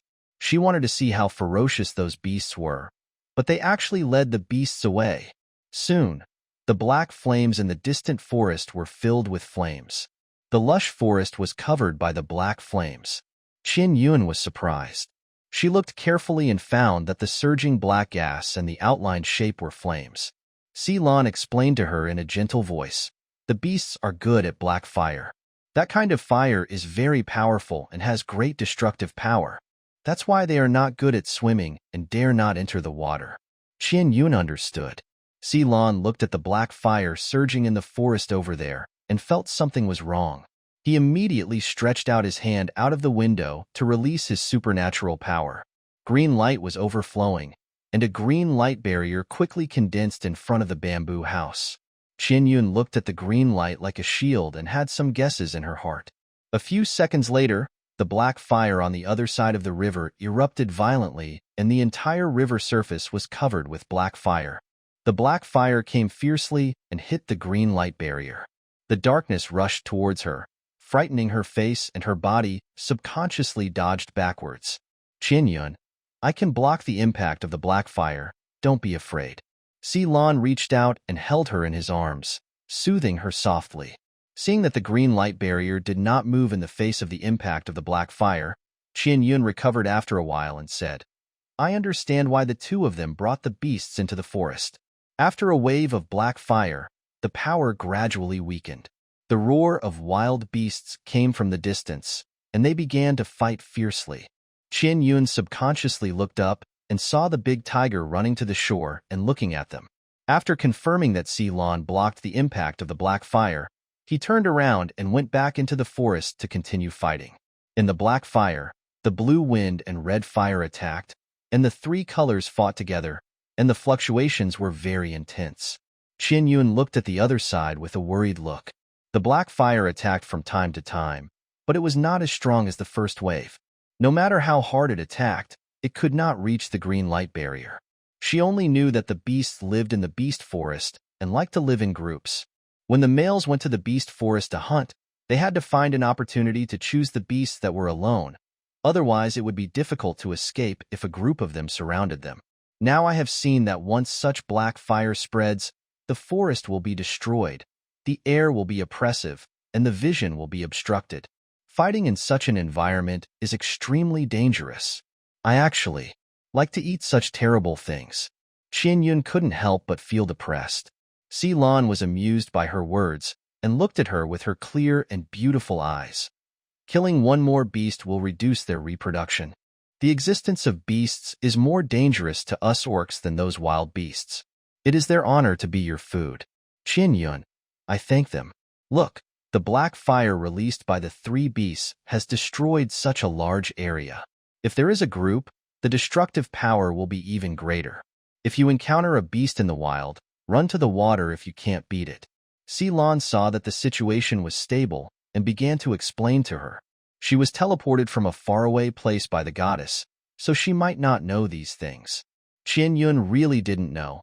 She only knew that the beasts were fierce and their meat was delicious.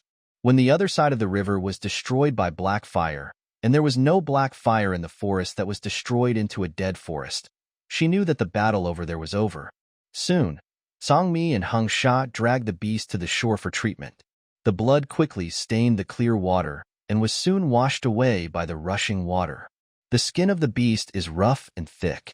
The beastmen generally do not collect their skins, but only their crystals and meat. Some of them will leave the tendons if they need them, otherwise they will throw them away. Ceylon stood behind Qian Yun, hugged her with his arms, and whispered in her ear. The warm breath surrounded her ears with a cautious sense of distance. This ambiguous and cautious approach instantly disrupted Qian Yun's breathing rhythm. She lowered her eyes nervously, and her cheeks couldn't help but blush a little. She responded. She looked down at the fish in her hand that was almost eaten and said softly, "Ceylon, you are so amazing. I thought you were just good at medicine." In the end, he not only released poison, but also condensed a shield for defense.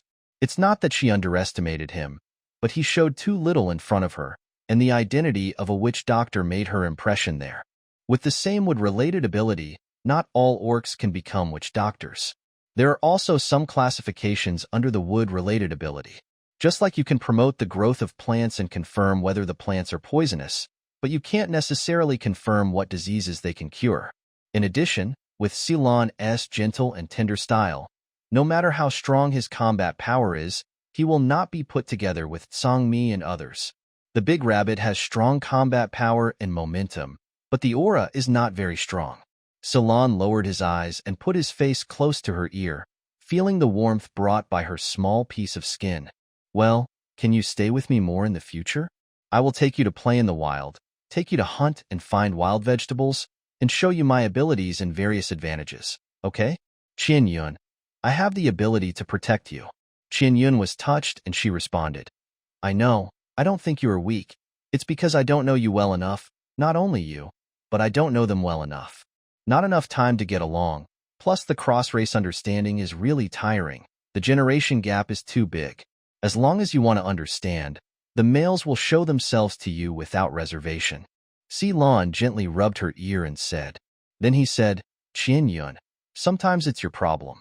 I'm not saying you're wrong, but you've always focused on things that are hard for us to understand.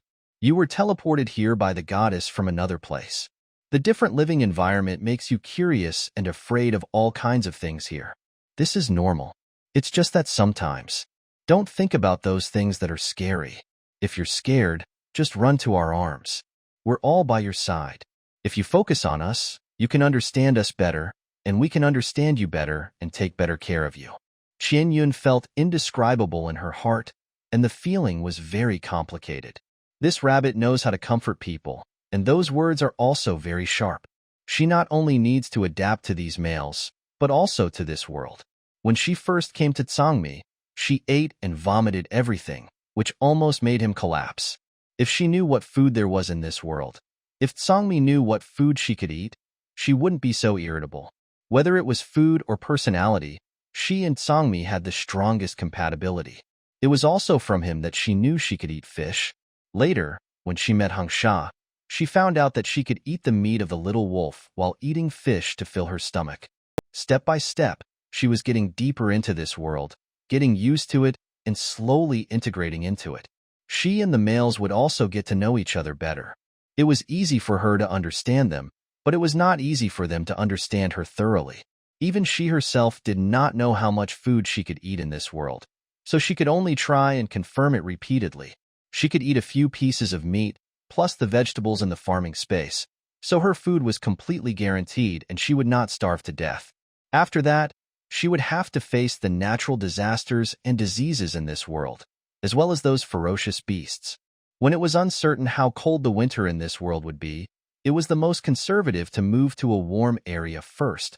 Otherwise, she would die directly if she got sick and the situation was too serious. The big rabbit was like a soul mentor, always saying things that she had not paid attention to. The witch doctor was indeed a witch doctor, with a sharp mind and a talent for guiding people. Sure enough, a family must have partners with different personalities. Qian Yun sighed deeply. Ceylon agreed with a smile. Yes, finding a partner with different abilities can take better care of you. He lowered his eyes to look at the almost empty bowl in her hand, reached out to take it, and asked caringly, Do you want to eat more? Qian Yun shook her head. I'm not hungry after eating a little, but we usually won't go ashore unless there is something else. I think you need to prepare a toilet for me. She was entangled. How to say that she needed a toilet? This is a very ungentlemanly topic. Well, I know. Ceylon immediately understood. She looked at him in surprise. You know? She cried miserably. Later, her partner built a sand pit for her in the cave and surrounded it with wood so that the female could sit on it. Some females will feel dizzy and fall down after squatting for a long time. Qian Yun's mouth twitched. This is really a sad and touching story. So some inventions are forced out under special circumstances, and they exist for a long time after continuous improvement. She asked tentatively, Can we make it into a bucket, widen the edge, and allow people to sit on it in? This will make cleaning easier. Ceylon measured it with his eyes and nodded. Yes, but you have to put it in space when you are not using it. Otherwise the consequences will be unspeakable when the waves get big, and you will cry. Qian Yun had a black line on her head. It's scary to think about it. The bamboo house must now drift in the river as a means of transportation. If a sandpit is built directly in the bamboo house, if something becomes turbulent, the consequences will be too suffocating. What about you? She asked softly. Kangmi appeared silently outside the window and said directly, "We don't need a sandpit, we can just outside." Qianyun. She couldn't respond to this. She could only say that it was really convenient. "Come on, I'll take you to." Kangmi carried her out of the window horizontally. He used the wind to get up, held her, and walked to the shore. Kangmi found a place where the weeds were not so lush and cleared the pebbles on the ground. Even though she was wearing shoes now, it had become his habit to deal with some sharp pebbles in her range of activities. After making sure there was no danger around, he put her down, and then he went to the side to cut a tree as if nothing had happened. Qianyun sighed helplessly, leaving some of his uncivilized behavior to the world. Kangmi was also well-behaved and would not peek at him or her. He just made what she wanted. He heard what she and Ceylon said just now. After she finished, she trotted over to find him. Kangmi had already got several pieces of wood of different sizes and raised his eyebrows to signal Qianyun, who was close to him, to choose one. "How big should it be? Do you have any ideas?" Qianyun took a look and said, "It doesn't have to be too big. Put some sand and some flowers and plants with stronger smells in it. It's enough to clean it once a day. It's better to add a lid. You don't at night, and you don't much during the day. Have you eaten less?" Songmi couldn't help but frowned. Qianyun snorted and said, "I'm not like you males who once a day and for a long time." Songmi gritted his teeth and clicked his tongue. "Don't look at other males peeing." "I didn't." Qianyun frowned. How could such a gentle person like her do that? Looking at her annoyed expression, Songmi suddenly chuckled in a low voice. He touched her head lovingly and said, "Wait for me for a while. I'll get it done soon." Qianyun nodded. While he selected a suitable piece of wood and began to polish it, she looked around curiously, looking for plants she knew. When she saw a salt leaf tree next to her, she went over to pick it. She inexplicably liked this kind of thing that couldn't grow in the planting space. Compared with sea salt, she still prefers salt leaves. On the premise that she doesn't mind the plant taste of salt leaves, it is much more convenient to collect salt leaves than sea salt. "Does the salt leaf tree lose its leaves in winter?" Qianyun asked casually while pulling leaves from the branches. Songmi responded nonchalantly, "No, you can pick them in winter, but the salty leaves are a little small in winter and don't grow very lush." Hearing this, Qianyun felt relieved. Songmi said again, "I'll pick a few leaves from salty leaf trees for you. Those salty leaves will be enough for you to use for a long time. You can use sea salt when you get to the sea. There will also be salty leaf trees on the seashore." "Got it," she responded. With such a large space, she couldn't help but want to stock up and wanted to collect some of her favorite ingredients. After a while, Songmi made 2 small buckets. Sand was to be put in them, just like the sand pits where the orcs urinated, and the name of the sand pit bucket was born. "Qianyun, come and sit down and feel if it will your ace." The big tiger beckoned her over expectantly. Qianyun walked over a little depressed. There was no need to sit down. "Just touch it and you'll know." She touched the edges of the 2 sand buckets. Songmi had polished them very smoothly without any burrs. However, they were in their most original state without paint and had no glossiness. Wooden buckets for this kind of use had to be very particular. It was enough that they didn't erase. Each sand bucket was equipped with a lid of the right size, which was arranged properly. "Well, it doesn't," Qianyun said to Songmi with a smile. "You're awesome. I like it." After getting her affirmation, Songmi's mouth curled up into a big smile. "Let's go back. I'll make a table and stool for you." Qianyun put the sand bucket away and turned around to see Slan's big rabbit, looking around at the plants around him from a distance. He looked like an elf lost in the forest. She said to Songmi, "I want to play with Slan for a while. Can you go back first?" Kangmi looked calm and had no objection. After sending her to Ceylon, he went back to the bamboo house first. Ceylon thought Qianyun would follow Kangmi back, but she stayed with him. He turned into a human form, looked at her with joy, and reached out to hold her hand. "Let's not go too far, just walk around nearby and see if there are any delicious wild vegetables." "Okay," she responded with a smile. Ceylon took her to walk around in the forest. The sun was shining and the atmosphere between them was just right. Looking at the gently moving long ears, Qianyun wanted to touch them. Ceylon suddenly bent down to pick a wild vegetable at his feet. Her hand perfectly missed his ear. She withdrew her hand a little embarrassedly. The next second, the hand he was holding was lifted up and pressed on his ear. "Touch it if you want to. It's not like I won't let you touch it." He stood up and looked at her, his green eyes sparkling, and his gentle eyes made Qianyun feel numb. "Why are you so obedient?" Qianyun touched his ears with a smile. The big rabbit was green and green. With 2 long ears hanging down, he was obedient only to her. Ceylon smiled and continued to pull her forward. Even when he saw wild vegetables to pick, he never let go of her hand. After walking a short distance, he also picked a lot of wild vegetables. When he came to a few bushes with vines growing, he handed the wild vegetables in his hand to Qianyun and pulled a vine to weave them quickly. Soon a simple hollow small basket was made. Qianyun understood, pulled a leaf of some unknown plant from the side and spread it in the basket, and put the wild vegetables he picked before on it. "Is that right? This way it won't fall off." "Yeah, that's it." Ceylon's affectionate eyes were filled with soft ripples, so sticky that they were about to be pulled into threads. Unlike Kangmi's domineering and strong look when he looked at her, nor Hangsha's cold and deep look, Ceylon was always as gentle and warm to her as spring water, as bright and comfortable as the sun. She had no pressure being with Ceylon, and he would not suddenly do something that would make her nervous. Hand in hand, they strolled through the forest, feeling indescribably comfortable and beautiful in their hearts. "Qianyun, I'm ready to be your partner. Now that you have my beast mark on your body, I am more qualified to be by your side." He spoke cautiously with a light and tentative tone. Qianyun was stunned for a moment, then lowered her eyes embarrassedly. "Yeah, that's all she meant in one simple word." Ceylon was ecstatic. He took a deep breath and calmed down his somewhat out-of-control emotions. He knew she would be his partner, but he had no idea when. He had to seize the opportunity so that he could sleep next to her. The big rabbit was extremely happy. He pulled her to continue looking for wild vegetables and picked sweet fruits for her to eat. Qianyun ate the fruit with a smile and noticed that Kangmi came to the forest to look for wood again and brought back several large pieces of wood. She glanced at them but didn't take them too seriously. When the basket was full of wild vegetables, Ceylon took Qianyun back to the bamboo house. All the beast meat had been transferred over. Hangsha was in on the platform below. The meat was being cut into sizes that were easier to cut, and each piece was wrapped with leaves. The meat was dark red in color, and the fur and blood had been cleaned off.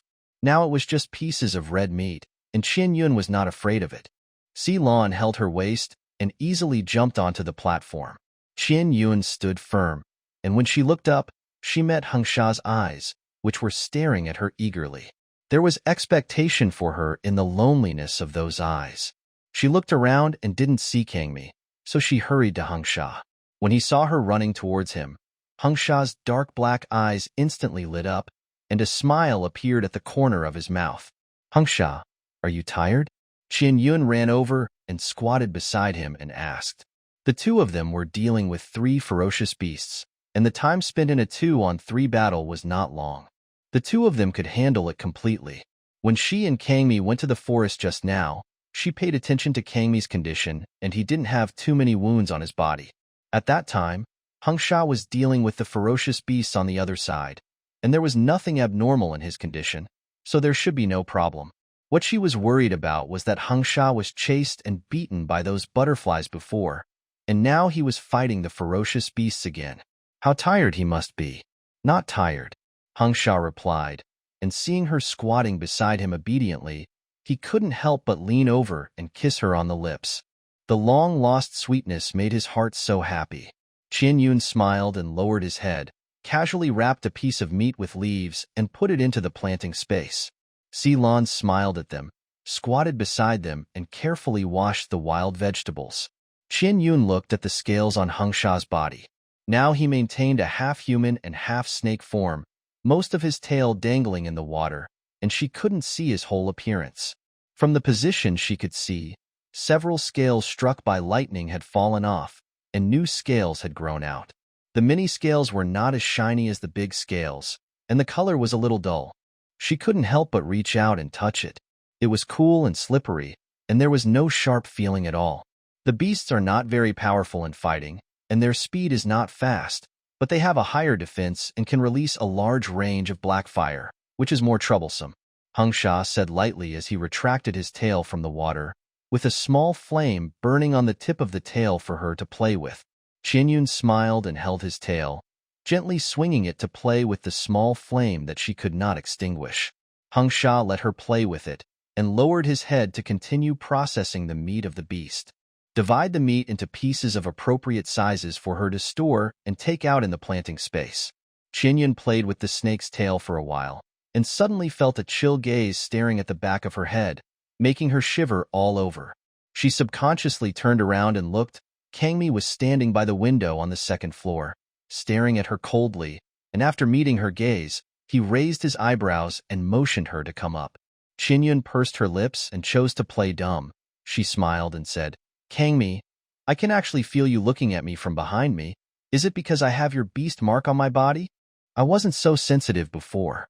Although she has a woman's sixth sense, it's not like she has eyes on her back.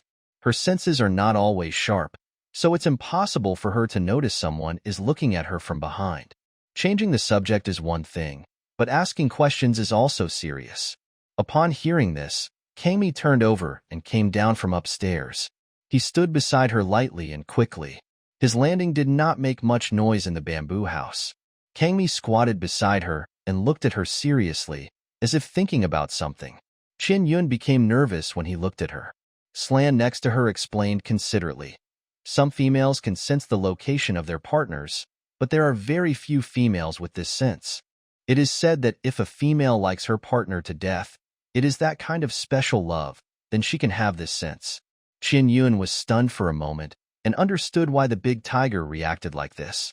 Then Hung Sha said faintly, "There are less than 3 females with this sense in 10 tribes. Like it or not is not the point. Lord Beast God never said that. This is denying that she can sense that Kangmi is watching her from behind because of deep feelings." Kangmi frowned, raised his hand, and pushed Hung Sha into the river without any hesitation. Qianyun was so scared that she reached out to pull Hung Sha, but he calmly stuffed the piece of meat in his hand that he had not put down in time into her hand and slid into the water the next second, turning into a big white snake swimming in the water. Qianyun was speechless looking at the meat in her hand. "You really are." She turned her eyes to look at Kangmi with a grim face and said in a scolding tone. Kangmi snorted coldly. "Who made him question your feelings for me? If the meat you like to eat was not all here, I would have sent him to the sky long ago. If he can use his superpowers to beat, he will definitely not use his fists. Pushing is already his most gentle move. The meat is here, so Hung Sha doesn't dare to fight back with his tail. In the end, he just went into the river for a while, and after coming up, he continued to deal with the meat as if nothing had happened. Not getting angry does not mean that this matter does not matter. Hung Sha remembers all the accounts, big and small, in his heart. For Qianyun, he endured it. If he and Kangmi fight seriously, the only one who will be sad is Qianyun. Kangmi did not drive him away, but let him stay in the bamboo house. Other things are not the most important. Snake is far-sighted. After Hung Sha came up, Qianyun looked at them nervously, fearing that Kangmi would attack again. Maybe it's because I have the mark of the holy female on my body, and I have awakened my superpowers, which makes me more powerful than other females, Qianyun said, noticing that Hung Sha glanced at Kangmi faintly, and Kangmi also returned a proud and disdainful look. The eyes of the two people fought silently, and she hurriedly took Kangmi's arm and asked him to help wrap the piece of meat. "It's also possible that you glared at me more fiercely just now." These words successfully brought Songmi back to his senses from Hung Sha, and his anger suddenly rose. Then he gritted his teeth and restrained himself. "Why am I fierce? I was just standing at the window, and I was just looking at you. I was afraid that you would be kidnapped by this snake beast." He was inexplicably crazy inside. Now looking at her for one more second is also fierce? Qianyun held back his laughter and asked fearlessly, "Can you talk to me in the tone that Ceylon used to talk to me?" The big tiger's face turned black in an instant. "Don't bring me along when you quarrel. I'm going to cook food." Ceylon didn't want to get involved. With a strong desire to survive, he took the cleaned wild vegetables and went to work. Kangmi had no opinion on Ceylon, and since she knew medical skills, He wished she had a witch doctor by her side at any time. Hung Sha has always been a rabbit that doesn't offend snakes, and snakes don't offend rabbits. Even if he and Kangmi fight to the death, it won't have any effect on the rabbit. Salon has an absolutely safe position in this family. Well, that's the case for now. Kangmi gritted his teeth, raised his hand, and gently pinched Qinyun's chin, letting her look up at him. Very good. You are much braver now. Keep it up. You are a holy female, more beautiful than other females, more fertile, and more courageous. Do you know? Qinyun pursed her lips and asked softly, how many crystals can I get if I exchange you for stray beasts? Kangmi's tiger eyes tightened. Looking at her in astonishment, she actually dared to have such an idea. Hung Sha's eyes flashed, and he asked seriously, Qinyun, how many crystals do you want? I will collect them. Song Mi's blood boiled. Anger rushed to his forehead, and he clenched his fists angrily. Now, he not only has to be careful that the snake beast will kidnap Qinyun, but also has to be careful that Qinyun really exchanges him for the crystal. Qinyun was already laughing like crazy beside him. Hung Sha's cooperation in asking for the price is 100% funny. The big tiger actually took it seriously. The funny level directly exceeded the limit. Song Mi's face, which was suppressing his anger, was obviously a little more cautious. He really took it seriously. Ha ha ha, Song Mi, why are you so cute? Qinyun laughed so hard that she couldn't even squat down. She quickly hugged Song Mi and continued to laugh while lying on his shoulder. Hearing the clear and pleasant laughter in his ears, the big tiger felt a pain in his heart. He raised his hand to release the wind and moved a small piece of wood from the door of the bamboo house. He put Qinyun on the wood, and after she sat steadily, he entered the bamboo house with a gloomy face. A few seconds later, Song Mi's angry roar came from the bamboo house. I said that we can't let her find stray animals. Look what she has been led astray. My little Qinyun was afraid of fat rats before, but now she wants to hand me over in exchange for crystals. It's terrible that she has such an idea. That snake beast must die. I'm so angry, Ceylon said aggrievely. Why are you yelling at me?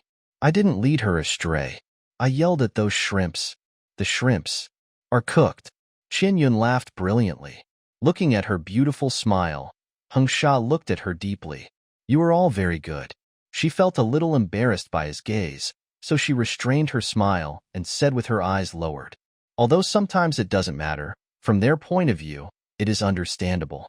Qinyun, don't leave me, Hung Sha said softly, with a tone of confirmation. Qinyun said without hesitation, I want yours. Songmi has a lot of concerns. He minds that you are a stray beast. He just doesn't know you well enough. As you spend more time together, he will know that you are different from those ferocious stray beasts. His black eyes stared at her intently, deeply. Qinyun obviously noticed that he had changed from when they first met. The gloom in his eyes dissipated a little, and the whole snake was a little more lively. She turned her head to look in the direction of the bamboo house, and confirmed that Songmi was not staring at the window. She hurriedly approached Hung Sha, held his face, and kissed his lips. The warm and slightly cool touch, her active approach made Hung Sha's body stiff, and then his eyes were rippling, and he enjoyed her kiss with his heart. In the bamboo house, seeing that the shrimps were cooked, Songmi walked to the door and wanted to call Qinyun to come in and eat shrimps, but saw the two of them kissing each other, and that posture was still Qinyun's initiative. He was so angry that he turned into a beast and exploded. He suppressed his anger and growled. Qinyun was so scared when he heard the sound that he couldn't keep his mouth steady and accidentally bit Hung Sha. She panicked for a moment and saw blood oozing out of his lips. She wanted to raise her hand to wipe it, but then she thought it was not appropriate. The raised hand was awkward in the air, and it was not right to wipe it or not. Hung Sha, I'm sorry, I didn't mean it.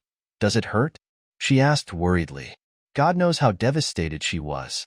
It would be fine if she took the initiative to kiss someone, but she also bit him. Noticing Hung Sha's expression, she frowned and turned cold, and she looked embarrassed and uneasy. Hung Sha was dissatisfied that Kangmi scared Qinyun. He didn't care about the small wound on his lips at all. Not to mention biting like this, he would be willing to eat a few bites of his flesh. He stretched out his tongue and licked the wound indifferently, cleaning up the little bit of blood. It's okay. Do you want to bite a few more times? Qinyun was speechless. Is this human language? Before she could react, he hugged her in his arms, kissed her lips wantonly, and continued to linger. Such a provocation made Kangmi go into a violent state with a ferocious face. Ceylon next to him hurriedly persuaded. Kangmi, calm down. Qinyun wants to kiss. It's Qinyun who wants to kiss. A kiss won't hurt. Don't lose your temper. You scared Qinyun just now. She is timid. These words were like a bucket of cold water, weakening Sangmi's momentum a little. Why doesn't she understand? He was so angry that he turned around and found a corner, lying there depressed. It was his fault. He was wrong from the moment he brought her to the waterfall. If he hadn't brought her to the waterfall to make out, she wouldn't have taken a bath there. If he hadn't been so angry at her words at that time and looked to the side, he would have been able to protect her when she fell. If she hadn't fallen into the water, she wouldn't have met the snake beast, and there wouldn't have been all these messed up things. It was all his fault. It was he who caused Qinyun and Hung Sha to meet. What's so good about kissing a stray beast? Wouldn't it be good to kiss him? Who was depressed and desperate. Qinyun was surprised that Sangmi didn't rush over to stop him, but she also knew that it was wrong for him not to run over and take her back. She gently raised her hand and placed it on Hung Sha's chest. She didn't push him away, but he understood this action. He reluctantly let her go and put away the emotion in his eyes. You two are really something. It seems like I'm having an affair. Qinyun couldn't help but complain. I'll go see Kangmi first. Hung Sha. Okay. Look at Kangmi first, and then look at him later, right? Qinyun raised her hand and stroked Hung Sha's cold and handsome face with a bit of obedience, then got up and went back to the bamboo house. When she entered, she saw Ceylon standing in front of the stone pot peeling shrimps seriously, and the big tiger in the corner was lying there quietly. In the few seconds when she looked over, she didn't see the tiger's body breathing up and down, and she was scared and ran over quickly. No way. Kangmi was mad at her? Because she ran in a hurry, she lost her balance and fell directly on the tiger's head. Kangmi. Qinyun groaned and didn't care about so much. She leaned over to look at him. When she met his sad and resentful eyes, she was greatly relieved. Fortunately, he was not mad to death. She slid down and knelt in front of him, raising her arms to hug the tiger's head. She didn't say anything, but just snuggled up to him quietly, which made the irritable and violent emotions in his heart calm down quickly and calm down to the last bit of temper. I still can't let down all my guard against him now, Kangmi said in a low voice. Qinyun rubbed his head and said, You are not wrong. You are so cautious because you are responsible for me. These words made Kangmi have an indescribable feeling, and he felt his nose was a little sour. I can't be as gentle as Ceylon, he said again in a muffled voice. Qinyun chuckled, touched his ear and murmured, You are you? The big tiger has the momentum of the big tiger, and you have your own advantages. You don't need to compare with Ceylon, nor do you need to learn from him. I was teasing you before. Similarly, Ceylon can't be as mighty and strong as you. If all the males in the family are of the same style, it's scary to think about it. Even if they come from the same nest, their personalities are very different, not to mention different races. I won't hand you over in exchange for crystals. I can't bear to. I was just joking. Qinyun is not afraid of his irritable temper, but he is afraid of his low mood. If he is really depressed like this, it will be really heartbreaking. Sangmi felt relieved. He lowered his head and rubbed it in her arms. He looked at the air quietly with a heavy gaze and said slowly, If there are really orcs who offer a lot of crystals in exchange for my life, as long as you have a partner who can protect you, I think I am willing. You want to exchange me, I will not resist. There is nothing more desperate in this world than being abandoned by your partner. Nothing else matters. Hearing this, Qinyun burst into tears. So his expression was serious at that time, and he took her joke seriously, because such a situation is not impossible to happen. Sangmi had a moment of panic in his heart at that time. Will his Qinyun join forces with Hung Sha or other orcs to kill him? It's desperate to think about it. Stupid, you don't even know how to calculate. My big tiger is so powerful. Hunting ferocious beasts is a piece of cake. Is it difficult to collect crystals? As long as it takes some time, my big tiger can collect a lot of crystals for me. Why should I risk reducing my partner to exchange? You are not a thing. You are my partner. Qian Yun coaxed softly. No, I would rather die than change. A bad temper does not mean that he is not thoughtful. The tiger's heart is quite sensitive. Her words gently caressed him from head to toe, and he had no worries in his heart. Don't let Hengsha lead you astray. The stray animals are very bad. He snorted coldly. Qian Yun was helpless. Why do you think I was led astray by him? He didn't do anything. Songmi, how brave are you now? Don't you feel it yourself? She hesitated for a few seconds and asked tentatively, is there a possibility that I am just this brave and I just couldn't adapt to the unfamiliar environment at the beginning? Songmi. The big tiger fell into a long silence. Qian Yun looked at his reaction and chuckled. Okay, don't be angry. His temper is still so bad, but he has restrained himself much better than before and was not mean to her. It's only a matter of time before the angry big tiger is tamed to be obedient. Kangmi came back to his senses and responded, then said unhappily, you bit that snake, beast. So what? Bite me. Qian Yun was also amused when she heard Kangmi's crazy request. This kind of thing is not popular to follow the trend. Do you want me to bite you or kiss you? She asked with a smile. Kangmi was stunned for a moment, then thought about it seriously. Qian Yun was shocked by his reaction. Was he so persistent in asking her to bite him? It wasn't like she bit her lip during some special interaction with Hengsha just now. It was completely accidental, and she was just scared. I think you were talking about one thing. How can you bite without kissing? You can only prove that you kiss hard if you bite. Songmi thought it through and spoke. Qian Yun. This logic is very Orsish. She understood what he meant. The point is not biting, but biting means the kiss is intense and deep. The big tiger wants her to kiss more intensely, preferably the kind of kiss that can break the skin of the lips. Really, what does he think of her? Songmi suddenly turned into a human form, sat cross-legged on the ground, hugged her waist and pulled her into his arms. The purple eyes looked at her eagerly and expectantly. Qian Yun swallowed nervously. She didn't know how to kiss that kind of intensely. It was simply Hades-level difficult. Actually, I was startled by your roar just now, and then I accidentally bit Hengsha. This has nothing to do with you kissing me now. Songmi looked at her coldly and replied. Qian Yun frowned. Her expression was very embarrassed. She said awkwardly, it's not that I don't want to kiss you. It's that Hengsha and I kissed just now. I think it's not good to kiss you with the smell of other males left on my lips. Kangmi was stunned for a moment. Looking deeply into her embarrassed expression, he suddenly chuckled, raised his hand to rub her head and gently pressed her against his chest. Got it. Kiss me well tonight. He compromised.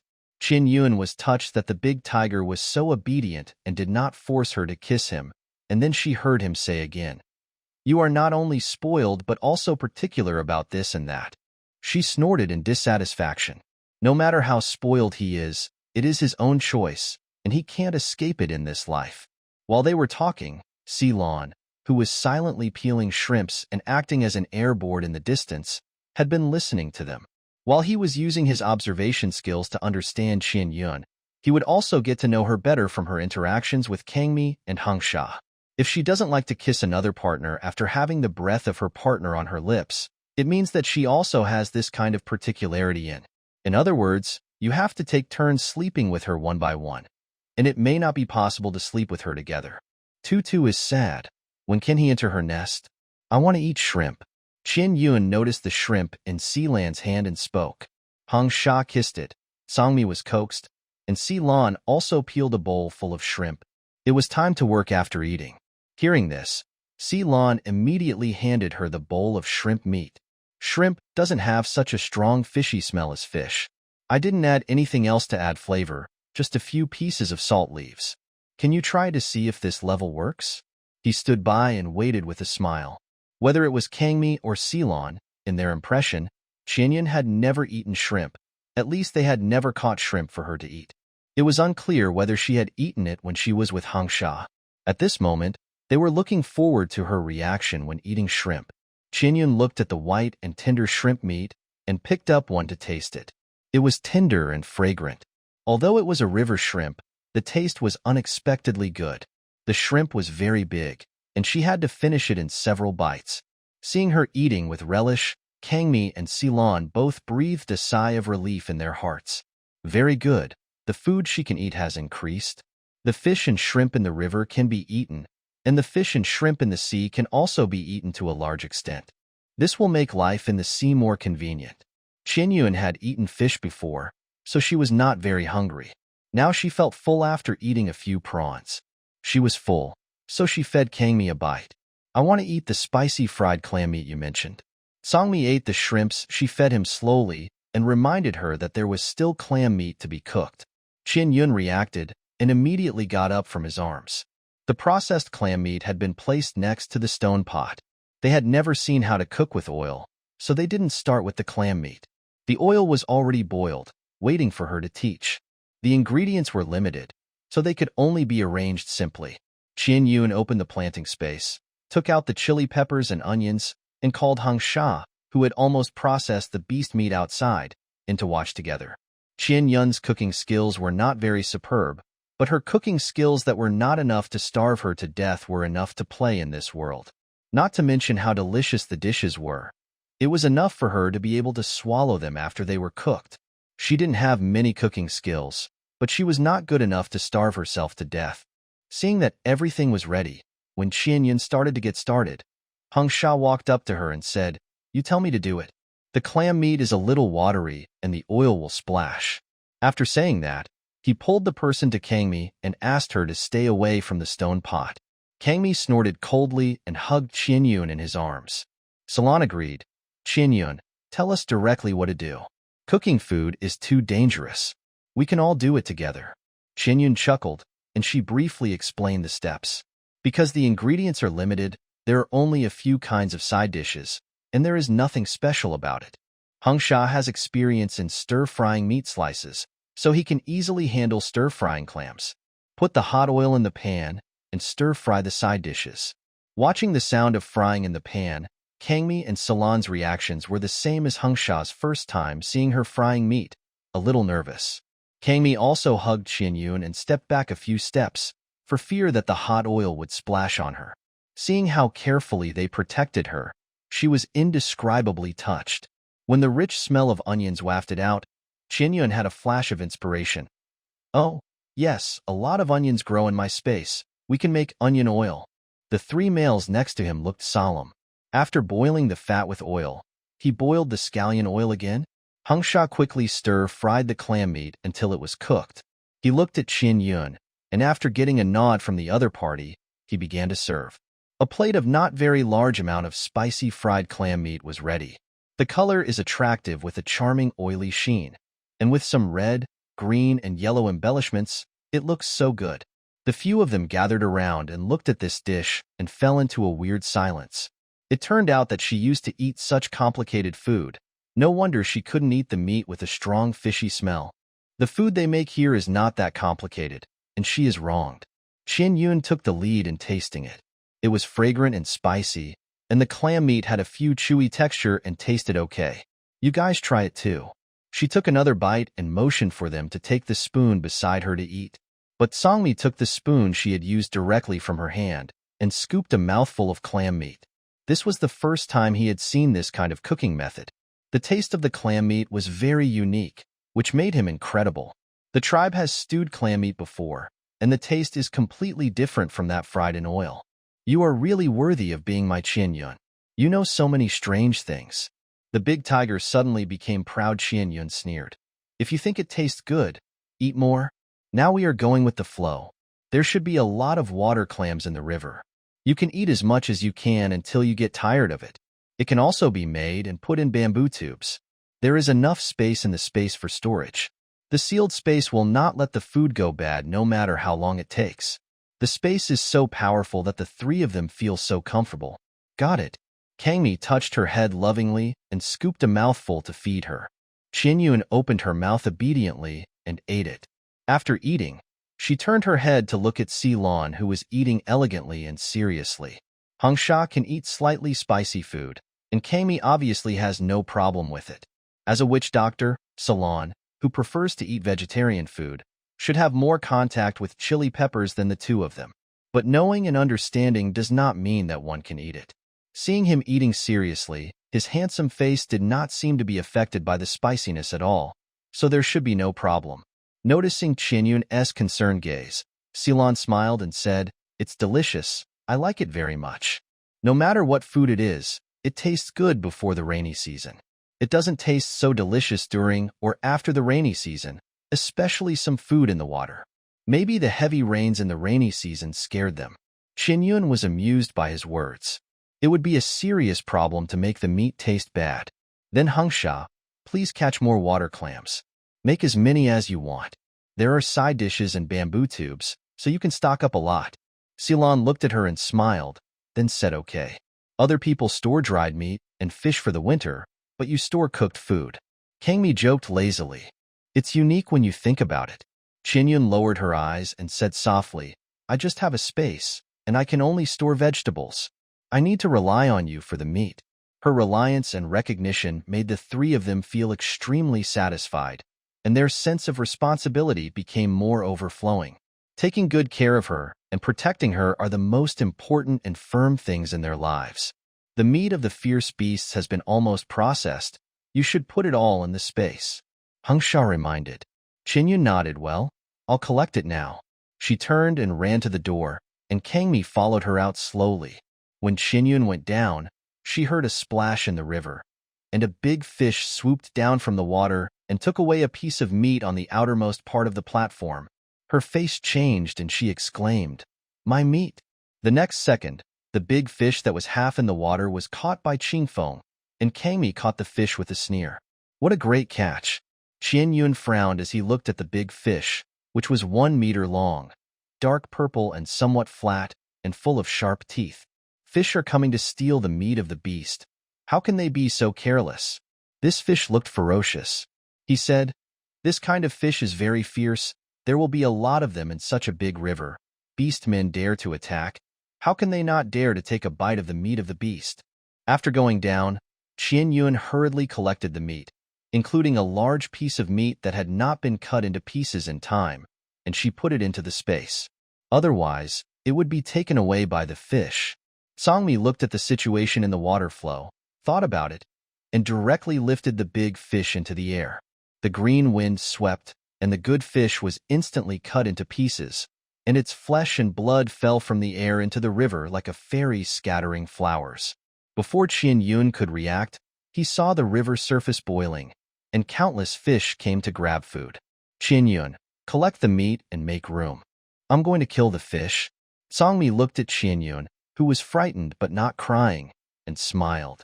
Qianyun reacted immediately, collected all the meat, turned around and ran back to the bamboo house.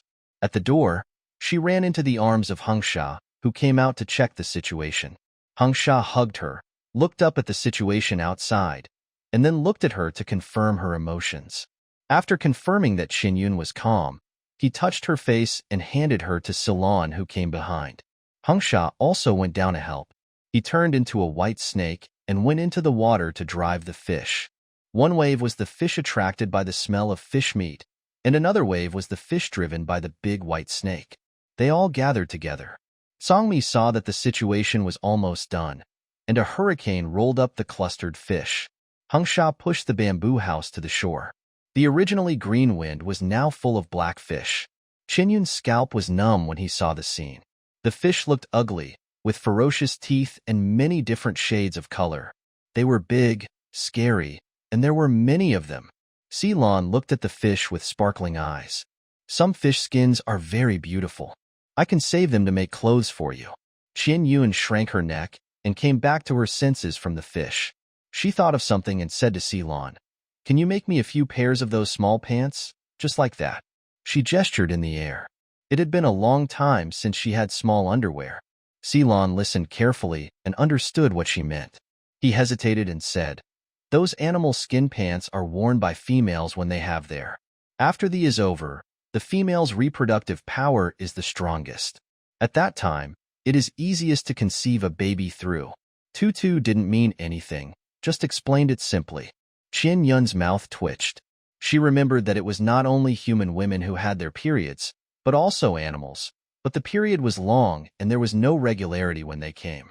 By the way, her period was coming soon, and she had to prepare. Looking at her embarrassed expression of wanting to say something but not knowing what to say, Lan's eyes softened.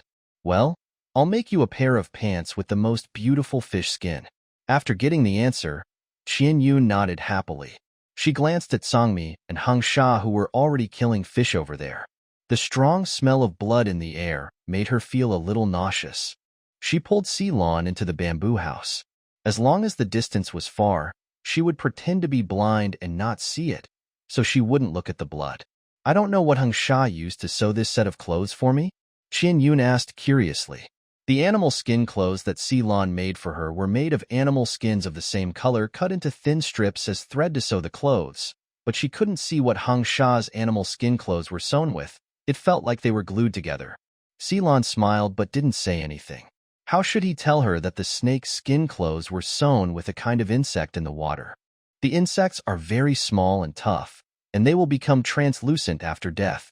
Some orcs collect this kind of insects when making clothes. Based on his understanding of her, she would definitely be scared if she knew that it was made of insects. He hesitated for a moment and said, "There are many materials for sewing clothes, including white silk extracted from plants, silk spit out by some animals, and even animal skins cut into thin strips can be used for sewing." He answered but seemed not to have answered. "Oh," Qianyun responded without dwelling on it too much. At the moment, she was thinking that since there were enough sewing materials, she would not focus on turning cotton into cotton thread. In the black soil, there were a lot of cotton growing at the beginning, and there were only a few sparse plants later, not a lot of them. She wanted to keep them for making sanitary napkins, and if there was any extra cotton, she could make quilts in the cold winter. Songmi and Hung Sha were busy, and the two of them were not idle in the bamboo house either. And sanitary napkins were all on the agenda and had to be prepared. "Lan, let's make scrambled eggs with tomatoes." Qianyun noticed the basket of bird eggs next to the fire pit and spoke. Lan smiled and replied, "Okay." Qianyun originally wanted to make fried tomato and eggs to show him, but Lan didn't let her do it herself. She could only stand by and direct the big rabbit. The simple preparation, delicious taste, and the taste brought by the combination of bird eggs were completely beyond her expectations. It's delicious, but it's a bit frustrating to beat the bird eggs. Qianyun tasted a few bites and complained. Bird eggs are big and small. In order not to affect the taste, they beat the eggs of the same bird. The bird eggs used are a bit small, 5 or 6 are equivalent to 1 egg, and there are many tomatoes, so they made a full pot. It's okay as long as it tastes good, and everything else is not a problem. Lan didn't think it was troublesome at all.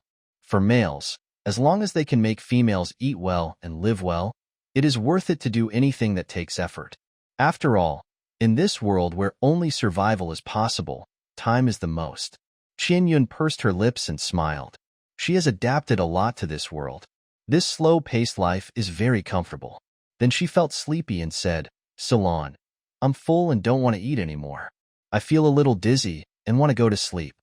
Lan, who was tasting scrambled eggs with tomatoes, put down the spoon in his hand without hesitation and carried her upstairs. She leaned on his shoulder and was drowsy. The holy female mark on her wrist suddenly became hot at this time. Qianyun confirmed that it was the holy female mark that was moving, and she was so scared that she forced herself not to fall asleep. Lan carefully put her in the grass nest and noticed that her expression was a little nervous. He asked in confusion, "What's wrong?" She was not nervous about him. She didn't reject him at all when he hugged her, and it was impossible for her to reject him now. Her expression was wrong. Qianyun raised her arm and untied the animal skin used to cover her. At this moment, the golden mark was flashing a faint light, looming and beautiful. Lan's expression tightened, raised his hand to hold her wrist, and took the opportunity to check her body. "Qianyun, in addition to dizziness and wanting to sleep, do you feel any other discomfort in your body?" Qianyun shook her head. The mark of the holy female would not heat up for no reason. There must be something wrong. Although the mark could respond to her simply, it could not speak and could not express its meaning clearly. She opened the planting space and looked at it. In addition to the ripening of fruits and vegetables, There was no other change in the space. It was not easy to confirm whether her dizziness and sleepiness were simply caused by the discomfort caused by the unfamiliar environment or because of the movement of the mark. Ceylon checked her nervously. After his energy was devoured, he frowned and fell into deep thought. Yesterday you devoured the energy of the crystal stone. Before that, you also collected a lot of thorns for the black soil to devour in the thorn forest. You shouldn't devour my energy at this time. But the next second, a bright golden light from the mark gently released and touched his hand, wrapped around his wrist and entered his body. Ceylon stared with wide eyes and looked at it in disbelief. Qin Yun, the power of the mark has entered my body, he said in a trembling voice. Qin Yun also saw it. Her reaction was slightly less excited than Ceylon's. She was just stunned for a moment and then quickly recovered her emotions. It can absorb your energy, and naturally it can spit it out. After all, it is a gift from the goddess, so anything is possible. What's more, there is also the power of the system mixed in, and there is no way to know what situation will arise. Although he said so, his heart was already confused.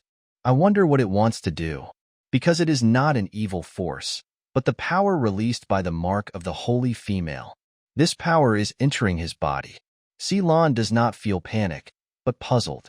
Seeing that he just watched and did not move, Qin Yun tried to withdraw his hand and move away from him. The result was the same. The distance did not prevent the power from being disconnected. The golden light was still released, passing through the air and continuously entering Ceylon's body. What's going on? Qin Yun muttered. Ceylon, do you feel anything in your body? Ceylon felt it and shook his head. I don't feel anything at all. Qin Yun didn't know what to do. She felt her eyelids getting heavier and heavier. She couldn't bear it anymore and wanted to sleep. Songmi. She forced herself to open her mouth and shouted. In response, Songmi's figure appeared in the window. He thought something was wrong, and he was stunned when he saw the golden light released from the holy female mark. Oh, I can't do it anymore. I'm so sleepy. I want to sleep. I don't know what's going on. Songmi, you watch Ceylon. Don't let him die. Qin Yun finished speaking and fell asleep in a black consciousness. Songmi's mouth twitched. Is there anything wrong with Qin Yun's body? Ceylon. It should be the drowsiness caused by the unfamiliar climate and water. There is no problem. The holy female mark devoured my energy, and this happened. They didn't know, and Songmi didn't know even more. He didn't say anything, and went downstairs to wash his hands. He came up immediately when he heard Qin Yun's voice just now. He didn't wash his hands until he killed half of the fish. After washing, he came up and sat beside Qin Yun and watched. Ceylon, is there a possibility that the holy female mark wants to devour you? Kami asked with a tense face. Ceylon looked terrified, and the whole rabbit was shocked. That shouldn't be the case. I want to be Qin Yun's partner, not nourishment. He looked at the golden light wrapped around his wrist and made up his mind to release his power to break it. But his power was swallowed up instantly as soon as he released a little, and his power was completely suppressed. Kangmi, I'm suppressed, and my power can't be released. Can you try to disconnect the power of the mark with your power? Kangmi raised his hand and released his supernatural power to try to block it, but the wind power was also swallowed up, and he was shocked. The wind power is also swallowed up? Then, he came back to his senses and said, the energy of the crystal stone can be absorbed, and it is not surprising that it can swallow up the wind power. Ceylon's expression was solemn. Being able to devour the energy of the crystal stone meant that the Saint Mark absorbed not only the energy of the same wood element, but also the energy of other attributes. Devouring other energies and supplying them to the planting space to make the black soil grow crops was no problem. It was very abnormal to release it to him at this moment. Unable to stop it, the two of them could only watch in silence, waiting for the end of this wave of abnormality. Ceylon took a deep breath and tried to calm his nervousness as much as possible. He believed that Qin Yun's arrival was the guidance of the goddess in the dark. Whether she was a saint or not, she was the one he would protect in the future.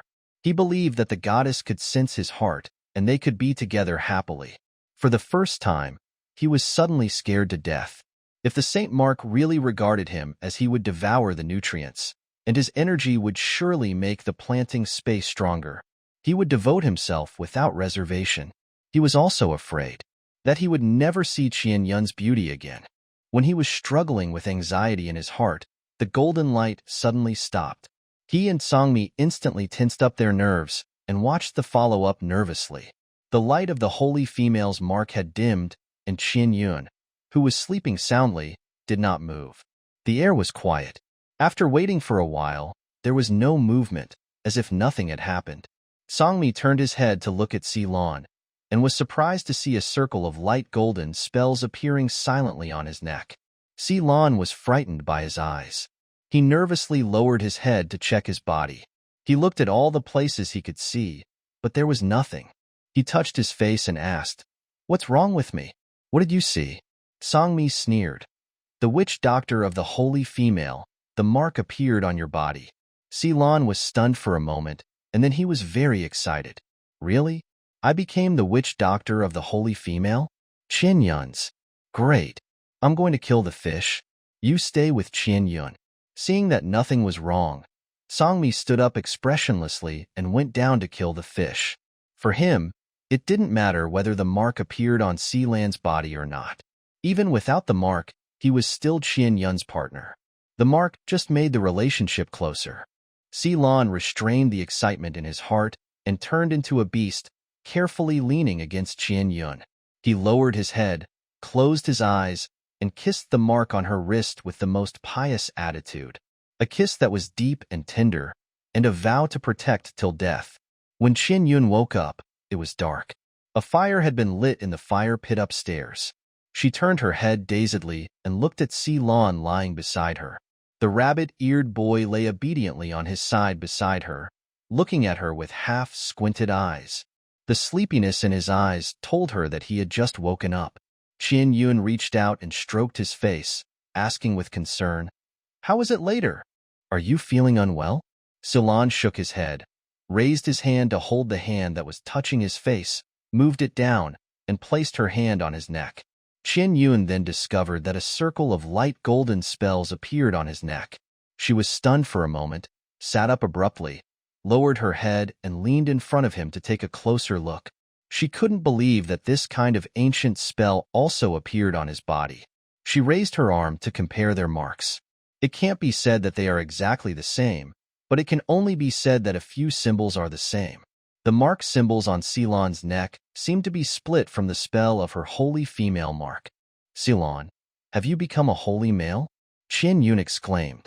Ceylon was amused, and he looked at her gently and said, "There are only holy females but no holy males. This is the witch doctor mark of the holy female. The goddess will select females with strong fertility to become holy females, give them abilities, strengthen their reproductive ability, and allow them to better reproduce with outstanding males. No matter how strong their bodies are, they are still females.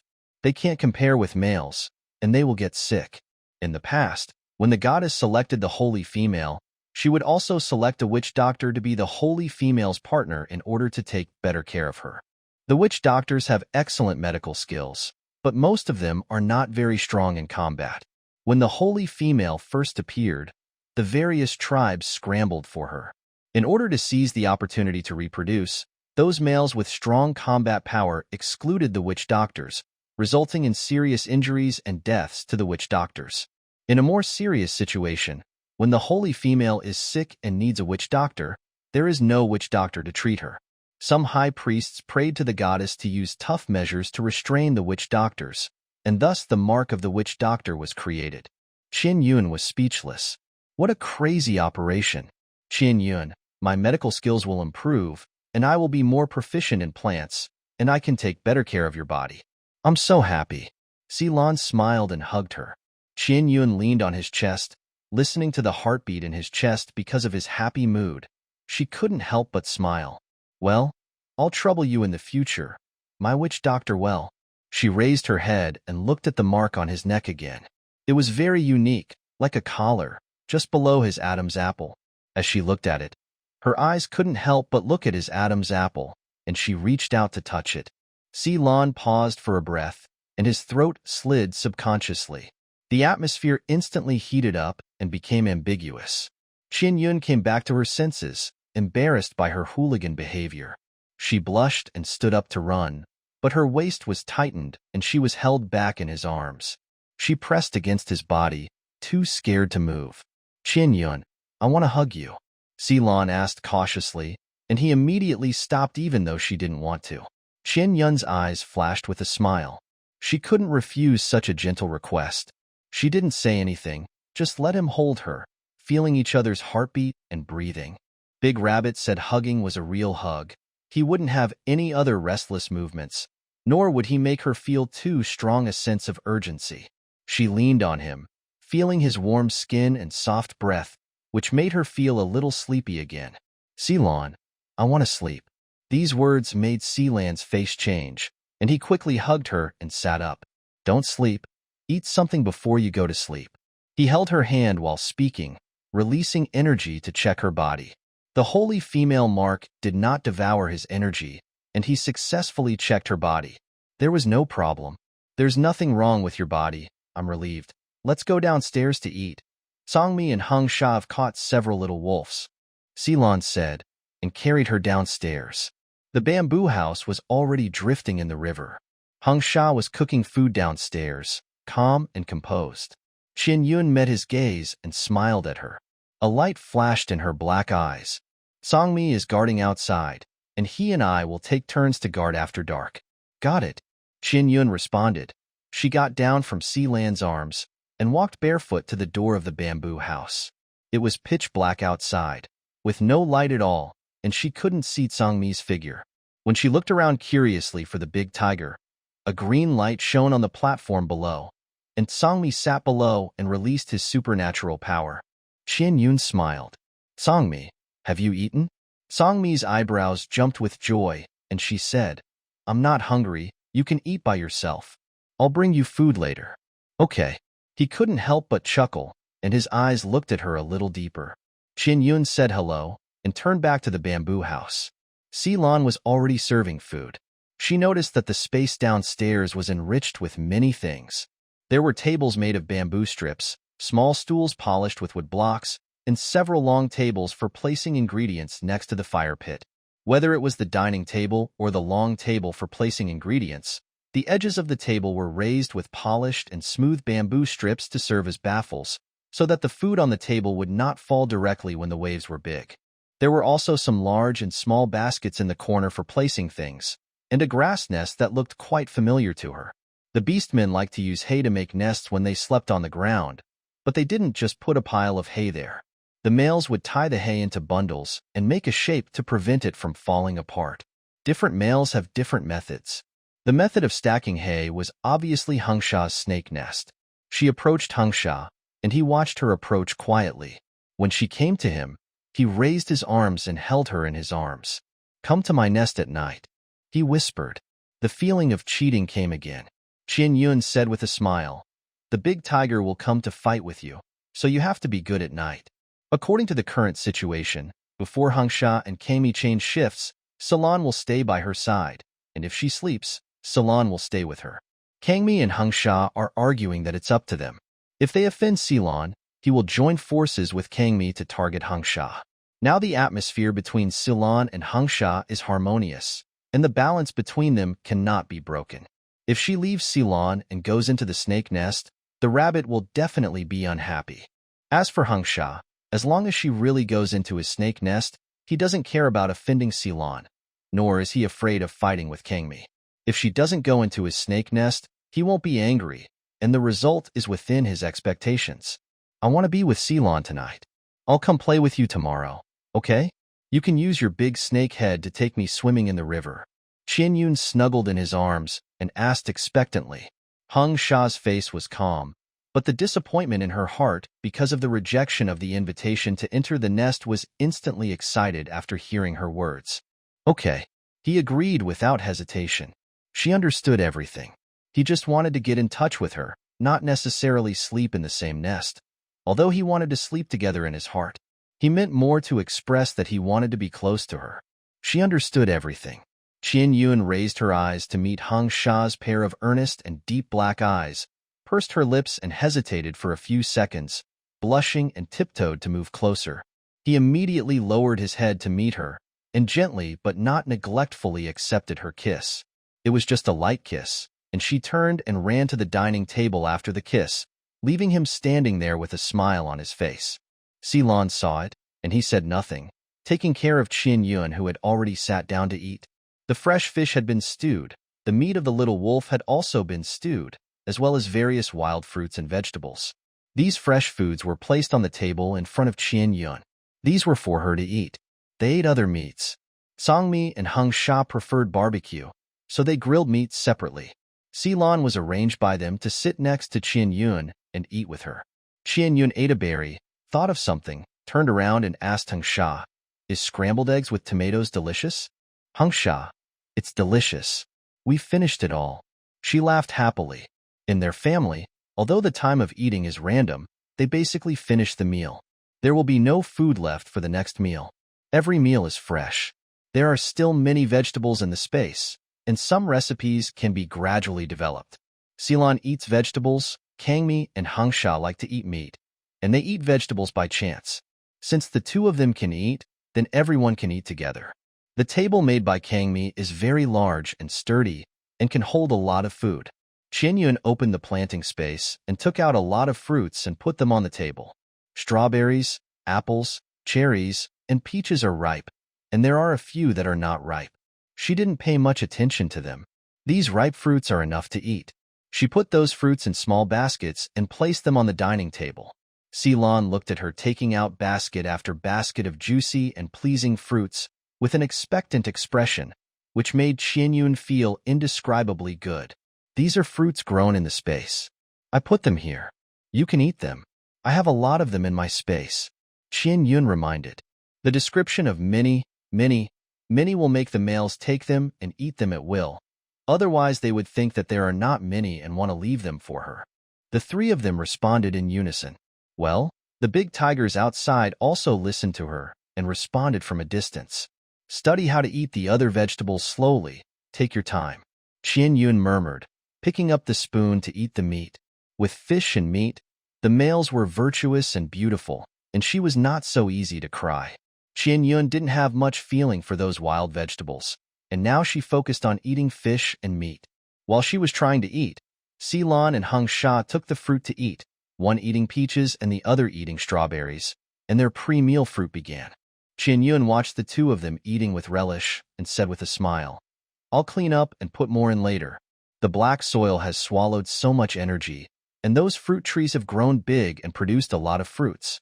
You are consuming them hard, and too many of them take up space." Ceylon smiled.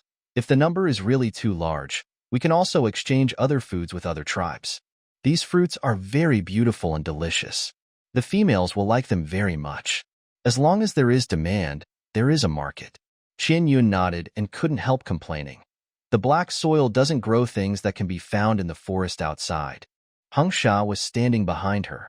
He reached out and touched her head and said, "The things grown in the black soil should be things you know and know how to eat. Your space only takes care of you. The goddess sent you here from such a faraway place, fearing that you would be wronged here." Qian Yun pouted, and her expression suddenly became aggrieved. "The point is not the problem of food, but that I refused at the time. I didn't want to reproduce or have babies. I didn't meet the conditions of the holy female at all, but that power still forced me here. Norma is the holy female who was seriously chosen. I am exactly that kind of, how to say it? It's like it's okay to have one more, or to give the males one more baby." Ceylon quickly retorted, "No, I don't know what's going on with Norma. Your situation is something that I've seen several holy females encounter, and it's impossible for them to appear. You are special. The goddess doesn't select holy females from faraway places. Most of them are females from the tribes in the central continent. Some young females grow up, and their reproductive capacity gradually stabilizes. The goddess will grant them power during the sacrifice to make them better. The goddess is not those bad beasts. She won't suddenly catch you here." Qian Yun couldn't refute. She traveled through time because of the system. She had no evidence of the relationship between the system and the goddess. What was certain was that the system was the one who made her travel through time. It was after she arrived in this world that she was taken to the altar by Kangmi and chosen by the goddess. Neither the system nor the goddess said anything. This matter was not easy to sort out. The system sent her to this world to strengthen her body, giving her a strong reproductive power and the ability to repair quickly. When the goddess saw her, she wanted to hold her up. Qin Yun, the goddess favors you. She prefers you, and she is doing her best to make your life better. You came here, which means you are needed here. Silan looked at her seriously and said, "We need you." She couldn't refute it. Whether Qin Yun misunderstood the goddess was not the point at all. The point was that she felt that the goddess had forced her to come here, which made her unhappy. She had negative emotions in her heart. That kind of emotion was very dangerous. Hengsha lowered his eyes slightly. He seemed to understand why she had the courage to run away from him. She was obviously scared to death, and she was obviously confused about the situation after running away, but she still ran away. It was a completely passive way of seeking death. Maybe at some point she thought about dying. It's crazy. This also means that she is dissatisfied with the goddess in her heart, dissatisfied with everything here, and even dissatisfied with being alive. Songmi's figure appeared at the door of the bamboo house, and as the conversation unfolded, he also reacted. Compared with Hengsha and Silan, the depression and heartache in his heart were stronger. At the beginning, she was in a bad mood, always crying, always eating meat, and even said that she would die and abandon her. He thought she was just angry and was sure that he would not abandon her, and thought she was angry with him. Now think about it. She really had such a desperate thought. Songmi's chest seemed to be pulled hard by an invisible big hand, making him feel uncomfortable and breathless. He also made her wronged, and he should be more patient and gentle to her. Deep self-blame and guilt filled his heart. His figure flashed behind Qin Yun, opened his arms and hugged her tightly. Qin Yun was stunned, feeling that his whole body was exerting strength because of his emotional forbearance, and the blue veins on his arms were clearly visible. Looking at Hengsha and Silan again, their expressions were full of heartache and sadness. I didn't feel very happy at first, but then I had you, and I slowly adapted to it, and it felt good. She said slowly, "Don't have that expression. I'm timid. I can't stand seeing you fighting and killing. I'm afraid, but I still have to kill. I'm not that weak. We'll get along slowly, gradually deepen our understanding of each other, and our future life will be better." Now she is not so aggrieved. Her reason has returned. It's useless for her to make a fuss, and it's impossible to go back. It's better to face the present seriously than to waste time. She may cry occasionally, but she is accepting and adapting to this world. She has them. Kangmi lowered his head and kissed her on the head, his eyes full of pity. The suppressed emotions in his throat made his voice hoarse, and he said, "I have something in my mind that I want to say." Qin Yun smiled and said, "I don't have too many thoughts, just don't be too harsh on me. I will be afraid. I know you are just angry and it won't hurt me, and I don't deliberately challenge your bottom line, it's just. Sometimes I don't understand some of the rules of your tribe or anything else, I just don't know. In your eyes I insulted you. Just like when you fought so fiercely with that lion before, I was a little scared when I saw it, and you were unhappy, thinking that you were my partner and I shouldn't be afraid of you, which made you very embarrassed. Although I also said some doubtful words that made you angry, I didn't target you. I was very uneasy about everything at that time, so I didn't trust you as a partner that much, and I didn't target you on purpose. Also at the waterfall, you think you are my partner, and it's okay to have adult love with me. This is your right. I don't refute this right, but I still want you to consider my feelings a little bit. I don't like to be too rough, I don't like it in that kind of place, and I don't like it when we quarrel. I will resist and I feel that you force me. It's not just you, but also Hengsha and Silan. The environment you live in is different from the one I lived in before, and the things you are exposed to are also different. Sometimes there are conflicts between what you think and what I think. We don't have to give up those principles and rules for each other. We just need to take a small step back, be more patient, and understand each other, and that's all. The more we understand each other, the better we can get along. The world is different, the race is different, and the environment she grew up in is different. No matter how much she integrates into this world, she is still a human being and cannot get rid of the habits of human life. In a world where the strong prey on the weak, what civilized etiquette is there? So they can't change some of each other's concepts and can only get along with each other more tolerantly.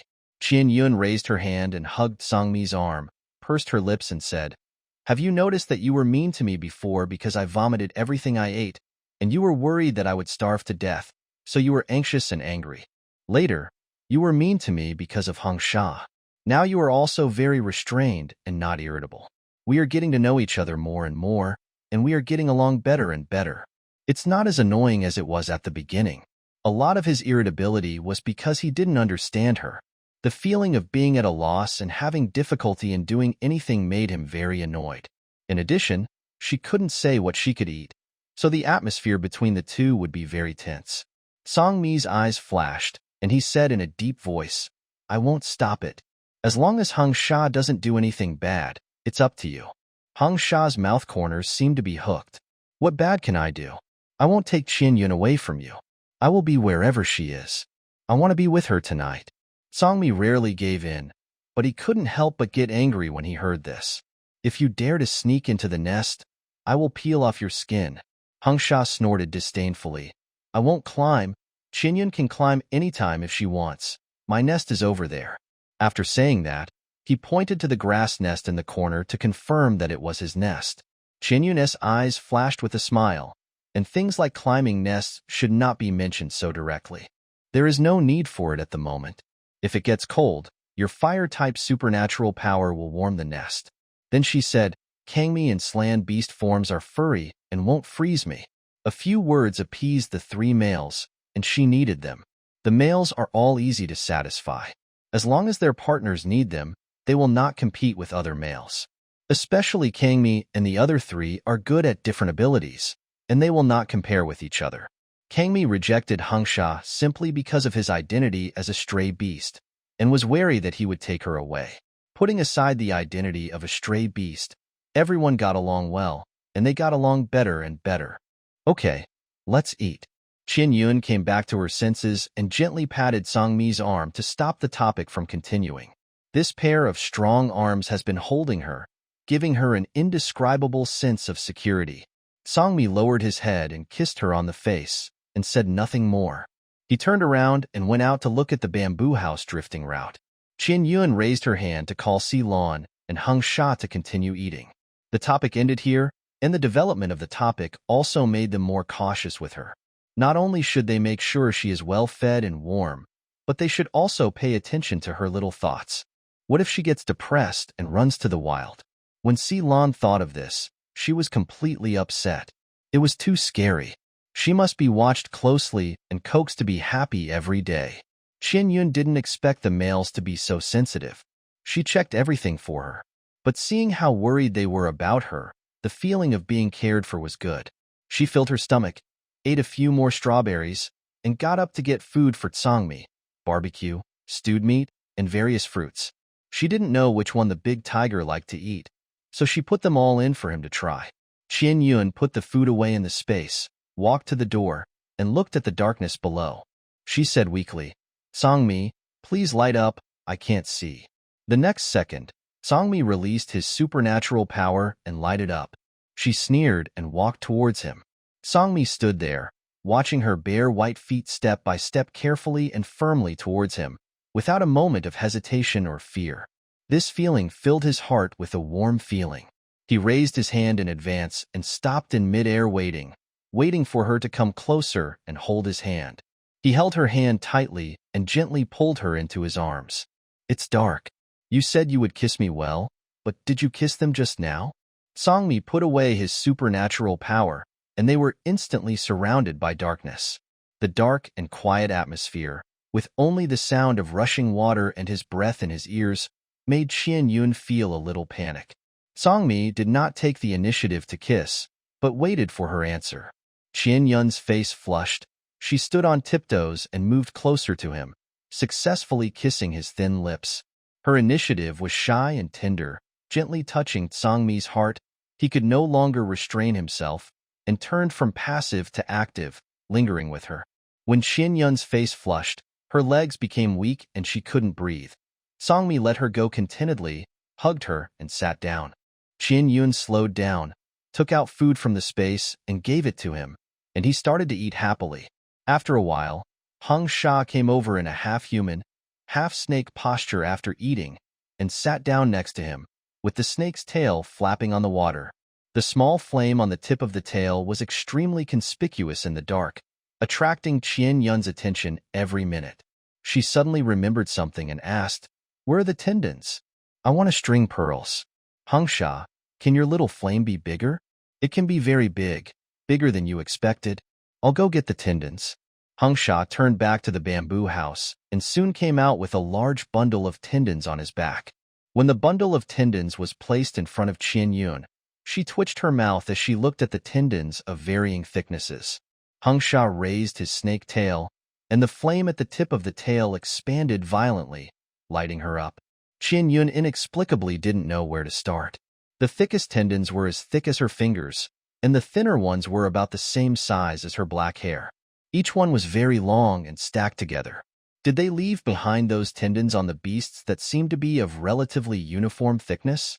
"There's still one bundle left. You can play with it as you like," Hung Sha reminded her. This scared Qian Yun a little. How could she finish playing with so many tendons? She used the flame light on the snake's tail to select the right size of animal tendons from the bundle of animal tendons. The pearls were all in her space, which was why Songmi didn't help her string them together after she got the animal tendons. Otherwise, they would have picked them up when they had nothing to do.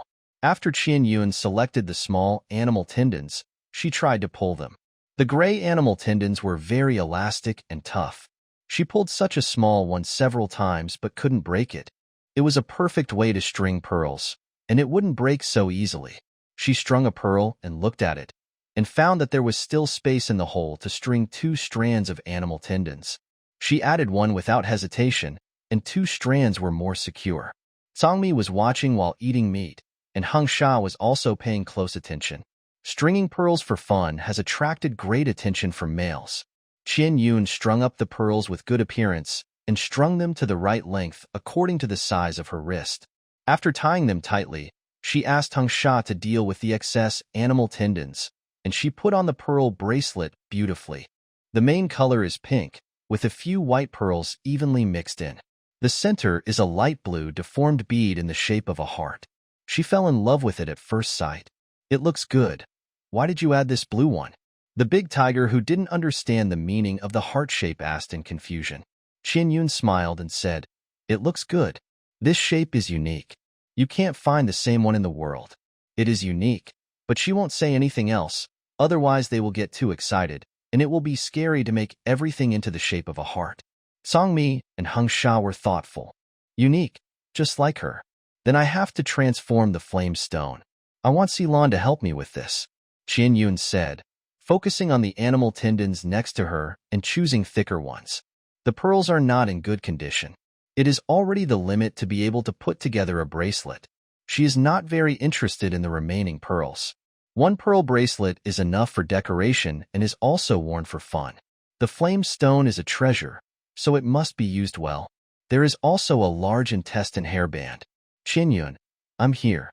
Ceylon came out after hearing her words and brought the animal skin he brought from the tribe. It's not that Kangmi and Hung Sha don't know how to do this. They can do these handicrafts, but she wanted Ceylon to do it. She told him before. The animal tendons are about this long, and the animal skin is about this long, so it needs to be sewn together. Ceylon spread his hands and showed her a few fish bone needles and soft and tough of yarn that looked like plant fibers. "These should be enough for sewing." Qian Yun nodded, pulled him to sit down, and started making animal skin-style large intestine hairbands. The large intestine hairband made of furry animal skin and animal tendons is simply what she loves. The tools are simple and the base is not very flat, but the soft hair on the animal skin covers this shortcoming very well. After successfully completing one, Ceylon gently pulled it a few times in his hand to test the firmness, and handed it to Qian Yun after confirming that it was firm. After gaining a little experience, the big rabbit had some epiphany and started to make the second one. Qian Yun happily smoothed her hair and tied a low ponytail with a hairband, which fell in front of her chest. The white hairband matched her silver snakeskin coat, making her look more beautiful. She was happy that her hair would be easier to take care of in the future. Then, she suddenly thought of something and reached out to gently put her hand on Hangsha's snake tail, opening her mouth to say something. Nothing. She felt something was wrong and immediately changed her words. Seeing her hesitant look, Hangsha's eyes darkened, and he reached out to grab her wrist and pulled her into his arms. She lost her balance and fell directly on his snake tail and couldn't help but snorted. Don't hum. I didn't use any force. It won't hurt you. What did you want to say just now? Hangsha's words were light and a little tough. Songmi raised his eyebrows in displeasure with his touching. Qin Yun's wanting to say something, but not saying it was indeed unpleasant. Qin Yun pouted and said, I don't know how to say it. I feel like it would be disrespectful to you if I say it, so I'd better not say it. Hangsha, it's okay. You can disrespect me. I don't want that thing. Qin Yun. This made her feel helpless. She hesitated and said, You gave me a few sets of animal skin clothes before, and there were blood stains on some of the clothes. Well, I just did it casually to test whether you care about me. You don't have to wear those clothes. Hangsha answered very straightforwardly. Qin Yun lowered her eyes and said softly, You didn't expect me to wear it, but it was a gift for me, and you made it very seriously. Even though there were blood stains on the snake's skin, he had done the stitching of the edges and corners very carefully, and he did it very seriously even if she didn't wear it, because it was a gift for her. Hangsha looked at her deeply without saying a word. She looked up at him and said tentatively, I want to change the snakeskin coat into something else. It would look good if I made the bloody part into a hairband and sewed a few pearls to embellish it. I think so. Hangsha nodded without hesitation. If you think it looks good, then do it. If there is not enough snake skin, you can just peel it off for me. Qin Yun was horrified and said quickly, No need to peel your snake skin. I understand your intentions. Don't say such things next time. A smile flashed in her black eyes. Songmi had already rolled his eyes in disgust. He reached out and took Qin Yun back into his arms, not letting her continue to lie on Hangsha's snake tail. Qin Yun took out a set of snakeskin coats with blood stains from the space, and Hangsha reached out to take it. I'll make you snakeskin. He had been itching to do it after watching Ceylon make it. In this way, Hangsha also joined the team making large intestine hairbands. Yes, you can use animal tendons to make wrist guards. Animal tendons are elastic and more convenient to tie than animal skin strips. Qin Yun thought of this and said. Hangsha responded, I use snake skin. In fact, you can also add animal tendons when making clothes. This kind of elastic material is much more convenient than directly fixing it with animal skin strips, she said casually. Ceylon's eyes flashed. Yeah, I'll try. Good things should be used, right? Qin Yun is waiting for more large intestine hairbands to be made, and then she can choose a suitable one to match the flamestone decoration. Then she can wear it on her wrist or use it as a hairband to tie her hair. Make a little, not too much, she reminded him. Ceylon brought a lot of animal skins from the tribe, and she was afraid that he would really use them up. Ceylon smiled. I know. The theme of tonight is large intestine hairbands. Animal tendons are strong and durable, and she can't consume too much. Songmi held Qin Yun and watched for a while. He felt that they were all busy, and he felt a little bored with nothing to do. He took a look at the drifting in the bamboo house. He lowered his head and said to Qin Yun, who was playing with an animal tendon in his arms, I have renovated the second floor. I made a place for you to take a shower and a place to put the sand bucket. Is that okay? Hearing this, Qin Yun said awkwardly, It sounds very good. I didn't notice it when I woke up. Songmi chuckled and carried her back to the bamboo house. Let's go and get you a bath. After going upstairs, Qin Yun saw that there were two areas divided by bamboo in the corner. One had a wooden barrel and the other was empty. A bathroom and a toilet, and they were separated into wet and dry areas. Songmi put Qin Yun at the door of the bathroom, added a few pieces of wood to the fire pit to increase the fire, and then he walked to the window and released a wind to roll up the river water and send it into the wooden barrel. Qin Yun threw the flame stone into the wooden barrel to heat it up. I don't know how long it will take to heat it, she muttered curiously. Songmi took a look and said, If you are not sleepy and in a hurry to go to bed, just wait and see. If you want to take a bath quickly, you can ask Hangsha to heat it up for you faster. He could not deny the benefits of fire-related abilities. Qin Yun smiled and said, I'm not in a hurry. I want to confirm how long it takes for the flame stone to heat up such a bucket of bathwater. Sangmi nodded. He thought of something and said, the fish is dried on the roof. There is no smell. It is directly dried. When they killed the fish, she was already sleeping soundly. It was not easy to wake her up to put the fish into the space, so the fish was directly dried on the roof. Well, I'll take a look tomorrow. It will be almost ready to be put into the space. Qian Yun responded. When a gust of night wind blew in from the window, Sangmi frowned and went to close the window. The so-called window is a baffle made of bamboo strips with waterproof plant leaves, which is hung on the window for effective shielding. In order to prevent the wind from blowing, a few grass vines were added to fix it. Simple and easy to use. It's windy, and it may be cold at night. Kangmi closed all the windows on the second floor tightly and reminded in a deep voice. Qianyun's expression did not change much. No matter how big the temperature difference between morning and night is, it is not that big. How cold can it be? Kangmi closed the window tightly, gathered the grass nest together, and made sure that the animal's skin was warm enough. Qianyun smiled as he looked at the big tiger who was cleaning up carefully. He was really considerate and meticulous. Feeling her eyes fixed on him, the big tiger looked as steady as a tiger, but he was very excited in his heart. I'll go down and check the direction of the bamboo house. Let Ceylon accompany you at night. He stretched out his hand and gently pinched her face, with a hint of warning in his tone. Only Ceylon can accompany, and the big white snake cannot be allowed to come up. His step back did not mean that he had completely let down his guard.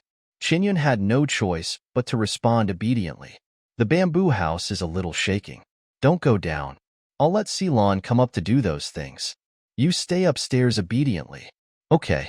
She leaned against the bathroom door and watched the big tiger go down. Soon Ceylon came up with a bunch of things. Qianyun, I'm here. I'm here too. Hung Sha followed behind and came up. Qianyun looked at the two of them with a smile. The snakeskin jacket had not been modified yet. Hung Sha came up and went straight to the bathroom. He came to heat up the water for her bath. Qianyun touched the water. The power of the flame stone was still not enough. The water temperature was only slightly warm. It was okay when the weather was hot, but when the weather was cold, it would take too much time to warm up such a bucket of water. It would probably take from morning to night to be able to take a bath. It was a bit time-consuming. Hung Sha reached into the water and released his supernatural power. Soon hot smoke came out of the wooden barrel. The efficiency was awesome. Qianyun confirmed the change in water temperature, and when he felt it was about right, he said, "This water temperature is okay." Hung Sha immediately withdrew his hand. "Is this water temperature okay?" "Yeah." He silently memorized the water temperature. "Sangmi is guarding downstairs. Ceylon is busy making things. I can take care of you while you take a bath." The big white snake looked at her seriously and sincerely and said this. Qianyun couldn't help blushing and pushed him out of the bathroom awkwardly. "I don't want you to take care of me. Don't act like a hooligan, or I'll call Sangmi to beat you up." How could he act like a hooligan so seriously? Hung Sha was pushed out by her with a smile in his eyes. He slowly went downstairs and went into his own grass nest to continue sewing snakeskin hairbands. Qianyun glanced at Ceylon, who was sitting cross-legged in the grass nest sewing, and smiled as he went into the bathroom to take a bath. The size of the wooden barrel and the amount of water were what the big tiger had paid attention to. She put her hair up and sat down in the wooden barrel. The warm water just covered her shoulders. The water level was just right. There was a flame stone under the wooden barrel to maintain the water temperature. Qianyun opened the planting space to check while taking a bath. She casually took out a ball of cotton, which was white and soft and very large, clean without any impurities. She pulled out a little to wipe her teeth, but now she had nothing suitable for cleaning teeth. This is the bad thing about this ancient world. You don't have everything you want. Without extremely rich experience in surviving in the wild, some things cannot be used or studied. She somewhat missed the technology and the hard-working life. After taking a bath and washing up, Qianyun put on her clothes and went into the grass nest. She lay down beside Ceylon with half-closed eyes. She began to feel sleepy again. "I'm sleepy," she whispered softly beside him. Ceylon put down the work in his hands, reached out and gently touched her face, then lay down beside her, accompanied her and coaxed her to sleep. Qian Yun was already sleepy, and she quickly fell asleep while nestling in his arms, feeling his warm and comfortable body temperature. Ceylon checked her body as usual and confirmed that there was nothing abnormal. The sleepiness was just a reaction caused by the unfamiliar environment. If she could eat and sleep, her body would slowly adapt. It was just a matter of time. He was most grateful that her discomfort was just sleepiness, and she didn't feel too uncomfortable. Ceylon lay on his side, gazing softly at the person nestled in his arms. When she fell asleep completely, he got up quietly and sat beside her to make a few more hairbands. He used the extra animal skin to sew a small bag specifically for those hairbands, and gave her a small bag full of them. In the early hours of the morning, the drifting bamboo house slowly came to a stop on the shore. Qian Yun was chilled by the chill, and she subconsciously pulled the animal skin next to her to wrap herself tightly. Songmi, who was in animal form, ran upstairs and said to Ceylon in a low voice, "I see a lot of little wolves in the forest over here, and there are a lot of herbs. You can see what herbs you need and collect some, but don't go too far from the bamboo house." "Okay, I got it," Ceylon responded softly. Songmi looked at Qian Yun, who was sleeping soundly with a gentle look, turned around and ran out to hunt first. The bamboo house was docked on the shore. While Qian Yun hadn't gotten up yet, the two of them would be busy for a while, and Hung Sha was guarding downstairs. Ceylon got up carefully and wanted to go downstairs. He suddenly stopped, thinking for a few seconds, and finally picked up Qian Yun and went downstairs and put her in Hung Sha's grass nest. "Hung Sha, Qian Yun felt cold just now. You should be careful. This animal skin should be warm enough," Ceylon said softly. Under normal circumstances, the animal skin is warm enough, but Qian Yun's fragility is difficult to predict, so it is most appropriate to leave her in Hung Sha. "I know," Hung Sha responded indifferently. Ceylon went out to find herbs without worry. The big white snake spit out its tongue happily and moved closer to Qian Yun, who was sleeping soundly and had no idea of the danger approaching. The cool touch slowly spread from the calf to the thigh, lingering on the thigh, and the slippery snake tail was wrapped around her leg. Qian Yun was a little conscious when Ceylon held her down. At this moment, the big white snake was so close to her restlessly that it was difficult for her not to wake up. Moreover, the touch of the snake's tail was cool but not cold, and it rubbed against her skin carefully and tentatively, which felt a little comfortable. "Hung Sha," she whispered softly and put her arms around his waist. Qian Yun called out in a delicate voice, and Hung Sha's whole soul was in a trance. At this moment, he was half human and half snake, and the snake's tail was basically on her, wrapped around her legs densely but not oppressively. "Qian Yun, kiss me." He held her in his arms, his low and slow tone carrying a hint of tentativeness. Qian Yun hummed and ignored him, finding a comfortable position in his arms and continuing to sleep next to him. Hung Sha's black eyes were gloomy and deep, and he hissed and spit out his snake tongue. This little thing will think a lot when he is thoughtful, and so simple when he is simple. She doesn't care about the current situation at all. The snake's tongue gently spit into her ear, teasing her ear with love. The itchy feeling made Qian Yun subconsciously avoid it, just wanting to sleep soundly. She didn't feel much whether it was the teasing of the snake's tongue or the entanglement of the snake's tail, but when Hung Sha's snake tail turned into legs close to her skin, the subtle feeling made her consciousness quickly sober. Hung Sha's low and suppressed breathing was too harsh in her ears. She opened her sleepy eyes and met the pair of black eyes that concealed her emotions. How could she not know what it meant? She looked at him, and her face flushed instantly. What did you say just now?" she asked casually with her eyes flickering and looking at the air. Hung Sha replied in a low and soft voice with a gentle teasing tone. "I want you to kiss me." Qian Yun was embarrassed. It would be better not to ask. Can such an atmosphere be controlled once a kiss is made? When she was panicking, Hung Sha rubbed her head and said, "It's not dawn yet. Sleep a little longer. The two of them are out hunting. I'll watch over you." Qian Yun was stunned. She was about to cry. He stopped his temptation when she didn't respond, not wanting to make her feel embarrassed. He was really cautious with her, even too cautious. She leaned on his chest and whispered, "It's not that I don't want to. I'm afraid it will be embarrassing when they come back." This made Hung Sha's suppressed emotions rush up again. Some things are better to get used to slowly.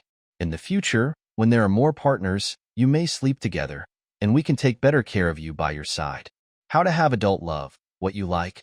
We can follow your preferences, and we won't do anything that makes you unhappy. Hearing this, Qian Yun's nose was a little sour.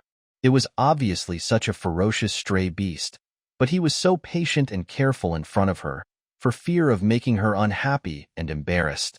From the beginning, he kept a distance from her so that she could slowly get familiar with him and accept him, without simply forcing her. He really tried his best to maintain their relationship and give her enough respect. She scolded him for mentally abusing her about Norma. He and Sangmi were the same kind of people. After that, he was obviously more cautious with her. This is also the reason why he was so tolerant in the face of Sangmi's targeting. As long as Sangmi didn't take action, he would not take the initiative to take action. He would just follow her silently and take care of her when she needed him. He was really good, which made her feel distressed. Qian Yun raised her head and gently kissed the corner of his tightly pursed mouth. Hung Sha was stunned and looked at her in astonishment. There was a faint flash of bright light in his silent black eyes. He moved his throat with difficulty and lowered his head to respond to her. Qian Yun, more. His slightly cool lips touched her red lips. He touched tentatively and waited for her reaction. She blushed without any resistance. Her obedience made him restrain the excitement of his chest rising and falling rapidly, and lingered on her lips eagerly. This was not a simple request for her kiss, but a test of a partner. It's not that she doesn't want to be with him, but she's afraid that they will be embarrassed when they come back. She's shy. Qian Yun's shyness makes Hung Sha's reason gradually wander on the edge of madness. He really loves her. His kisses fell gently and carefully, and each one was full of love as if he had found a treasure. The morning light came with ambiguity, and the bamboo house was full of emotions. Her soft voice, her beauty, her breath, her temperature, her body, and her response, she gave him everything he wanted. He restrained himself and forced himself not to lose his mind. He gave her a gentle breeze and sweet rain in the early morning when the sky suddenly appeared. Qian Yun was tossed with sweat all over her head. She closed her eyes and rested, and accidentally fell asleep. After a nap, Hung Sha prepared the bathwater for her and warmed it up. He carried her into the bucket, and she opened her eyes. The warm water enveloped her tired body, making her relax. Qian Yun lazily raised her eyes and glanced at Hung Sha standing next to the wooden barrel, then blushed and lowered her head. Hung Sha's eyes were deep. "I want to watch you. I heard that a female snake fainted and drowned while taking a bath. Qian Yun, can't you say something nice? It's so early in the morning." She didn't have the energy to argue with him and leaned softly in the wooden barrel. Suddenly she thought of something and looked around herself. Where is the beast mark? Hung Sha, on the foot. Qian Yun looked at it and raised her left foot to check. Hung Sha took the opportunity to hold the white foot. She saw that the beast mark of the white snake seemed to have a spirit and wrapped around her ankle, entwining head and tail. The silver-white pattern, the sparkling black eyes, and the round-headed variety that was originally a bit cute. The pattern of the beast mark was particularly delicate and beautiful. Her skin was white, and this pattern looked inexplicably fairy-like. It must be said that this beast mark is quite good at finding a position, and it is directly wrapped around her ankle like a decoration. She pursed her lips and smiled. "This is Hung Sha's beast mark. Do you like it?" Hung Sha asked, noting her expression. Qian Yun smiled and responded, "I like it." The three gentle words instantly stirred up the storm in his heart. He leaned over and pressed her feet on his chest. "Qian Yun, kick it." Qian Yun was upset when she heard such an unreasonable request. "What are you doing?" "It's disobedient and always jumps around. It affects my mood." She was stunned for a moment, then retracted her feet and lowered her head to purse her lips. "Listen, the big white snake's confession is so unique. I won't kick it. The more chaotic it is, the more it cares about me. I don't want to hurt it," she replied with a soft look. Every word was not about him, but about him. How could she bear to hurt such a good big white snake who cared so much about her heart? "I need to eat after taking a bath." I'm hungry, she said, twisting her wet hair. Hung Sha looked at her quietly, making sure that she would not faint suddenly. He then kept his ears open to pay attention to her situation while going downstairs to cook food for her. Songmi has already started the hunting mode for today. All the meat in the house is stored in Qin Yun's space. To be exact, the meat that she can eat is in her space, and some of the meat below is the meat that she cannot eat. Hung Sha looked around and walked out of the bamboo house. He caught a fish and some shrimps in the river, mixed them with some vegetables and started cooking. After stewing the fish in the stone pot, he went upstairs and waited by the stairs. When Qian Yun finished washing, she came out of the wooden barrel with trembling legs. The tumbling grass nest early in the morning was a bit tiring, and it was ecstatic and weak in the legs. She put on her clothes and came out of the bathroom, looking down at the beast print on her ankle, feeling happy. Then she looked up and saw the big white snake leaning against the distance and looking at her faintly. The gloomy black eyes were not as depressed as before. Now his eyes were flashing, looking at her attentively and tenderly. Qian Yun felt a little embarrassed by his gaze and walked towards him with hesitant steps. As soon as she walked in front of him, he carried her downstairs horizontally, put her in front of the dining table, and began to feed her attentively until she was full. After Qian Yun's full meal, she felt her weak body much better. She ate an apple and stood at the door of the bamboo house, waiting for Tsangmi and Ceylon to come back. Ceylon didn't go far and picked herbs in the nearby woods. He picked a full basket of herbs and came back to deal with them. He saw Qian Yun standing at the door of the bamboo house from a distance, and he ran over happily. When he ran to her, he noticed something, and his eyes quickly swept from the ambiguous marks on her neck to her ankles. The beast mark of Hengsha was clearly visible on her ankle. He was stunned, and the smile on his face slowly faded, and finally his expression was only complicated. Qian Yun noticed the change in his expression and was about to speak, but Ceylon suddenly smiled, as gentle and soft as before. I picked a lot of herbs, dried them and stored them. I don't want you to need them, but I still have some in stock. Some herbs are hard to find in the cold winter. He raised his hand and handed her a basket of herbs. Looking at the herbs that she didn't recognize, Qian Yun said helplessly, "There are so many. I don't know any of them. My big rabbit actually knows so many herbs. It's amazing." Sealand's face flushed unnaturally, and his mood became joyful. "You continue to eat.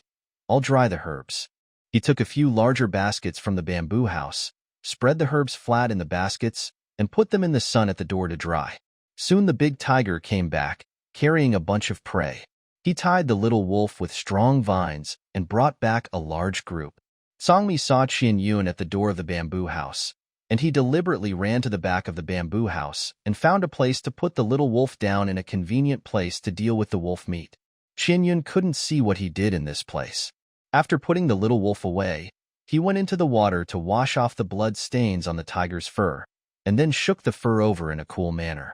When he was on the platform under the bamboo house, he saw the beast mark on Qian Yun's ankle. His tiger eyes instantly became gloomy, and the whole tiger exuded a domineering aura. He stared at the beast mark on her ankle and slowly approached step by step. Every step made her heart tremble. She looked at him nervously and had already expected that he would be irritable. But to her surprise, Songmi, apart from his dark face, did not show the anger she expected, and he did not even curse. The big tiger stood in front of her and asked coldly, "Are you a couple?" "Yeah," Qian Yun responded cautiously.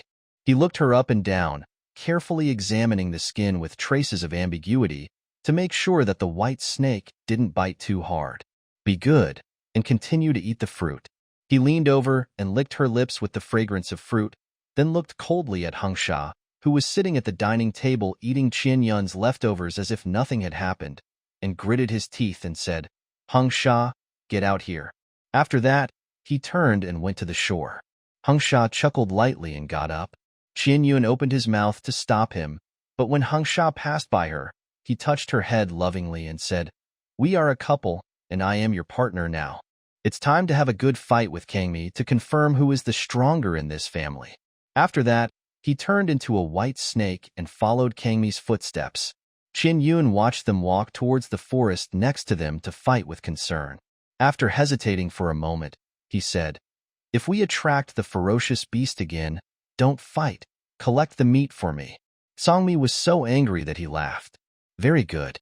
Now she doesn't cry when she sees the two of them fighting. Her focus now is actually on the ferocious beasts. Ceylon explained considerately on the side. If the males in the family are very strong, they will fight to determine who is stronger. The one with the strongest fighting ability has the highest status in the family and has more say in the affairs of females. The implication is that fighting after forming a pair is a normal process. Qin Yun was helpless. The competitive males. They didn't fight fiercely before, and now that you and Hengsha are together, they will fight even less fiercely. No matter how much they fight, they can't kill your partner. Ceylon said.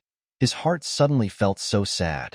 He couldn't help but pull his big ears to cover his face, buried his head and said sadly, "Qin Yun, I feel so sad." Qin Yun was stunned, and the apple in her hand instantly lost its fragrance. She walked to his side and squatted down to accompany him. "Because I am a couple with Hengsha, right?" Salon's eyes were red. She shook her head and nodded. It was about her and Hengsha getting together, but she was not sad because of this. "You like Hengsha? He treats you very well. It is only a matter of time before you get together. You are a couple. You have a great partner. I am very happy. I don't have any opinion on Hengsha. I just think that it was me who brought you to his nest. I feel so sad. If I don't go out to pick herbs, I will accompany you. But I have to pick herbs, woo-woo. It's not that I don't want you to be a couple. I'm just so sad. We almost got together. What a great opportunity. It was actually he who created the opportunity for Hengsha. How could he know that the big white snake would dare to take the opportunity to form a mate? The more he thought about it, the more sad he became, and Tutu's eyes were filled with tears. Qin Yun suppressed a smile and expressed her understanding. How could the big rabbit be so cute, so innocent? The little scheming in daily life was completely useless. No one expected that Hengsha would dare to take the opportunity to be ambitious while they were busy. But I am willing to form a mate with you. There must be an order of precedence, right? Qin Yun comforted. Ceylon nodded heavily, and his heart was slightly comforted by her words. He looked at her aggrievedly and asked, "Are you full?" "Yes, I'm full. Hengsha cooked fish for me just now. Did he hurt you?" She shook her head gently. Ceylon hesitated for a few seconds and asked, "Can you form a mate with me now?" Qin Yun was speechless. She opened her mouth to say, "Let's do it in the evening." But seeing the pair of dark green eyes full of watery light and grievance and sadness, her heart softened and she couldn't say no. Before she could speak, Ceylon pulled his long ears and began to feel guilty. "Qin Yun, I'm wrong. I shouldn't tell you this at this time. Your body must be very tired. I shouldn't be upset with you." Qin Yun was hesitant to speak. This rabbit made her a little tricky. He was completely like, "I'm not targeting anyone. I just feel sad, and I don't force you, but I just feel sad. I sent my wife to another male's nest with my own hands, and I missed a great opportunity to form a mate. This would hurt anyone." The matter was both infuriating and funny. Although the rabbit was very gentle, he seemed to really cry if he was not coaxed. Qin Yun reached out and hugged him. Lan's eyes were full of tears, and he was extremely depressed. "Qin Yun, I'm not forcing you to form a mate with me. I just feel sad." He picked her up, carried her into the bamboo house, and sat down at the dining table together. He held her on his lap and buried his head in her neck for comfort. "Qin Yun, hug me." Qin Yun put down the half-eaten apple in her hand, hugged him, and kissed him on the face. "Ceylon, remember, some opportunities must be fought for and grasped by yourself. You didn't miss the opportunity to be a partner with me. If you hadn't gone out to pick herbs, we might not be a partner so early in the morning. We are waiting for the best opportunity to be a partner," she said softly. Ceylon said with a heartbroken heart. It was foggy in the morning and the air was damp and cold. "I saw that you were cold, and I was not sure if the animal skin was warm enough. I thought about putting you with Hengsha, so that he could keep you warm if you felt cold. I thought about whether she was cold or not, but I never thought that Hengsha would take the opportunity to form a partner. The point is not the matter of forming a partner, but that he personally carried her into Hengsha's grass nest. How heartbreaking." Kami called him out, and taught him a lesson. Qian Yun felt sorry for Rabbit, seeing how aggrieved she was. Can we get together tonight? I felt a little weak after getting together with Hangsha this morning. Let me take a rest. Lan nodded heavily, then shook his head. After getting the mark of the beast, females need time to adapt to its power. There have also been cases where females felt uncomfortable after getting the mark of the beast, just like they had all kinds of feelings when they were not used to the local climate. You are weak and cannot get 2 marks of the beast at once. I really want to, but your health is more important.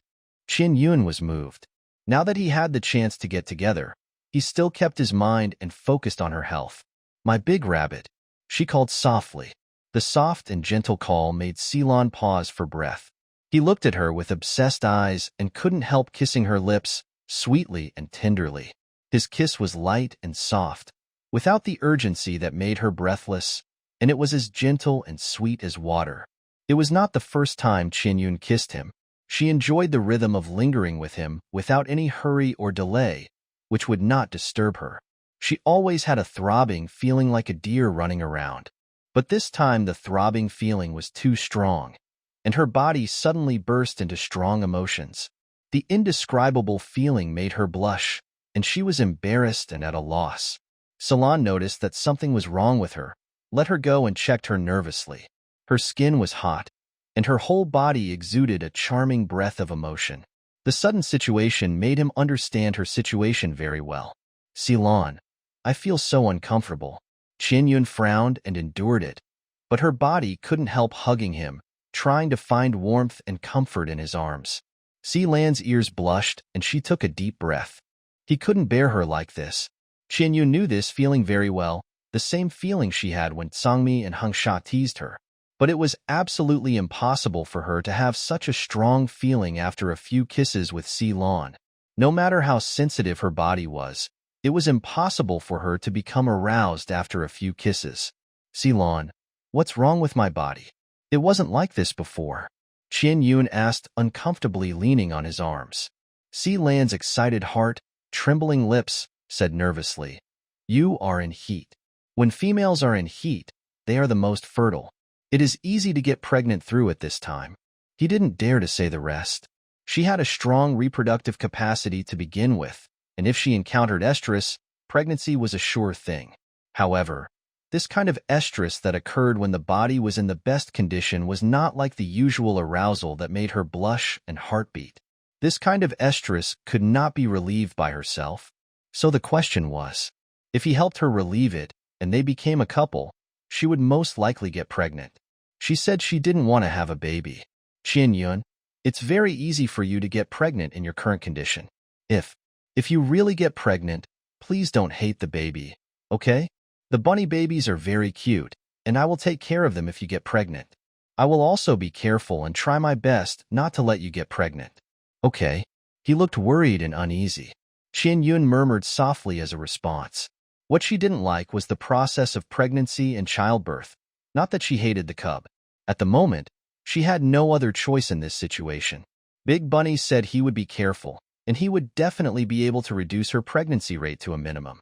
After getting her response, Lan carried her upstairs and placed her carefully in the grass nest. Her face was rosy, and her skin exuded a charming luster.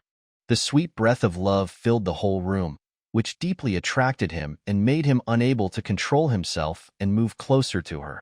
Big Bunny leaned over, and his kiss fell softly on her soft lips that were slightly panting. His kiss slowly moved down with tenderness, touching every inch of her skin. When the hot kiss fell on her thigh, Qian Yun reacted. Her face flushed and she said in panic, Lan, you can't do that. But the next second her shy resistance was stopped by his kiss. She couldn't resist his actions at all and could only gradually fall into his tenderness. He was a witch doctor and knew very well where the body was more sensitive.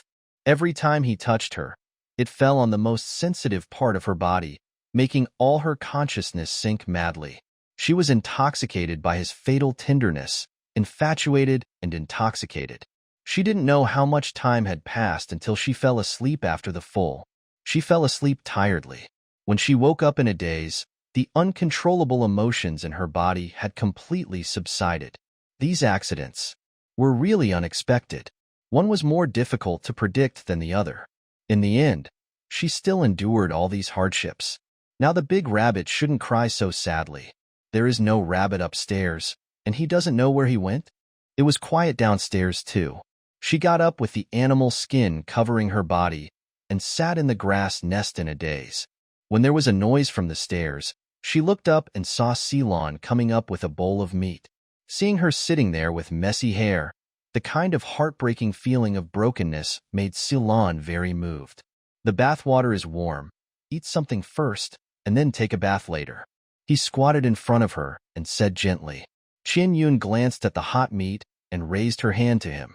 I want to take a bath first. Ceylon quickly put the meat in his hand aside, picked her up and took her to the bathroom to take a shower. After washing, eat meat. She was overwhelmed just thinking about it. They started to form a mate before dawn, take a shower, and eat. And then repeat it again. Forming a mate is a physical job. After 2 times in the morning, she felt weak all over, had no strength to walk, and her legs were soft and trembling. Fortunately, the males were very considerate. They took good care of her by bathing and feeding her afterwards. Qian Yun looked down at the green rabbit pattern on her chest. Ceylon's beast mark was on her chest. To be precise, slightly to the left, right at the position of the heart. The small green-haired rabbit head with 2 long ears hanging down was very cute. Sure enough, as long as it is a cute species, the smaller it is, the cuter it will be. Kangmi and your beast mark have the same head shape, while Hengsha's snake beast mark is a whole beast. Qian Yun said curiously while touching Ceylon's beast mark. Ceylon said, the beast marks of some flying beasts are also in the whole form. This is related to the issue of racial bloodline. There is no special meaning. If it can be presented on the body, it is a complete beast mark, and the power of the beast mark is also complete. Qian Yun nodded and said with a smile, they are all very cute. I like them very much. Hearing this, Ceylon's face was full of happiness. He looked at the beast mark on her chest. The bodice covered most of the beast mark, and he could only see the looming green-haired head. That position made him feel indescribably solemn. The beast mark is located on her chest, which can always protect her life breath. Whether she is sick or encounters serious injuries, once the beast mark senses that her life breath has fluctuated, it will release power to protect her and will not let her die. It can be said that the beast mark has bound her life. As long as there is a little movement, his beast mark will release energy to heal her.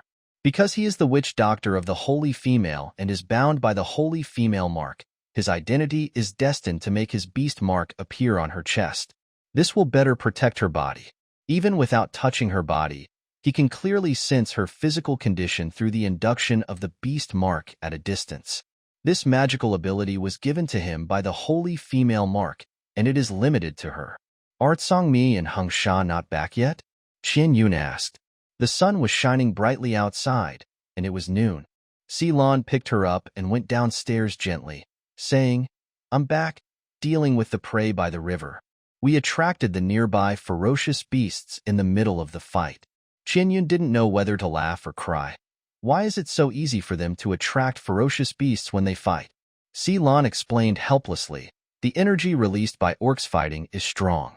Ordinary wild beasts will only run away when they sense it, but ferocious beasts won't. They are easily attracted by the strong energy fluctuations. The purpose of their activities is to hunt, and orcs are their main targets. Kangmi and Hengsha are both very powerful males. Once their energy is released, it can impact a large area. If there happen to be ferocious beasts nearby, they will definitely be attracted. Now is the time when ferocious beasts come out more frequently, so it is relatively easy to encounter ferocious beasts. Although this is what he meant, Kangmi and Hengsha's luck is really good. Every time they fight, there are ferocious beasts nearby, and they can attract the ferocious beasts every time. That's good. We can collect a lot of ferocious beast meat. Ceylon didn't care at all about who was stronger between the two of them. He only knew that his Qian Yun could eat a lot of meat. Qian Yun couldn't refute. She had complained in her heart many times about the situation that Songmi and Hengsha attracted fierce beasts whenever they fought. It was not a bad thing for the prey to come to them on their own initiative. The two of them could completely deal with the attacks of fierce beasts. If fierce beasts came in the middle of the fight, it would be natural for them to join forces to fight them. Songmi had caught many young wolves and hunted some fierce beasts before. At this moment, the two were busy dealing with the prey by the river. They were so busy that they hadn't entered the bamboo house yet and didn't notice that Qian Yun and Xilon had become a couple. Qian Yun was placed in front of the dining table, and she lay lazily on the table. No, neither Kangmi nor Hangsha had any opinion about Xilon, and they should not have much reaction after they came back. She was not worried that they would go to fight Xilon. After a while, Kangmi and Hangsha brought back some processed meat and locked their eyes on her as soon as they entered the bamboo house. She still had the aura of love that had not completely subsided, as well as the aura of Xilon. They were a couple. Kangmi's face was extremely gloomy, and he strode over to check on Qianyun's condition. She saw him coming and smiled at him. Seeing her smile, Kangmi's face looked a little better. He held his breath in his chest, and his cold eyes swept over Hangsha, who also came over to see Qianyun, and finally locked his eyes on Xilon, who was standing next to the dining table. He gritted his teeth and cursed. "That snake beast is not a good thing, and you are messing around with it? Don't you know how delicate Qianyun is? You are not afraid that she will die of a breath if she mates with two males at once? You are a witch doctor. What are you thinking?" Xilon pursed his lips and said nothing, lowering his head as if admitting his fault. Hangsha explained lightly. She took a bath, ate meat, and was very happy. She is in a good state. Xilon hesitated and responded. She also took a bath and ate meat. Qianyun suddenly became estrus. The word estrus blocked Kangmi's subsequent words. Qianyun didn't dare to breathe. The first husband scolded the second and third husbands, and she interrupted desperately. Kangmi scolded, but she didn't scold the matter of forming a couple, but that they shouldn't form a couple continuously, which would tire her. Later, Qianyun became estrus and formed a couple with Xilon. Kangmi had nothing to say. He turned his face with a dark face and looked at Qianyun, who was looking at them timidly. When she met his gaze, Qianyun said aggrievedly, "Kangmi, they are both so bad." The two bad males were silent and could not refute. Qianyun raised her arms to Kangmi for a hug. He came over without hesitation and hugged her in his arms, cursing. "They are not beasts at all." Qianyun hugged him and looked at Hangsha and Xilon, who were scolding in agreement. "You are not beasts at all." At the end, she added softly. Hangsha had a blank expression on her face. Who was she trying to with such a delicate hum? She scolded him like that, and he couldn't say a word in defense. Xilon looked at her with rippling eyes, with a face full of doting. Although her legs trembled when she walked, she was in good condition.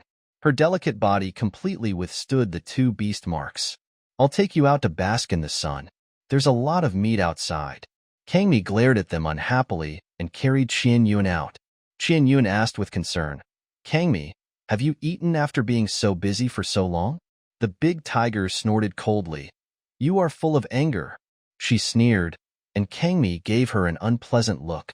She slept with Hangsha and then Xilon, and she was very happy. He was so angry that he was worried about her, but he was very relieved to see her condition. There were 3 beast seals on her body. The power of the 3 beast seals protected her and invisibly increased her body's energy, making her a little less fragile. Kangmi carried her to the shore behind the bamboo house. The riverbank where the prey had been processed had a strong smell of blood. Some animal viscera were piled on the shore, attracting many fish to swarm.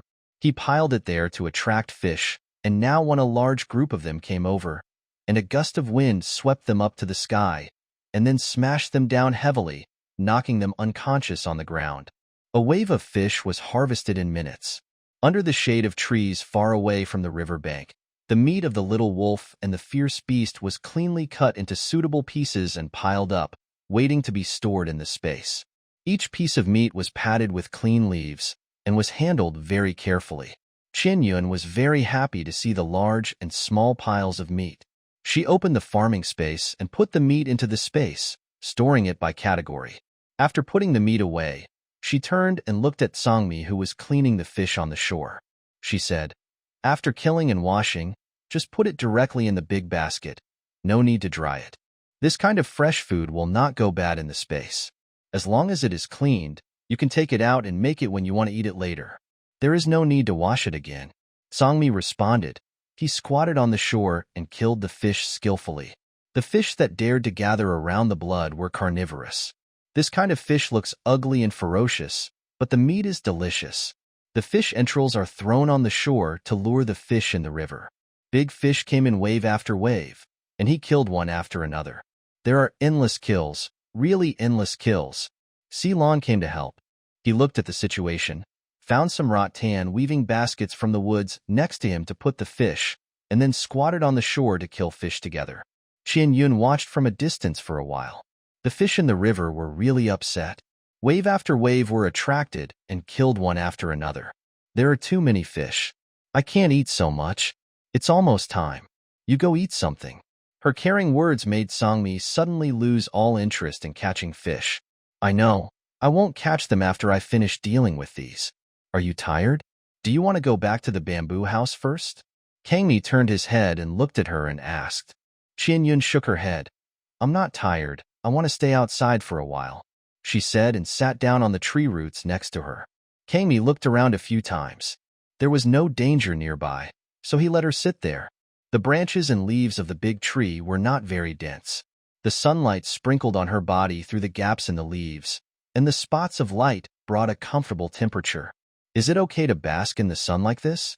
After a while, the smell of barbecue wafted from the bamboo house. Hungsha was grilling meat. They had been busy for so long and hadn't eaten anything. They had decided that the males were really resistant to hunger. She had already eaten 2 meals. Humans pay attention to 3 meals a day, but orcs only eat 1 meal a day, and they eat a lot at 1 meal. They have no concept of time when eating, and they eat when they are hungry.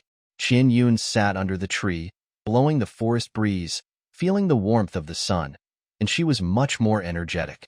She opened the planting space with some boredom and harvested the mature crops. She found that the space had expanded again, and the storage area was obviously larger.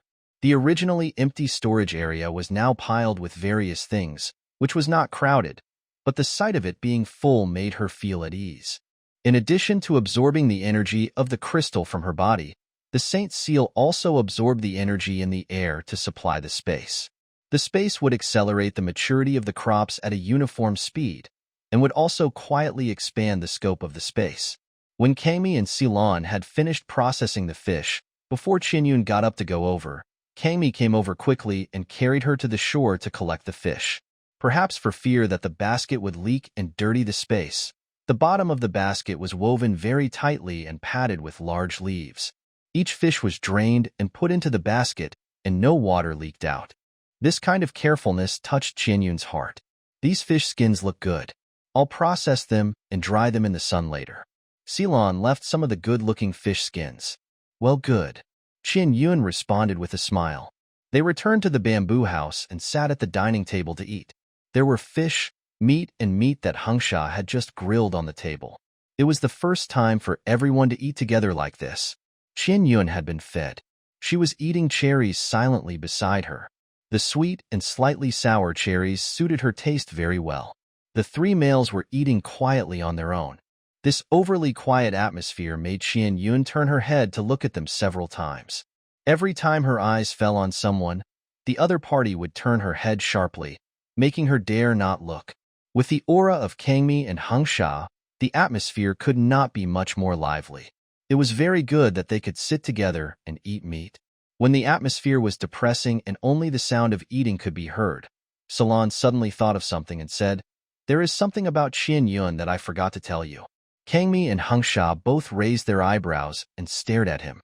"You can forget about her too," Kangmi said in a cold tone. "You can forget anything but not her." Ceylon smiled awkwardly and said, "Qianyun's reproductive power is stronger than we expected.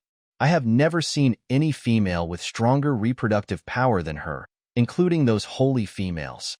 Her body is very easy to get pregnant. When I was paired with her, she was in heat. I was very careful and tried to avoid it. She already has 3 beast marks and is in heat. Her body is in the most mature and best state, and it is very easy to get pregnant. She doesn't like to give birth to cubs. You should. Pay attention in the future." Finally, he repeated. Her body is really easy to get pregnant. These words made Kangmi and Hengsha look solemn. Snake eggs are small, you can give birth easily, and it won't even hurt. Hengsha looked at Qianyun and said seriously. Seeing that she frowned, he said again, if you don't want to give birth, then don't give birth. If I see someone's cubs are cute, I will steal a few for you to play with. Qianyun, is this really appropriate? Songmi rolled his eyes at Hengsha with disdain. He moved closer to Qianyun and said, don't lay snake eggs for him. Snake cubs are not fun at all. It's not like they are the only snake beasts that lay eggs. Eagle beasts and peacock beasts all lay eggs. Snake cubs don't love their mothers. It's boring. Hengsha's eyes flickered slightly.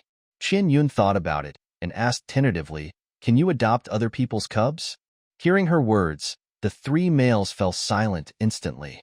If you don't want to give birth, forget it, but you're still thinking about other people's cubs. Songmi looked at Hengsha, gritting his teeth. It was this snake beast who said first about stealing cubs. Can't you say something nice and don't lead Qianyun astray? Hengsha snorted disapprovingly. You are Qianyun's first partner. You can't even let her give birth to cubs for you. And you don't allow me to pick up other cubs? If you go to other tribes to play in the future, you will be laughed at if you don't have cubs around you. Songmi was annoyed. Did you say pick up? You said steal. Hengsha, it makes no difference. It's not Qianyun's baby anyway. Songmi was extremely angry. Qianyun sighed helplessly, and to prevent them from continuing to quarrel, she said, I don't hate cubs. I just don't like the process of pregnancy and childbirth, and I'm not ready to have my own cubs. I know that females with partners will be laughed at by other females if they don't give birth to cubs. I don't care. Females are proud of reproducing offspring. Not having cubs will be considered as being unable to have cubs, and there is a serious chain of contempt. Kangmi and the others are not too obsessed with cubs, but Qianyun can feel that they actually want them in their hearts. It's just that between her and the cub, they chose her. Qianyun knew very well that in the beast world where there were no protective measures, her body had been strengthened by the system, and she had the power of the holy female mark. Unless she was not close to them, she would be hit sooner or later. Isn't that what they were talking about, letting her lay eggs for the first time? Laying eggs would cause the least harm to the body. What if she gets pregnant? They have considered this possibility, which has a high probability of happening. The current situation is not a question of whether she wants cubs or not. But what if she really gets pregnant? How should they pay attention? Then, know in the future? You let me guard the snake nest alone just after we got together? Hengsha looked at Qianyun dimly.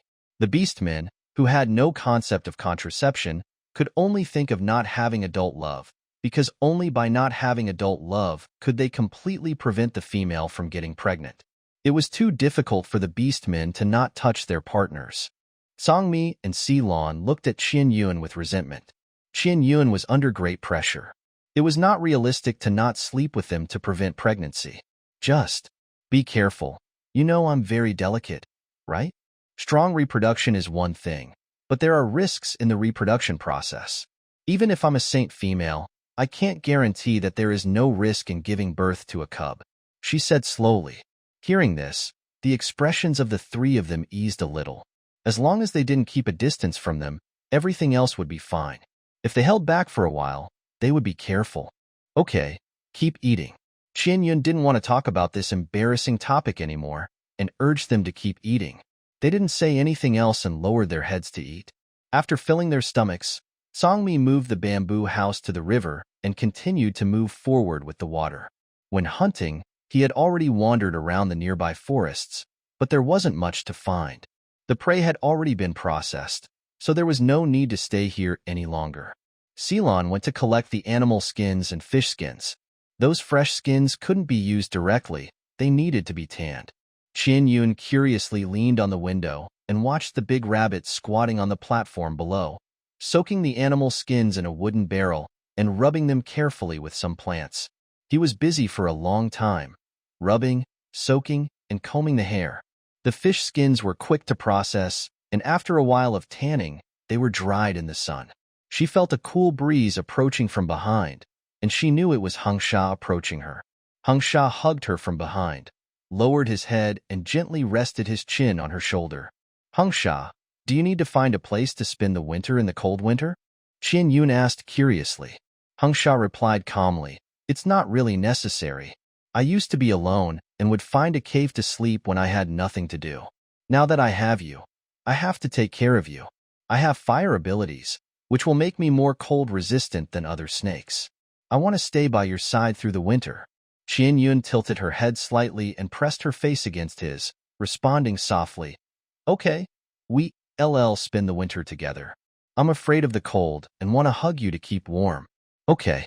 He looked at her softly and uttered a word. Then he stuffed a small wild fruit into her hand. Qian Yun looked down. It was a round, green fruit, as big as a 50-cent coin. She looked at this unripe little wild fruit in confusion. Not to mention ripeness, it hasn't even grown up yet. Hung Sha leaned close to her ear and whispered, Snake eggs are so big and round, and they are easy to give birth to. The corner of her mouth twitched. Are you so obsessed with snake eggs? Not really. I'm afraid that tiger will force you to give birth to tiger cubs. Tiger cubs are big, Hung Sha said, and gestured the size of the tiger cubs in front of her. Qian Yun. It must be said that a tiger cub is worth a nest of snake eggs. Kangmi, who was watching the river on the platform, said angrily. If I force Qian Yun to give birth to cubs, how can you and her be a couple? Hung Sha snorted, and her beautiful fingers gently played with the small wild fruit in her palm. Qian Yun looked at them unhappily. They were going to quarrel again. Kangmi told her not to give birth to snake eggs for Hung Sha, and if she wanted to give birth to eggs, she should find other males to conceive. Hung Sha said that tiger cubs are big, and Kangmi would secretly make her pregnant. After the mate, they have to take on the matter of conceiving cubs again, right? Kangmi won't force me, Qian Yun said with a firm tone. This greatly comforted Kangmi, who was unhappy all over. He sneered. Stray animals are stray animals. They are rude. Hung Sha's dark eyes were dim, and he spoke rudely. Before, Qian Yun was only with you, and she didn't get pregnant. Are you very careful, or are you not good enough? Qian Yun was surprised. Why is this snake so mean? Kangmi was so angry that he turned into a beast and rushed over. She stopped Kangmi with one hand and pinched Hung Sha's handsome face with the other hand, and said nervously, You two are really something? Even if I want to have a baby in the future, I won't give birth to your baby first. Otherwise we will fight and quarrel every day. Kangmi stopped outside the window with a dark face. Ceylon, who seemed to be busy and serious, but actually kept paying attention to their movements, said weakly, Qian Yun, I can. The little rabbit is very well behaved and small. It won't hurt much. Qian Yun. You, taking advantage of every opportunity rabbit. When the tiger and snake fight, the rabbit benefits. Okay, sir, let's have a bunny. It's furry and cute. Hung Sha said in agreement. Kangmi raised his eyebrows and looked at him coldly. You said to give birth? It's not your turn to make the decision. Hung Sha looked down at Qian Yun in his arms. It was naturally her turn to make the decision. When the three males focused their eyes on her, waiting for her to answer whether she wanted to give birth to a bunny, Qian Yun felt a headache. No, you go give birth by yourselves. She snorted and turned to go upstairs. The three of them dispersed in boredom. How could the three of them give birth? No fighting. I'm going to sleep, Qian Yun said to them at the stairs.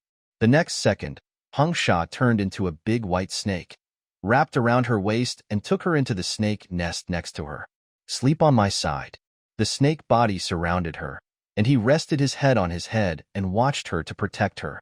Qian Yun saw that he had no intention of turning back into a human form, so she fell asleep calmly.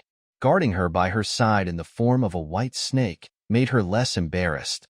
She took his tail and used it as a pillow to sleep. The snake tail with a small flame was held softly by her, not daring to move. He just watched her sleep quietly. The longer she slept, the longer he watched her, his dark eyes full of affection. When she woke up, Qian Yun found that it was already evening. She got up and wanted to stretch her body. When she stood up, her legs were so sore and weak. She lost her balance and fell directly on Hung Sha's snake body. Qian Yun, you have to adapt. Hung Sha looked at her so helpless and reminded her casually. Qian Yun's face flushed instantly when she reacted. What to adapt to? Sleeping with 2 males a day. She lay on him, humming in dissatisfaction. Sha couldn't help but lean over and kiss her face with his tongue. I don't want to play with you anymore. I want to go find Kangmi. Qianyun shrank her neck, and with trembling legs, she crawled clumsily over the snake's body. Sha didn't stop her or help, but waited patiently. She crawled out slowly like a kid who couldn't walk steadily, and his heart melted. Qianyun was so angry that she was about to die. When she was embarrassed, Kangmi came in. He strode over and picked her up from the snake's body and put her in front of the dining table. Kangmi raised his hand and gently tidied her messy hair, picked up a hairband she had placed on the table, and tied her hair with a clumsy movement. He tied a loose, low ponytail according to the method she had tied before. Qianyun sat obediently throughout the whole process, waiting with a smile on her face. When he had tied her hair, she raised her hand and touched it and said happily, "Then I can be lazy about tying my hair in the future. My big tiger can help me tie my hair." "Well, I'll tie it for you every day," Songmi said, touching her black and smooth long hair lovingly. Qianyun laughed softly. The sound was pleasant, and he felt very comfortable. It's so good to be happy like this, not crying all the time. The fish on the roof are almost dried. See if you want to put them in the space. Songmi mentioned casually. Qianyun stood up immediately, and he took her out of the bamboo house to check the fish on the roof. The planting space is a sealed space with no air circulation. The space inside is fixed. The growth of plants is driven by energy and has nothing to do with sunlight and air. It is also because of this that fresh food stored in the space will not go bad at all. Whether it is fresh fish or raw meat, there is no need to make marinated except cleaning it, and it can be directly stored in the space. Qianyun fell asleep when the fish were killed and cleaned yesterday. They didn't want to wake her up to collect the fish, so they put the fish on the roof to dry. Let them dry. Fresh fish has a fresh taste, and dried fish has the flavor of dried fish. Those fish are stored for Qianyun. Everything is according to her preferences. Songmi moved the fish from the roof. Qianyun touched it. The sun was very good. These fish were 70% to 80% dry. Almost done. The fish that Songmi processed were all the most essential part of the fish body, leaving the head and tail. She couldn't help but think of the big white snake in Sha that was directly hung up as a hole to dry the fish, which was inexplicably interesting. Okay, I'll put it away. Qianyun put the fish into the space. The taste of these fish stewed is more delicious than grilled fish. She still likes to eat stewed. There are a lot of fish stored, and there is also a lot of meat of fierce beasts and small wolf. These are all I can eat. According to my appetite, I can eat them all through the winter, Qianyun said with a smile. After that, you can catch the prey you like to eat. Songmi nodded and responded. Then his sight was attracted by the forest on the other side. Qianyun, look over there. Qianyun turned around curiously and looked over there. She could only see the lush forest from such a distance. What should she look at? There are white glutinous rice seeds over there. She squinted her eyes and looked carefully, then realized that she didn't know what white glutinous rice seeds were at all. And this distance was not very friendly to her. Songmi released the wind to push the bamboo house closer to the shore. It's getting dark. We won't take the water route. We will stay on the shore at night, just in time to collect some white glutinous rice seeds for you. He still remembered that she had said before that she wanted to plant some white glutinous rice seeds in the space. Later, so many things happened that he didn't have time to find white glutinous rice seeds for her. Now her space can't plant them, but it's no problem to collect some and store them. Qianyun responded casually, just assumed that she saw it. Qianyun likes to eat white glutinous rice seeds? Ceylon stuck his head out of the second-floor window and asked to confirm. Qianyun said, I don't know. I probably haven't eaten that thing. Songmi said that thing is sweet and delicious, so I want to try it. Something similar to white sticky seeds has grown in the planting space. I want to compare it. Can I take a look? Ceylon was very interested in the thing similar to white sticky seeds in her space, and he jumped down from the second-floor window. This posture scared Qianyun. Just look, don't jump off the building suddenly, she said helplessly. Ceylon said a little embarrassedly, I didn't mean to scare you. This height is a piece of cake for males, and the little ones can jump up and down. Knowing that she is timid, Ceylon did not make any excuses. It was just that he did something wrong and jumped down suddenly to scare her. Qianyun took a few rice ears from the space to show Ceylon and Songmi. They each took one to check. The golden plants were full of strings of small grains, which were things they had never seen before, and they looked at such small grains with complicated expressions. This plant looks like grass, but the white sticky plant is very thick, like a small tree, and the fruit is also very big. Kangmi made a simple comparison. Qinyun couldn't refute it. After the bamboo house docked, Kangmi gave her the rice ears in his hand, turned around and turned into a white tiger to find the white sticky. Qinyun's eyes followed him all the time, and saw that his footsteps stopped in front of a bush not far from the shore. He dug a few times and bit off a few branches and brought them back and put them in front of her. She leaned over curiously to check. There were small golden round fruits hanging on the green branches, and they were not big. Kangmi had mentioned to her before that the size of the white sticky fruit was about the same as that of a berry. The shell of the white sticky fruit was a very round and slightly hard shell, and this hardness reminded her of chestnuts. Qinyun silently compared the white sticky fruit with rice. It can't be said that they are exactly the same, but they are completely unrelated. They are just golden yellow and are plants, so they can be put together. After seeing it, touching it, and confirming it, Qinyun believed that this white sticky seed was not the beast world version of glutinous rice. It was just a plant whose fruit tasted similar to glutinous rice. To see whether the taste was similar, she had to taste it carefully. Sangmi noticed the changes in Qinyun's expression and said, "Silon, peel the white sticky seeds first, and I will collect some more. I think Qinyun should like to eat white sticky seeds." Silon. Okay. Sangmi turned around and continued to collect. Silon took a small basket out of the bamboo house, squatted on the ground, and began to process the white sticky seeds. Qinyun was playing with a white sticky seed in her hand. She also tried to pinch it, but the shell was so hard that she couldn't break it with her strength. On the other hand, Silon pulled a few white sticky seeds from the branches and held them in his hands. With a casual pinch, the shell broke. He easily crushed the shell and took out the flesh inside. Qinyun. Sometimes it's not that the rabbit is cruel, but that she is too bad. Hengsha came out of the bamboo house slowly, and the half-human, half-snake posture came slowly with a bit of elegance. He reached out and hugged Qinyun and pressed her on his snake tail coiled on the ground, letting her sit on the snake tail. Then he took the white sticky fruit that she couldn't crush no matter how hard she squeezed it easily, took out the flesh inside and stuffed it back into her hand. Qinyun smiled and curiously played with the white and inconspicuous flesh. Sangmi used his supernatural power to collect the white sticky fruit very quickly, cut it with the wind roll, and quickly bundled it with vines in minutes. When there were quite a few processed white glutinous seeds in the basket, Silon looked at Qinyun and said, "The orcs in the Green Forest tribe also eat white glutinous seeds. We wrap them with leaves and cook them directly in a stone pot. Some females will add some wild fruits, so the taste is sour and sweet. I don't know that thing, and I don't know how to cook it deliciously," Hengsha said casually while peeling white glutinous seeds. He couldn't comment on how to eat white glutinous seeds. Qinyun said to Silon, "Then do it according to your method. I haven't eaten that, so I don't know what it tastes like, and I don't know what other ingredients it can be paired with." "Okay, I'll do that first."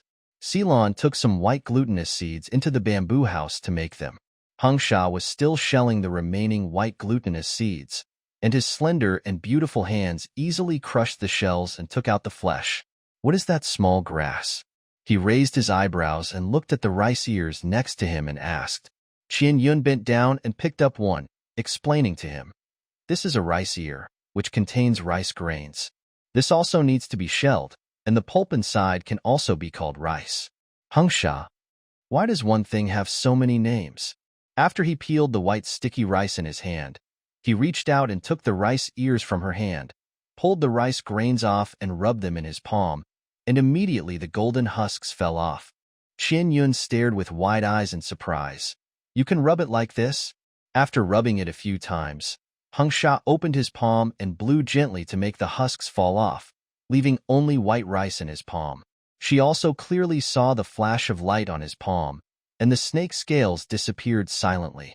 This is the husk that was crushed by the snake scales. He really knows how to use supernatural powers. But this is really convenient. Rice is husked after being dried in the sun. This makes it easier to store, and it is easier to husk after drying in the sun. You are using more superpowers this way. It is more convenient to use superpowers if the quantity is small, but it will be more tiring if the quantity is large.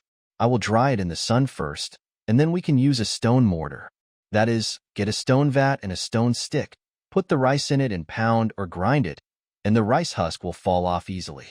You can also put it in an animal skin bag and use a wooden stick to knock and roll it to remove the husk. This is the manual husking method she can think of, and it is also some theoretical knowledge. She has not tried to husk rice by herself, so her experience is zero. Hangsha frowned slightly after hearing what she said. Take them all out and I will deal with them. There is no need to dry them in the sun when it gets dark. I will use superpowers to dry them directly and then husk them.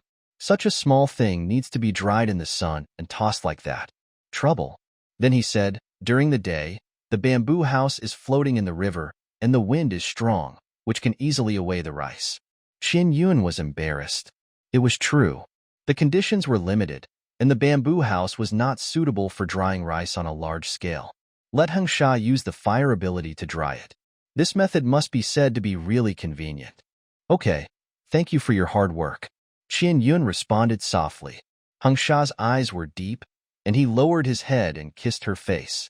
He said in a low and pleasant voice in her ear, "Take out anything else that needs to be tossed, and I'll do it for you." The warm breath enveloped her tightly, making her blush. Qin Yun lowered her eyes and said softly, "There is no need to toss the others. I can pull the peanuts myself. At present, this rice is more troublesome. If I need to deal with other things, I will call you." Yes. Hangsha smiled at the corner of his mouth, reached out and picked up a handful of white sticky rice, and continued to shell it. Qin Yun sat beside her and took out some rice ears. While she was sorting them out, Songmi came back with a few bundles of white glutinous rice. He put the white glutinous rice next to her and compared it with the rice ears. Whether it was still on the plant or after being shelled, they couldn't be put together. This rice and white glutinous rice were completely different things. Two completely different things. He didn't understand what she wanted to compare.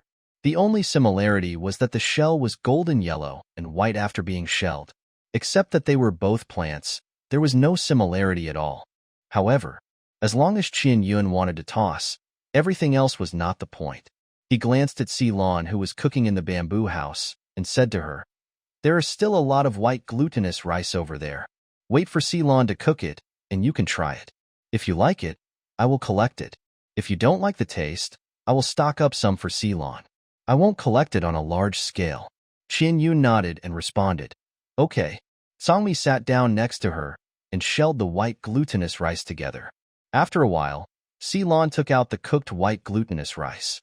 White sticky rice is cooked by wrapping it with leaves of some unknown plant. When Ceylon came out, he had already opened the layer of leaves that wrapped it and blew gently on the steaming white sticky rice. Before feeding it to Qin Yun, he touched it with his lips to test the temperature and confirmed that it was warm before he brought it to her mouth. "This is not flavored, try it, it's not hot anymore." Qin Yun looked at the soft and sticky white sticky rice in the leaves and took a bite. It was fragrant, soft, and a little sticky, with a few hints of sweetness.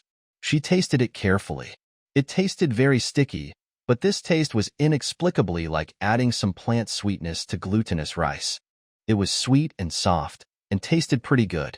She looked up at the three males who were waiting expectantly beside her, and said with a smile, "It's delicious, I like it."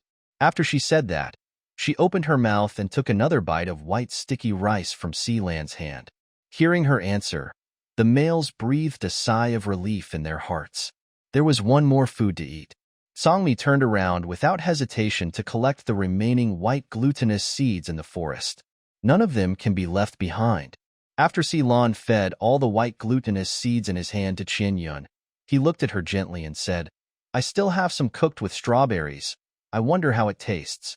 Qin Yun looked at him expectantly. Seeing her expression, Ceylon immediately went back to the bamboo house to get the white glutinous seeds with strawberry pulp. Just add a little strawberry pulp when wrapping. During the cooking process, the white glutinous seeds softened and expanded to wrap the strawberry pulp, indirectly forming a somewhat shabby strawberry sandwich. Because the wrapped white glutinous seeds were directly put into the stone pot for cooking, the strawberry pulp had already lost its color, and the color looked very hard to describe. But the white glutinous seeds have the taste of strawberries, which is sweeter than pure white glutinous seeds. Qin Yun was fed a bite by Si Lan attentively, and the fragrance of strawberries immediately filled her mouth. Except that it didn't look very good. The taste was still online. "It tastes good this way," she said with a smile. Her expression was extremely satisfied. "The fruit is sour and sweet, and the taste won't be weird when added together. Well, I'll go cook some more." Si Lan turned around in high spirits and wanted to cook. Qin Yun immediately called him and said tentatively, "Should we try to put the white sticky fruit in a wooden bowl and steam it with the bowl? Put a wooden rack in the pot. Put the food on the wooden rack and steam it." Si Lan's eyes lit up. "Okay, I'll steam it." He went to work excitedly. Hang Sha joked leisurely, "Only you females are particular about making the same food taste different." Qin Yun snorted. "Is it troublesome?" "Your problem is not troublesome. I'm not afraid that you want this or that. I'm just afraid that you don't want anything and can't eat anything." After he finished speaking, he looked at her deeply. Up to now, Qin Yun is actually quite easy to take care of, except that she is a little bit spoiled, a little timid, a little tearful, and even has some habits that make him very depressed and difficult to understand. Under the delicate appearance, there is a rebellious and strong heart, which is particularly charming. He likes her very much. Hearing this, Qin Yun lowered her eyes and smiled softly. "Did the big tiger think you were troublesome before?" Hang Sha changed the subject. She hurriedly said, "Kangmi didn't think I was troublesome. It's just that he didn't understand me at the beginning, and I didn't know what to eat in the central continent. At that time, he ate everything and vomited it, which made him almost crazy." Hang Sha raised his eyebrows and said, "It's a grumpy tiger. It's hard for a male with such a bad temper to find a partner. It's also because you are kind and willing to choose him. Otherwise, if you refuse to partner, he can't force you. The identity of the holy female is enough to reject Kangmi. She may not be able to avoid partnering with the orcs of the Adar tribe, but as long as she is tough, the partner can be changed." Qin Yun noticed that the big tiger in the distance came back with a lot of white stickles. She tiptoed casually, smiled slightly and said, "The state of males when they are single and when they are in a pair is completely different. Songmi has become very mature now. I have said before that whether it is between him and me or between you and me, what is lacking is time and the opportunity to understand each other. After getting along for a long time and understanding some preferences, we can take better care of each other and get along better. If it was you at the beginning, I would everything I eat and cry, and you might have killed me directly." Hang Sha remained silent. The state she was in when she met him was different from the state she was in when she met Songmi. If she had met him at the beginning, perhaps he would have found it difficult to tolerate. It's not like he had never seen her crying and making Songmi collapse like that. You can imagine how tricky the situation was at that time. She used to be more squeamish than he expected. "Songmi is good. You and Si Lan are also good.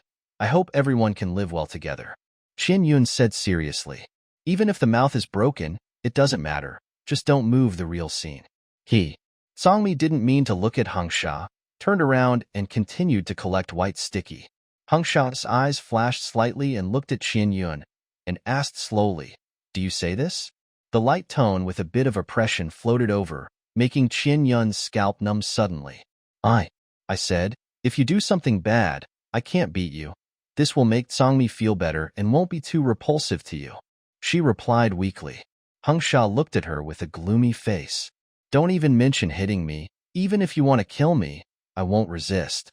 If they want to fight with me, I will fight them without hesitation, or even kill them." His preference is always so direct. After a pause, he said again, "I won't hurt the male you like, and I won't hurt anyone you like. They cannot believe me, Qin Yun. I hope you can believe me." There was a hidden anxiety and expectation in those black eyes. All he wanted was her, and he could tolerate and accept everything related to her.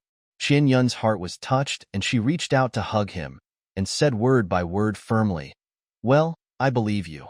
These few simple words instantly dispelled the uneasiness in his heart, and his heart was full of love. There are so many white glutinous rice seeds waiting to be shelled, Kangmi interrupted coldly, rudely destroying the warm atmosphere between them. Hangsha frowned and glanced at him, continuing the speed of shelling the white glutinous rice seeds in his hand. This big tiger was somewhat of a spoiler. Qinyun blushed, looked at Kangmi with some displeasure, got up and ran into the bamboo house to find Ceylon. My big rabbit. The tiger and the snake were fighting, so she turned around and looked for the rabbit. The rabbit was good and didn't quarrel with them. It was getting dark, and Ceylon had already lit the bonfire. Several stone pots were busy cooking food. Qianyun paid attention. After a while, Songmi didn't go out again.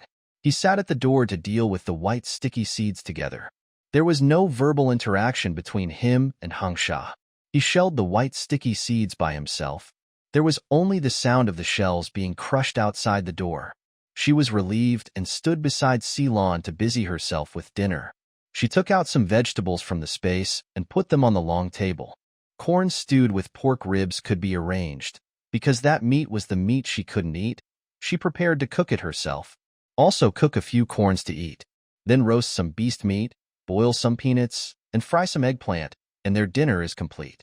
After Kangmi and Hangsha have shelled all the white sticky seeds, they are busy shelling the rice grains. Rice grains are not as big as white sticky seeds, and they are so small that it takes a lot of patience to pluck them manually. They were not impatient at all, and they handled it very patiently. Kangmi's wind ability is responsible for plucking the rice grains, and Hangsha's fire ability is used to dry them after they are plucking them. After drying, they shelled them. One used snake scales to crush and rub them, and the other used a small wind roller to grind and shell them. Soon, all the rice grains that Qinyun left outside were turned into rice. Qinyun, the rice is all done, Hangsha reminded. Qinyun ran out quickly after hearing the voice, and she was extremely happy when she saw the heavy bag of rice. The rice grains were simply husked, without polishing, and did not look as shiny as the rice on the market. She did not care whether it looked good or not, as long as it was rice. I can make bamboo tube rice for you. She happily returned to the bamboo house with the bag of rice. Thinking of something, she stopped and turned to look at Kangmi, who was picking up the husks that were about to be thrown away. She said, "Those husks can be used as pillows." Kangmi was speechless. "Aren't you afraid of hearing crackling sounds in your ears when you sleep? Isn't it uncomfortable to sleep on me?" Hangsha said faintly. If it was comfortable to lean on, she would not want this kind of husk as a pillow. "I didn't expect that your status now is not even as good as a pile of husks." Kangmi's tiger face was dark. Seeing that they were about to quarrel again, Qinyun said, "You two can quarrel as you please. Why are you trying to sow discord?" "Hangsha, I find that after you and I became a partner, you are becoming less and less. Not like before, more and more arrogant. As long as she shuts up in time and doesn't say that he is restless, Kangmi will have no reason to take action. If she said that Hangsha was restless, Kangmi would start a war in minutes. In the past, the big white snake was so patient in order to have a place for a snake in this family. Now, he is sowing discord with his sharp mouth, and he is sowing discord in front of her. This intention is really unique. "Oh, I won't say it anymore," Hangsha replied lazily. He has always listened to her words. What is the point of sowing discord in front of her? He would not do such a thing to destroy the relationship between her and Kangmi. Now he is her partner. Why should he endure it? As long as he doesn't fight with Kangmi to the death, everything is up to you. Kangmi gritted her teeth and said to Qianyun, "You have seen the nature of the stray beast. It doesn't look like a good thing." "Hangsha, I'm not going to bite Qianyun. They all bad guys." Qianyun muttered softly. Kangmi raised her eyebrows. "What did you say?" She turned and ran, shouting, "You heard it all and you're still asking me. Slan, help me." Slan quickly came to help and directly blocked the door of the bamboo house.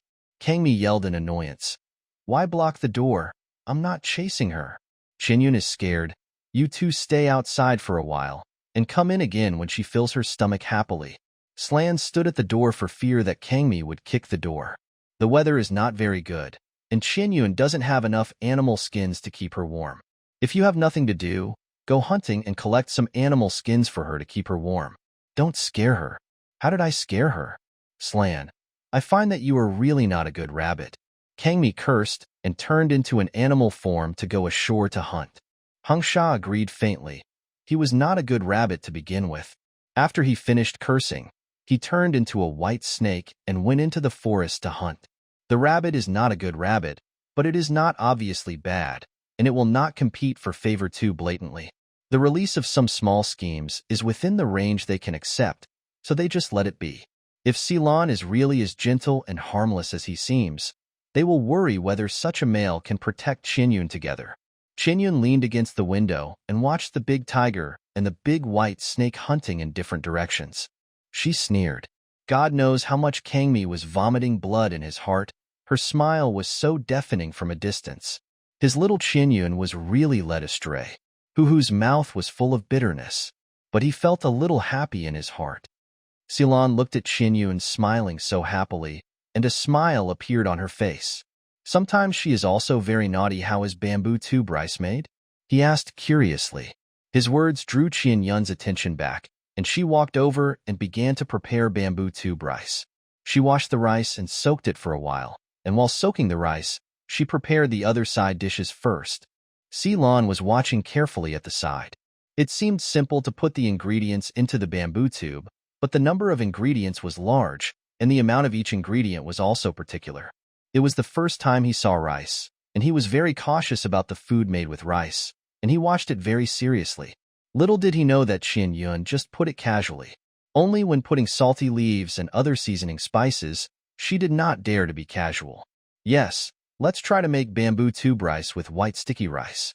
Add 1 portion of the same side dish with white sticky rice, and another portion of white sticky rice mixed with rice. I want to confirm how it tastes. Qinyun suddenly thought of this and spoke. Okay, I'll do it. Ceylon took a bamboo tube on the table to hold the food. When Kami was collecting bamboos before, Qinyun asked for a lot of bamboo tubes. Now, it can be arranged. After they have matched the ingredients in several bamboo tubes, the rice has been soaked almost. They began to put rice into the bamboo tubes and steamed them in a stone pot. It will take some time to cook. The food prepared for you is ready. Do you want to eat? Ceylon asked Qinyun, who was sitting at the dining table and replenishing the fruit basket. Qinyun responded. Soon, Ceylon placed her dinner in front of her. Roasted beast meat cut into small pieces, a bowl of shelled peanuts, a bowl of fried eggplant, and a bowl of wild vegetable soup. 3 dishes and 1 soup. Perfect. For the beastmen, meat is the staple food, and a meal of meat is enough. For Qinyun, rice was the staple food she ate every day before. After coming here, it became a luxury to live without being able to eat this or that, and what about staple food or not? But rice can be arranged in the future. After Qinyun filled her stomach, the bamboo tube rice was almost done, and Ceylon put 3 servings of bamboo tube rice on the dining table. A rice version of bamboo tube rice, 1 bamboo tube rice with white glutinous rice, and 1 mixed bamboo tube rice. After Qinyun tasted them one by one, the bamboo tube rice with rice was normal, the rice was fragrant, and the combination of spices combined with the fragrance of bamboo tubes made it taste special and delicious. As for the bamboo tube rice with white glutinous rice, the white glutinous rice was too soft and sticky. After being cooked, the white glutinous rice became soft and puddle. It was not the taste of glutinous rice. There was no graininess at all, only a soft taste. It cannot be said that the taste is bad. It can only be said that it is not suitable for making bamboo tube rice. The last one was a bamboo tube rice made by mixing rice and white glutinous rice. It tasted okay with the neutralization of rice, but the taste was not as good as the bamboo tube rice made of rice. After Qinyun tasted them one by one, Ceylon also tasted it. He couldn't help but smile and said, "This soft taste is quite suitable for little ones who have no teeth. It is very suitable to mix some meat paste for little ones to eat." Qinyun didn't know whether to laugh or cry. This was too vivid. She hesitated for a moment and said, "White glutinous rice is not suitable for making bamboo tube rice, so let's not do this, but this texture is suitable for making snacks. Or it can be ground into powder to make other foods, which should not be too bad. Try it slowly later." After she said that, she put the white glutinous rice and the mixed bamboo tube rice into the space, and didn't plan to give them to eat. She felt that it was too soft, and it was even more difficult for the males with such good teeth. Anyway, there were so many foods, and she didn't want to upset them. "I'll keep these and eat them slowly. Occasionally, When I'm hungry, I can take them out of the space and eat them directly, so you don't have to make a fire to cook for me. I only have such a small appetite, so don't bother too much. I can't bite hard food, Qian Yun said to Lan with a smile. How could Lan not understand her intention? He looked at her softly and said, "No tossing, no trouble, no matter when, even if it's just a little bit. It's a very happy thing for us to be needed and relied on by you." Qian Yun nodded, and the smile on her face became even more intense. In the minds of orcs, taking care of their partners has never been a hassle. Taking care of a partner is a male's innate sense of responsibility. If your partner doesn't need him and doesn't want to trouble him, that is a very dangerous situation. According to the words of the big tiger Kangmi, it is a great shame if your partner doesn't need you. Don't talk about trouble. You are not a trouble. You are so cautious that it makes us feel sad. We will think that you don't trust us and don't want to trouble us, or you think we don't take good care of you and you don't want us to take care of you. Slan said softly, "You have 3 partners now. You can trouble us as much as you can. Being needed by you is the happiest thing for us. You are qualified to ask us to do anything. We will do our best to find what you want." Tutu's psychological counseling began again. "What I know is that it's not easy to adapt to having so many partners at once." Qian Yun understood, but she was deeply influenced by human education, so she still couldn't get into the psychology of females all of a sudden, and still couldn't take them for granted. When getting along with them, she would inexplicably feel the burden of bothering them, and some words of thank you and sorry would pop up. This kind of polite behavior was unfamiliar in their eyes. It was okay to be unfamiliar with other orcs, but it was not right to be unfamiliar with one's own partner. This was also because the big tiger Kangmi had restrained his temper, otherwise he would scold again. Kangmi's temper was restrained, and Hangsha and Slan were not such a scolding character. They regarded her unfamiliar, polite behavior as her timid and reserved, and did not care too much. Although she didn't say it, she still cared in her heart. She could only get along with each other more, and she wouldn't be so unfamiliar when she was completely familiar with each other. Slan raised his hand and stroked her face lovingly and said softly, "Take your time. Don't be so nervous. You will adapt after a long time." Qian Yun nodded. "Are you full?" "Yes, I'm full." He raised his eyes and glanced outside the door. Qian Yun also heard the noise and said, "They are back. I'll go see them." "Go ahead." Qian Yun walked around barefoot within the bamboo house. If she wanted to go ashore, Kangmi and Hangsha would come to pick her up. She didn't go ashore at the moment, so she just stood at the door and looked around without putting on her shoes. But when she walked to the door, she was embarrassed when she saw the darkness outside. She could hear the sound of them cleaning their prey in the distance, but the moonless and starless night made it impossible for her to see anything. When she was depressed, a ball of fire emerged from Hangsha's snake tail. Unlike the usual small flames, the flames at this moment flashed 1 meter high. The light of the flame dispelled the darkness, allowing her to clearly identify their location. She smiled at Hangsha's gaze. "I'm full. You guys hurry up and come back after you finish processing." They both responded in unison, speeding up their work. They each hunted big prey, all of which were large animals with thick fur. Because of their large size, it was difficult to handle them. Qian Yun sat on the wooden bench at the door, waiting for them obediently. After eating, she felt lazy and didn't want to move. Soon, Songmi and Hangsha processed the prey and brought it over. The animal skins were thrown on the platform under the bamboo house. They would have to be tanned and exposed to the sun tomorrow. The processed meat was brought over for Qian Yun to store in the space. After the food was handed over, they took a bath in the water, washed off the bloody smell on their bodies, and cleaned up before entering the bamboo house to eat.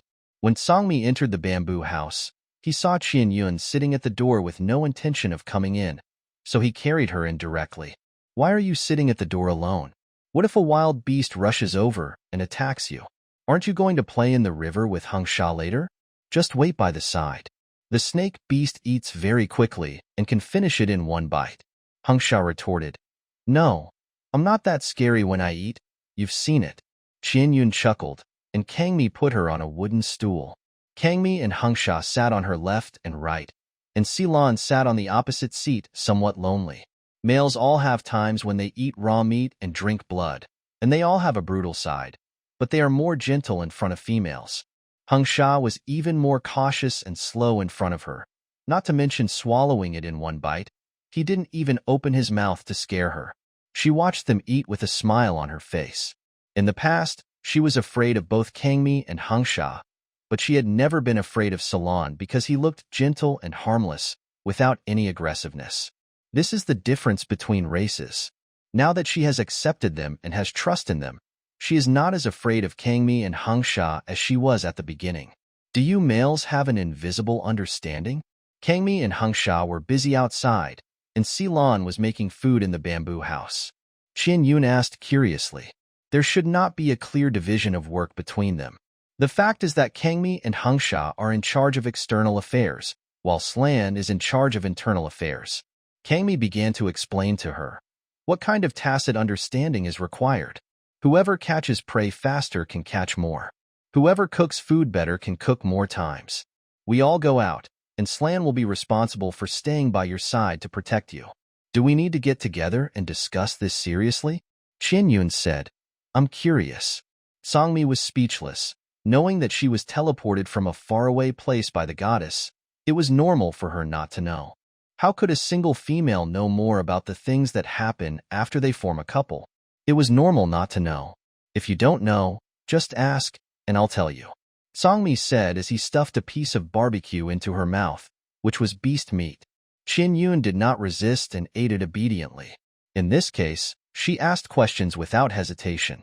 While they were eating, she asked a lot of questions that made them speechless, and no matter how speechless they were, they answered patiently. Things that they took for granted might be unfamiliar to her.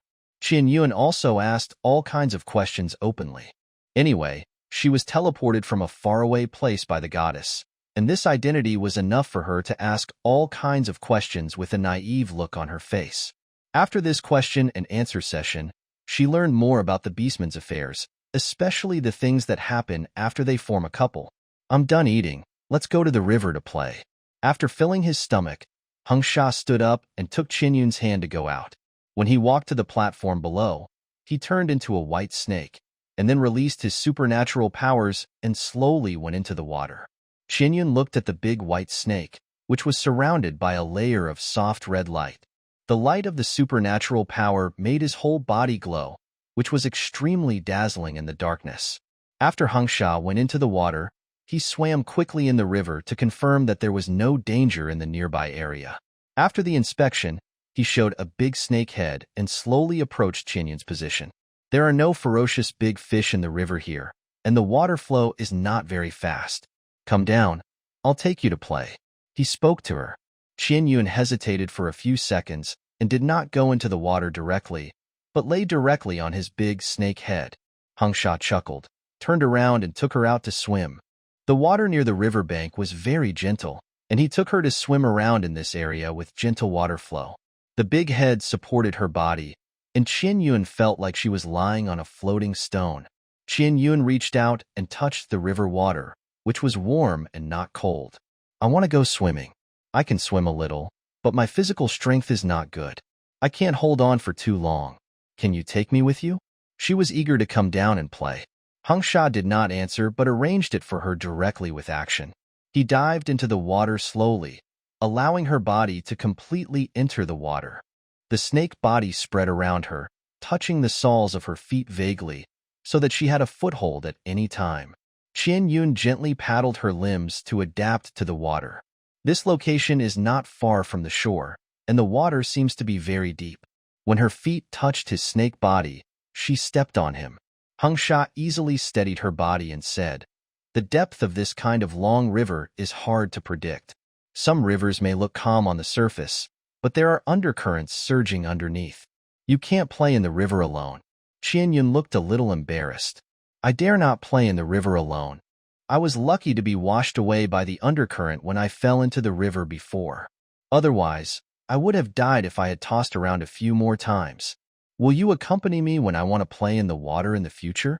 Hung Sha's eyes were soft, and his snake body gently wrapped around her body, and he responded, "Okay, I'll accompany you. I can accompany you no matter what you do. Then I'm going to swim hard." Qin Yun raised the corners of her mouth, then jumped into the water and swam forward. Hangsha quickly followed, and the white snake body formed a protective barrier around her. They swam in the water together. Qian Yun's agile figure swam in the water, and she could dive into the water to touch his snake body. He was very excited and swam and played with her in the water. Except for the female mermaids, he had never seen other land females who were so good at swimming. Qian Yun's ability to go into the water and swim with him seemed to open up the direction of happiness for him, and he was so happy that his soul was floating. Qian Yun dived into the water several times to hug his body. She wanted to grab his tail, but he seemed to know her intention and always threw his tail away when she was about to succeed. The man and the snake chased and played in the water. After playing for a while, Qian Yun felt tired, and she went to Hangsha. She reached out for a hug, and he immediately understood. He lifted her up with his head and carried her to the bamboo house. He transformed into a human form and carried Qian Yun up. The person in his arms looked even more delicate with her wet appearance. He did not carry Qian Yun into the bamboo house, but sat down on the platform below. He hugged Qian Yun and released his supernatural power to dry the moisture on her body, especially the moisture on her hair. He put one hand around her waist, and the other hand gently combed her long hair to make her hair dry faster. Qian Yun only felt the warmth enveloping her. It was warm and comfortable. She couldn't help but lean on his arms and close her eyes to feel it. She was exhausted from swimming, and now surrounded by this warm feeling, she fell asleep in a daze. When her whole body was dry, Hangsha carried her into the house. Kangmi leaned against the stairs and looked at him expressionlessly and said, "Put it in the grass nest upstairs." Hangsha frowned slightly, then thought of nothing to refute, and directly carried Qian Yun to the grass nest upstairs. He looked at the sleeping person deeply, and after a while, he got up and went downstairs and turned into a white snake and coiled in his own grass nest. Ceylon had already spread a piece of animal skin in another corner as his nest. You can't fight for sleeping with Qian Yun, otherwise you will have to fight. Now that Qian Yun is asleep, there is no need to fight. Go to bed early and get up early, and make delicious food for his little Qian tomorrow. Kangmi glanced around the door a few times, then turned into the bamboo house. His eyes swept over the two downstairs. The male who was sleeping peacefully went upstairs to accompany Qian Yun. It was late at night, and except for the sound of rushing water in the river, all other sounds in this area were silent. As they were not in a hurry to travel at night and did not need to pay attention to the drifting of the bamboo house, the males took a light sleep for a while. Qian Yun simply slept heartlessly until the next day. When she woke up, the bamboo house was already floating in the river. She stretched lazily and went downstairs. Songmi was sitting at the door of the bamboo house, paying attention to the drifting of the bamboo house. Ceylon was cooking food, and Hangsha was sitting in a pile of white sticky seeds to deal with the fruit shells. Everyone was doing their own things in harmony. "Good morning. I'll go outside to wash my face." Qian Yun greeted them sleepily and walked out of the bamboo house. Songmi, who was sitting at the door, took her hand and walked with her to the platform below. Qian Yun took a small piece of animal skin from the space as a towel, wet it in the river and wiped her face, and simply cleaned her teeth with a little cotton. Songmi looked at her with a complicated expression. Other females use leaves to chew to clean their teeth, but she actually used that white thing and wiped every one of her small white teeth. He thought it was too much just by looking at it. Her teeth were not dirty at all. After Qian Yun finished cleaning, she suddenly felt dizzy when she stood up. She subconsciously raised her hand, but before she could grab Songmi, he had already held her hand tightly and held her in his arms. "I've already let you fall into the water once. I can't let you fall in again." Kangmi gritted his teeth and sighed, then carried her back to the house. Qian Yun didn't feel relieved until she was placed in front of the dining table. She raised her eyes and glanced at Kangmi, who was standing beside her and hugging her body. He looked at her with a slightly raised eyebrow. Qian Yun pursed her lips and said nothing, leaning her head against his arms. This aggrieved and coquettish look made Kangmi's heart soften. "What's wrong? Did Qian Yun almost fall into the water?" Ceylon asked nervously. Qian Yun shook her head and said, "It's okay. I just felt a little dizzy when I stood up suddenly after squatting over there, but I'm not dizzy anymore." Hearing this, Ceylon hurriedly put down the work in his hands, ran over to hold her wrist and check her body. Hung Sha also came over to check and reached out to touch her head. They heard Sangmi's words and thought he was just talking about something in the past. Their eyes were not focused on the outside, and they didn't know she was dizzy. Ceylon checked and didn't find anything abnormal, so he breathed a sigh of relief. It's okay. It's just that she squatted for a long time and stood up too suddenly, which caused her to feel dizzy. There's nothing wrong with her body. The energy in Qian Yun's body is more active than before, and her body has adapted to the beast seal of Hung Sha and me. The weak body adapted to the beast seal faster than he expected. Sangmi raised his hand and rubbed Qian Yun's messy hair. While styling her hair, he said proudly, "My Qian Yun is very powerful. Her body looks weak, but it's actually very strong." Hung Sha nodded in agreement. She's still very rebellious. She's quite impressive to dare to run away in the wild alone. Qian Yun. I always feel that they are not praising her. Ceylon smiled and went to serve the food. Kangmi helped her tie her hair and went to the door to continue watching the situation. Hung Sha took the opportunity to sit next to Qian Yun and helped her the bowls of hot food in front of her. Hung Sha took care of her eating, and Ceylon went to the side to do other things. There is an unspoken tacit understanding between the males and the family. No matter what Qian Yun does, as long as there is someone by her side, no matter who it is, as long as there is someone by her side, the others will consciously do other things. If we pass by a forest with prey, I will go hunting and store animal skins for you for the winter. Hung Sha said casually. Qian Yun nodded. Well, just store a few skins. I don't like to run outside when the weather is cold. I just stay in the house so I won't get cold. Okay. Hung Sha responded and put the barbecue, which was no longer hot, into her mouth. The next second he thought of something and said, "Give me the sand bucket when the time comes, and I'll take it ashore to clean it up." Qian Yun, who was eating the barbecue with relish, suddenly lost her appetite after hearing this. She was very upset. Don't talk about the sand bucket when you eat. Oh, I won't say it later. Give it to me after we get to the shore. She gave him a displeased look, picked up a few pieces of barbecue, stuffed her mouth full, and ate the meat in big mouthfuls. Is this the time to talk about the sand bucket? Is it appropriate? I saw a bear. Kangmi at the door suddenly reminded. Qian Yun obviously felt that the direction of the bamboo house deviated and soon leaned against the shore. Hung Sha raised his hand to wipe the meat residue at the corner of her mouth and said in a low and soft voice, "Qian Yun, give me the sand bucket." Qian Yun.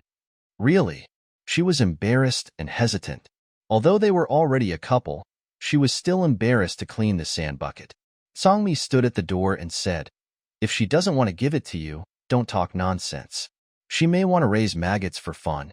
Qian Yun collapsed and said in annoyance, "No, you two are you have to say such things when I'm eating. Listen, what kind of words are these? They are simply not words that a human can say. You go hunting, and after Qian Yun fills her stomach, I will take her to the shore for some activities, and I will take care of some things." Ceylon said in a gentle voice.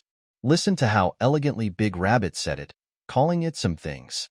Hung Sha snorted disapprovingly, got up and went out. He and Sangmi went to hunt wild bears together. Qian Yun took a bite of the barbecue and looked at Ceylon, who was sitting next to her with a bit of depression. The corners of his mouth were pursed with a beautiful arc, and he smiled dotingly. "Eat more, and when you're full, we'll go upstairs to play."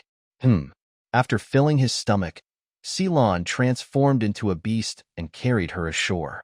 They moved around on the shore near the bamboo house. Qian Yun saw a low tree with many vines hanging next to it, and her eyes flashed. "Ceylon, can you help me tie those vines together to make a swing? I want to play." Ceylon didn't know what a swing was, but he knew what she wanted to do.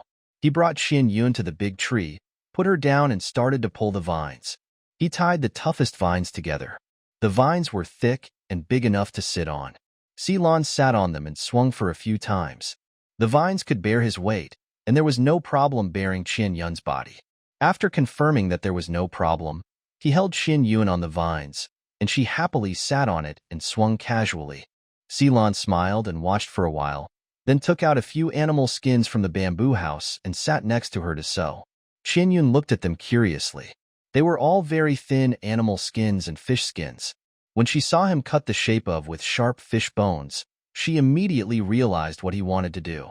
It was still a bit embarrassing for her. Ceylon was making for her.